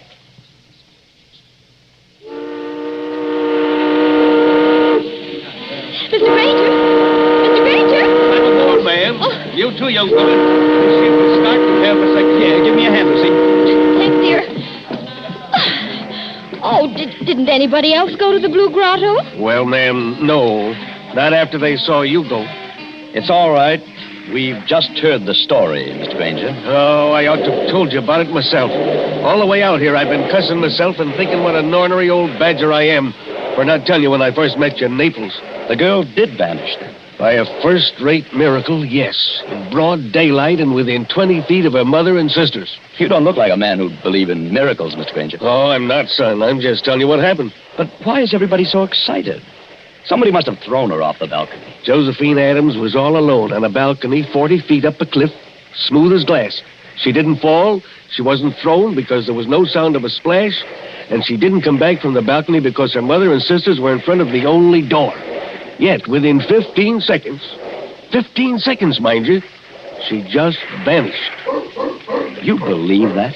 Sure, I believe it, son. Why, it's a fact. Did you know the girl's family? Oh, very well. We've got a real English-speaking colony here. Oh, by the way, in about half a minute now, I'm going to show you your new home. Oh, can we see it here on the ship? Oh, sure you can, ma'am. It's on the edge of the cliff. Dr. Davis's house is on one side of it, and my shack's on the other. That's why I want to ask you a question. Of course. Ask anything you like. Well, I'm an old stager, ma'am, and not exactly up to the high-toned society around here, but do you trust me? Yes, I think so. Well, then, promise me something. Unless you're with somebody you do trust, keep away from that balcony. Do you honestly think there's danger, or... I don't know, son. If I did, I wouldn't have to talk this way. Sounds like a dog barking. I thought I heard it before. It is, a big police dog. And led by a very handsome woman, if you ask me. Oh, Lord, here she is again. Who? The Countess. She lives in our colony. She looks like an American. You take your eyes off her, Tom Courtney. She is an American. Married a Count Parcheesi or something like that. Just call her Nellie. My dear Mr. Granger. Hello, Nellie. It's true. Everybody told me so, but I couldn't believe it until I saw her. She does look exactly like poor Josephine Adams. Just as small, just as dainty. Please, is everybody trying to give me the jitters? Nellie, I want you to meet some friends of mine. Oh, you don't need to introduce me. I know who they are. You're the nice young couple who've taken that villa. I'm Nellie Lucchese. Oh, yes. This is my dog, Tiberius, named after the wicked Roman emperor. You know who used to live at Capri? I must confess I'm terribly fascinated by wicked things. Aren't you, Mr. Courtney? Lucy, stop digging me in the ribs. I haven't done anything. No, and you're not going to. Tiberius seems to have taken quite a fancy to you, Mrs. Courtney. Oh. I've never known him to go to a stranger before. Well, I only wish I could borrow him. He might be a charm against... Oh, no, I don't know. We'll be at the harbor in a few minutes. Then you must let me drive you up to the villa. You won't be able to get any servants, I'm afraid, because they won't stay there. But you can camp out. Look, there's the villa. We're passing it now. Where? On the cliff, where I'm pointing. Wait a minute. Well, there must be some mistake. That's not the Villa Borghese. It sure is, son. That's a palace like all the other houses there. And I rented it furnished for about $25 a month. Can't you guess why you got it so cheap, son? If you take my advice, you'll turn around and go back to Naples by the next steamer. Harry Granger, don't be an idiot. Let's have some excitement. Let's have some excitement. Tom is beautiful. Too infernally beautiful, if you ask me. There's the balcony. It's all right by daylight, son. Marble and tapestries and whatnot. But at night, when you gotta put out the lights, you start thinking what happened there.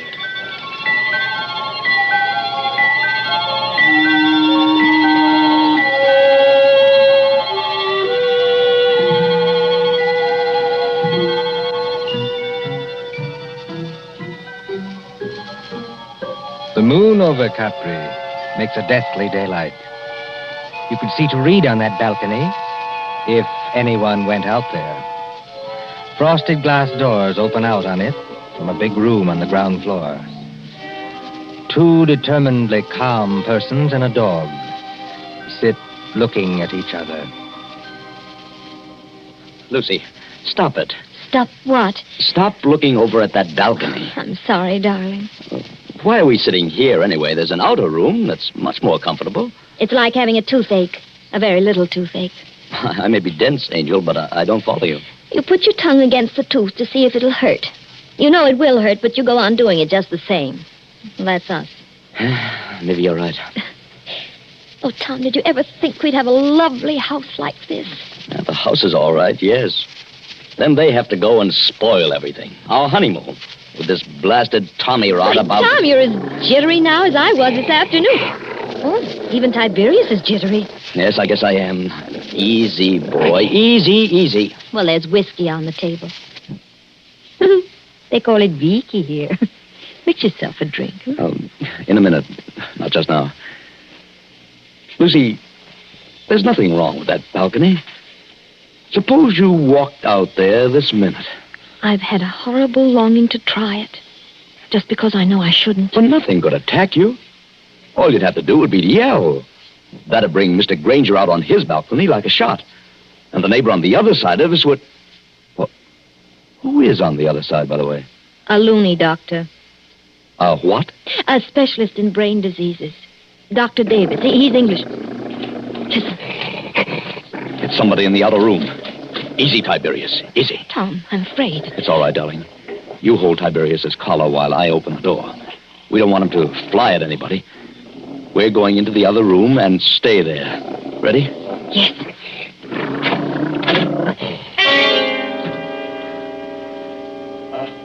Good evening, Mr. Courtney.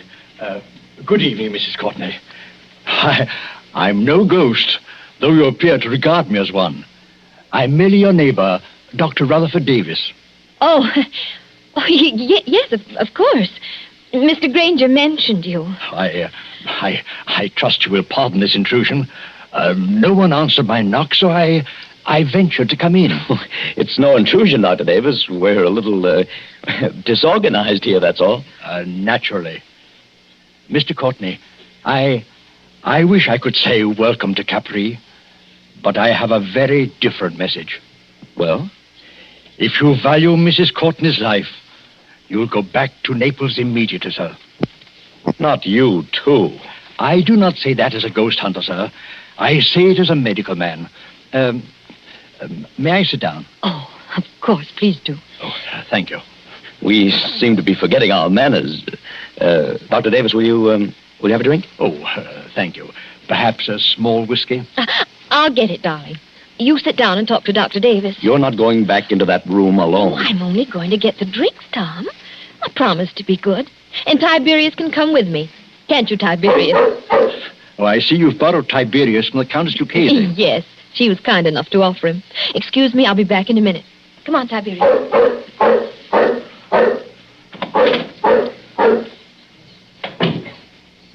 I hope this is all right, Doctor. No, sir. It is not all right. Your wife is in very great danger. But why? Because of that balcony? No. Because she looks exactly like the late Josephine Adams. I don't get it. Mr. Courtney, did you ever hear of paranoia? It's some kind of mental disease, isn't it? The paranoic begins by imagining that he or she is being persecuted by someone. First, he hears things. A voice in his brain whispers, "You'll be killed. You'll be killed. You'll be killed." He hears it in the tick of a clock, in the rattle of a train, in the footsteps on the street. There are holes in the walls through which his enemy is always watching. Invisible speaking tubes bring him messages. There are pains in his joints and nightmares of attempts to poison him. His brain bursts and he kills. He kills. He kills. Well, excuse me for speaking so strongly. But how does this affect us? Mr. Courtney, will you examine this sheet of paper? What is it? The fragment of a typewritten diary. I found it on the cliffs months ago. Don't ask me who wrote it. But I know there's a criminal lunatic on this island. He imagined that poor, inoffensive Josephine Adams was his enemy. So he killed her. Killed her? How? I don't know. And what happened to the girl's body? I'm not a detective, sir. The body was carried out to sea, perhaps, or washed along the cliffs and into the Blue Grotto to be lost. But don't you understand the danger to your wife? You're not suggesting that with somebody's cracked brain, your wife is Josephine Adams, created all over again. Kill Lucy? It couldn't be done. It was done, my friend.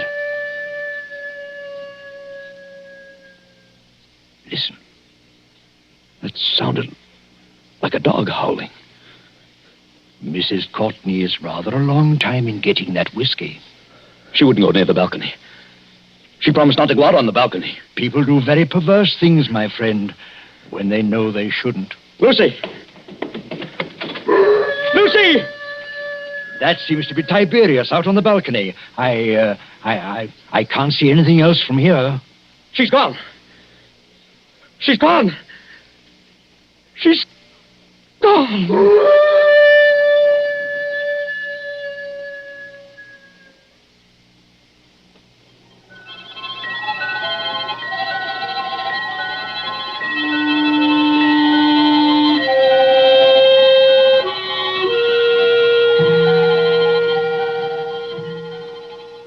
An empty balcony, a howling dog, and a sea turned clear silver under the moon.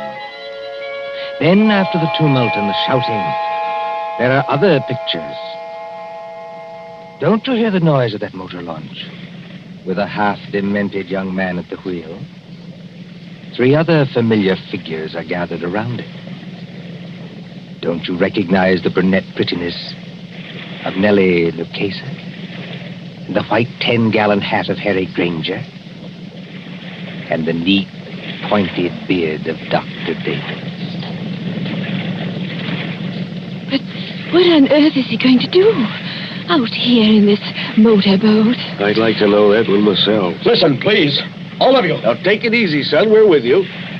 What time is it? Time? Yes. What time is it? 2:30 in the morning, going on for 3. 12 hours. Then the tide ought to be just where it was this afternoon. What's the tide got to do with it? A whole lot. Somebody set a trap and made Lucy fall off that balcony. I know it. Oh, that's absurd. If Lucy's been carried out to sea, there's nothing we can do about it. But if she's been carried along with the current and into the Blue Grotto... Blue Grotto? One moment, sir. You're not proposing to run this big launch under that arch after dark? Yes, Doctor. That's just exactly it. Go on. Do it. I'll back you up. Let's have some excitement. It'll be exciting enough, I assure you. Mr. Courtney, have you got some wild hope of recovering your wife's body? I've even got a wild hope she may be alive. Lucy's a very strong swimmer. You're acting like a nut, son. Get set, everybody. I'm going to swing around.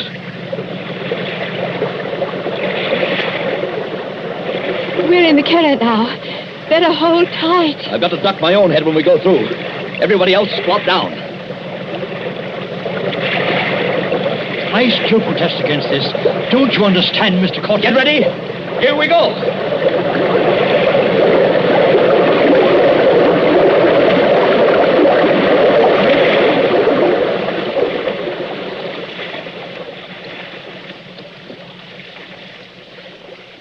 What on earth is wrong? There's no Blue Grotto. It's as black as pitch. My dear Nellie, I kept trying to tell all of you. The Blue Grotto effect is caused by the sun's rays. There never is one except when the sun is out. Just how does our friend propose to find anything in here? Listen. Something got hold of the side of the boat. I felt it move. Not the dead girl, I trust. There's a hand here. A wet hand. Lucy. She's not alive. Mr. Granger, help me lift her up over the side. Easy now. Don't tip the boat. Oh, Lucy. Lucy, are you all right? Tom. Are you all right, Lucy? Can you hear me? All right. I'm just exhausted. I got in here. Couldn't swim out against the current. Oh, don't try to talk. I've got to talk.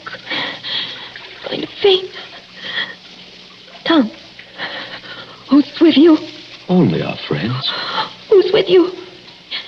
Is the murderer with you? I was just wondering the same thing. To be shut up in the dark at 3 o'clock in the morning with a criminal lunatic. Who spoke then? Now, Lucy, don't hold me so tight. Let go, dear. I'll get the boat started and have you out of here in a second. Who spoke then? Only Dr. Davis. Tom, I got to tell you. I know how that girl, Josephine Adams, died. Almost killed me. Has anybody here got some brandy? Or a flashlight? I have a flashlight, my friend.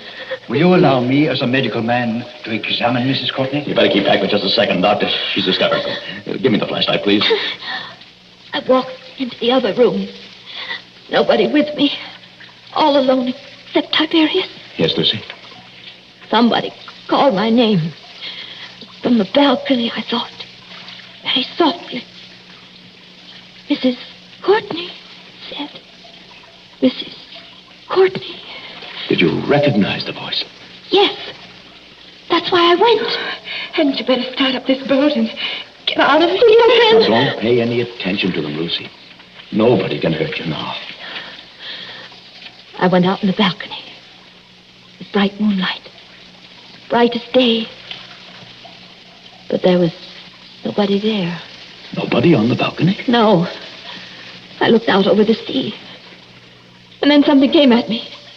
Something flew out of the air and came at me. Just one moment before Mrs. Courtney goes on. Is anybody in this boat carrying a revolver? Not that I know of. Excuse my mentioning it, but I felt something. Metal. Like a revolver. Brushed past my hand. Oh, it was only the flashlight. Excuse me, it was not a flashlight. Mr. Courtney's got the flashlight. Would you please let Lucy go on and finish? Lucy, you were on the balcony and something came at you. Yes. Like a snake. Sideways.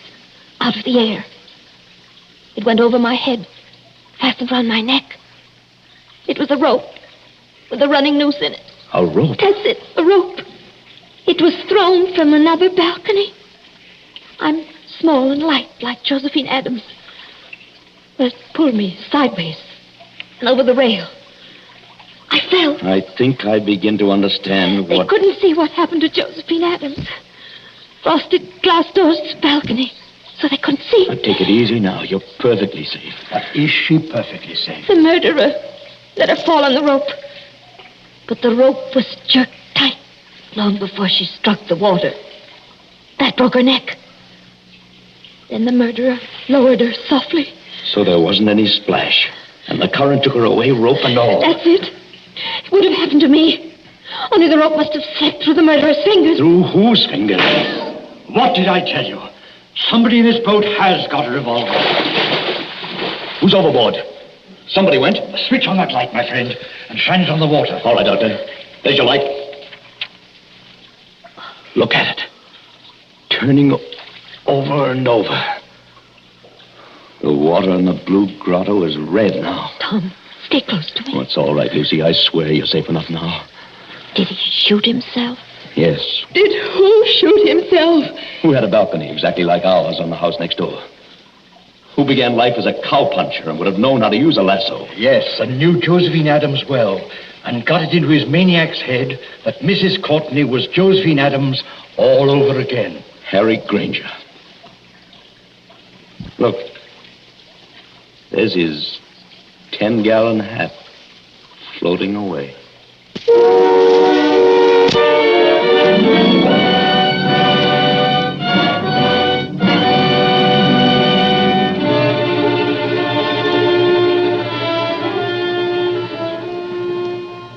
And so ends The Bride Vanishes, a story of mysterious doings in the Isle of Capri. And tonight's story of suspense.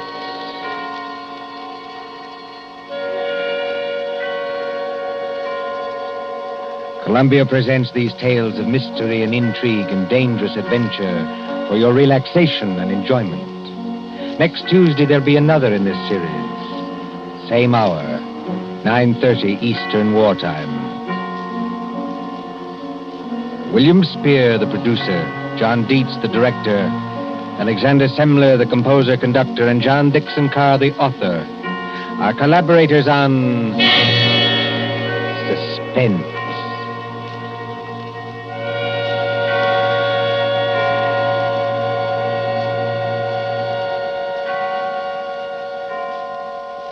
This is the Columbia Broadcasting System.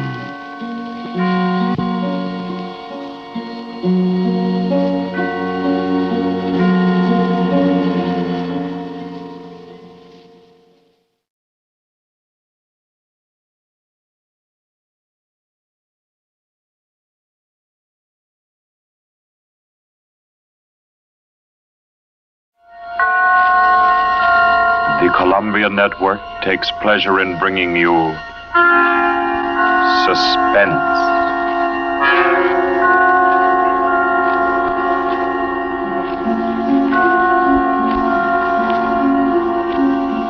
Suspense. Stories from the world's great literature of pure excitement. A new series frankly dedicated to your horrification and entertainment. Week by week, from the pick of new material, from the pages of best-selling novels, from the theater of Broadway and London, and the sound stages of Hollywood, will parade the most remarkable figures ever known. CBS gives you Suspense.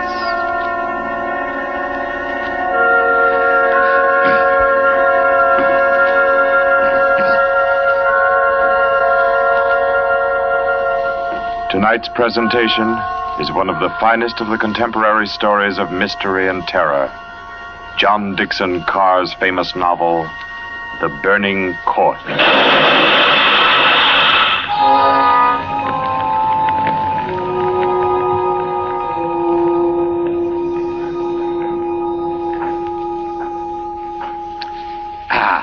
A glass of sherry by the fireside of a beautiful suburban home. What could be more comforting? You're an admirable host, Mr. Depard, and it's really a shame our first meeting is under such a cloud. It's also a shame I have so little time to tell you which one of your guests here murdered your uncle last week.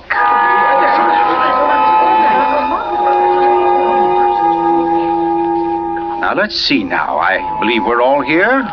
Your wife, your friend, Mr. Stevens, Captain Brennan. Yes, and incidentally yourself.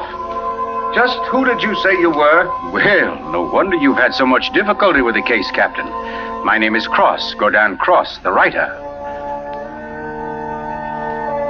As a matter of fact, it's because of my just completed book, Poisoning Throughout the Ages, that I happen to be here now. And Ted Stevens there happens to be a member of the firm which publishes my work. I'd never seen him until tonight, but I've been told what happened. This afternoon, he began reading my manuscript for the first time on the train. The commuter's train, which every afternoon deposits him safely and soundly here in Crispin. I imagine he was halfway home by the time he finished the first chapter. Then he turned a page. Attached to the following leaf was a picture. And looking at it, the young man stiffened suddenly and all but cried out his shock. It was a picture of a young woman, and under it had been printed, famous poisoner Marie Dobré, 1676. Ted Stevens was looking at a picture of his own wife.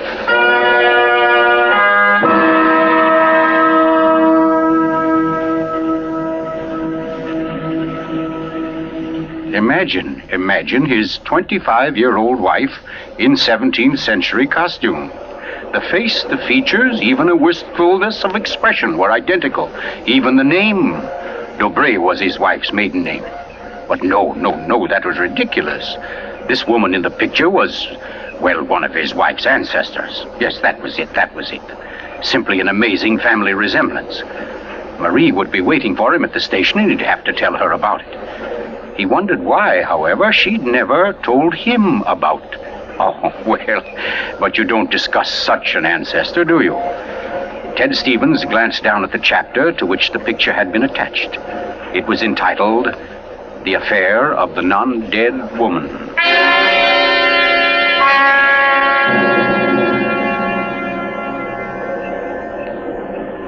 Hello, Ted. Stevens was almost jolted from his seat. It was Dr. Weldon, professor of English at the college, an old friend of his. Quickly, he thrust the picture beneath the manuscript and moved over. Hi, I didn't see you, Doc. Oh, here, have a seat. Oh, I thought maybe you were giving me the, what do they call it? The brush off? Oh, no, say, as a matter of fact, Doc, you're the one man I do want to see. Yeah? Very flattering. Remember those discussions we used to have about murders? Better than bridge anytime. Well, I got the idea that you'd made sort of a hobby out of the old cases, the historical ones. Well, I've studied quite a number of them, yes. Ever hear of a woman named Marie Dobré? Marie Dobré? Marie Dobré. Oh, yes. That was her maiden name, of course. One of the finest specialists in arsenic poisoning you could ever hope to find. Oh, we're almost at our station, Ted. Let's get to the door. Yes, a real charmer Marie was. Must have disposed of 100 husbands, lovers, suitors, and just plain friends before she was caught.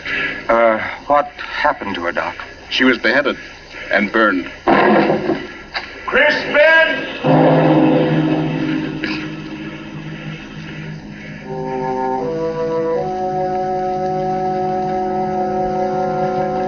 Oh, absurd, laughable. Ted Stevens kept saying this to himself, and yet what he knew was a foolish dread followed him straight through the small suburban station and clung to him as he reached the street. And there in the roadster was Marie, leaning toward him a little to hold the door open and smiling at him. Oh, Ted, what on earth are you staring at? That streetlight shining on your hair, I like that. Oh, you're tight. Come on, get in the car.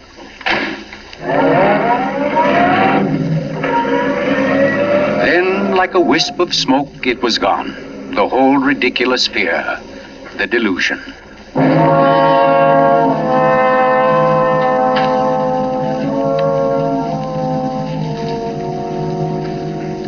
When at home, Marie brought the cocktails into the living room. The logs were burning brightly in the fireplace, throwing a soft, dancing glow upon a room that was darkening with dusk. To you, Marie. And to you, dear. As Stevens placed his glass down, he noticed the manuscript of my book. It was there on the table, right where he'd placed it when he first came in. Deliberately, he turned from it, and then turned back. The manuscript had been moved. Only an inch or so, but it had been moved.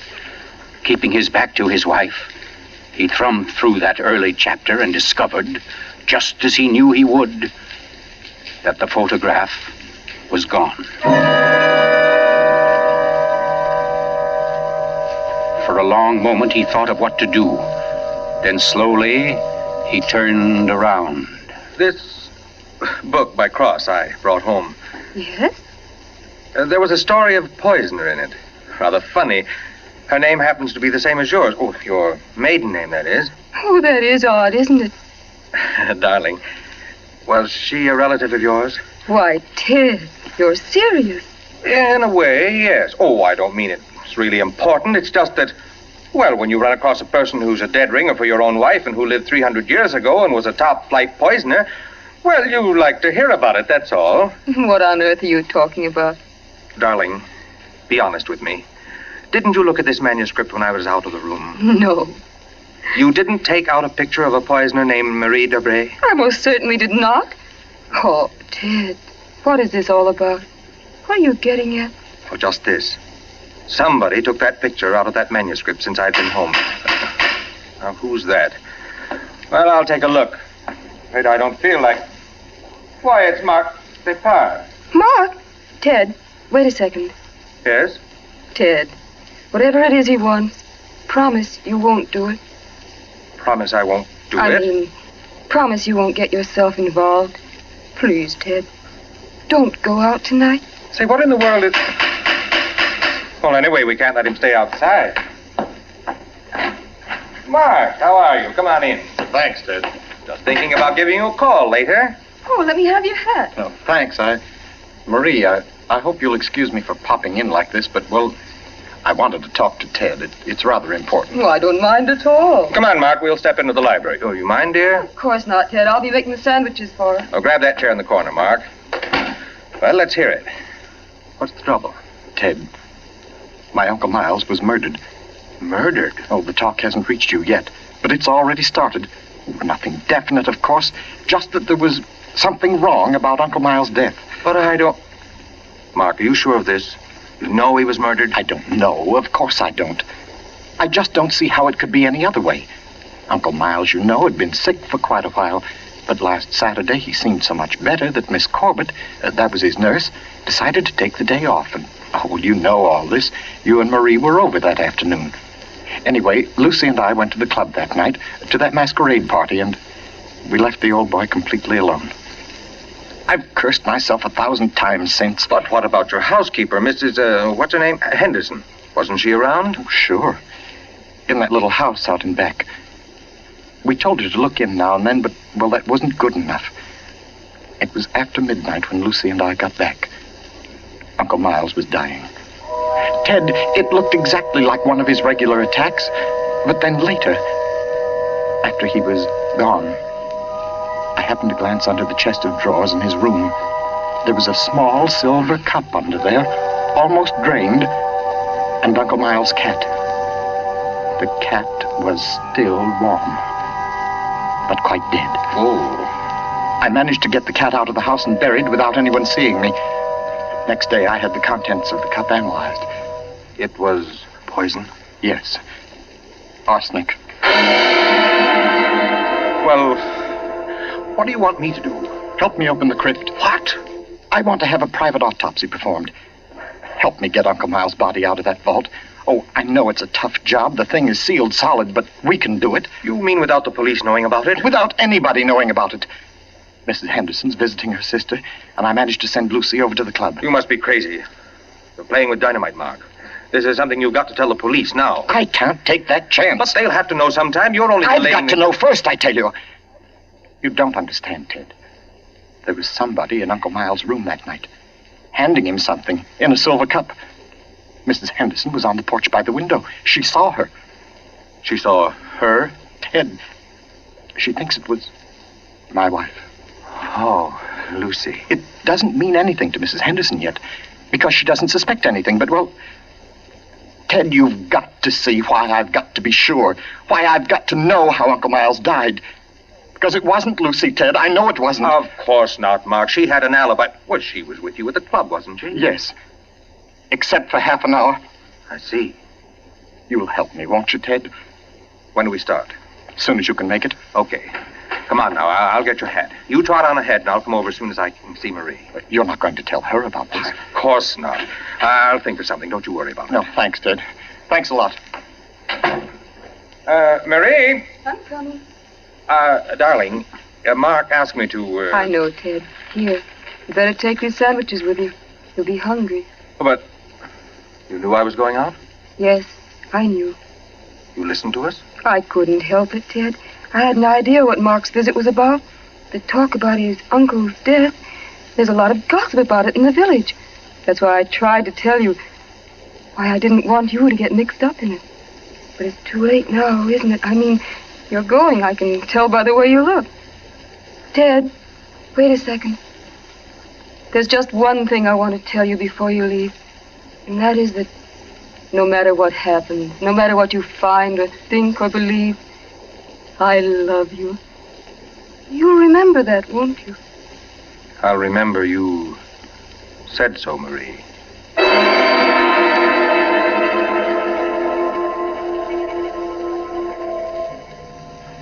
By the light of a dim kerosene lantern, Mark and Chet Stevens pounded their way through the thick shelf of rock that covered the Depar's ancestral tomb, pried open the great slab of stone which lay across the subterranean door, and then at last descended to the dank, ink-black chamber.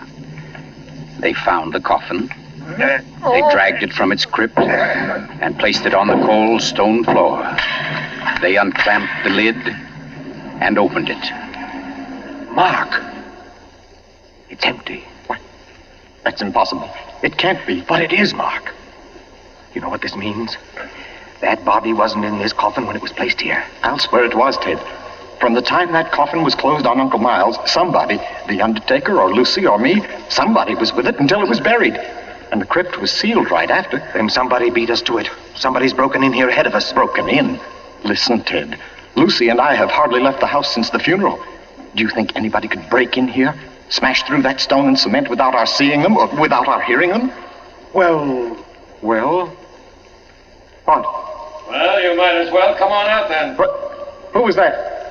Me, Mr. Depard, up here.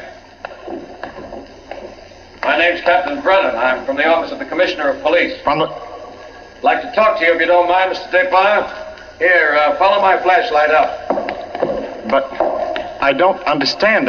How did you know about this? By listening, mainly. You mind if we go up to your house, Mr. Depard? Why, no. Not at all. Oh, thank you. Oh, Freddie. Look here, Captain. Freddie, this is Mr. Depard, Lieutenant Gray. Glad to know you, Mr. Depard. And Mr. Ted Stevens, isn't it? Well, how did you know my name? Very simple. I got the names of everybody who was here at the Departs the day the old man died. You and your wife were included. Oh, here we are. But I don't... Captain, who gave you those names? Why, your housekeeper, of course. Mrs. Henderson? You didn't think Mrs. Henderson saw the dead cat, did you, Mr. Depart? But she did. She also saw you bury it. And we've been interested in the case ever since. Well, nice place you have here, Mr. Depart. Now, let's see. According to Mrs. Henderson, your wife was wearing some kind of a masquerade costume that night. What kind of a thing was it? Well, it was a... Oh, there, you can see it. It was copied from the dress in that old painting over there. Oh, yes. Funny, where's the woman's face? It's always been that way, long as I can remember. Somebody must have thrown acid on it or something. Can't blame them much. She was a poisoner. A poisoner? Yes. The story goes that one of my ancestors was responsible for her execution. Marie Dobray, her name was. Oh, yes, I've read about her. Learned all the poison tricks from one of her lovers, guy by the name of Godin Saint Croix. Godin Saint... Oh, yes, Mr. Stevens, we cops read now and then. Did you say Godin Saint Croix? That's French. We call it cross. Absolutely no limit to a cop's education, is there? But to get back to your wife, Mr. Depart, she was dressed like the famous Marie. Now, when Mrs. Henderson looked through that window... Just a minute, Captain. Mrs. Henderson can't prove she saw a thing, and you know it. What do you mean? I mean you haven't any right to insinuate that my wife was in that room. Well, who's insinuating? I'm trying to say that Mrs. Henderson, after thinking it over, realizes she was tricked by the costume. The woman she saw in the funny clothes, handing the cup of poison to your uncle, wasn't your wife at all. What? Because your wife is an unusually tall young woman. And the one Mrs. Henderson saw was fully half a head shorter. More on the order, let's say, of Mr. Stevens' wife. My wife? Captain, this is absolutely ridiculous. Well, I don't know. Why, what's the matter, Mr. Stevens? You're trembling like a leaf. Tell me now, just for fun, where was Mrs. Stevens that night? She was home. With me. The whole evening? Certainly. She retired early? Yes, we both did. You, I suppose, were sound asleep by midnight. Yes, I was. Then how do you know where your wife was? Well, Look here, Stevens. She had to have a costume that would match Mrs. Despas. How did she manage that? Where did she get it? Well, she never had one. She never had a dress like that. And what about her motive? Why did she poison him? I don't know. Not for money, certainly. Then what was it? Hate? Did she hate Miles Despas? Yes, she did. No. Oh, I don't know. I don't know, I tell you. Brown? Yes, Freddie? I phoned and got hold of Mrs. Depard and the nurse, all right. That Mrs. Stevens, I couldn't reach her. Her phone won't answer. Okay, have her picked up. I'm going home. Stevens, come back here. I'm going to get my wife. Marie!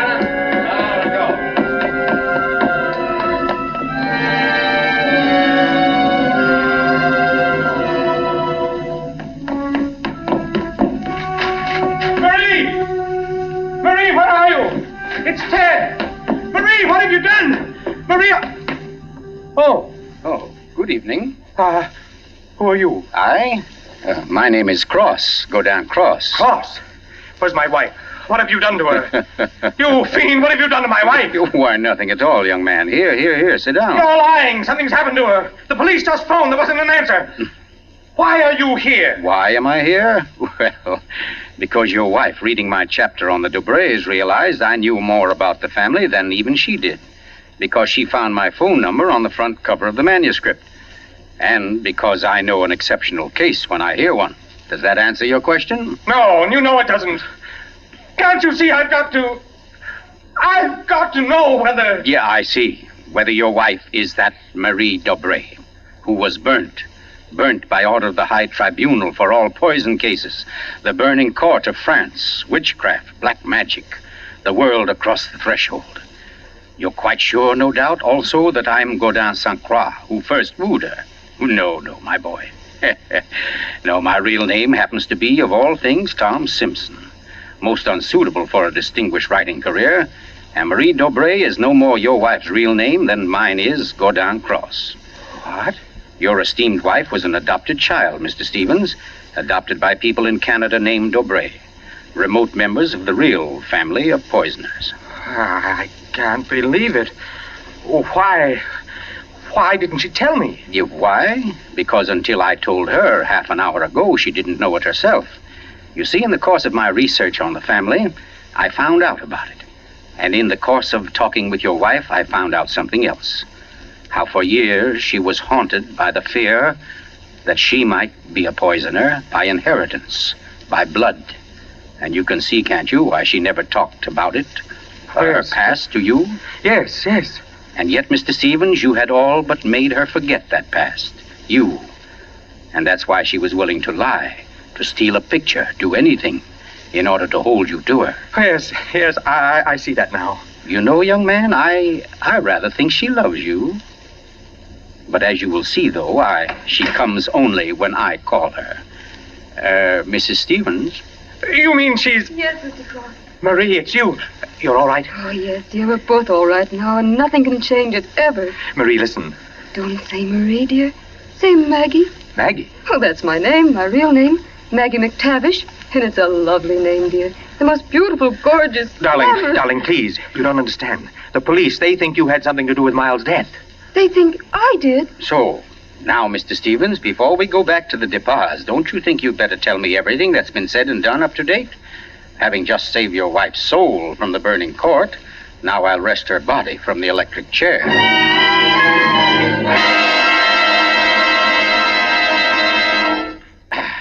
Yes, Mr. Depas, truly excellent sherry.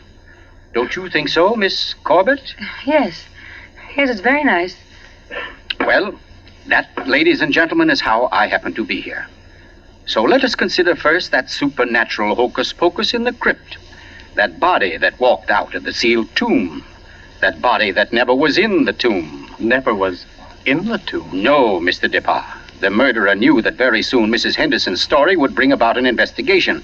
He had to get rid of the well-known corpus delicti. Yes, but who could have kept the body out of the tomb? Who, Mr. Depas? Why, you, sir. What?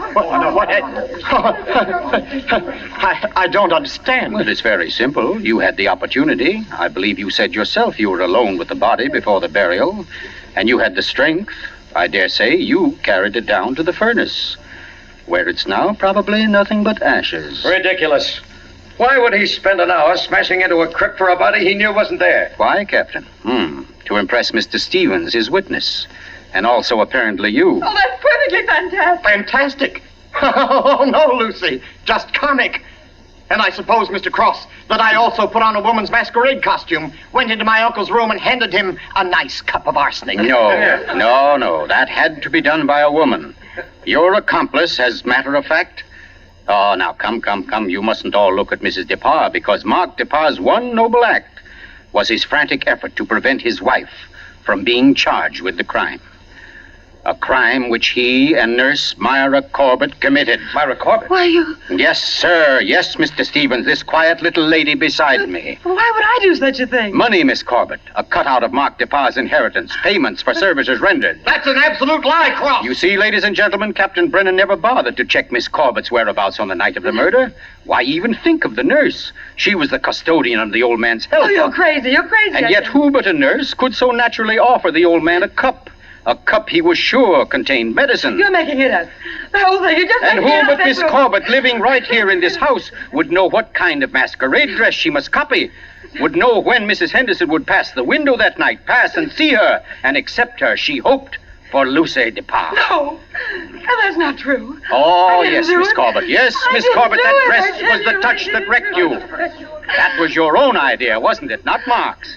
You weren't content with a mere murderer's share of the profits. You wanted a wife's share, half of the whole estate. You wanted Lucy DePauw convicted and out of the way for good. Well, I give you a toast, Miss Corbett, with Mr. DePauw's excellent sherry. To a particularly ruthless poisoner. And yet, you know, on the whole, I'm rather partial to female poisoners. Why, only tonight I... Here,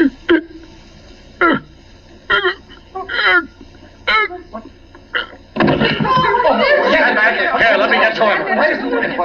Mr. Cook, what's the matter, Brennan? This man's dead. Dead? And from cyanide, if I know anything. Cyanide from that glass of sherry. Cyanide that a nurse could get quite easily. That glass was right beside you, Miss Corbett, and nobody else was near it. Too bad he didn't drink it as soon as you hoped.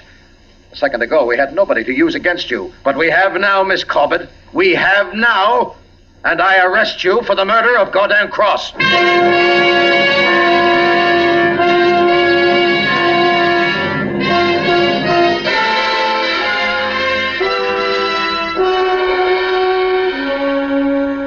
Now close to 5 months ago that the prominent author was murdered. And tonight, Myra Corbett pays with her life for that crime.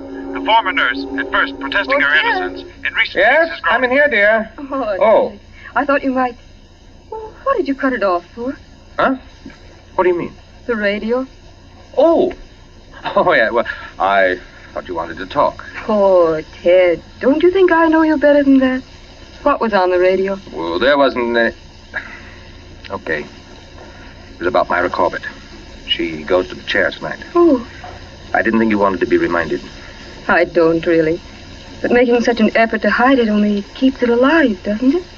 All right, darling. Know what I came in to ask? If you wanted a cocktail before dinner? The largest one you've got. Fine, I'll get out the ice cube. I know. If I'll fix up the fire. Okay, Maria, a deal. Where are some papers to start it? Right there by the bookcase. And the name's not Marie. It's Maggie. Because, darling, Marie's dead and gone forever.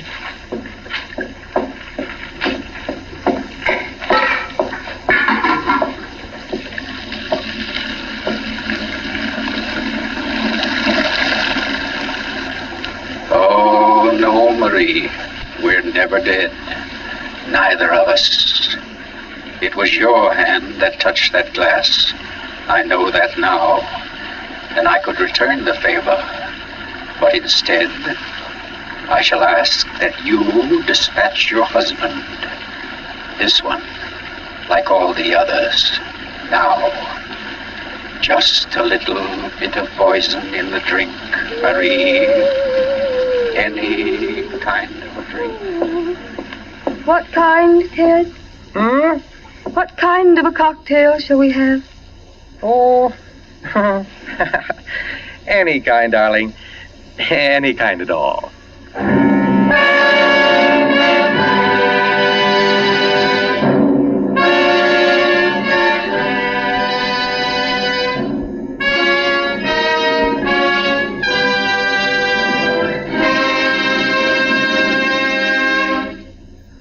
You've just heard The Burning Court from John Dickson Carr's famous novel, the first in Columbia's new series of outstanding classics and chills by world-famous authors. Tonight's play, ladies and gentlemen, has one rather special significance we think you'd like to know about. As you perhaps have heard, every fine comedian is said to cherish a secret desire to do an abrupt about-face. He pines for the part of a blackguard. Well, tonight you witness the fulfillment of one such desire. The role of that literary and quite infamous diehard, Gordon Cross, was portrayed by none other than Hollywood's expert provoker of laughs, Charlie Ruggles, here in New York for the world premiere of his latest screen success, Friendly Enemies. The role of Marie, well, that was enacted by a young lady who long ago won national acclaim as one of Broadway's most accomplished dramatic actresses, Miss Julie Hayden. Thank you, Charlie Ruggles and Miss Julie Hayden, for your splendid performances. The play tonight, as all plays in this series, was produced and directed by Charles Vanda, written by Harold Medford and scored by Bernard Herrmann. Next week, we bring you an intensely exciting and moving drama, The Life of Nellie James. This is the Columbia Broadcasting System.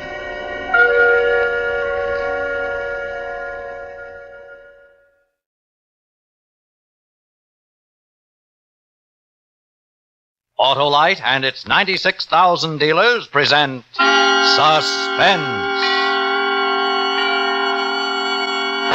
Tonight, Autolite brings you The Crowd, a suspense play starring Mr. Dana Andrews.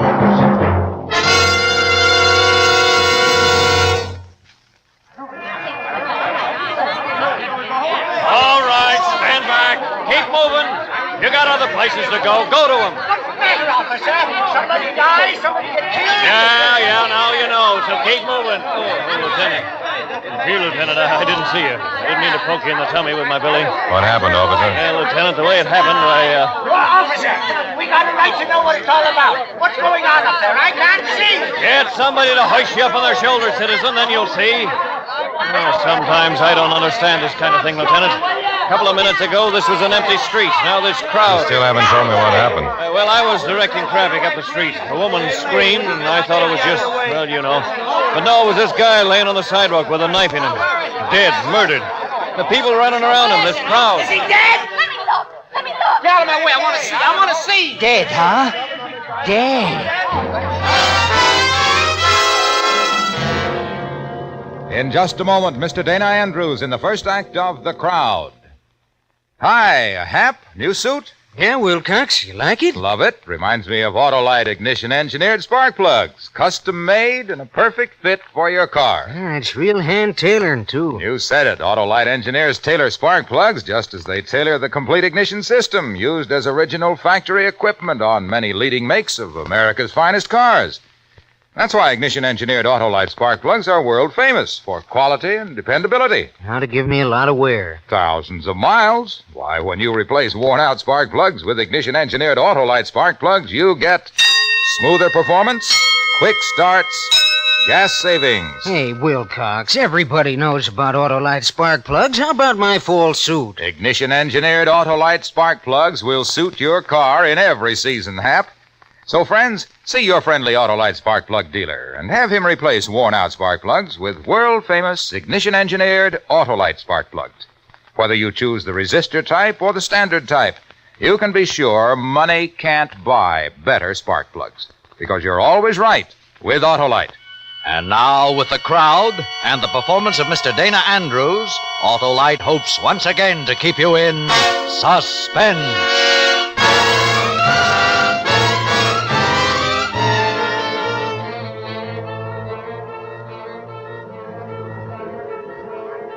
The call had come in from the police call box 12 minutes before. Had come to headquarters, been transferred to me, Johnny Stilano, because I'm a lieutenant, New York Police. Things like this are my job. It had taken me maybe 5 minutes to get there, and already the crowd was there. The crowd. A ring of shifting, compressing, changing faces looking down at the dead man, watching the shape of death in his face. Stand back! Stand back! Officer? Yeah, Lieutenant. Have you gone through this man's pockets? Do you know who he is? No, sir, I haven't had time. I'll do it. Here comes the ambulance, Lieutenant. All right, you people, why don't you move on? Give them room. Give them room. Hiya, Johnny. Hello, Doc. You through them? Uh-huh. All right, boy. Let them through. Come on through. Out of the way, you.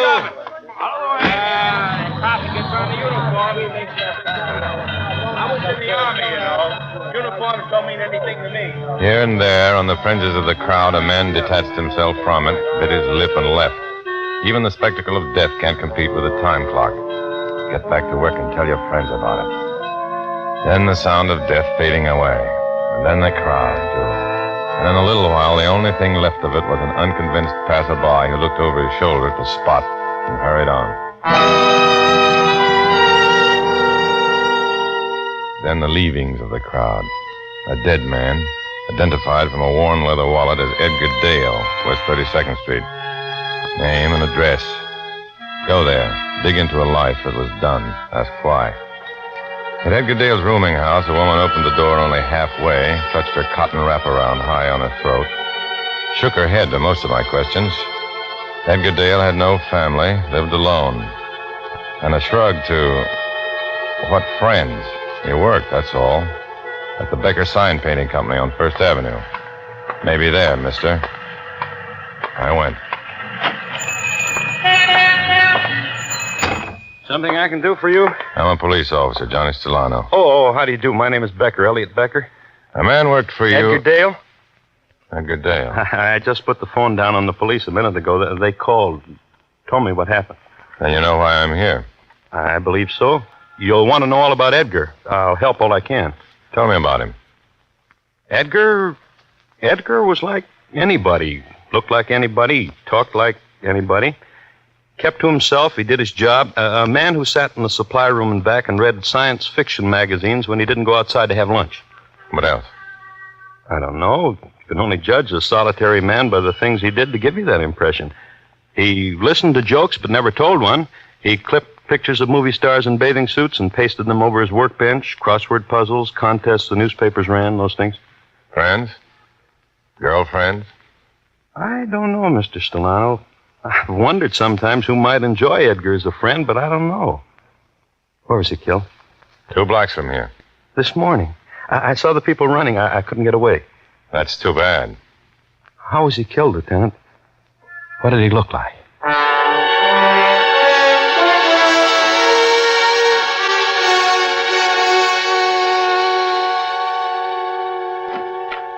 Oh, hello, Johnny. Been waiting for you. What's up, Reardon? We've been getting phone calls. 5 altogether. From whom? I don't know. I tried to wheedle it out of him, but the man just wouldn't say. He said he'd keep trying, though. He has to talk to you personally. What else? This envelope came addressed to your special delivery. It's marked personal. Open it. It says personal. Open it.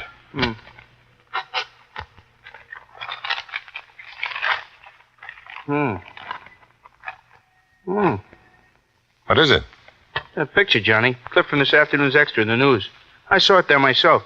A picture of the man who was stabbed to death on the street with the crowd around him. Let's see it. Hey, look what's written under it, Johnny. Yeah. I did well, didn't I, police? Next time it will be even better. Johnny Stellano speaking. Oh, I finally got you in, Lieutenant. I read in the papers you were assigned to the case. The man found dead on the sidewalk. Yes. I just called to ask you if you got the clipping I sent you. The one of the dead man lying on the street. I sent it special. Oh? Oh, I just got in. I haven't had a chance to look at the mail. Will you hold on just a minute while I check? Reardon, place this call, quick. Right, Johnny. Oh, yes, I have it here. The words written underneath. Did you write them? Oh, yes, and I meant them, every word. There will be a next time, Lieutenant. There will be another murder. I believe you. I won't be so foolish as to think you're some kind of a crank who I just... can see you're a very intelligent man. It was very clever how you committed the murder. Broad daylight on the street. Oh, the next one will be even more spectacular. Far more. Well, tell me about it. Oh, there's no need. There'll be a crowd. You'll read about it. I'll send you a picture. Reardon. I got it, Johnny.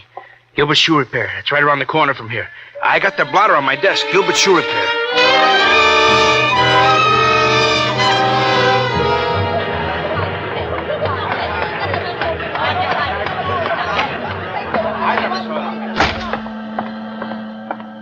Gilbert. Hey, Gilbert. Huh? Turn off that machine. I want to talk to you. Huh? Turn off that machine. Oh, sure, Johnny. Huh? Oh, he wants your shoes, Johnny. He ain't been in here so long, I was going to put him in the window with a for sale under him. I don't want to talk to you about shoes. Not about shoes? There's something else we can talk about? About a man. He just made a phone call from here. What man? Listen to me, Gilbert. Just a couple of minutes ago, a man came in here. I don't know what man. He made a phone call. From here? Use my phone? Yeah, maybe he did. All right, so he did. You don't understand, do you? This man was a murderer. 2 minutes ago, he was in here using your phone. Oh, so what am I supposed to do about it? I'm a shoemaker. But look out through the window, Johnny. See all those people? Every now and then one of them breaks off, comes in, wants his shoes fixed, wants to use the phone. Yep. Oh, yeah. A few minutes ago, one of them did come in. And he asked to use my phone. Well, I didn't notice anything about it. I never noticed anything about any of them. They're all alike. Some are men, some are women. This one was a man.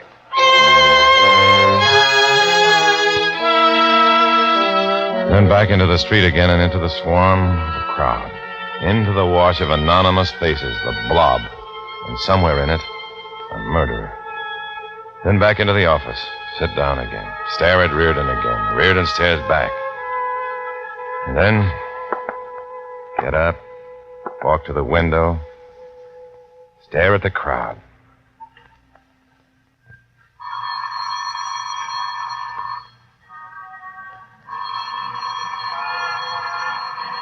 Phone's ringing, Johnny. Uh-huh.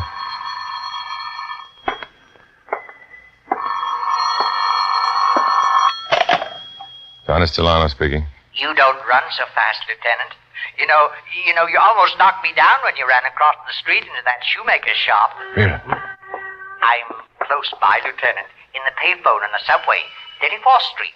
Run fast, Lieutenant. Hello? Hello? Never mind, Reardon. Him again? Him again. He even told me where he was. So I'd go there and close my eyes and point a finger at the 5 o'clock subway crowd and say, you're a killer. I almost knock him down. I talk to him. We chat on the phone.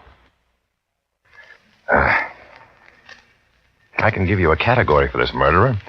These phone calls, the boasting of his killing. I'm not a doctor, and I know he's crazy. Sure you do, Reardon. I don't know where to start. Where do I start, Reardon? Take it easy, John.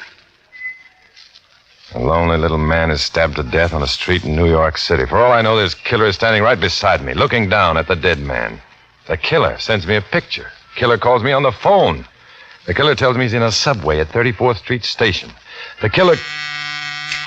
Lieutenant. Yeah. Call box report just came in. Man was pushed in front of a subway at 34th Street Station.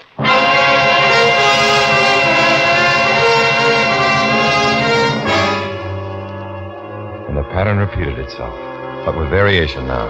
The body of a man, broken, crushed, without form, like a child's drawing of death, lay on a bier of railroad ties of glistening steel rails.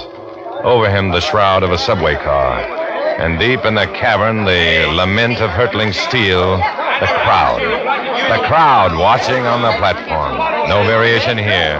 Same crowd that gathers and watches at all death's public performances. The crowd.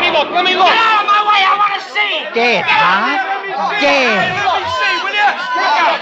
Hey, is he really dead? Hi,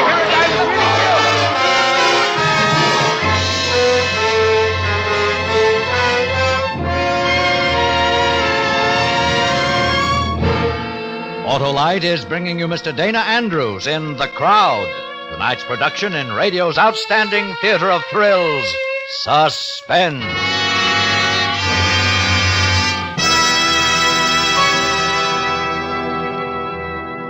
Say, Wilcox, you have a good tailor. Sure, Sam is a suit stitcher supreme now. He never makes the pants too long since his car worries stopped. Well, what was his trouble? Why, Sam's sedan used a tank of gas just to get out of the garage. That's ridiculous. That's what I said. I told him to stop blowing his top and have his spark plugs checked by his friendly Autolite spark plug dealer. Did he do it? Yep. Now this pleased pantaloon producer is getting a real run for his money. He replaced the spark plugs that were not functioning properly with ignition-engineered Autolite spark plugs. And now he gets smoother performance, quick starts, gas savings. I'll bet he thanked you, Wilcox. He did, Hap, he did. And he couldn't have bought better spark plugs for his car than ignition-engineered Autolite spark plugs. So, friends, see your friendly Autolite spark plug dealer and have him replace worn-out spark plugs with ignition-engineered Autolite spark plugs.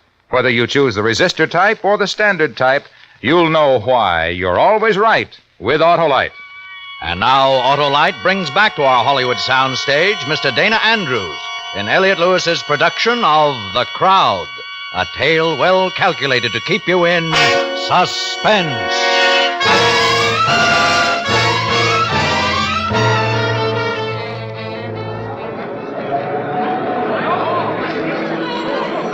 Come on, Johnny, I'll push him away for you. One side, here, one side, out of the way. Police, out of the way. I guess we'll have to go through the car, Johnny, and out through the end to get to him. Yeah, come on. Hey, is there a Stellano here? A Lieutenant Johnny Stellano? Wait, Reardon. Yeah. Stellano! Somebody on a phone booth here wants a Lieutenant Stellano. Lieutenant Stellano on a phone. He's wanted. Sure he's wanted. By the grab board. Yeah, I'm here. Don't hang up. I'm here. What's the matter, Lieutenant? You're out of uniform. Former PFC presents you with a phone. Johnny Stellano speaking. Oh, I'm glad they reached you, Lieutenant. You see, there was another dead man. Crowd much better than the first. Much, don't you think?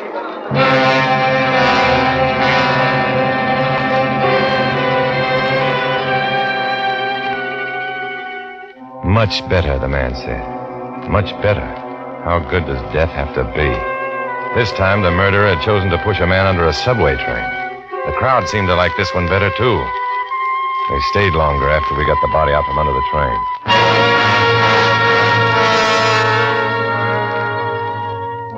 Legwork, questions. The dead man? Adam Treppel, the Bronx. Inquiries. He was married, 3 children, managed a supermarket. More inquiries. No motive for his murder. No one wanted him dead. Everybody said so. Johnny, I brought you a thermos of coffee. Thanks. And this envelope just came for you. Special delivery, marked personal? Mm-hmm. Give it to me.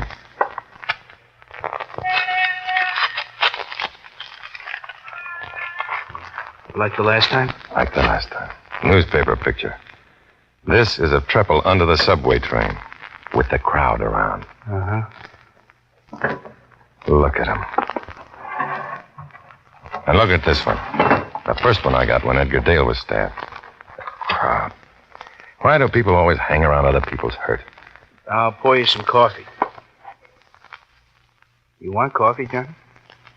Yeah.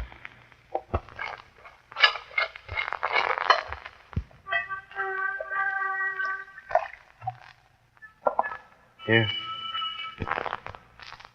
Here you are, Johnny. Johnny? What?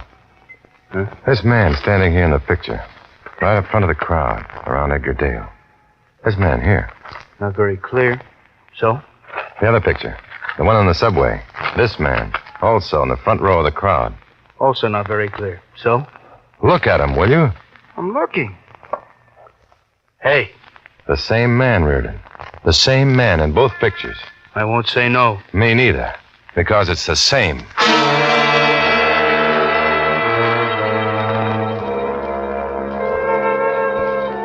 could have been a coincidence. It could have just happened that way. One chance in 50,000, in 100,000, 1,000,000. But it could have happened. One man, a part of a crowd, having his picture taken as a spectator of violent death on a crowded street in a subway. One man pushing his way to the front of the crowd to have his picture taken just because it happened to him twice in the same day. By some sly smile of fortune, it was arranged for 2 people to die just where he happened to be. Just where there was a man with a camera to take a picture, too. A picture that would give him a name in his neighborhood, make people look up to him. Don't tell me how it was. He was there, twice. Then there was the other chance, that he was the murderer. That's the one a policeman had to put his money on. He could do that by talking to a man he knew in a newspaper office, a man in charge of the morgue, a man named Marty Powell. You slumming, Lieutenant? Don't you ever open a window in here, Marty? Who wants fresh air? Fresh air is for the birds. You don't like it here, go away. Still sour, huh, Marty? You come from out there. Anything happening with out there just before you came in? No. I didn't think so. When it does, when it dries up and blows away out there, I might sweeten up, if I feel like it. What can I do for you, Lieutenant? I want to look at some pictures. Don't we all? Pictures where people were killed, where... Look, Lieutenant, I got files and files of those to the ceiling, see? Be more explicit. How were they killed? Accident? War? By a wife? A jealous lover? Suicide? Stop me anytime you like. I tire easy. Unloaded revolver? Well, it's hard to explain, Marty, but pictures like these. Local. Let me see. Mm-hmm. Pictures like unsolved murders, huh, Lieutenant? Where the killing was violent? Too violent for you boys to solve? I'll get some for you. Oh, do explain. How far back, Lieutenant? 2, 3 years, maybe? I was afraid of that.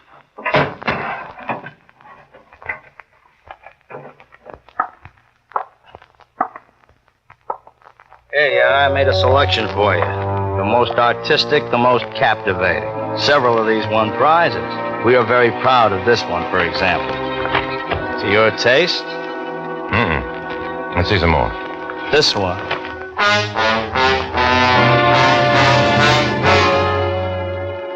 Hold that one out, Marty.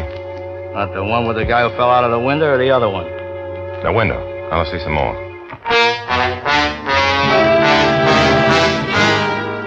You've been here for 2 hours, Lieutenant. I told you I tire easy. More.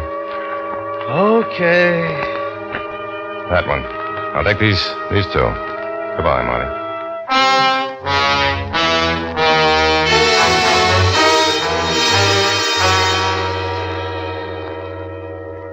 You ready on that projector, Reardon? Uh-huh. Yeah, pull the screen down.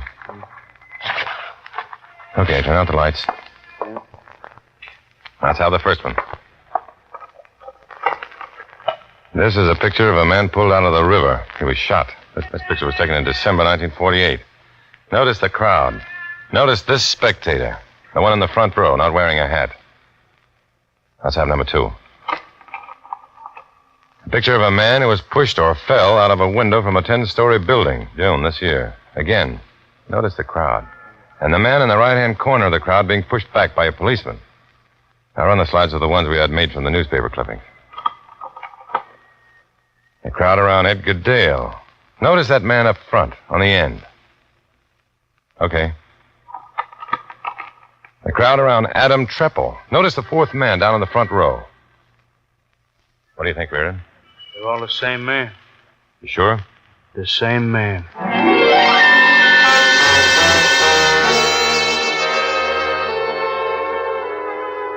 It took an hour for the newspapers to hit the streets with a front-page picture of a man wanted for murder.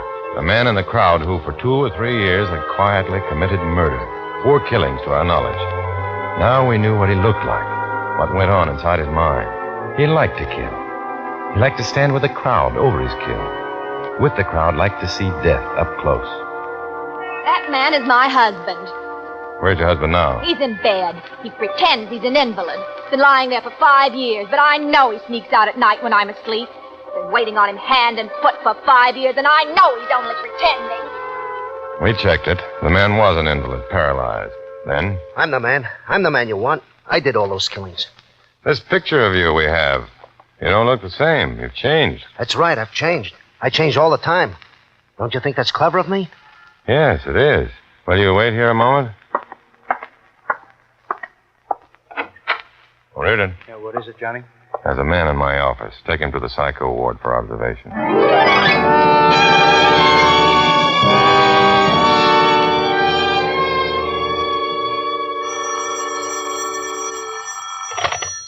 Johnny Stellano speaking.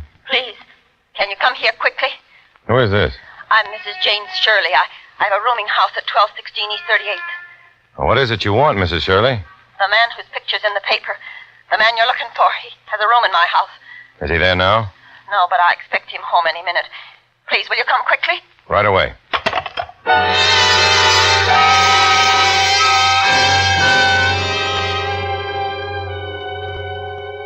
His name's Charles Turner, Mr. Solano. At least that's what he told me it was. He's been living here for the past 7 years. I don't know much more about him than that. He comes and he goes. Take me to his room, Mrs. Shirley. Yeah, right down the hall.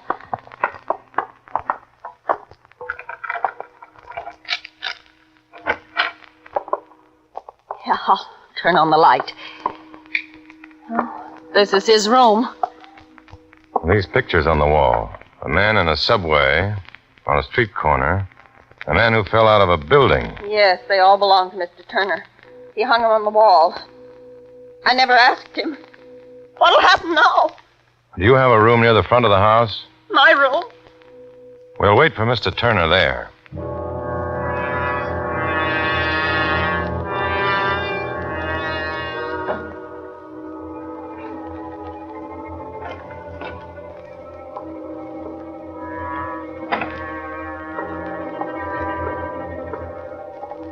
Mr. Delano. Don't worry about a thing.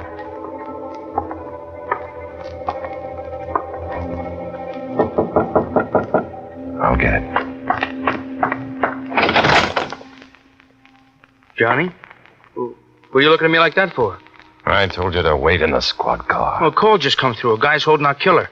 What? Yeah, Greasy Spoon lunchroom down the corner. Now, Mr. Turner always eats right down the corner. The guy who runs the joint phoned in that our man is eating his supper there right now. Let's go.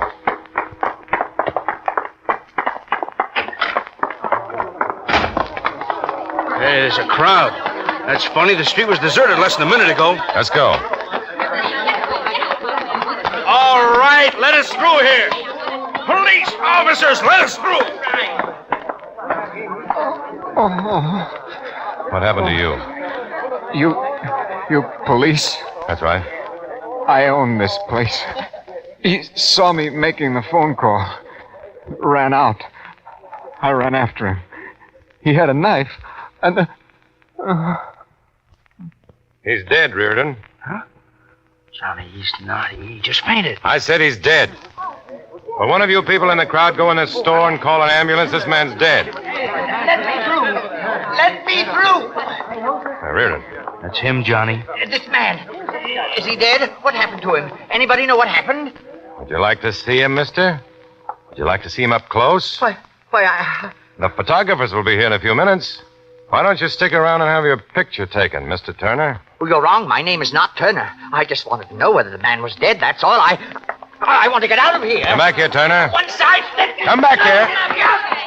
Johnny? Yep. Let's go, Reardon.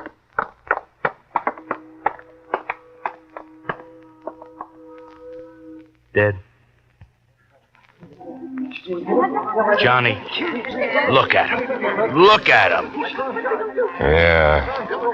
Here comes the crowd. Is he dead? Get out of my way. I want to see. I want to see. Dead, huh? Out of the way, will you? I want to see. Did he really die? Huh? I want to see him. Is he really dead?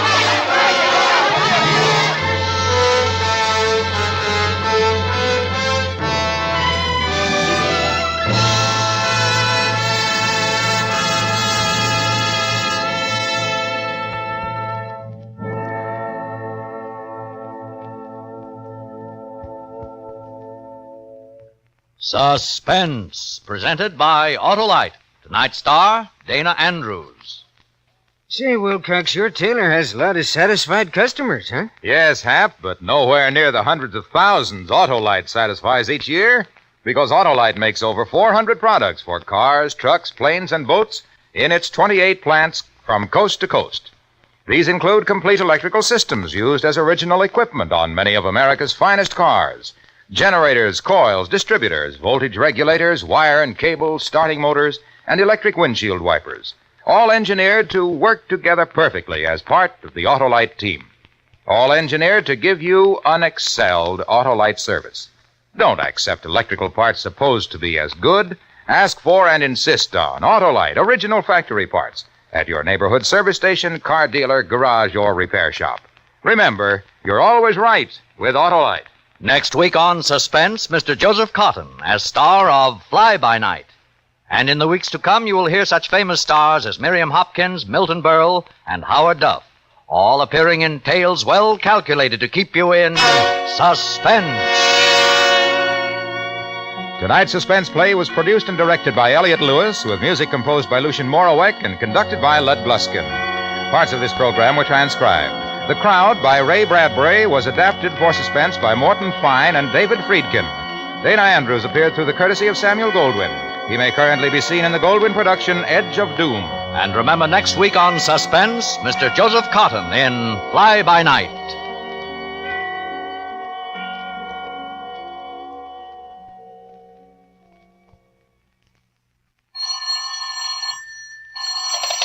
You can buy world-famous Autolite resistor or standard spark plugs, Autolite stay-full batteries, Autolite electrical parts at your neighborhood Autolite dealers. Switch to Autolite. Good night. This is CBS, the Columbia Broadcasting System.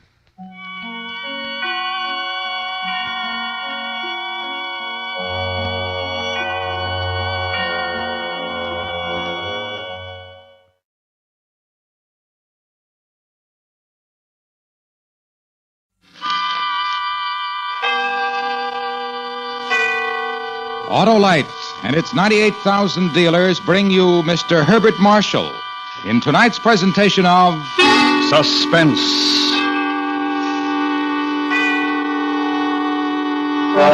Tonight, Autolite presents a story based on fact and written by a master of suspense. An adaptation of the 19th century Bourne murder case called The Dead Alive.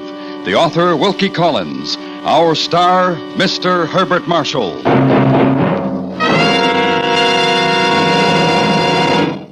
Hey, Wilcox, how you hitting them, kiddo? Hello, Stan. How's our bouncing, bantam, and brainy baseball manager? Feeling like a home run, Harlow. Purring along like a set of those Autolite spark plugs of yours. Yeah, couldn't understand you better, Stan.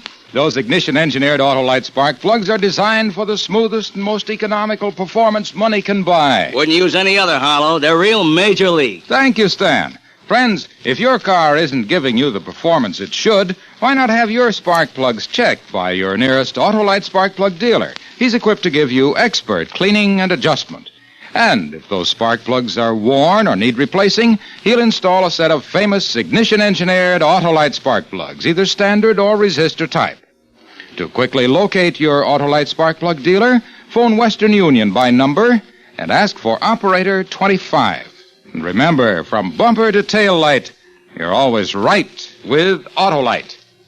And now, Autolite presents The Dead Alive, starring Mr. Herbert Marshall, hoping once again to keep you in suspense.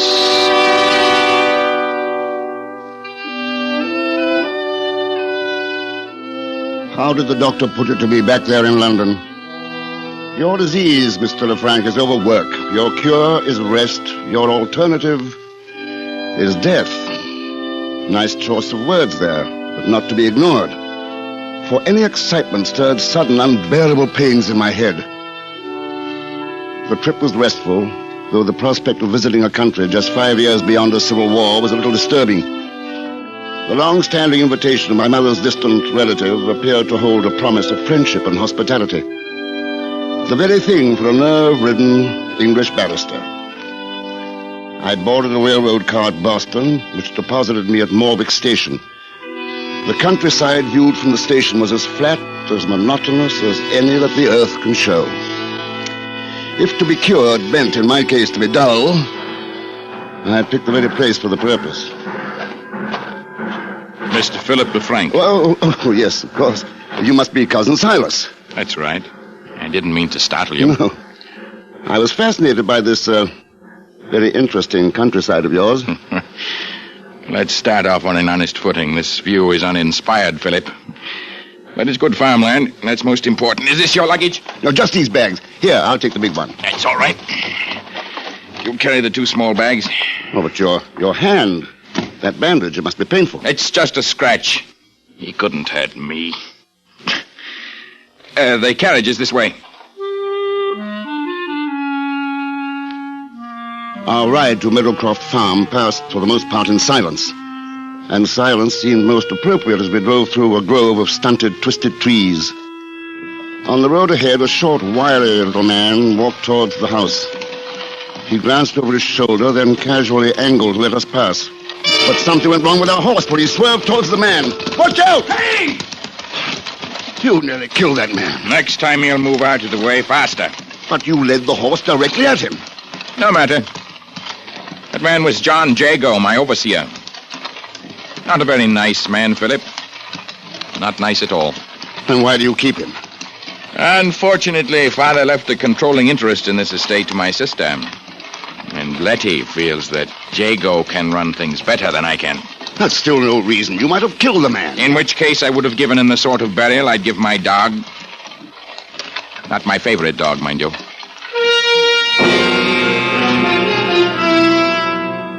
A gray house, like a huge toad, squatted massively at the end of the road. 3 barking hounds chased our carriage up to the front porch.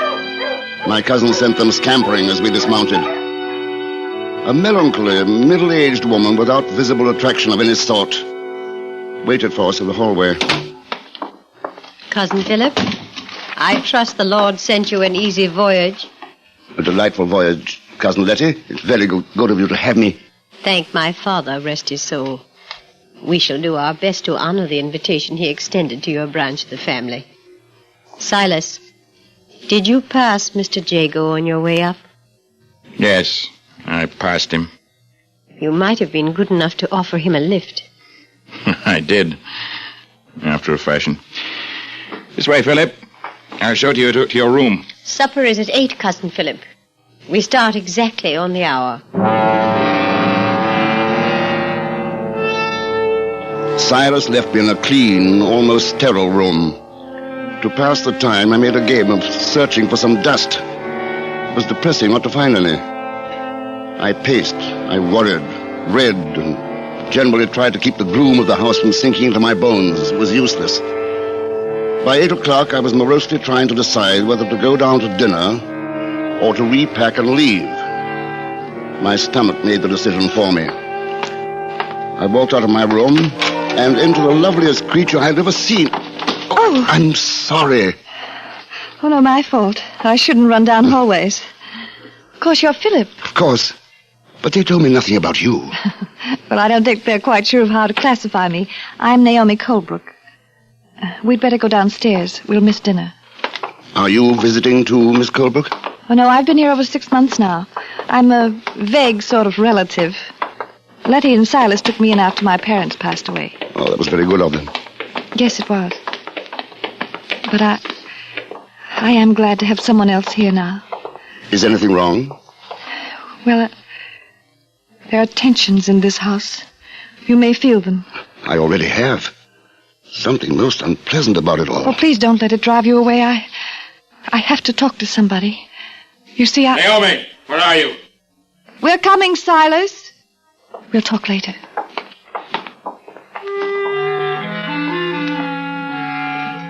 Dinner started off as a quiet affair. Naomi, Silas, Letty, and myself were there, of course. The 5th person was John Jago, the fellow we'd almost run down. He acknowledged the introduction to me, then lapsed into silence. The only time I saw any animation on his face was when he glanced at Naomi. Silas noticed it, too. You find Miss Naomi's face interesting, Mr. Jago. I beg your pardon. Silas, please, don't start in again. It's offensive for the help to be staring at you like that. Your imagination is being overworked again, Silas. Dear Letty, you're so fond of Mr. Jago. Isn't there one small pang of jealousy at his interest in Naomi? Silas. I'm sorry, Miss Letty. When your brother is in one of these moods, it's best that I retire. Good night. Good riddance. There was no need for that, Silas. You're too even-tempered, Naomi. Let's put it to our guest here. Philip, what did you think of that surly fellow's behavior? Why, I don't know. As to looking at Miss Naomi's face, it constantly attracts my own gaze. Oh. Does it? Yes. Does that make it necessary for me to leave the table? Let's both go for a walk, Philip. I've had enough of this for one evening. But, Naomi... Let her be. Go, Cousin Philip. I wish to talk to my brother alone.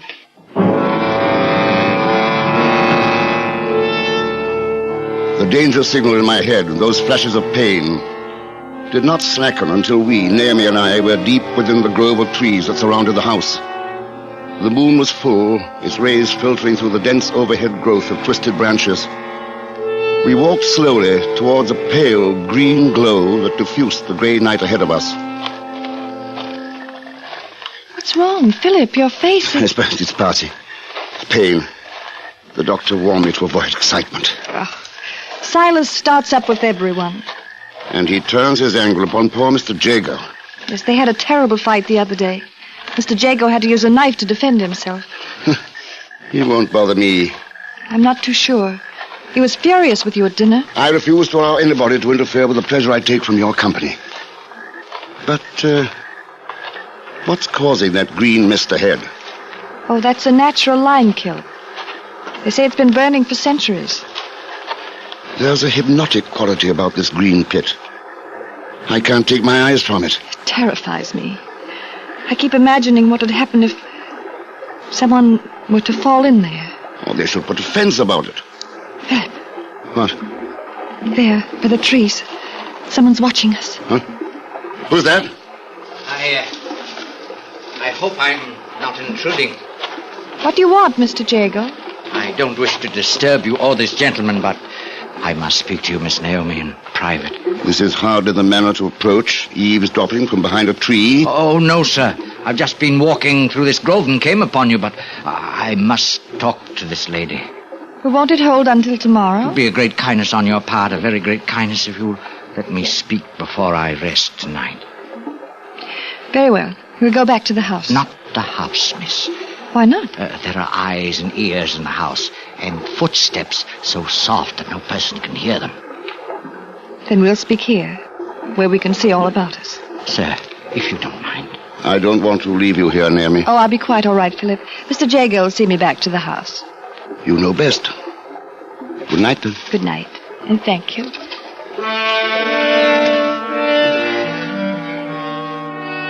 I slept but little that night. I wanted to leave.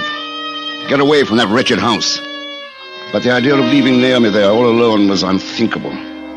With the dawn, I dressed and went down to the front porch.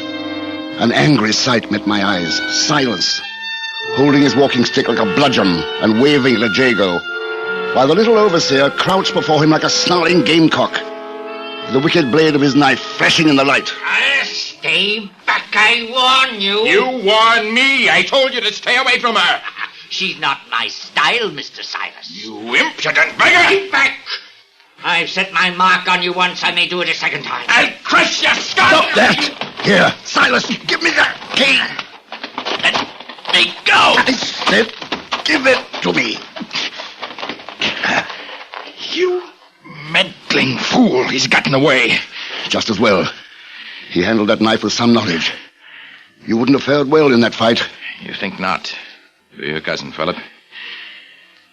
May I have my stick now? If you must have it. Here. Thank you. Now, I'd like to walk through the grove, unless you have some objection. So you insist on following him? We will finish this now, Jago and I.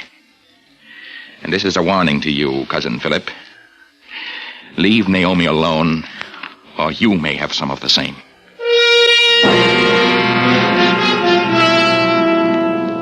Neither of them had returned to the house by late afternoon. Naomi stayed in her room all day. Cousin Letty sat in her rocking chair and knitted, her eyes never leaving the front door as she waited fearfully. The ugly premonition of violent death hung about the rooms. Finally, approaching footsteps, and we watched to see who would enter.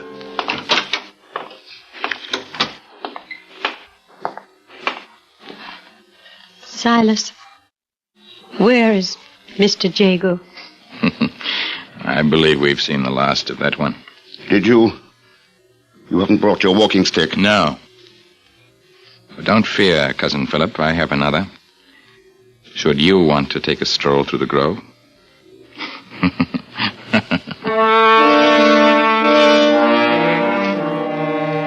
Much later that night, I sat in my room, fully dressed, trying to read. The wildest thoughts were skipping frantically through my mind. Was my cousin Silas a murderer? He had all but admitted it. And yet... someone was walking through the hall. A light, almost stealthy footstep. I opened my door as a wide-robed, ghost-like figure descended the stairway. It was Letty, her body rigid, staring blindly before her. It is dangerous to rouse a sleepwalker, so I followed. Out of the house, through the grove of trees, to the mouth of the lime kiln. She stood there, trembling in the green light. As she took one further step towards the kiln, I reached out and grabbed her shoulders. Look, it's me, it's Philip. Letty, do you understand? Philip. He's there. Mr. Jago is there in the kiln. How do you know? He called to me. His voice, it came from there. That was a dream, Letty. You walked in your sleep. No dream. He's in there, I tell you. There's nothing we can do. Nobody could climb down into that pit to see. Over there, by the tree. A long pole with a mesh iron net. You'll see. Mr. Jago is in there. He told me so. And in the black of that night, I set about the macabre task of fishing the kiln. Within the hour, I had brought up a partially burned walking stick, Jago's knife, and a small heap of charred bones.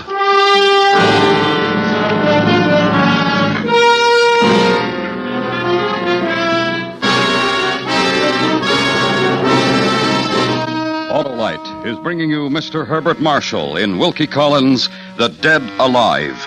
Tonight's presentation in radio's outstanding theater of thrills, Suspense.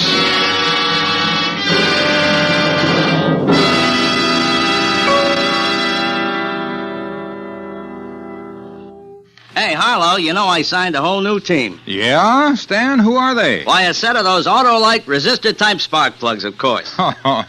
Then you're set for a winning season, Stan. Those Autolite resistor spark plugs are the greatest advance in spark plugs for automotive use in the past 2.5 decades. Is that all? I thought they was the best in 25 years. You're right, Stan. And that built-in Autolite resistor makes possible such advantages as double spark plug life, smoother engine performance, and quick starts. And the resistor spark plug is only one of a complete line of world-famous Autolite spark plugs, ignition engineered for every automotive use. That's a straight pitch, folks. So see your nearest Autolite spark plug dealer for a spark plug check soon. He services all makes of cars, and he has ignition-engineered Autolite spark plugs, either standard or resistor type. To quickly learn his location, phone Western Union by number and ask for Operator 25. And remember, from bumper to tail light, you're always right with Autolite. And now, Autolite brings back to our Hollywood soundstage Mr. Herbert Marshall in Elliot Lewis's production of The Dead Alive, a tale well calculated to keep you in suspense.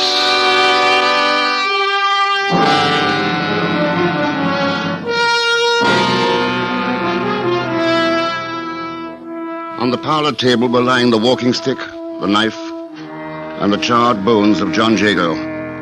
I'd roused Naomi and Silas, and now the four of us sat around the room, our eyes studiously avoiding the grisly pile before us. The light from the oil lamps failed to clear shadows from the dark corners of the parlor. And so we sat and waited for the silence to accuse. I didn't kill him. You have murder on your soul. Mr. Jago told me that, too. Oh, in your dream, I suppose. He never cared for you, Letty. Why do you carry on so about him? He was too shy to tell me. And now he never will. For you killed him. That is your stick, Silas. I stumbled near the kill. It fell in. And the knife and the bones, Silas. You killed him, Silas. And make the most of it. I'm going to bed. There's nothing more to be done tonight. We may as well all get some sleep. I don't think I'll ever sleep again. Or at least try, Naomi. Tomorrow we'll have to call in the magistrate. Aren't you coming, Letty? Oh, I'll stay here. With Mr. Jago. Letty, please. No. Leave her, Naomi. Come. Oh, Philip, why did it happen? You probably know best of all. I know nothing. No? What did Jago say to you the other night in the garden? The police will want to know. We'd been talking. I don't recall about what. Suddenly, he seemed to go mad. Mad? In what way? He fell on his knees. He kissed my gown, my hand. He cried that he was in love with me. Poor fellow. I imagine you told him it was impossible? He wanted me to marry him. Of course it was impossible. Silas must have found it out. That could explain the why of this murder. Well, I can't stay here anymore. Nor can I. Tomorrow we'll move into town until the police clear us. And then... What then, Philip? Oh. Good Lord, what's that? Oh, don't leave me. Well, it's too late to catch whoever that was. Someone overheard us. Yes, someone. Here, get into your room, bolt your door, and don't open it for anyone. You hear? Philip, I'm so afraid. Truthfully, darling, so am I.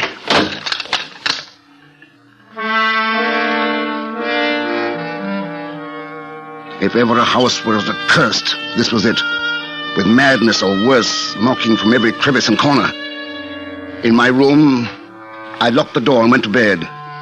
Sleep did not come easily, but it came.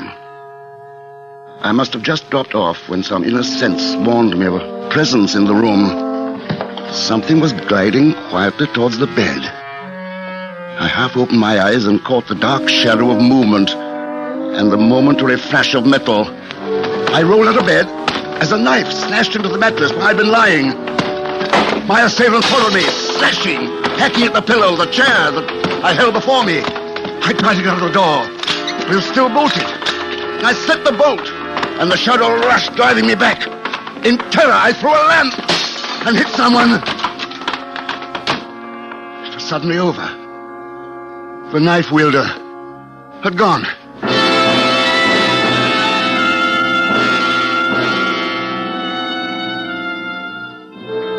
I fired a lamp, then stood, staring at the butcher knife that lay on the floor. My being revolted in fear and anger. I was sick. Sick of this house, of my cousins, sick of waiting to be struck down in the dark. Get up, Silas. Who's there? Stop pretending that you're asleep. Philip, the devil's the matter with you? Naomi wouldn't have had you under any circumstances. What did you hope to gain by killing me? Killing you. If I wanted to kill you, cousin, I would face up to you like a man, not strike in the dark. Who else in this house would do a thing like that? What of Letty? Letty? It couldn't have been a woman. Don't underestimate our New England women, Philip. They're strong as oxen. You'd better come along with me while I question her.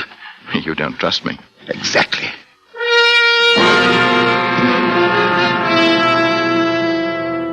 Letty was still in the parlor, staring at the bones of her dead lover, sitting stoically in her chair.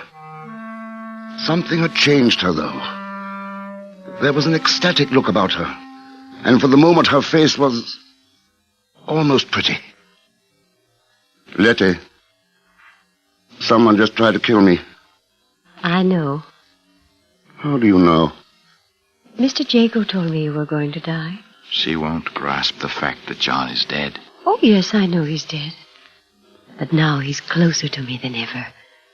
He comes to see me and talk to me. Did you go upstairs, Letty, to my room with a knife? Mr. Jago told me I was pretty. I asked him if I was, and he told me. He's dead now, but he's with me all the time. Well, Philip, are you still quite positive it was I? Naomi!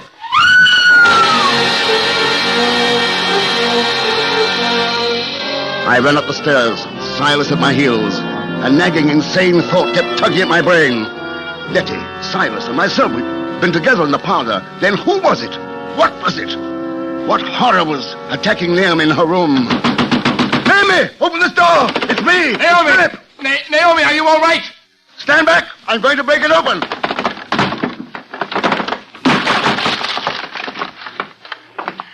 She's not here. The window's been smashed. There's nobody in the yard. Look, over through the grove, the branches swaying. Something's moving through there. That one again! But who? Or what? Silas, can your dogs track? Of course, they're hunting dogs. Bring them around and put them on the scent. Whatever that thing is, it has Naomi.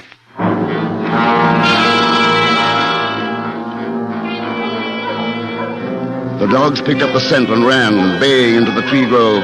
Silas and I, lanterns spraying yellow light through the darkness, followed. Somewhere ahead, there was something. Man or monster, without a mind. Suddenly at the lime kiln, the dogs stopped howling. We saw Naomi, lying by the edge of the pit. I knelt beside her, feeling the life beat feebly through her pulse.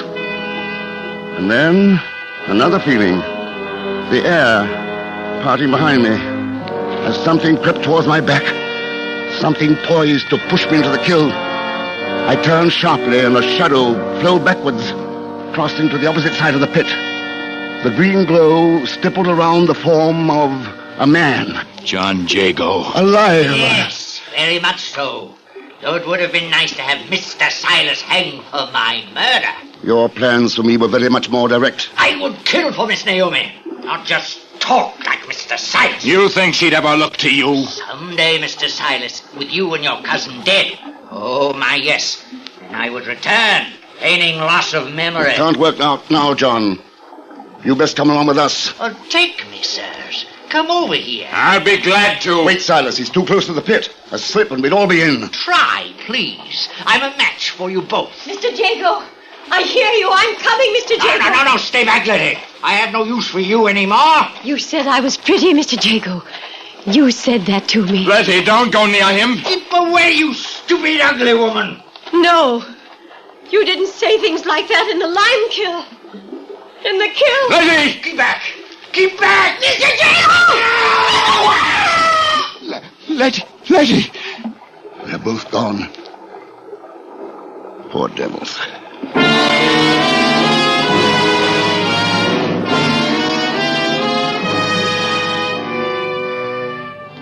It was the next day, in the carriage, riding back to town.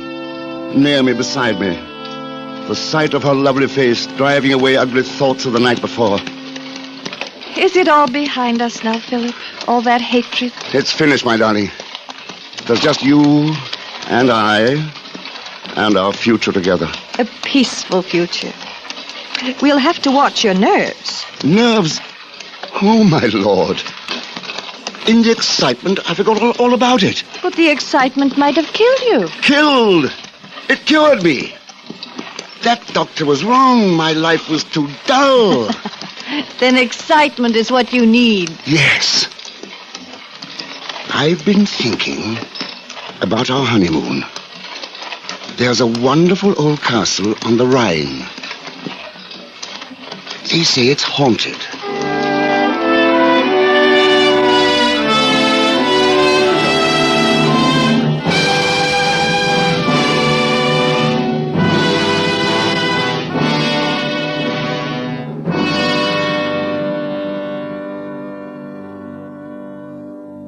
Suspense, presented by Autolite. Tonight's star, Mr. Herbert Marshall. This is Harlow Wilcox again, speaking for Autolite, world's largest independent manufacturer of automotive electrical equipment. Autolite is proud to serve the greatest names in the industry. That's why during these early months of 1953, the Autolite family is again saluting the leading manufacturers who install Autolite products as original equipment. As a climax to this salute series, Autolite will present on both radio and television the Easter Parade of Stars Auto Show from New York's Waldorf Astoria Hotel. Just 4 weeks from tonight, we will bring you the exciting dramatization of the only round-the-world automobile race ever run. The program will star Van Johnson and will originate from the Grand Ballroom of the Waldorf, where the auto show will be in progress. That's Monday, April 6th. And, of course, you're invited to join us next week for our regular Suspense program.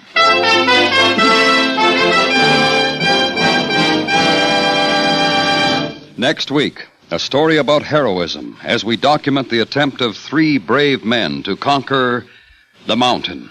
Our star, Mr. John Hodiak. That's next week on Suspense. Suspense is produced and directed by Elliott Lewis, with music composed by Lucian Morowick and conducted by Lud Gluskin. The Dead Alive was adapted for Suspense by Sam Rolfe from the story by Wilkie Collins. In tonight's story, Mary Jane Croft is heard as Naomi, Lamont Johnson as Silas, Jeanette Nolan as Letty, and Joseph Kearns as Mr. Jago. Herbert Marshall can currently be seen in the RKO production Angel Face. This is the CBS Radio Network.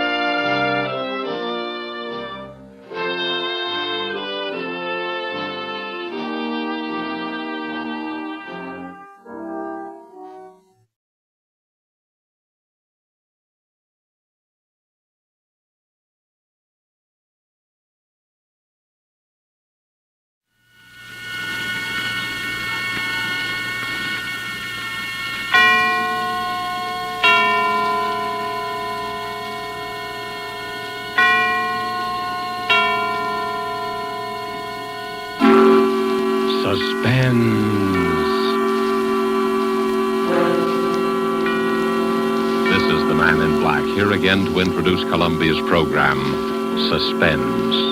From Hollywood tonight, we bring you the noted British actor, Mr. Edmund Gwenn, the star of an unusual murder study by his distinguished compatriot, Miss Dorothy Sayers. The story called The Fountain Plays is tonight's tale of suspense. Currently appearing in the Metro-Goldwyn-Mayer Technicolor production, Lassie Come Home, following such successes as Foreign Correspondent and the stage plays The Wookiee and The Three Sisters, it is Mr. Gwenn's particular pleasure to embody on the stage and the screen the eternal middle-class Englishman, the common man of Britain, and proud of it. The character Mr. Gwenn portrays in our play tonight, Mr. Archibald Spiller, conservative John Bull that he may be, has lately had a bit of luck. Mr. Spiller lives on a little country estate with a cook and a manservant, and in the garden, yes, a fountain. Of all these little luxuries, it is the fountain which pleases him the most. An interesting sort of hobby for such a man. A fountain, perhaps more interesting than even Mr. Spiller himself realized at the beginning of that memorable evening. These events were really quite unusual, and with their publication, and with the performance of Mr. Edmund Gwenn as Archie Spiller, we again hope to keep you in suspense. The Fountain Plays.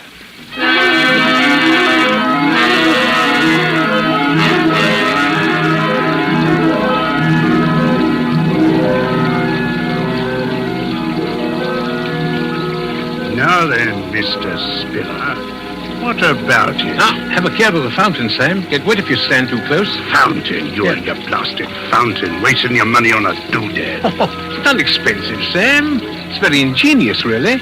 Uses the same water over and over again, you see? Don't try and put me off.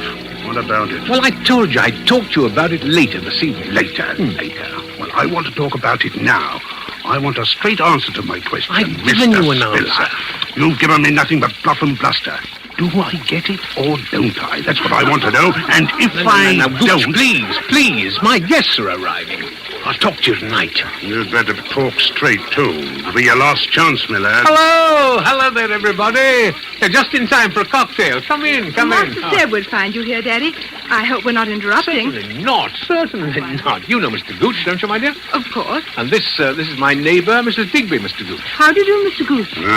And Ronald Proudfoot, my daughter's fiancé. How do you do, sir? How do you do? Do help yourselves, everybody. You'll find all the fixings right there on the stone settee. Betty, you play hostess, will you, dear? All right, Dad. I'll take mine neat. I was just showing Mr. Gooch the wonders of my little fountain. Oh, Daddy, you do make such a fuss over that fountain. Oh, well, even so, I always say that there's nothing quite like a bit of ornamental water to set a place off. Sort of like the Versailles Gardens, what? Oh, it's really lovely, Mr. Spiller. And so secluded with the rhododendrons and the lilac hedge all around. Ah, you like that, eh? Oh, you know, I was thinking of cutting out some of these lilacs. Oh, I wouldn't. Well, to make a vista, so to speak. You can't even see it from the house with these bushes on all four sides. Well, now, perhaps that might add something. But if you like the lilacs, Mrs. Digby, the lilacs shall stay. Oh, Mr. Spiller. I'm no authority, I'm sure. Well, if you want an authority, I'd say it's a mess. Plaster, backstop, and all. A mess, see? A mess? Yes, a mess. Oh, maybe Mr. Gooch means the way the backstop arches up above the stray. It rather overshadows it, you know. Have to have that, you know, my dear. Prevailing winds from the south. Blows the jet of water right out onto the grass. If it weren't for that backstop, I'd have a regular swamp over there. Wasteful, too. Well, I'm glad I know that. You always were a fool, Archie, squandering money on a fountain. Oh, no, indeed. It uses the same water over and over again. Like the ones in Trafalgar Square, you know. It's most ingenious, really. Why, isn't that a wonderful idea? Well, I have to be careful, of course, even so. I turn it off every night to save leakage and waste and so on. Same old Spiller.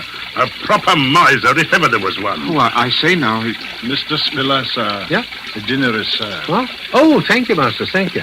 Well, what do you say? Everybody ready for a bit of dinner? Hey, we go in then, shall we? Come on, let's go in there. I got it. You get some... Why, Mr. Spiller, your modest little fountain. When you're past the bushes, why, all at once you can scarcely hear it at all. Yes, quite impossible to hear it from the house. Can't hear it at all.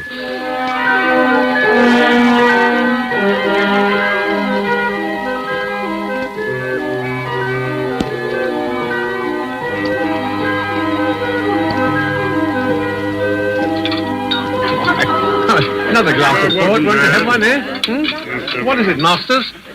Will that be all then, sir? Yes, thank you, Masters, yes. Excellent dinner. My compliments to the cook, please. Yes, sir. And coffee in the drawing room. Very good, sir. Well, shall we adjourn? Shall we what? Adjourn. Going to the drawing room, what? Quite a tough you've become, eh, Archie? Big change from the old days. Adjourn to the drawing room. Yeah. Yes. Well, we'll all have a spot of coffee now, eh? Coffee? Is that the best you got to offer? Oh, no, by no means. Have anything you like, old man. That's better. What would you think, Mr. Spiller, about a rubber or two of bridge? Oh, excellent suggestion. Splendid. Good thing I don't play, eh, Archie? I see I'm counted out before we start. Oh, Mr. Gooch, I'm so sorry. Do take my place. I'm really very tired. No, thanks. We didn't play bridge where I come from, and neither did Archie. Although I see he picked it up quick enough once he got... Well, it's never too late to learn, you know. I got better ways than that to spend my time when I visit an old pal. Where's that fella Masters? Was there something you wished, sir? Take the whiskey and soda down by that fountain. Whiskey and moonlight and jolly old fountain. That's the proper way to spend an evening, eh, Millard? Quite, sir. Mind you bring the full decanter. One drink's only a starter for a chap like yours, truly. Very good, sir. While I'm at it, better take a few of these here Coronas. Only the best for your old pals, eh, Archie? Yes. See you folks later. See you later on. Oh, Mr. Digby, shall it be you and me against the youngsters? Daddy. Eh? Yes, dear? Will you tell me why you put up with that man? Gooch? Oh, come, he's not a bad sort, really. Had a drop too much this evening, perhaps. But... He always has a drop too much. And he is a bad sort. He's a rude, unpleasant, terrible man. Well, old friend, you know. Not much a chap can do. Oh, Daddy, you're so soft-hearted. But if you can't do anything, I can. Now, please, dear, please. He'll be gone in a day or two. High time. What does he mean talking to you that way in your own home? Shall we cut for deal? Yes. Shall I, Well, I don't care. You shan't put me off. This is the last time that man is going to come into this house.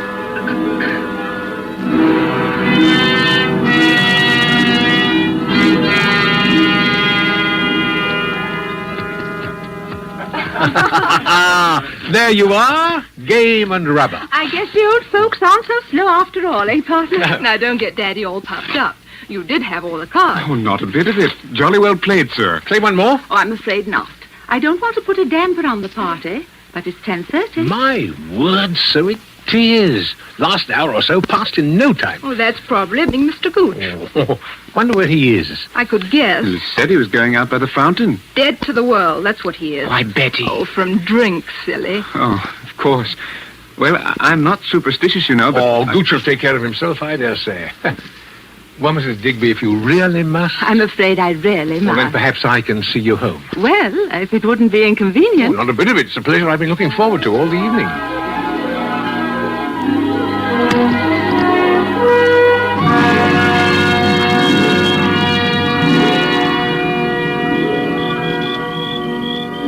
Well, here we are. Yes. It's been such a lovely evening, Mr. Spiller. Yeah, you know, I've been thinking... I'm awfully lucky to have found a neighbor like you. At my time of life, I mean. Maybe it's not luck at all. It's fate, you mean? Eh, Mrs. Digby? Hmm? Or may I call you Rosalind? Oh, of course. And you call me Archibald, eh? Oh, silly name, but it's the only one I've got there. All right. You know, it was true what I said tonight, that the place will be needing a new hostess soon. With Betty getting married, you mean? You must be very happy for her. Oh, I am. But what I mean that, well, we're both alone in the world now, and Yes?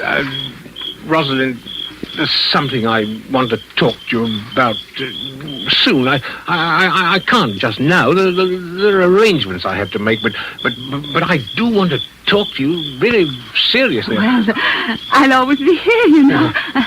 But it's late now. Yes, it is. Well, good night, Rosalind. It has been a lovely evening. Good night, Archibald.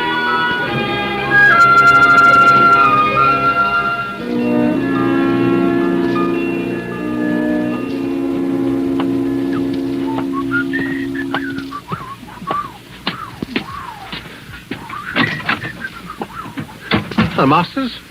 Tell me, where's everybody? Mr. Ronald left 5 or 10 minutes since, sir, and Miss Elizabeth has retired. Oh, Well, has Mr. Gooch come in yet? I couldn't say, sir. Shall I go to see? No, never mind. You can cut along to bed now. I'll lock up. Very good, sir. Oh, by the way, Masters, is the fountain turned off? Yes, sir. I turned it off myself at 10:30, seeing you were engaged. Oh, fine. Well, good night, Masters. Good night, sir.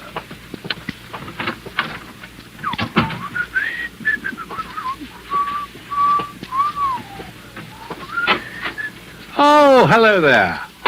Just coming out to look for you, Gooch. You Hello. have a nice evening? A nice evening. Not as nice an evening as you had with the obliging little widow, eh? No, that's enough of that now, Sam. Oh, it is it? That's enough, is it? That's a good one. Do you think I am, talking to me like that? One of your ruddy servants? Well, I'm not. I'm the boss here. Get that into your head. I'm the boss, and you know it. All right. But buzz off to bed now like a good fellow. It's getting late, and I'm tired. Oh, no, you don't. Think I'm drunk, don't you? Well, I'm not drunk enough so I don't remember the little business I've got with you. Well, can't we talk about it in the morning? No. We'll talk about it right now. I'm short of cash. It's high time you kicked in with some more. Now, look here, Sam. I pay you your allowance as we agreed, and you stay here whenever you like, but that's all. Oh, it is it? Yes. Getting pretty high and mighty, aren't you, number 4132? Sam, quiet, for heaven's sake. You're in a fine spot to tell me what you're going to do, aren't you? Quiet, the servants, my dear. Quiet, Betty, my dear, or Ronald Fatdoodle, whatever his name is. Sam, you're drunk. Sure, I'm drunk. I'm not an escaped jailbird, am I?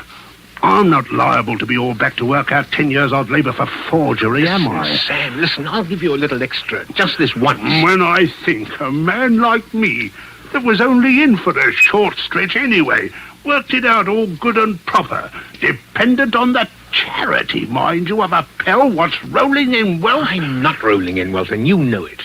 But if you'll promise me, faithfully, that this is the last time... Sure, I'll promise. For an old pal, I'll promise anything. You just give me 5,000 down. 5,000? That's right. I've got a great opportunity. All I need is a little ready cash. Now, don't be an idiot, Sam. What do you think I'm going to lay hands on that much? Just like that. I'll give you a check for 500. Oh, trying to renege on your old pal, eh? I said 5,000 and 5,000 it is, or you'll find yourself back on the rock pile, see? I tell you, I haven't got it. Haven't got it. You've got enough to go buying fancy fountains, playing around with the widow next door. Now, you leave Mr. Digby out of this? I'll leave her out of it, all right. I'll leave the old pastry to you. What?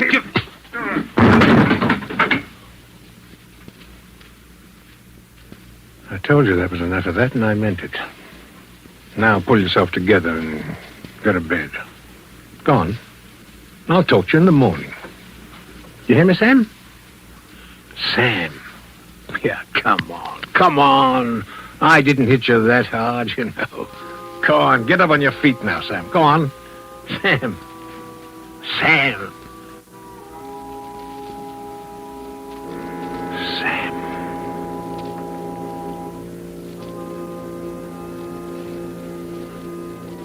hit his head on the corner of the table. Phew. No blood. No, there it is, just over the temple. Soft. Spongy. Mr. Gooch's fall had made quite a racket, too. Somebody must have heard it. They'll be calling out in a moment. Footsteps coming down to find out what's the matter. Have to think fast. What was that? Oh, just the old clock. Nobody on this side of the house anyway. Nobody could have heard. Steady now and face the facts. He's dead. Murdered. Oh, it didn't feel like murder, but the police won't care about that. First off, they'll take fingerprints, and then...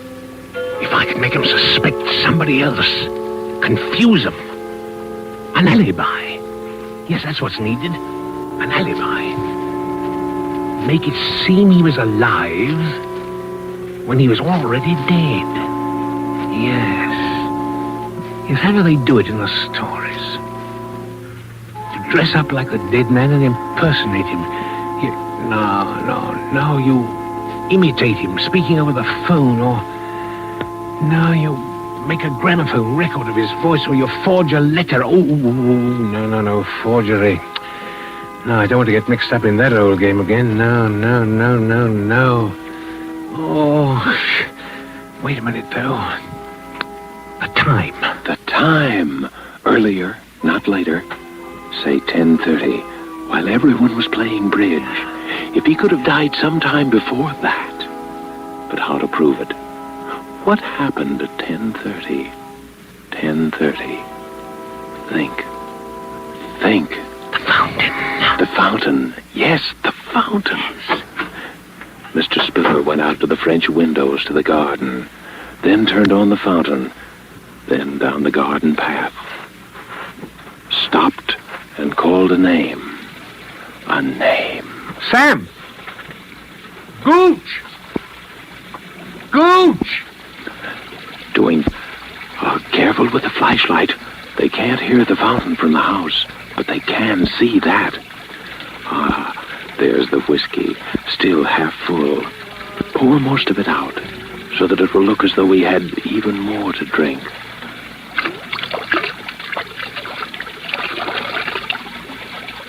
Now back to the house. That'll do. Now back into the house. Looked for him and didn't find him. It was dark. The moon had gone down. But from now on, quiet. Quiet as he is lying over there. The wheelchair in the hall closet. The wheelchair used to be Mrs. Spiller's. Remember how she... No, not time to think of that now. Just left him into it. Who'd have ever thought old Sam was so heavy? Now out the other door, but quietly this time. Down the back path. Carefully. Feel like running. Feel as though every window in the house were thronged with white, staring faces, watching. The manufacture of an alibi. Here we are. How to lift him up again. There. Laying down on the edge of it. One hand in the water. The bruise on his head right up against the stone corner of the basin. There.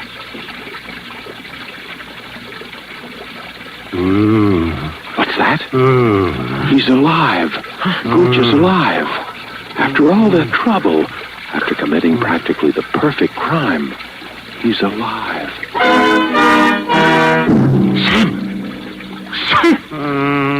What? Bring him to life again? More blackmail for the rest of your life?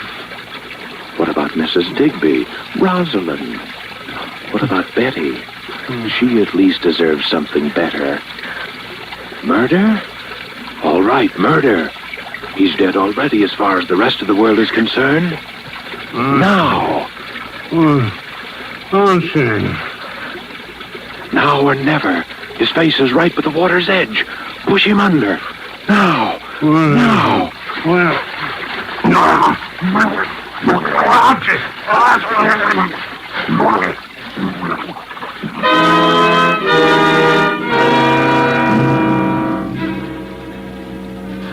And so it's done. Remorse? Why remorse? Does the mouse feel remorse that the cat is killed? Does the prisoner feel remorse when he leaves his prison? No. No, it's done, and well done. Nothing left but the finishing touches now. Take back the wheelchair. Let the fountain run another hour, and then to bed. And when the police come in the morning, the perfect crime. Remorse? Nonsense. Congratulations would be more like it. Yes, congratulations, Mr. Spiller.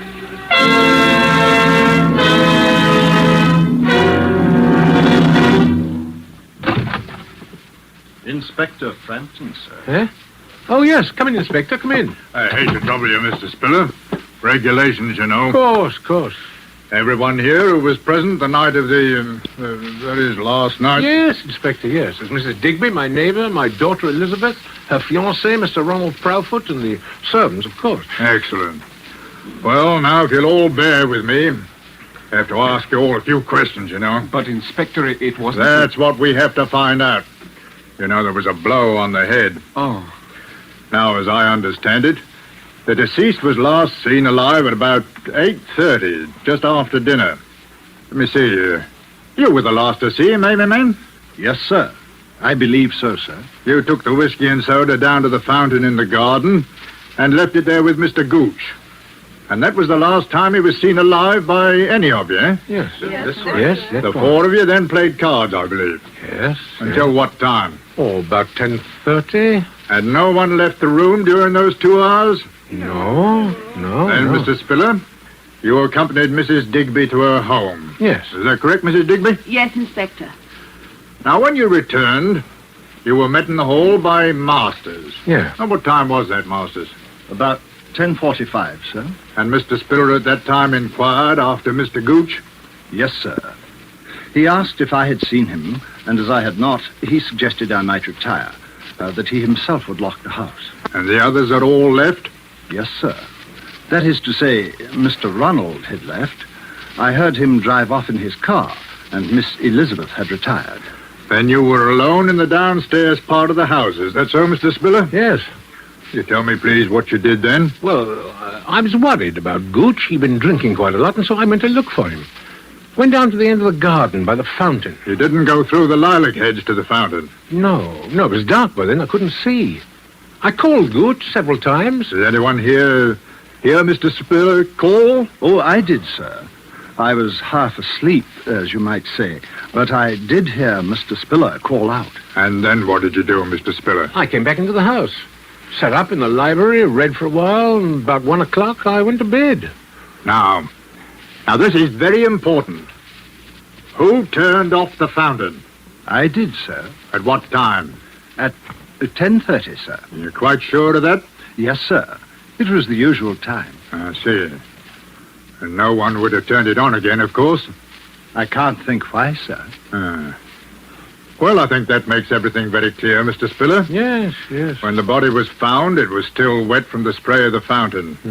Therefore, death must have occurred sometime before the fountain was turned off at 10:30. And as all of you here were occupied till then, from the time the deceased was last seen alive... An accident, of course. I said so from the beginning. Well, might have been either, you know. There had been a blow, and there was water in the lungs. Oh, the man apparently fell due to his intoxicated condition, struck his head, falling into the water, from which he was unable to rescue himself. Well, seems the obvious conclusion, doesn't it? Poor fellow. Well, thanks, everyone. I don't think we shall have to trouble you again, Mr. Spiller. Well, I hope not. And thank you, Inspector.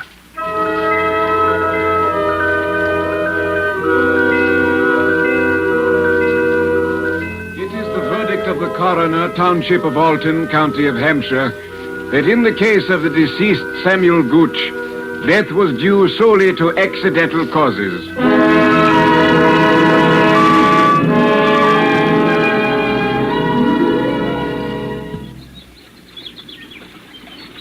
Oh, Daddy, I'm so glad.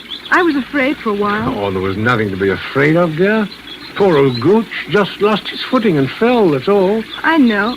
I was afraid of him. Of him? I know it was silly, but he was so strange. I thought he had some sort of hold over you. Oh, nonsense. Darling, just an old friend. And I'm a sentimental old fool. You're an old dear. But I've got to run now. What, off with Ronald? Uh-huh. Daddy, are you going to be awfully lonely when I've gone? Oh, you know I'll miss you. Maybe Mrs. Digby. No, my girl. Oh, she's such a darling. She is rather nice, isn't she? Eh? In fact, I thought I might pop over to see her this afternoon, as long as you're going to be out. Daddy, I knew it. I won't keep you another second. Ask her over to dinner. Well, perhaps I shall. You be on time, though. I will. Bye. Bye.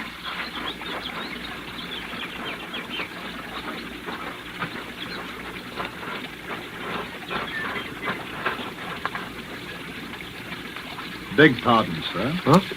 Oh, Masters, yes. If it's convenient to you, sir, I should like to have my bedroom changed. I should like to sleep indoors in the main house. Oh? Why is that, Masters?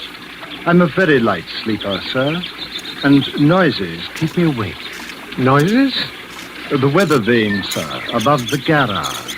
When the wind changes, it creaks. Well, a little oil perhaps would suit. I hardly think that would do, sir. Because when the wind changes, there are other noises. They can be most disturbing, sir. What? Other noises? The fountain, sir.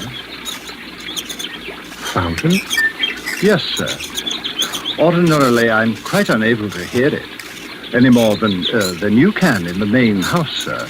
But when the wind is from the west, the plaster backstop acts quite like a sounding board in the direction of my room, sir. In fact, I can hear not only the fountain itself, but I can hear even the faintest noises in the grove around it quite clearly.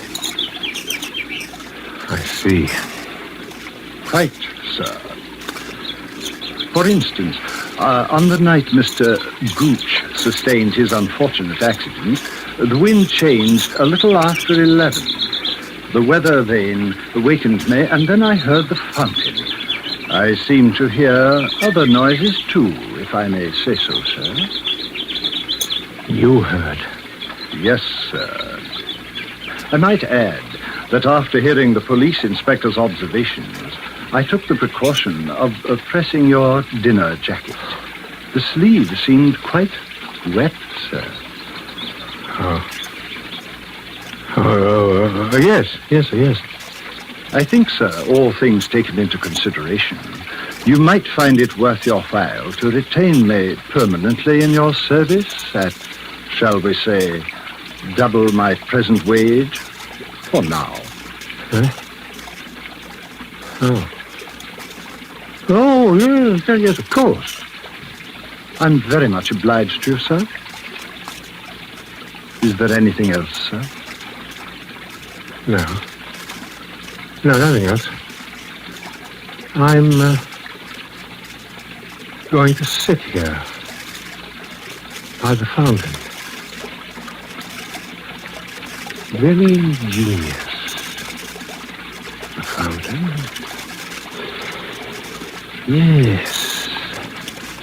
Most ingenious, my fountain.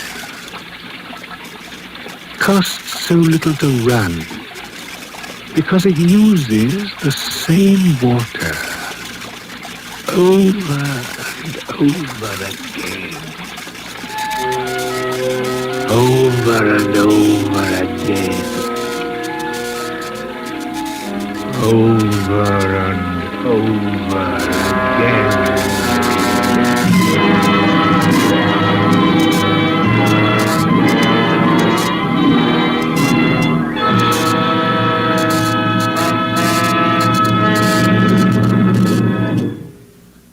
So closes The Fountain Plays, starring Edmund Gwenn, and the Dorothy Sayers story, which was tonight's tale of Suspense. The producer of these broadcasts is William Spear, who, with Ted Bliss, director, Bernard Herrmann and Lucian Marowik, conductor and composer, and Robert L. Richards, the radio author, collaborated on tonight's Suspense. Now CBS is pleased to announce that starting next week at the same time, Mr. Robert Young will begin a brand new series entitled Passport for Adams. Passport for Adams will bring you each week the adventures of an American newspaper reporter among the people of the United Nations. Next week's broadcast will be written and directed by Norman Corwin, with music by Bernard Herrmann, and the stars, we've said, will be Robert Young.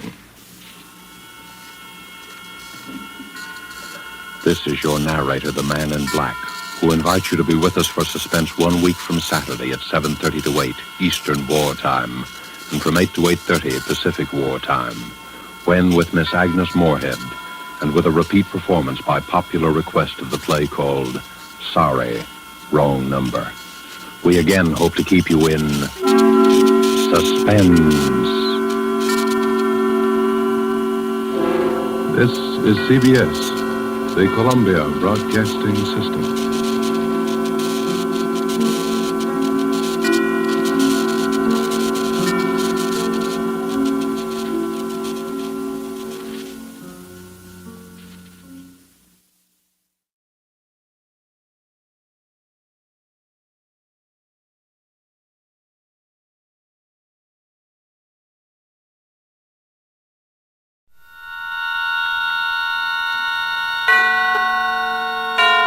And now, tonight's presentation of radio's outstanding theater of thrills, Suspense.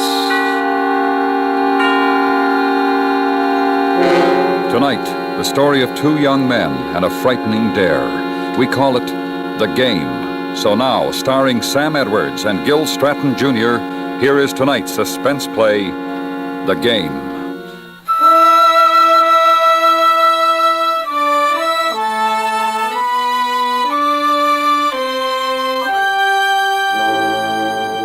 There were two of them. They stood on the corner of Main and Elm, leaning back against the wall, indolent. The summer sun warm, bringing to them the astringent odor of soft tar in the cracks of the sidewalk. It was 2 o'clock by the hands of the jeweler's clock a few doors down the street. And it was at 2 o'clock, quite innocently at first, that the dreadful game began.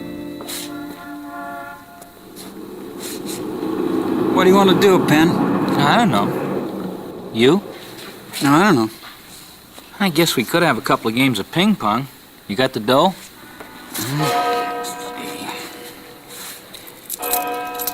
40 cents. We could, Red. I don't know. Nah, I don't feel like it. Okay. Hey, we could shoot some pool. What's the matter? You always want to play games. Kid stuff. Know something? What? I feel like getting drunk. You're kidding. I'm not kidding. You're kidding. What do you want to get drunk for? For fun. Some fun. My folks won't be back till later tonight. Not me, boy. Not me. I can get hold of a bottle. Not me, boy. Chicken? That's me. Okay, so long. Hey, Red. Wait a minute. You kidding? What do you want to do that for? You got any better ideas what to do? No, but... Okay, I'll see you. You know what would happen if they ever found out? They won't find out. You can stay over at my house tonight. Call your folks and nobody'll know. Oh, it's crazy. No, it isn't. Don't you ever want to do something different? We're not kids. Maybe you are. Maybe you need a couple of drinks to grow up. Big man, I'm 2 weeks older than you. Not up here, boy. Not up here. Nuts to you. And they walked slowly, carrying the idea to a white house with gray trim. A house well lived in, empty now, but waiting. And the boys went in, upstairs, and to a room papered with ships and pennants, signs and maps. The one, Red, disappeared for a few minutes. The other tried to become interested in a book of fighting ships. He was afraid of what was to come, knowing why, and not quite knowing.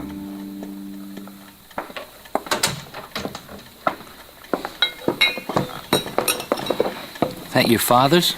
No, the gardener hid it in the woodshed. I found it a couple of weeks ago, hid it somewhere else. Boy, I bet that fractured. How do you like it? I don't care. Straight?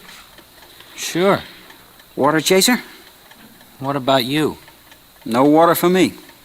Same thing, then. Sit down. We'll talk. They drank, and they didn't like it, but they'd started the game and they couldn't stop. A small clock with an owl frontpiece ticked above them, the eyes of the bird metronomically switching from side to side. A car passed occasionally, and there was a tension until the sound of tire and engine faded away. It didn't take too long for the warmth to grow and the eyes to become hot, the tongue loose.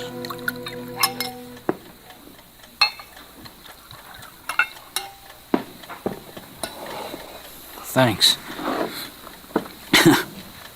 Boy, not bad, huh?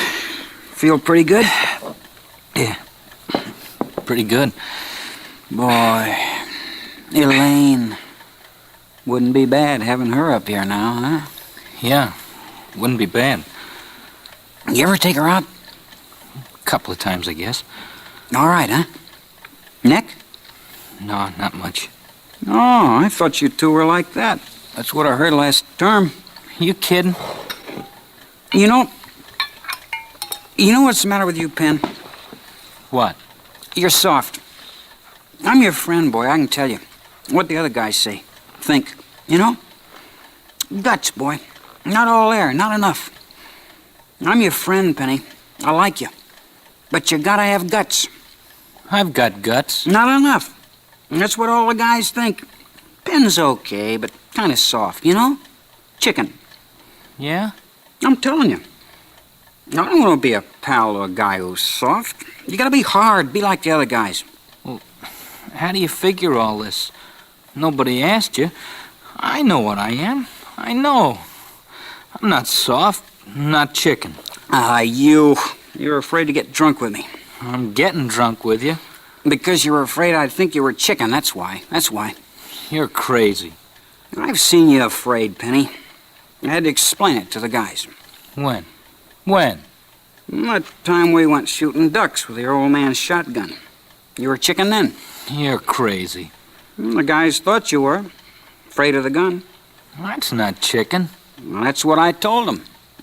But I'm not sure. Let's forget it. Uh-uh. You can't run out on that, boy. I'm your friend, Penn. I'm telling you for your own good. Okay, you've told me. I'm chicken, no guts. Forget it. Afraid of a gun. You and me could never go hunting up in the mountains, I'll tell you that. Cut it out. You're a kid. You're chicken. You want to fight? Is that what you want? You want to? Because if you do, What for? That doesn't mean anything. Kid stuff. I got a better idea. You want to really do something that'll show, boy? That'll really show it? Do what? Play a game. You like games. Real easy game to learn. Nothing to it. Here, have a drink. Sit down.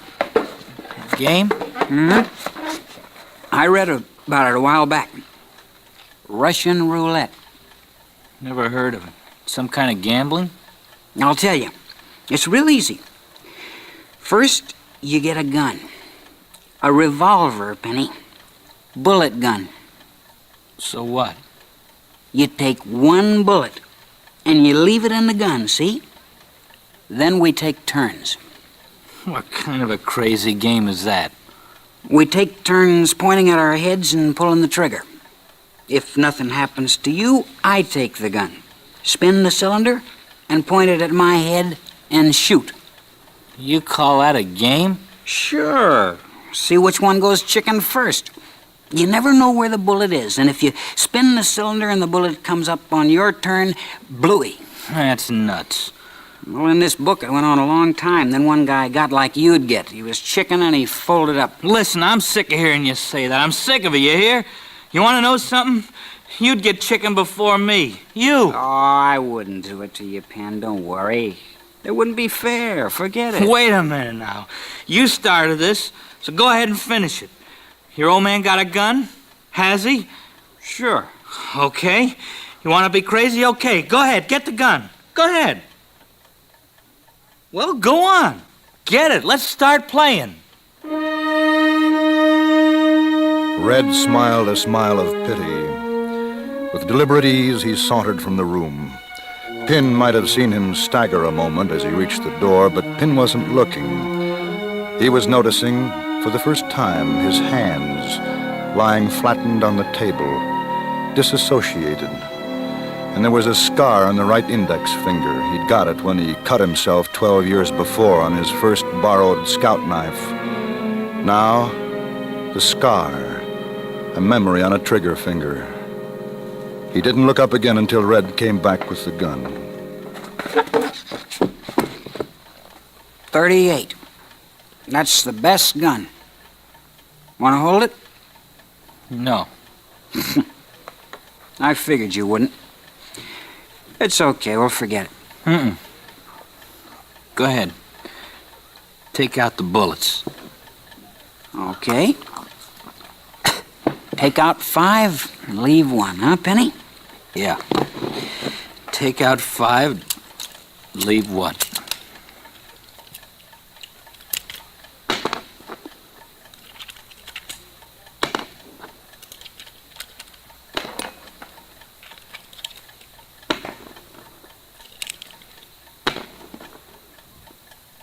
One bullet.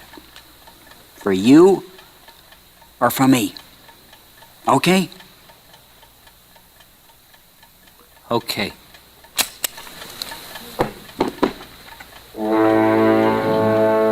The gun. The gun rested muzzle to the wall, in the center of the table bearing scratches made by a 3-year-old in a forgotten moment of high experience. The boys sat opposite each other looking down at the gun. And the gun waited. You want to go first? Doesn't make any difference. Me neither. Flip a coin. Okay. Call. Heads. Okay. I'll take the first shot.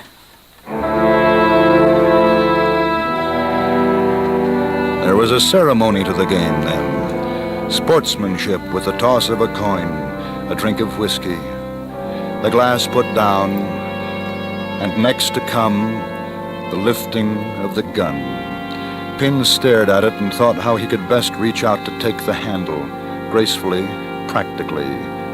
He had never held a revolver in his life.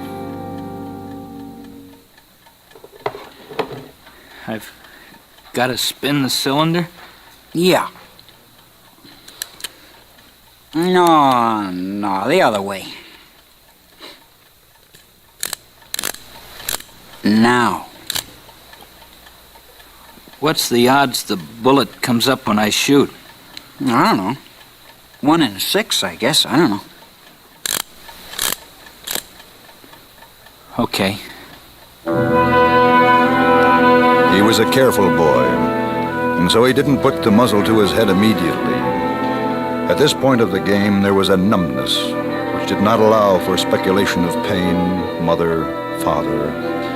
Rather, he was surprised by the weight of the gun, the physical oneness with it lying in his hand. He was afraid of it and fascinated in his fear. Red watched, his mouth open a little, eyes reddened with drinking, but bright, watchful, seeing the friend of his youth slowly raise the gun, unsteady, and awkwardly turning the barrel to his head. He wet his lips and waited.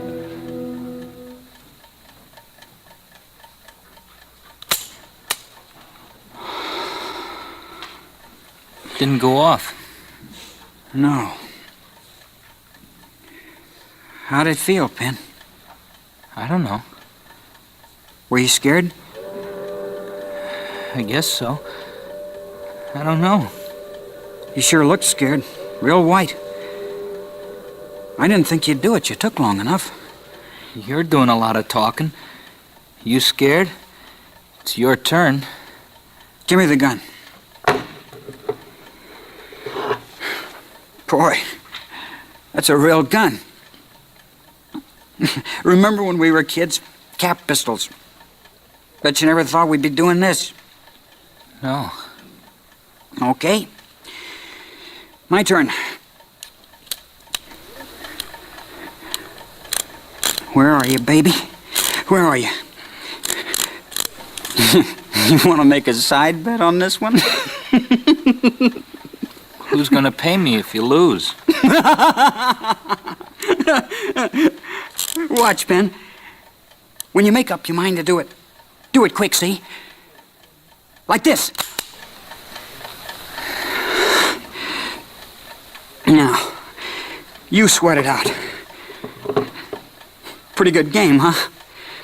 I'll make you one bet, though. What's that? You crack before I do. You're nuts. A buck? A buck? Sure. A buck. The game had taken another turn. It presented an added incentive to win. $1 bet that one boy would be a coward. A boy would lose his nerve, wouldn't have the guts to take another chance at blowing his brains out. Good bet, that. The room was too warm, and outside the middle afternoon sun blazed down hot on the heavy sycamore trees, dusty and still. A 12-year-old passed by on the street, whistling tunelessly, on his way to the drugstore for a soda. Go ahead. Or do you want to quit now? I'll do it. Don't worry. I'm not quitting. Boy, I'll say this for you. A guy who's as scared of guns as you're doing all right. It gets tougher now, though. It's all in the luck, you know. You lucky, Pen? Yeah. I'm lucky. That's good. Maybe you need another drink, huh? No. I don't want any more. Okay. Well? Red? What's the idea, huh? What are you pointing it at me for? You scared? No, I'm not scared. Maybe we should play it this way for a while. I shoot at you and you shoot at me. That's not the game. Why not? Same thing. No. That'd be like murder. You want to play, you play it right. Who says the way we've been playing is right? Oh, I get it. You're trying to get out of taking your next shot. I'm asking you, who says the way we're playing is right? Listen, will you quit pointing it at me? What difference does it make? Just tell me that. It's the difference we're playing Russian roulette. That's the difference. If you want to quit, say so. I'm not quitting. Okay, then, take your shot.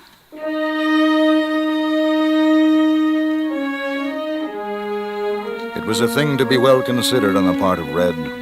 The present abstract quality of self-destruction was one thing, but a gun pointed at him, gun held in another hand. This was not a game of his choosing, and he would have no part of it. Suddenly he knew himself to be sober, terribly sober, and because of this and the fact that the game had mushroomed beyond his understanding, there was no stopping the play. He knew that Pin was sober too, and as from a great distance he saw his friend raise the gun, but steadily this time, pressure whitening the index finger, the muzzle touching just at a pulsing vein he had noticed in Pin's temple.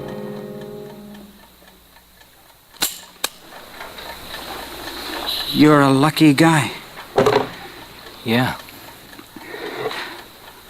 I'm lucky, too. You better be. My turn now. My turn. Why didn't he quit? He's never had guts. Why didn't he quit? Maybe he's so drunk he hasn't got the sense. No, he's not drunk. Why didn't he quit? It's my turn.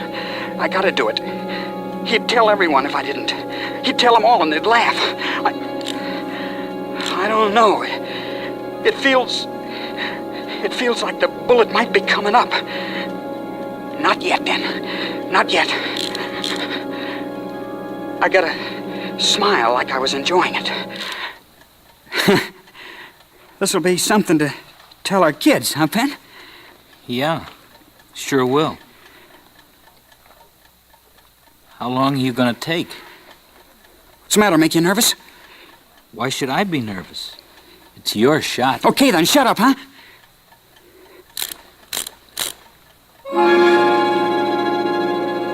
He's scared. Red's scared. He doesn't want to do it. I'm not the only one. All this big talk. He's no more than me. All that big talk. Look at him. He's scared. It was at that moment that Pin discovered this truth, that he knew he wanted to. He could quit the game. And as he looked at Red, he became aware of a great anger. It had no direction, no apparent reason, but it filled him and made him strong. Let's quit, Red. You're crazy. I want to quit. Nuts to you. It's my shot. I don't care. We're quitting. You quit when it's your shot. I'll take care of myself. I'm telling you, Red. Put the gun down. Drop dead. Put it down. You're chicken. Yeah? Chicken. No. I'll kill you. I'll kill you.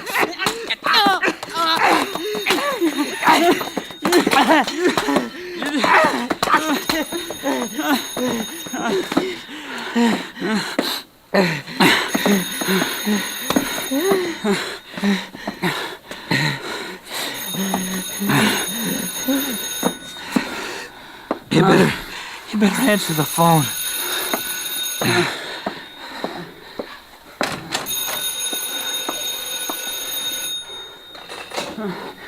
Hello? Oh, hello, Mom. Oh, fine. No, I'm with Penn. No, I'm fine. Oh, out of breath. We've been playing. Kind of rough, I guess. Oh, sure, Mom.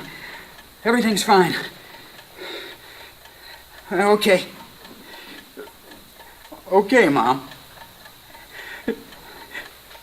Sure, Mom. So long.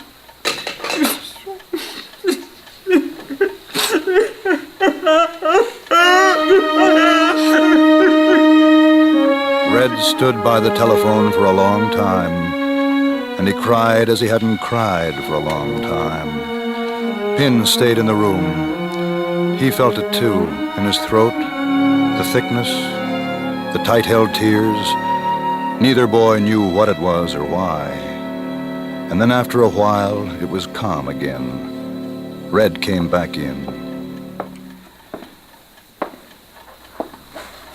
That was Mom. Oh? She said we could go to the tavern for dinner if you like. And charge it. That'd be okay, Red. Swell. Yeah. Guess we better clean up, huh? Guess we better. They cleaned up, not saying much to each other. They felt very close and were not able to express their closeness. Then there was a last thing to do and the last part of the game to be played. They had to know.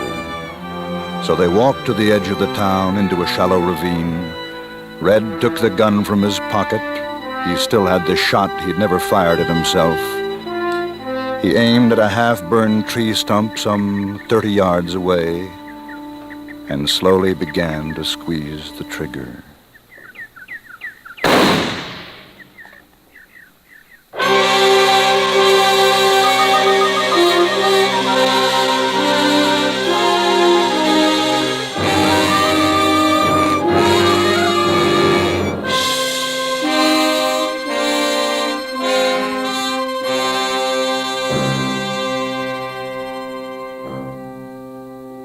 Suspense, in which Sam Edwards and Gil Stratton Jr. starred in tonight's presentation of The Game. Next Tuesday, the story of a rehearsal and the performance of murder. We call it The Cellar. That's next week on Suspense.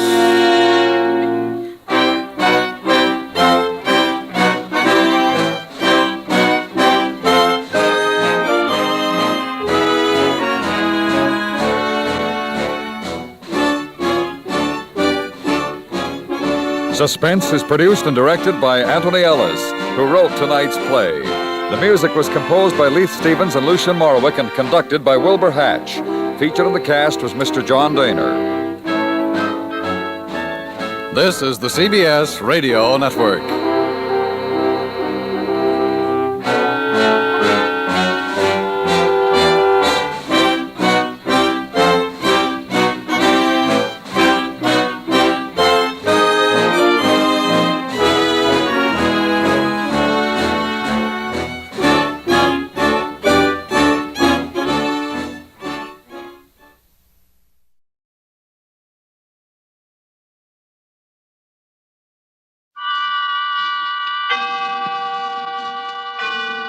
Autolite and its 98,000 dealers bring you Mr. Tyrone Power in tonight's presentation of Suspense.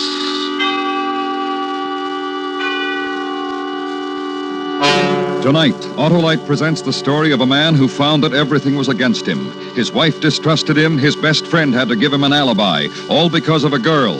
A dead girl. Our story is called The Guilty Always Run. Our star, Mr. Tyrone Power.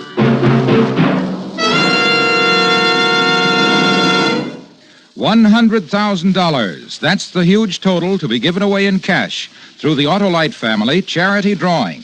If you're one of 25 persons selected, you will name your favorite church, club, hospital, or other recognized charity to share a total of $100,000.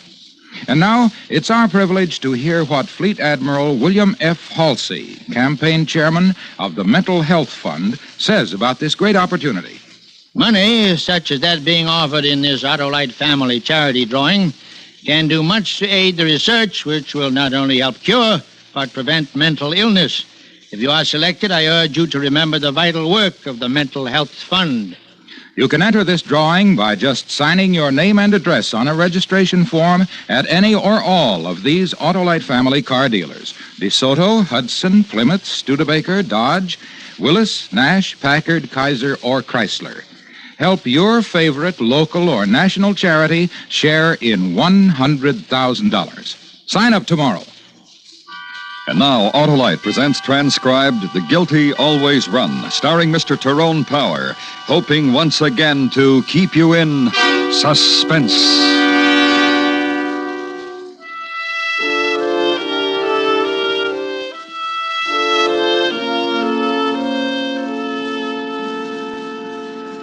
To leave me alone all evening like that. It's way after 12 and... Listen, you told me it was all right. You told me to go. Answer the phone, will you? Okay. Or do you expect me to leap across the room Okay. Hello? Hello? Hello? Hello? Anybody there? Well? Nobody there. What's the matter? I thought I heard something. Hello? Hello? Hello? Somebody playing a joke, Jeff? I guess so. Karen? Don't start anything, Janie, huh? Was it Karen? Janie, baby. Janie. What? Listen. Sure, sweetie. What do you want me to listen to? It's not my fault you've got your hip in a cast. It's not your fault I've got my hip in a cast, dear. Oh, cut it out, will you? I'm clumsy. I go along on vacations to the beach and fall off a surfboard and break my hip, and my husband meets another...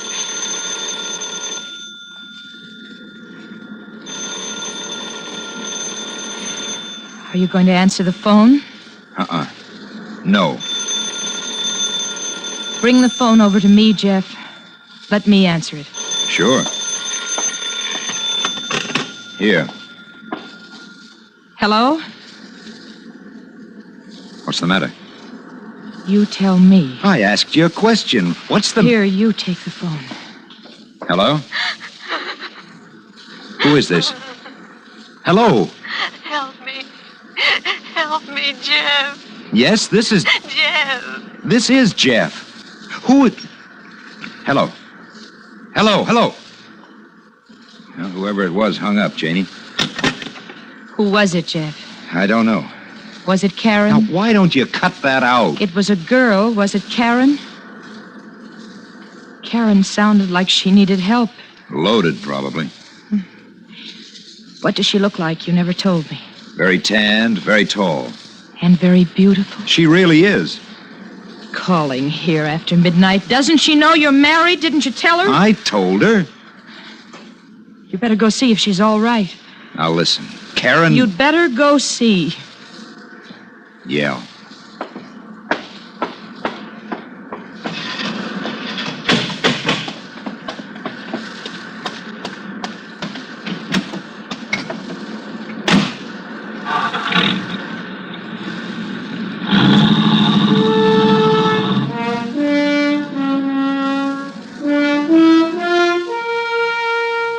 The drive was 8 miles from Zuma Beach.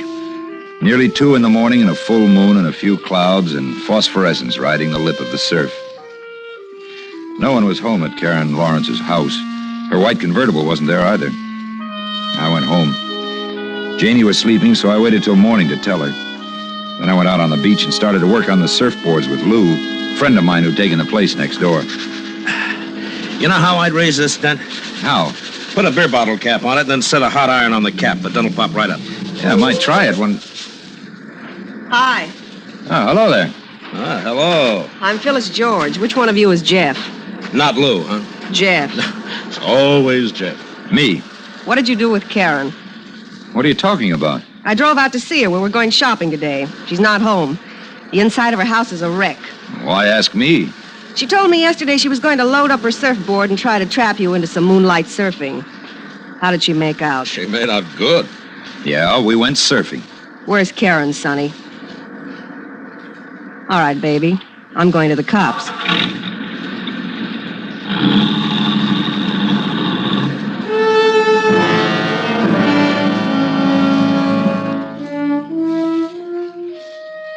We finished resurfacing the boards after that. Not much talk. I kept looking down the road for the cops that girl promised. No cops. After a while, I said to Lou, see ya, and went back to Janie. Carried her out to the strand of white beach we bought for the summer. Oiled her back and her shoulders and her arms and then her face. Then lay down and set the ball of sun spinning. And that's how a day got done.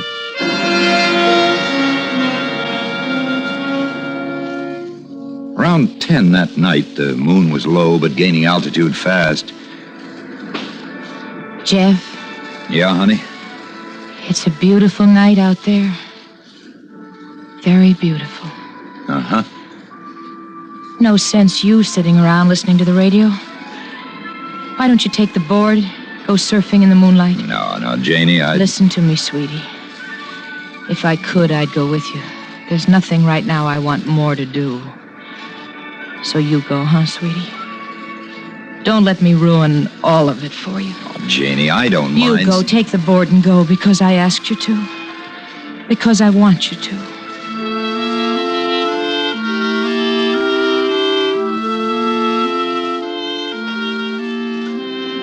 I went.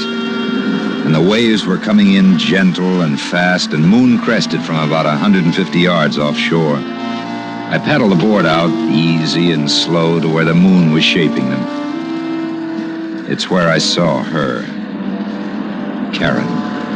Her hair floating and woven in a web of kelp, and her face moon-white, and her lips and splotches of color on her throat where the bruises were. Karen in the wet shroud of a silk dress. Dead Karen, in the sodden jacket I'd lent her the night before.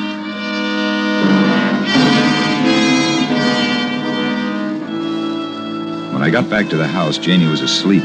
I didn't wake her. I got into some clothes, went out to the car. Hey, wait a minute. Is that you, Jeff? Yeah, it's me, Lou.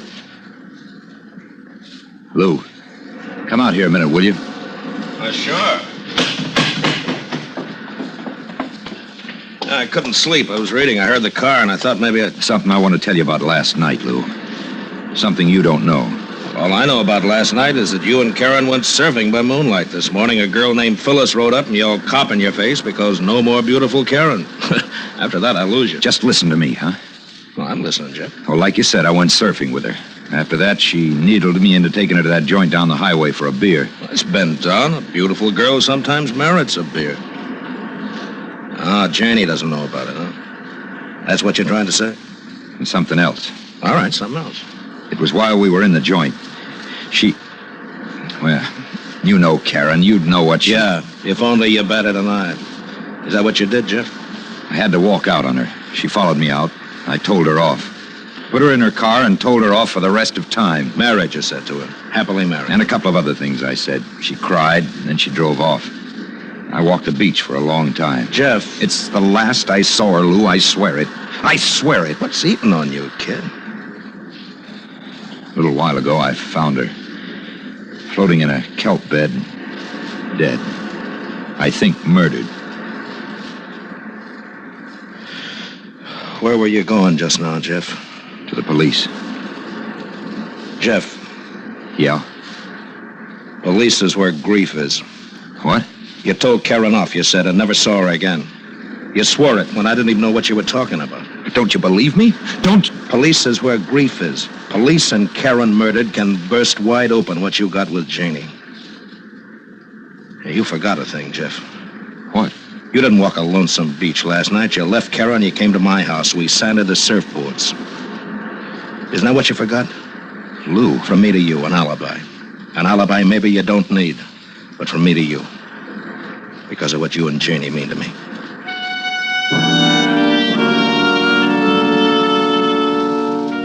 Because of what he said. Because it was a big grief. Because it might kill what it was Janie and I had together. A summer and beach and sky and sea and a love I had for her. I waited till Lou had gone back into his house. Then I swam out to where Karen was.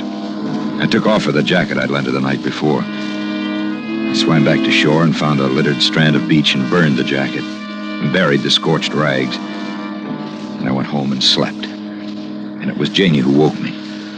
Jeff, there's a fellow outside. Huh? A fellow outside wants to talk to you. Who? A Mr. Anders, a policeman. Look, Janie, no matter what, that phone call last night. From Karen? That phone call? No matter what, don't say anything about it. Nothing. A fellow's waiting at the door for you, Jeff. No matter what, do you hear? No matter...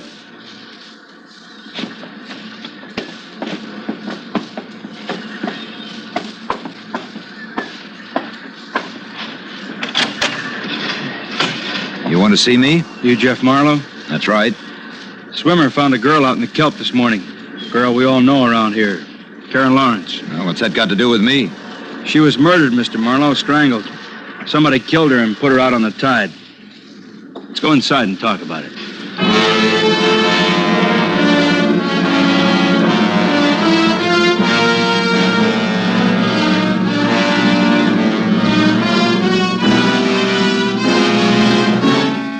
Autolite is bringing you Mr. Tyrone Power with Kathy Lewis and William Conrad in The Guilty Always Run.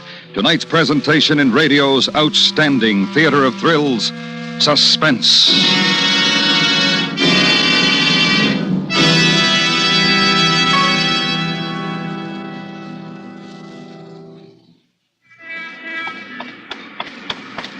Hey, Marty, what's the rush? Oh, hiya, Harlow. I can't stop now. I'm coming from a preview of the new 54 Kaiser, and I've got to get over to the paper and write the story. Hey, they call it the new car with the big change, don't they? Right.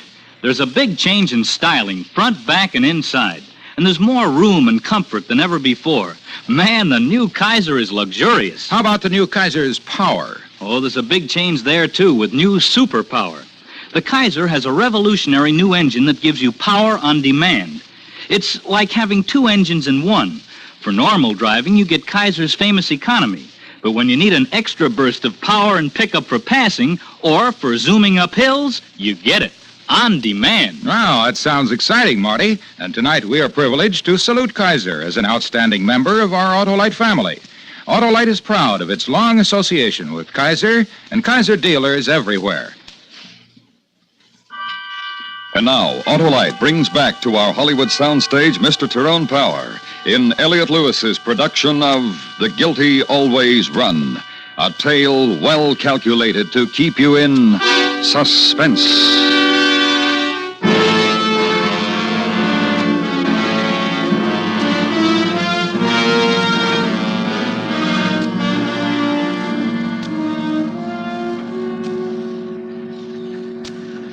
Karen Lawrence, Mr. Marlowe. How come she's dead? I don't know. Jeff? Oh, it's nothing, Janie. This gentleman just wants to know if I know Karen Lawrence. Why does the gentleman want to know that, Jeff? Well... Why do you want to know that? She's dead. That's not the question I asked you. She was murdered. That's still not the question. Asking around about her, your husband's name gets mentioned more than anybody else's. I see. And she was murdered, all right, in case you've got any doubt about it. Strangled. Bruise marks here and here. 2 thumbs, you know. Wearing all her clothes. Good swimmer, I understand, so we've got a tab at murder. And I've got to ask, Mr. Marlowe, if you killed her. No, sir, I did not. But you know her. Oh, yes, sir. Now, look, you don't have to yes, sir, and no, sir, me. Okay. You were with her last night. We got that from Phyllis George, a friend of hers. Well, look, this is what happened. One day, Karen comes up from Malibu with a board and pretty helpless about getting it from her car to the surf. Yeah, when was this? 10 days ago. 11. 11. The afternoon of the morning I broke my hip. Well, I can pick it all up till yesterday, Marlowe. Talk has it she liked you. Did Talk have it I tried to ignore her? Yes, it did. Did Talk have it that right off I told her I was married? Yes, it did. I also checked next door, your friend Lou Foster.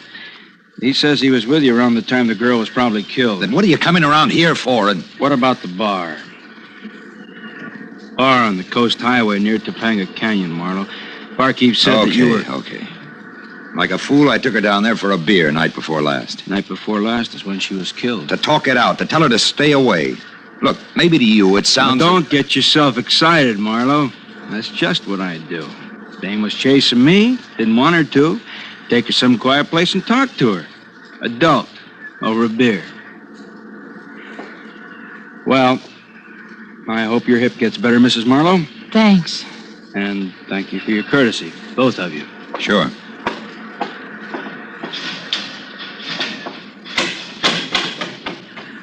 Jeff? Yeah? You didn't tell me you took her for a drink. Just for a beer.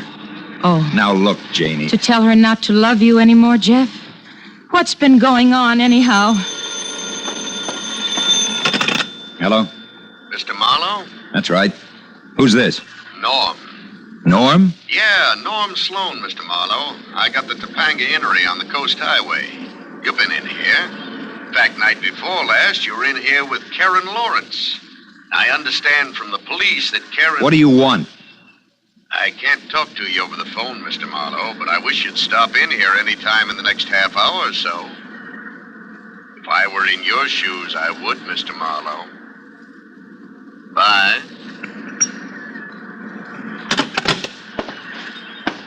Who was it? Nobody.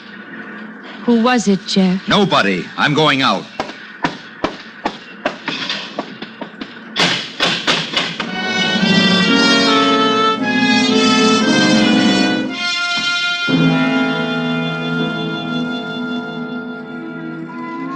You don't want to hear my troubles, Mr. Marlowe, so I'll just tell you this. I didn't tell that policeman about the argument you and that girl had in here. Since you were the only ones in here, then I'm the only one who knows about it. And what happened out front when you left. How she was carrying on and crying. And from what Mr. Anders, that policeman, said, she must have been murdered a couple hours after you left here with her. Now, look, I don't know what you told the police, but you came down when I called, Mr. Marlowe, so what am I to figure? As long as you're here, Mr. Marlowe, I'd like to know what it feels like to go out to Santa Anita with $1,000 and not care if I win or lose. With $1,000, Mr. Marlowe. Today, Mr. Marlowe.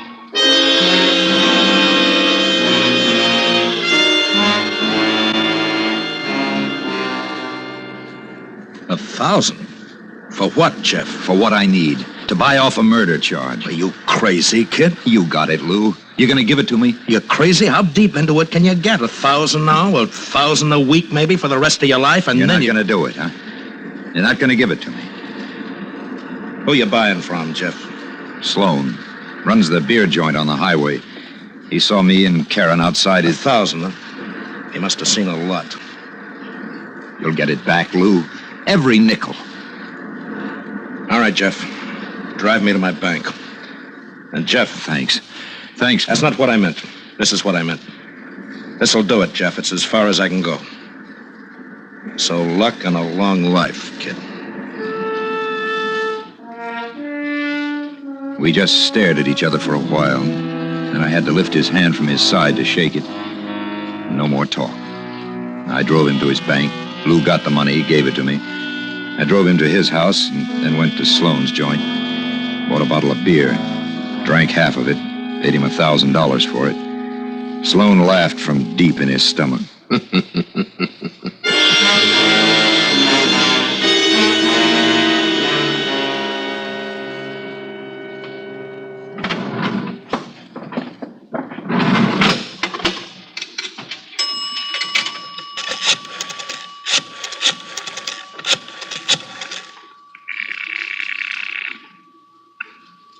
Hello?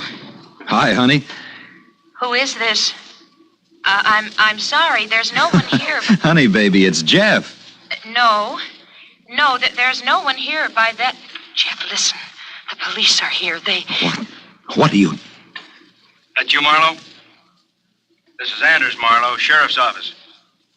Now listen, Sloan, that beer joint fella, he called the office a little while ago and said you offered him $100 to keep his mouth shut. 100? Now you come in, Marlowe, because when you did that, you practically signed a confession.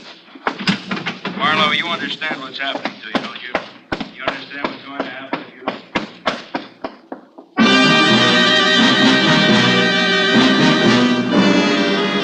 I let the receiver hang and let him talk into nothing, and I ran. Off the coast highway, down the beach. A couple of miles. Farther to Santa Monica Pier. Farther to Ocean Park. Me. Wanted for murder. Because Karen, dead Karen, wanted a part of my life, and I wouldn't give it to her. Because her girlfriend stuck her face into mine and yelled, "Cop!" Girlfriend, Phyllis George.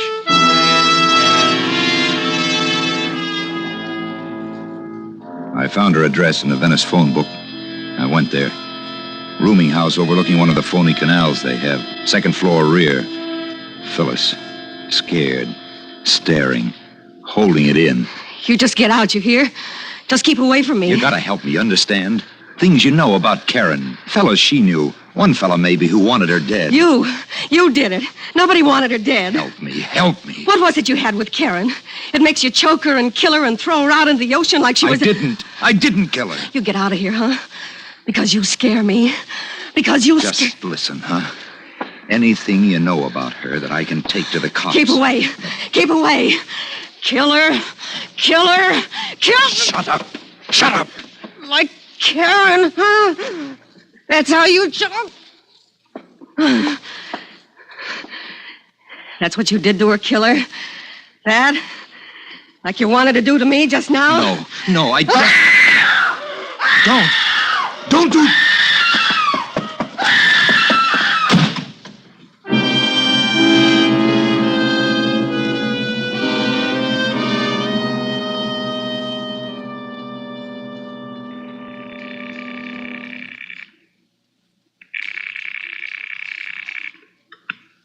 Hello.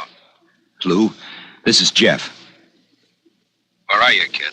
Listen, how's Janie? I didn't call her because the line's probably tapped or something. How's Janie, Lou? She's okay. Where are you? I want you to meet me, Lou. Tell me how things are going. I gotta talk to somebody. Sure. Where are you? Phone booth outside a drive-in laundry in Venice. Rose and 3rd Avenue. I'll pick you up there, kid. Right away, Lou. Right away.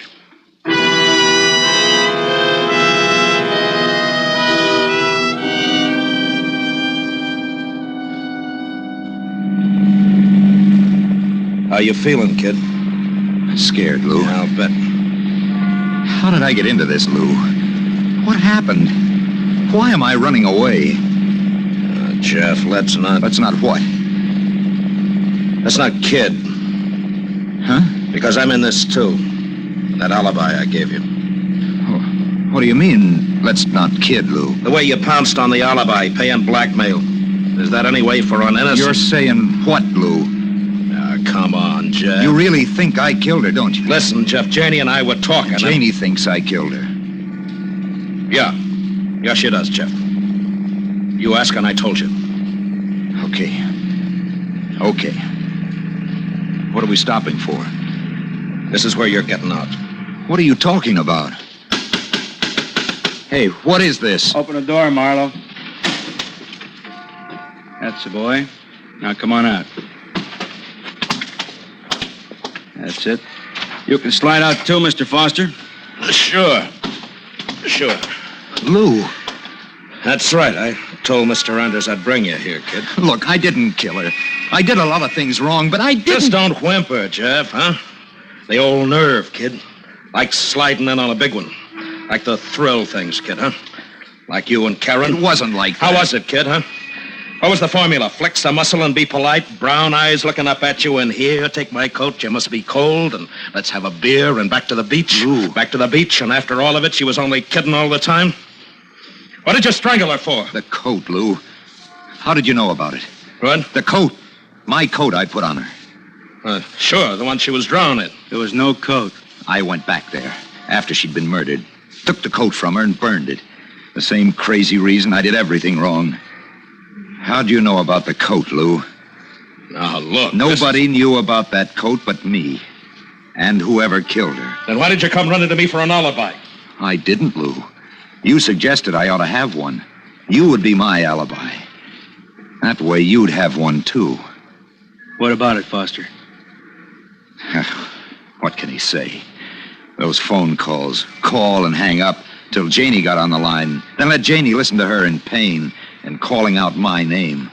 Start suspicion right at home base. You really built it, didn't you? We better go. Hey, don't do that, Foster! Stop! Hey! Hey, don't!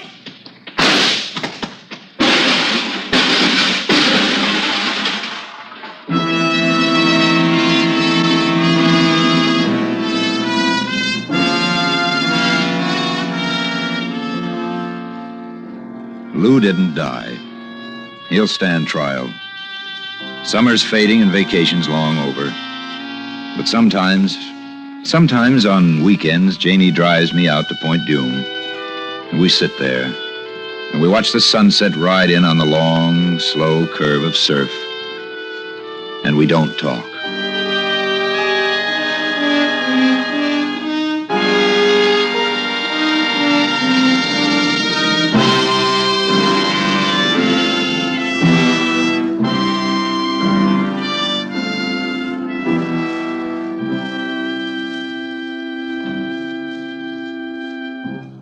Suspense, presented by Autolite. Tonight's star, Mr. Tyrone Power. This is Harlow Wilcox again. If you're one of the 25 persons selected in the huge Autolite family charity drawing, you can name any recognized charity you wish to receive a big share of $100,000 in cash. Those charities can be schools, hospitals, churches, the Mental Health Fund, or any other recognized charity. So if you're 18 years or over, visit any of the following Autolite family car dealer showrooms: DeSoto, Hudson, Plymouth, Studebaker, Dodge, Willis, Nash, Packard, Kaiser, or Chrysler. Print your name and address on the registration form and have the car dealer sign it. That's all. Nothing to buy, try, or solve. So help your favorite recognized charity share in this $100,000 total.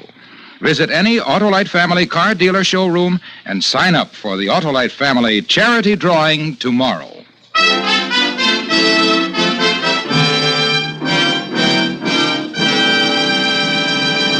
Next week, a story based on fact. The dramatic report of a murderer and how he spent 7 hours with a young lady before he killed her. It's called Somebody Help Me. Our star, Mr. Cornell Wilde. That's next week on Suspense. Suspense is transcribed and directed by Elliot Lewis, with music composed by Lucian Morowick and conducted by Lud Gluskin. The Guilty Always Run was written for Suspense by Morton Fine and David Friedkin. In tonight's story, Kathy Lewis was heard as Janie and William Conrad as Lou. Featured in the cast were Charlotte Lawrence, Frank Nelson, and Jack Crucian. Tyrone Power may currently be seen in the 20th Century Fox picture, King of the Khyber Rifles, in CinemaScope and Technicolor. And remember, next week, Mr. Cornell Wilde in Somebody Help Me.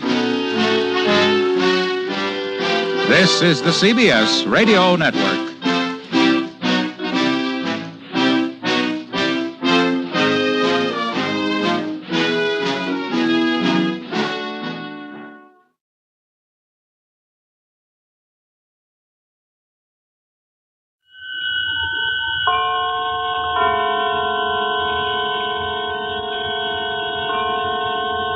The Columbia Network takes pleasure in bringing you Suspense.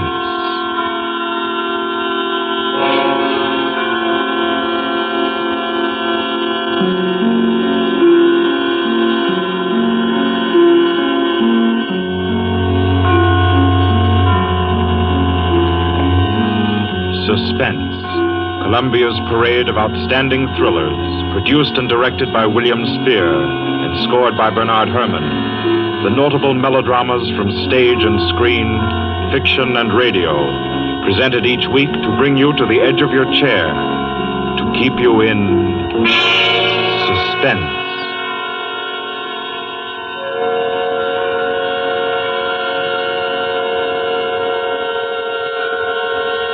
Good evening. This is Orson Welles. I'm very happy I am to be back in the United States and back on the Columbia Network, even for so short a visit as this one. Back with old friends like Johnny Dietz, who is tonight's director, and Bernard Herrmann. The Mercury Theater presented tonight's radio play for the first time last year. We came right out then and hailed it as a classic of the medium. Nobody argued the point. A lot of people asked us to do it again, so it's gratifying to get the chance now. And to find a favorite of ours in this distinguished anthology of spook shows. Personally, I've never met anybody who didn't like a good ghost story. But I know a lot of people who think there are a lot of people who don't like a good ghost story. For the benefit of these, at least, I go on record at the outset of this evening's entertainment with the sober assurance that although blood may be curdled on this program, none will be spilt. There's no shooting, knifing, throttling, axing, or poisoning here. No clanking chains, no cobwebs, no bony and/or hairy hands appearing from secret panels, or, better yet, bedroom curtains. If it's any part of that dear old phosphorescent foolishness that people who don't like ghost stories don't like, then again, I promise you, we haven't got it. Not tonight. What we do have is a thriller. It's half as good as we think it is. You can call it a shocker. It's already been called a real Orson Welles story. Now, frankly, I don't know what this means. I've been on the air directing and acting in my own shows for quite a while now, and I don't suppose I've done more than half a dozen thrillers in all that time. Honestly, I don't think even that many, but it seems I do have a reputation for the uncanny. Quite possibly, a little escapade of mine involving a couple of planets, which shall be nameless, is responsible. Doesn't really matter. Don't think I disapprove of thrillers. I don't. A story doesn't have to appeal to the heart. It can also appeal to the spine. Sometimes you want your heart to be warmed, and sometimes you want your spine to tingle. The tingling, it's to be hoped, will be quite audible as you listen tonight to The Hitchhiker. That's the name of our story, The Hitchhiker.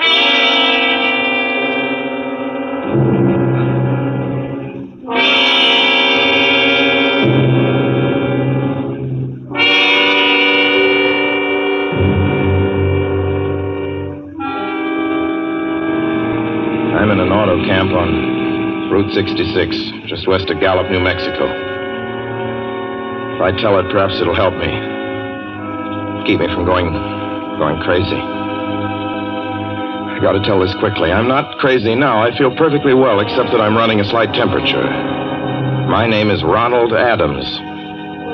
I'm 36 years of age, unmarried, tall, dark, with a black mustache. I drive a 1940 Buick, license number 6Y175189. I was born in Brooklyn. All this I know.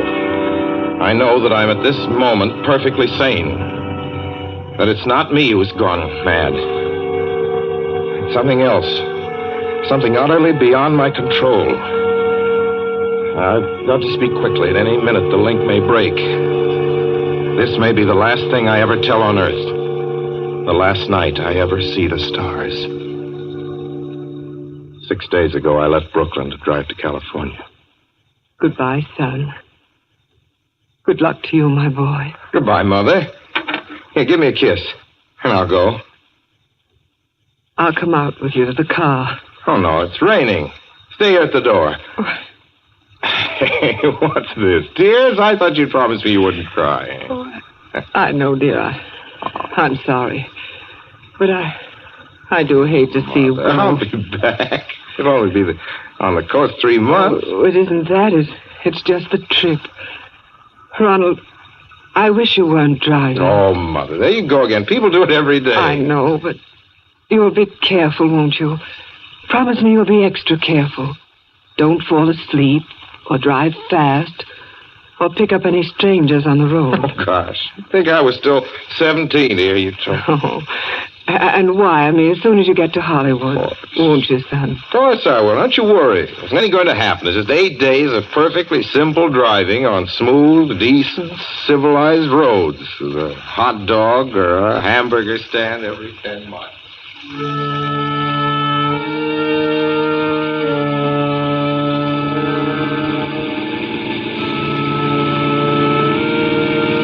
I was in fine spirits. The drive ahead of me, even the loneliness, seemed like a lark. I reckoned without him. Crossing Brooklyn Bridge that morning in the rain, I saw a man leaning against the cables. He seemed to be waiting for a lift. There were spots of fresh rain on his shoulders. He was carrying a cheap overnight bag in one hand. He was thin, nondescript, with a cap pulled down over his eyes. I would have forgotten him completely, except that just an hour later, while crossing the Pulaski Skyway over the Jersey Flats, I saw him again. At least, he looked like the same person. He was standing now with one thumb pointing west. I couldn't figure out how he got there, but I thought probably one of those fast trucks had picked him up, beaten me to the Skyway, and let him off. I didn't stop for him. Then late that night, I saw him again. It's on the new Pennsylvania Turnpike between Harrisburg and Pittsburgh. It's 265 miles long with a very high speed limit. I was just slowing down for one of the tunnels when I saw him, standing under an arc light by the side of the road. I'd seen quite distinctly the bag, the cap, even the spots of fresh rain spattered over his shoulders. He hallooed at me this time. Hello! Hello! I stepped on the gas like a shot. It's lonely country through the Alleghenies, and I had no intention of stopping. Besides, the coincidences, or whatever it was, gave it to Willie's. Stopped at the next gas station.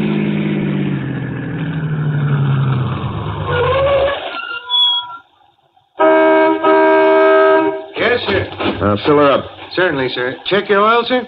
No, thanks.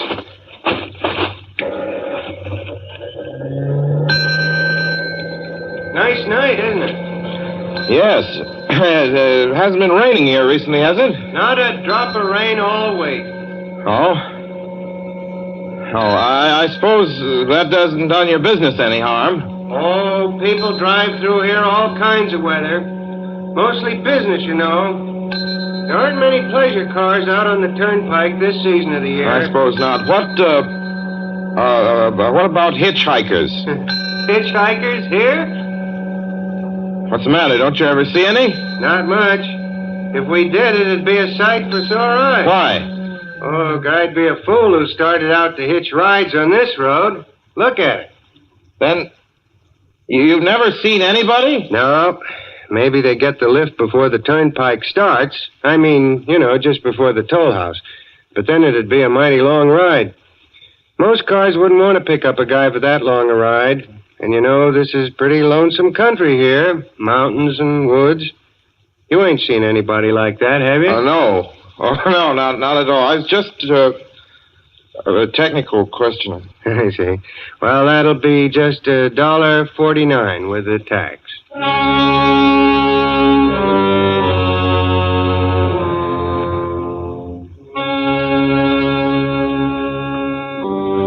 The thing gradually passed through my mind as sheer coincidence. I had a good night's sleep in Pittsburgh. I didn't think about the man all next day until just outside of Zanesville, Ohio, I saw him again. It was a bright, sunshiny afternoon. The peaceful Ohio fields, brown with the autumn stubble, lay dreaming in the golden light. I was driving slowly, drinking it in, when the road suddenly ended in a detour. In front of the barrier, he was standing.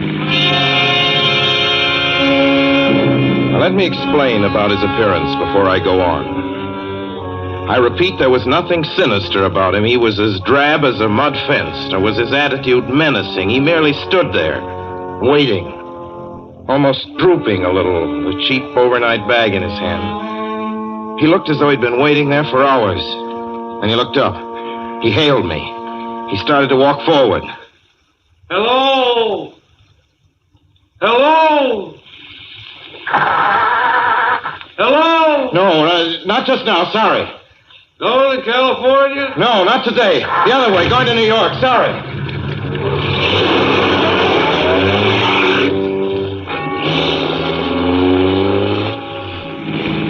After I got the car back on the road again, I felt like a fool. Yet the thought of picking him up, of having him sit beside me, was somehow unbearable. At the same time, I felt more than ever unspeakably alone.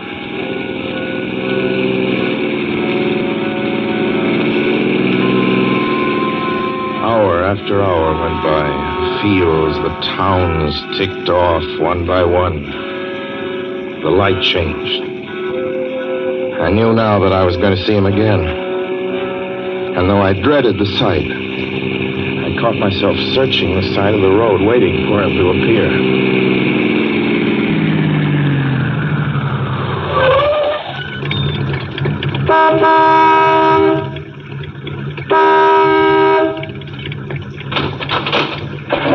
Yeah, what is it? What do you want? Sell sandwiches and pop here, don't you? Yeah, we do in the daytime. But we're closed up now for the I know, night. but I was wondering if you could possibly have a cup of coffee, black coffee, just... No, not this time of night, mister. My wife's the cook. She's in bed. No, don't shut the door, please. Listen, just a minute ago... just a minute ago, there was a man standing here right beside the stand, a suspicious-looking man. I don't mean to disturb it. You see, I was driving along when I just happened to look, and there he was. How's he doing? Well, nothing. You've been taking a nip. That's what you've been doing. Now, on your way before I call out Sheriff Oates.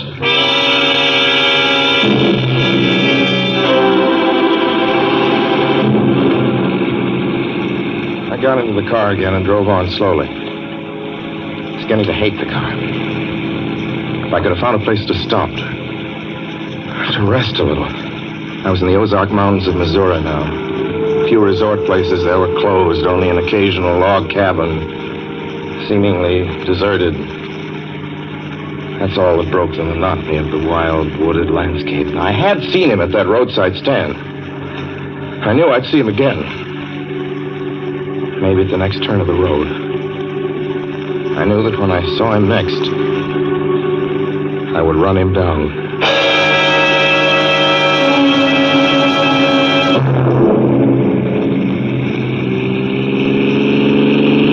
But I didn't see him again.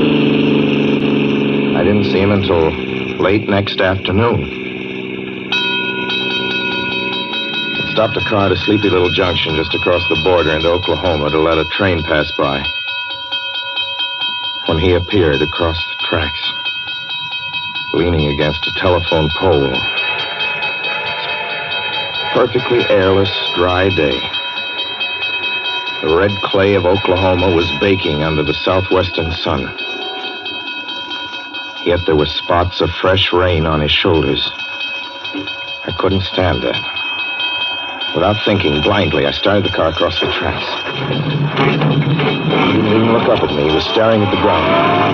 I stepped on the gas hard, veering the wheel sharply toward him. I could hear the train in the distance now, but I didn't care then. Something went wrong with the car. The train was coming closer. I could hear its bell ringing and the cry of its whistle. Still, he stood there. And now I knew that he was beckoning me to my death.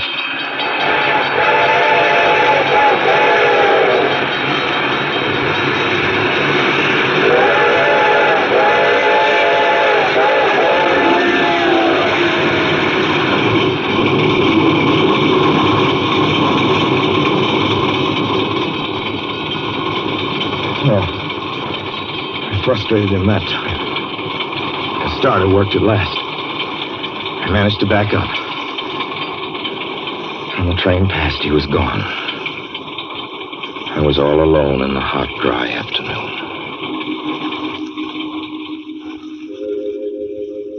After that, I knew I had to do something.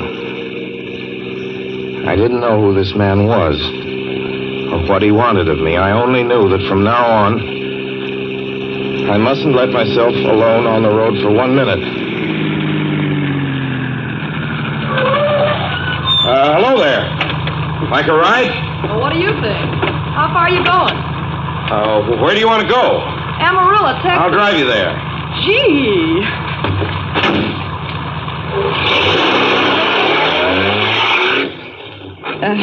You mind if I take off my shoes? My dogs are killing me. Go right ahead. Oh. Gee, what a break this You hitchhike much? Sure. Only it's tough sometimes in these great open spaces to get the break. I should think it would be, though I'll bet you get a good pickup in a fast car. If you did, you could get places faster than, say, another person in another car, couldn't you? I don't get you. Well, take me, for instance. Suppose I'm driving across the country, say, at a nice, steady clip, about 45 miles an hour.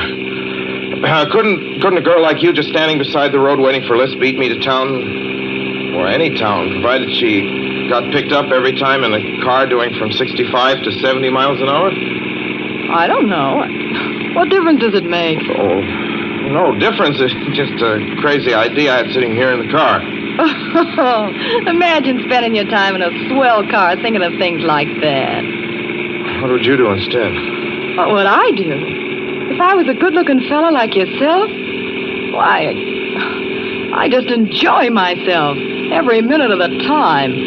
I'd sit back and relax. And if I saw a good-looking girl along the side of the road, hey, look out! Did you see him? See who? A man standing beside the barbed wire fence.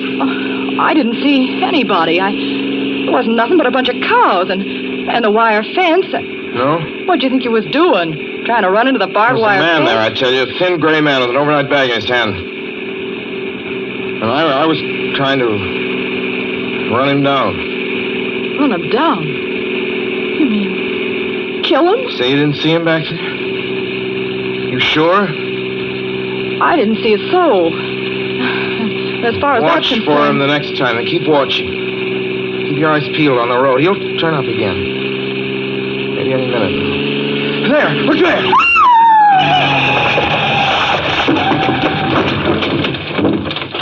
How does this door work? I'm getting out of here. See him that time? No, I didn't see him that time. And personally, mister, I don't expect never to see him.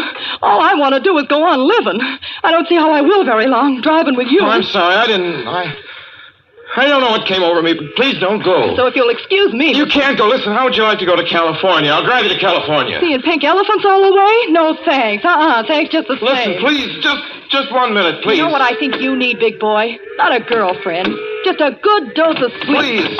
There, I got it now. No, you can't go. Please, come your back. hands off me. Do you hear? Leave your hands off...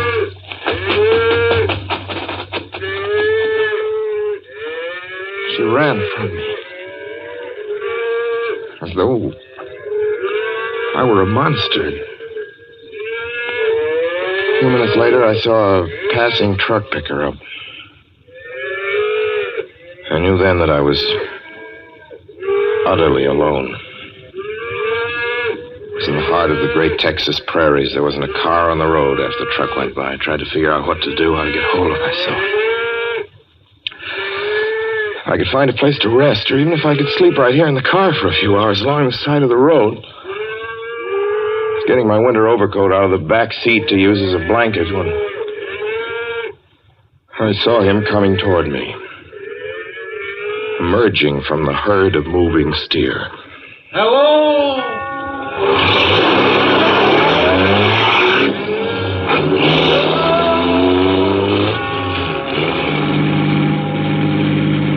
Maybe I should have spoken to him then. Fought it out then and there. For now, he began to be everywhere. Wherever I stopped, even for a moment, for gas, for oil, for a drink of pop, a cup of coffee, sandwich, he was there. I saw him standing outside the auto camp in Amarillo that night when I dared to slow down. I was sitting near the drinking fountain of a little camping spot just inside the border of New Mexico. He was waiting for me outside the Navajo reservation where I stopped to check my tires. I saw him in Albuquerque when I bought 20 gallons of gas. I was afraid to stop now. I began to drive faster and faster. I was in lunar landscape now. The great arid mesa country of New Mexico. I drove through it with the indifference of a fly crawling over the face of the moon. Now he didn't even wait for me to stop. Unless I drove at 85 miles an hour over those endless roads, he waited for me at every other mile.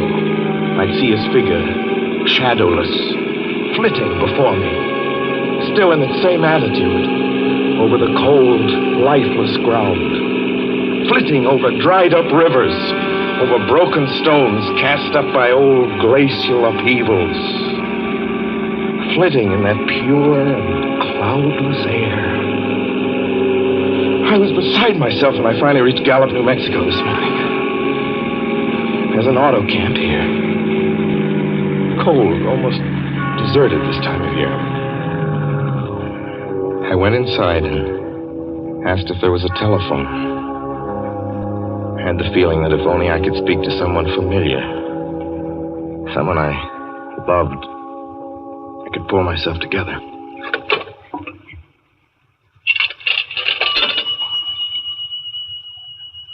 Your call, please. Long distance. Long distance, certainly.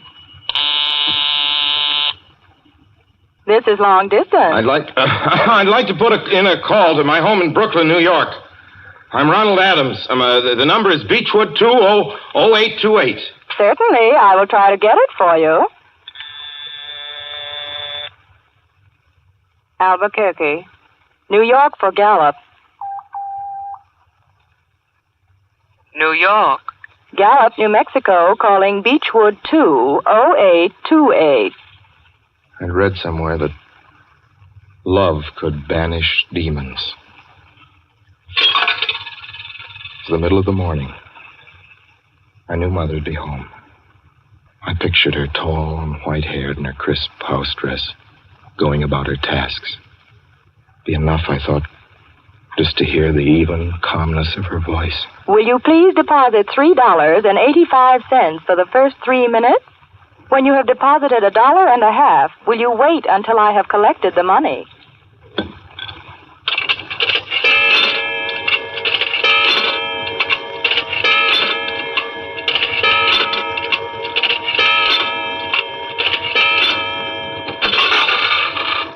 All right, deposit another $1.50.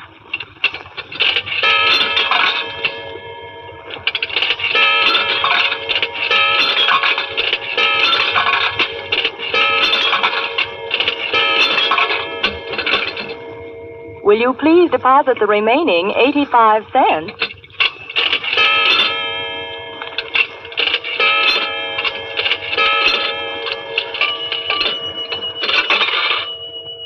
Ready with Brooklyn. Go ahead, please. Hello?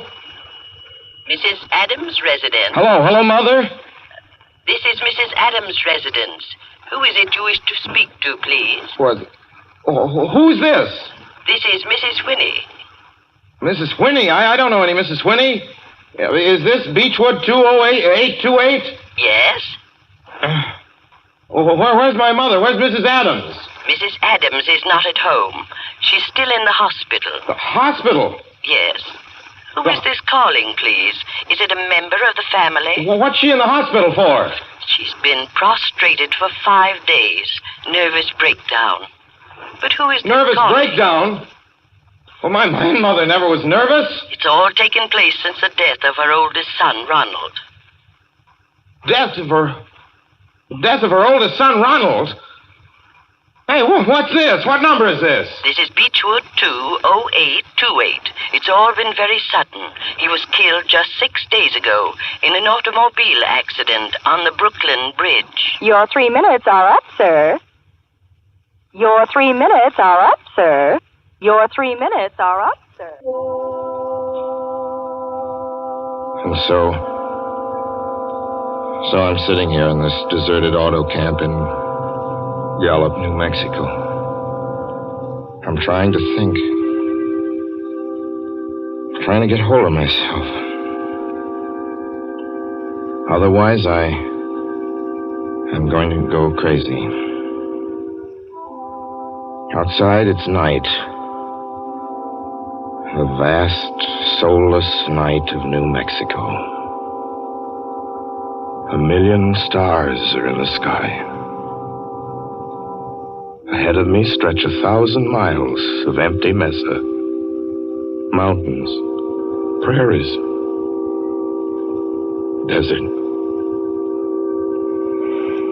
Somewhere among them, he's waiting for me. Somewhere I shall know who he is and who I am.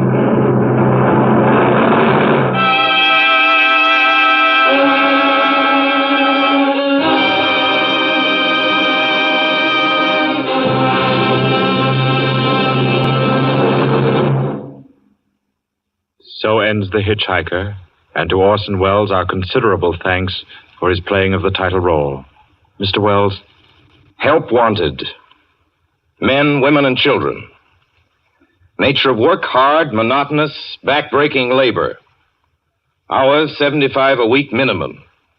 Pay, few cents an hour. Added inducement, 2 meals a day, including several ounces of bad bread and a cup of thin soup. Don't delay. Apply at once. How'd you respond to a want ad like that, Mr. and Mrs. American working man and woman? You'd laugh, wouldn't you, and throw the paper in the trash basket. Dismiss the whole advertisement as some kind of a joke. But believe me, it's no joke. It's a simple statement of the working conditions that exist today in Nazi Germany and the conquered countries under Nazi rule.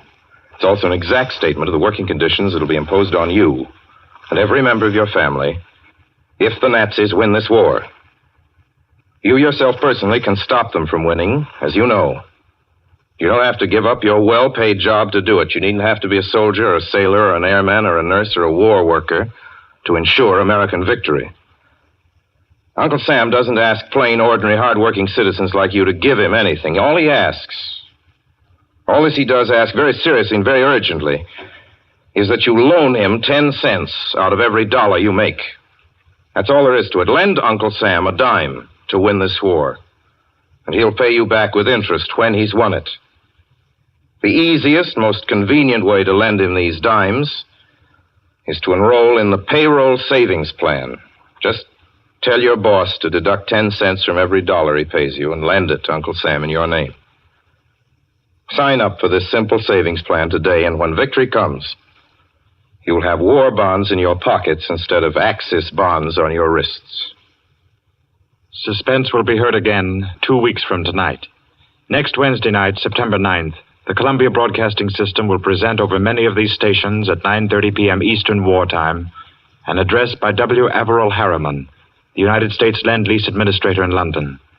Mr. Harriman, as the personal representative of the President of the United States, attended the Moscow conferences between Winston Churchill and Joseph Stalin. Next Wednesday's broadcast will be Mr. Harriman's first public address since his return to this country.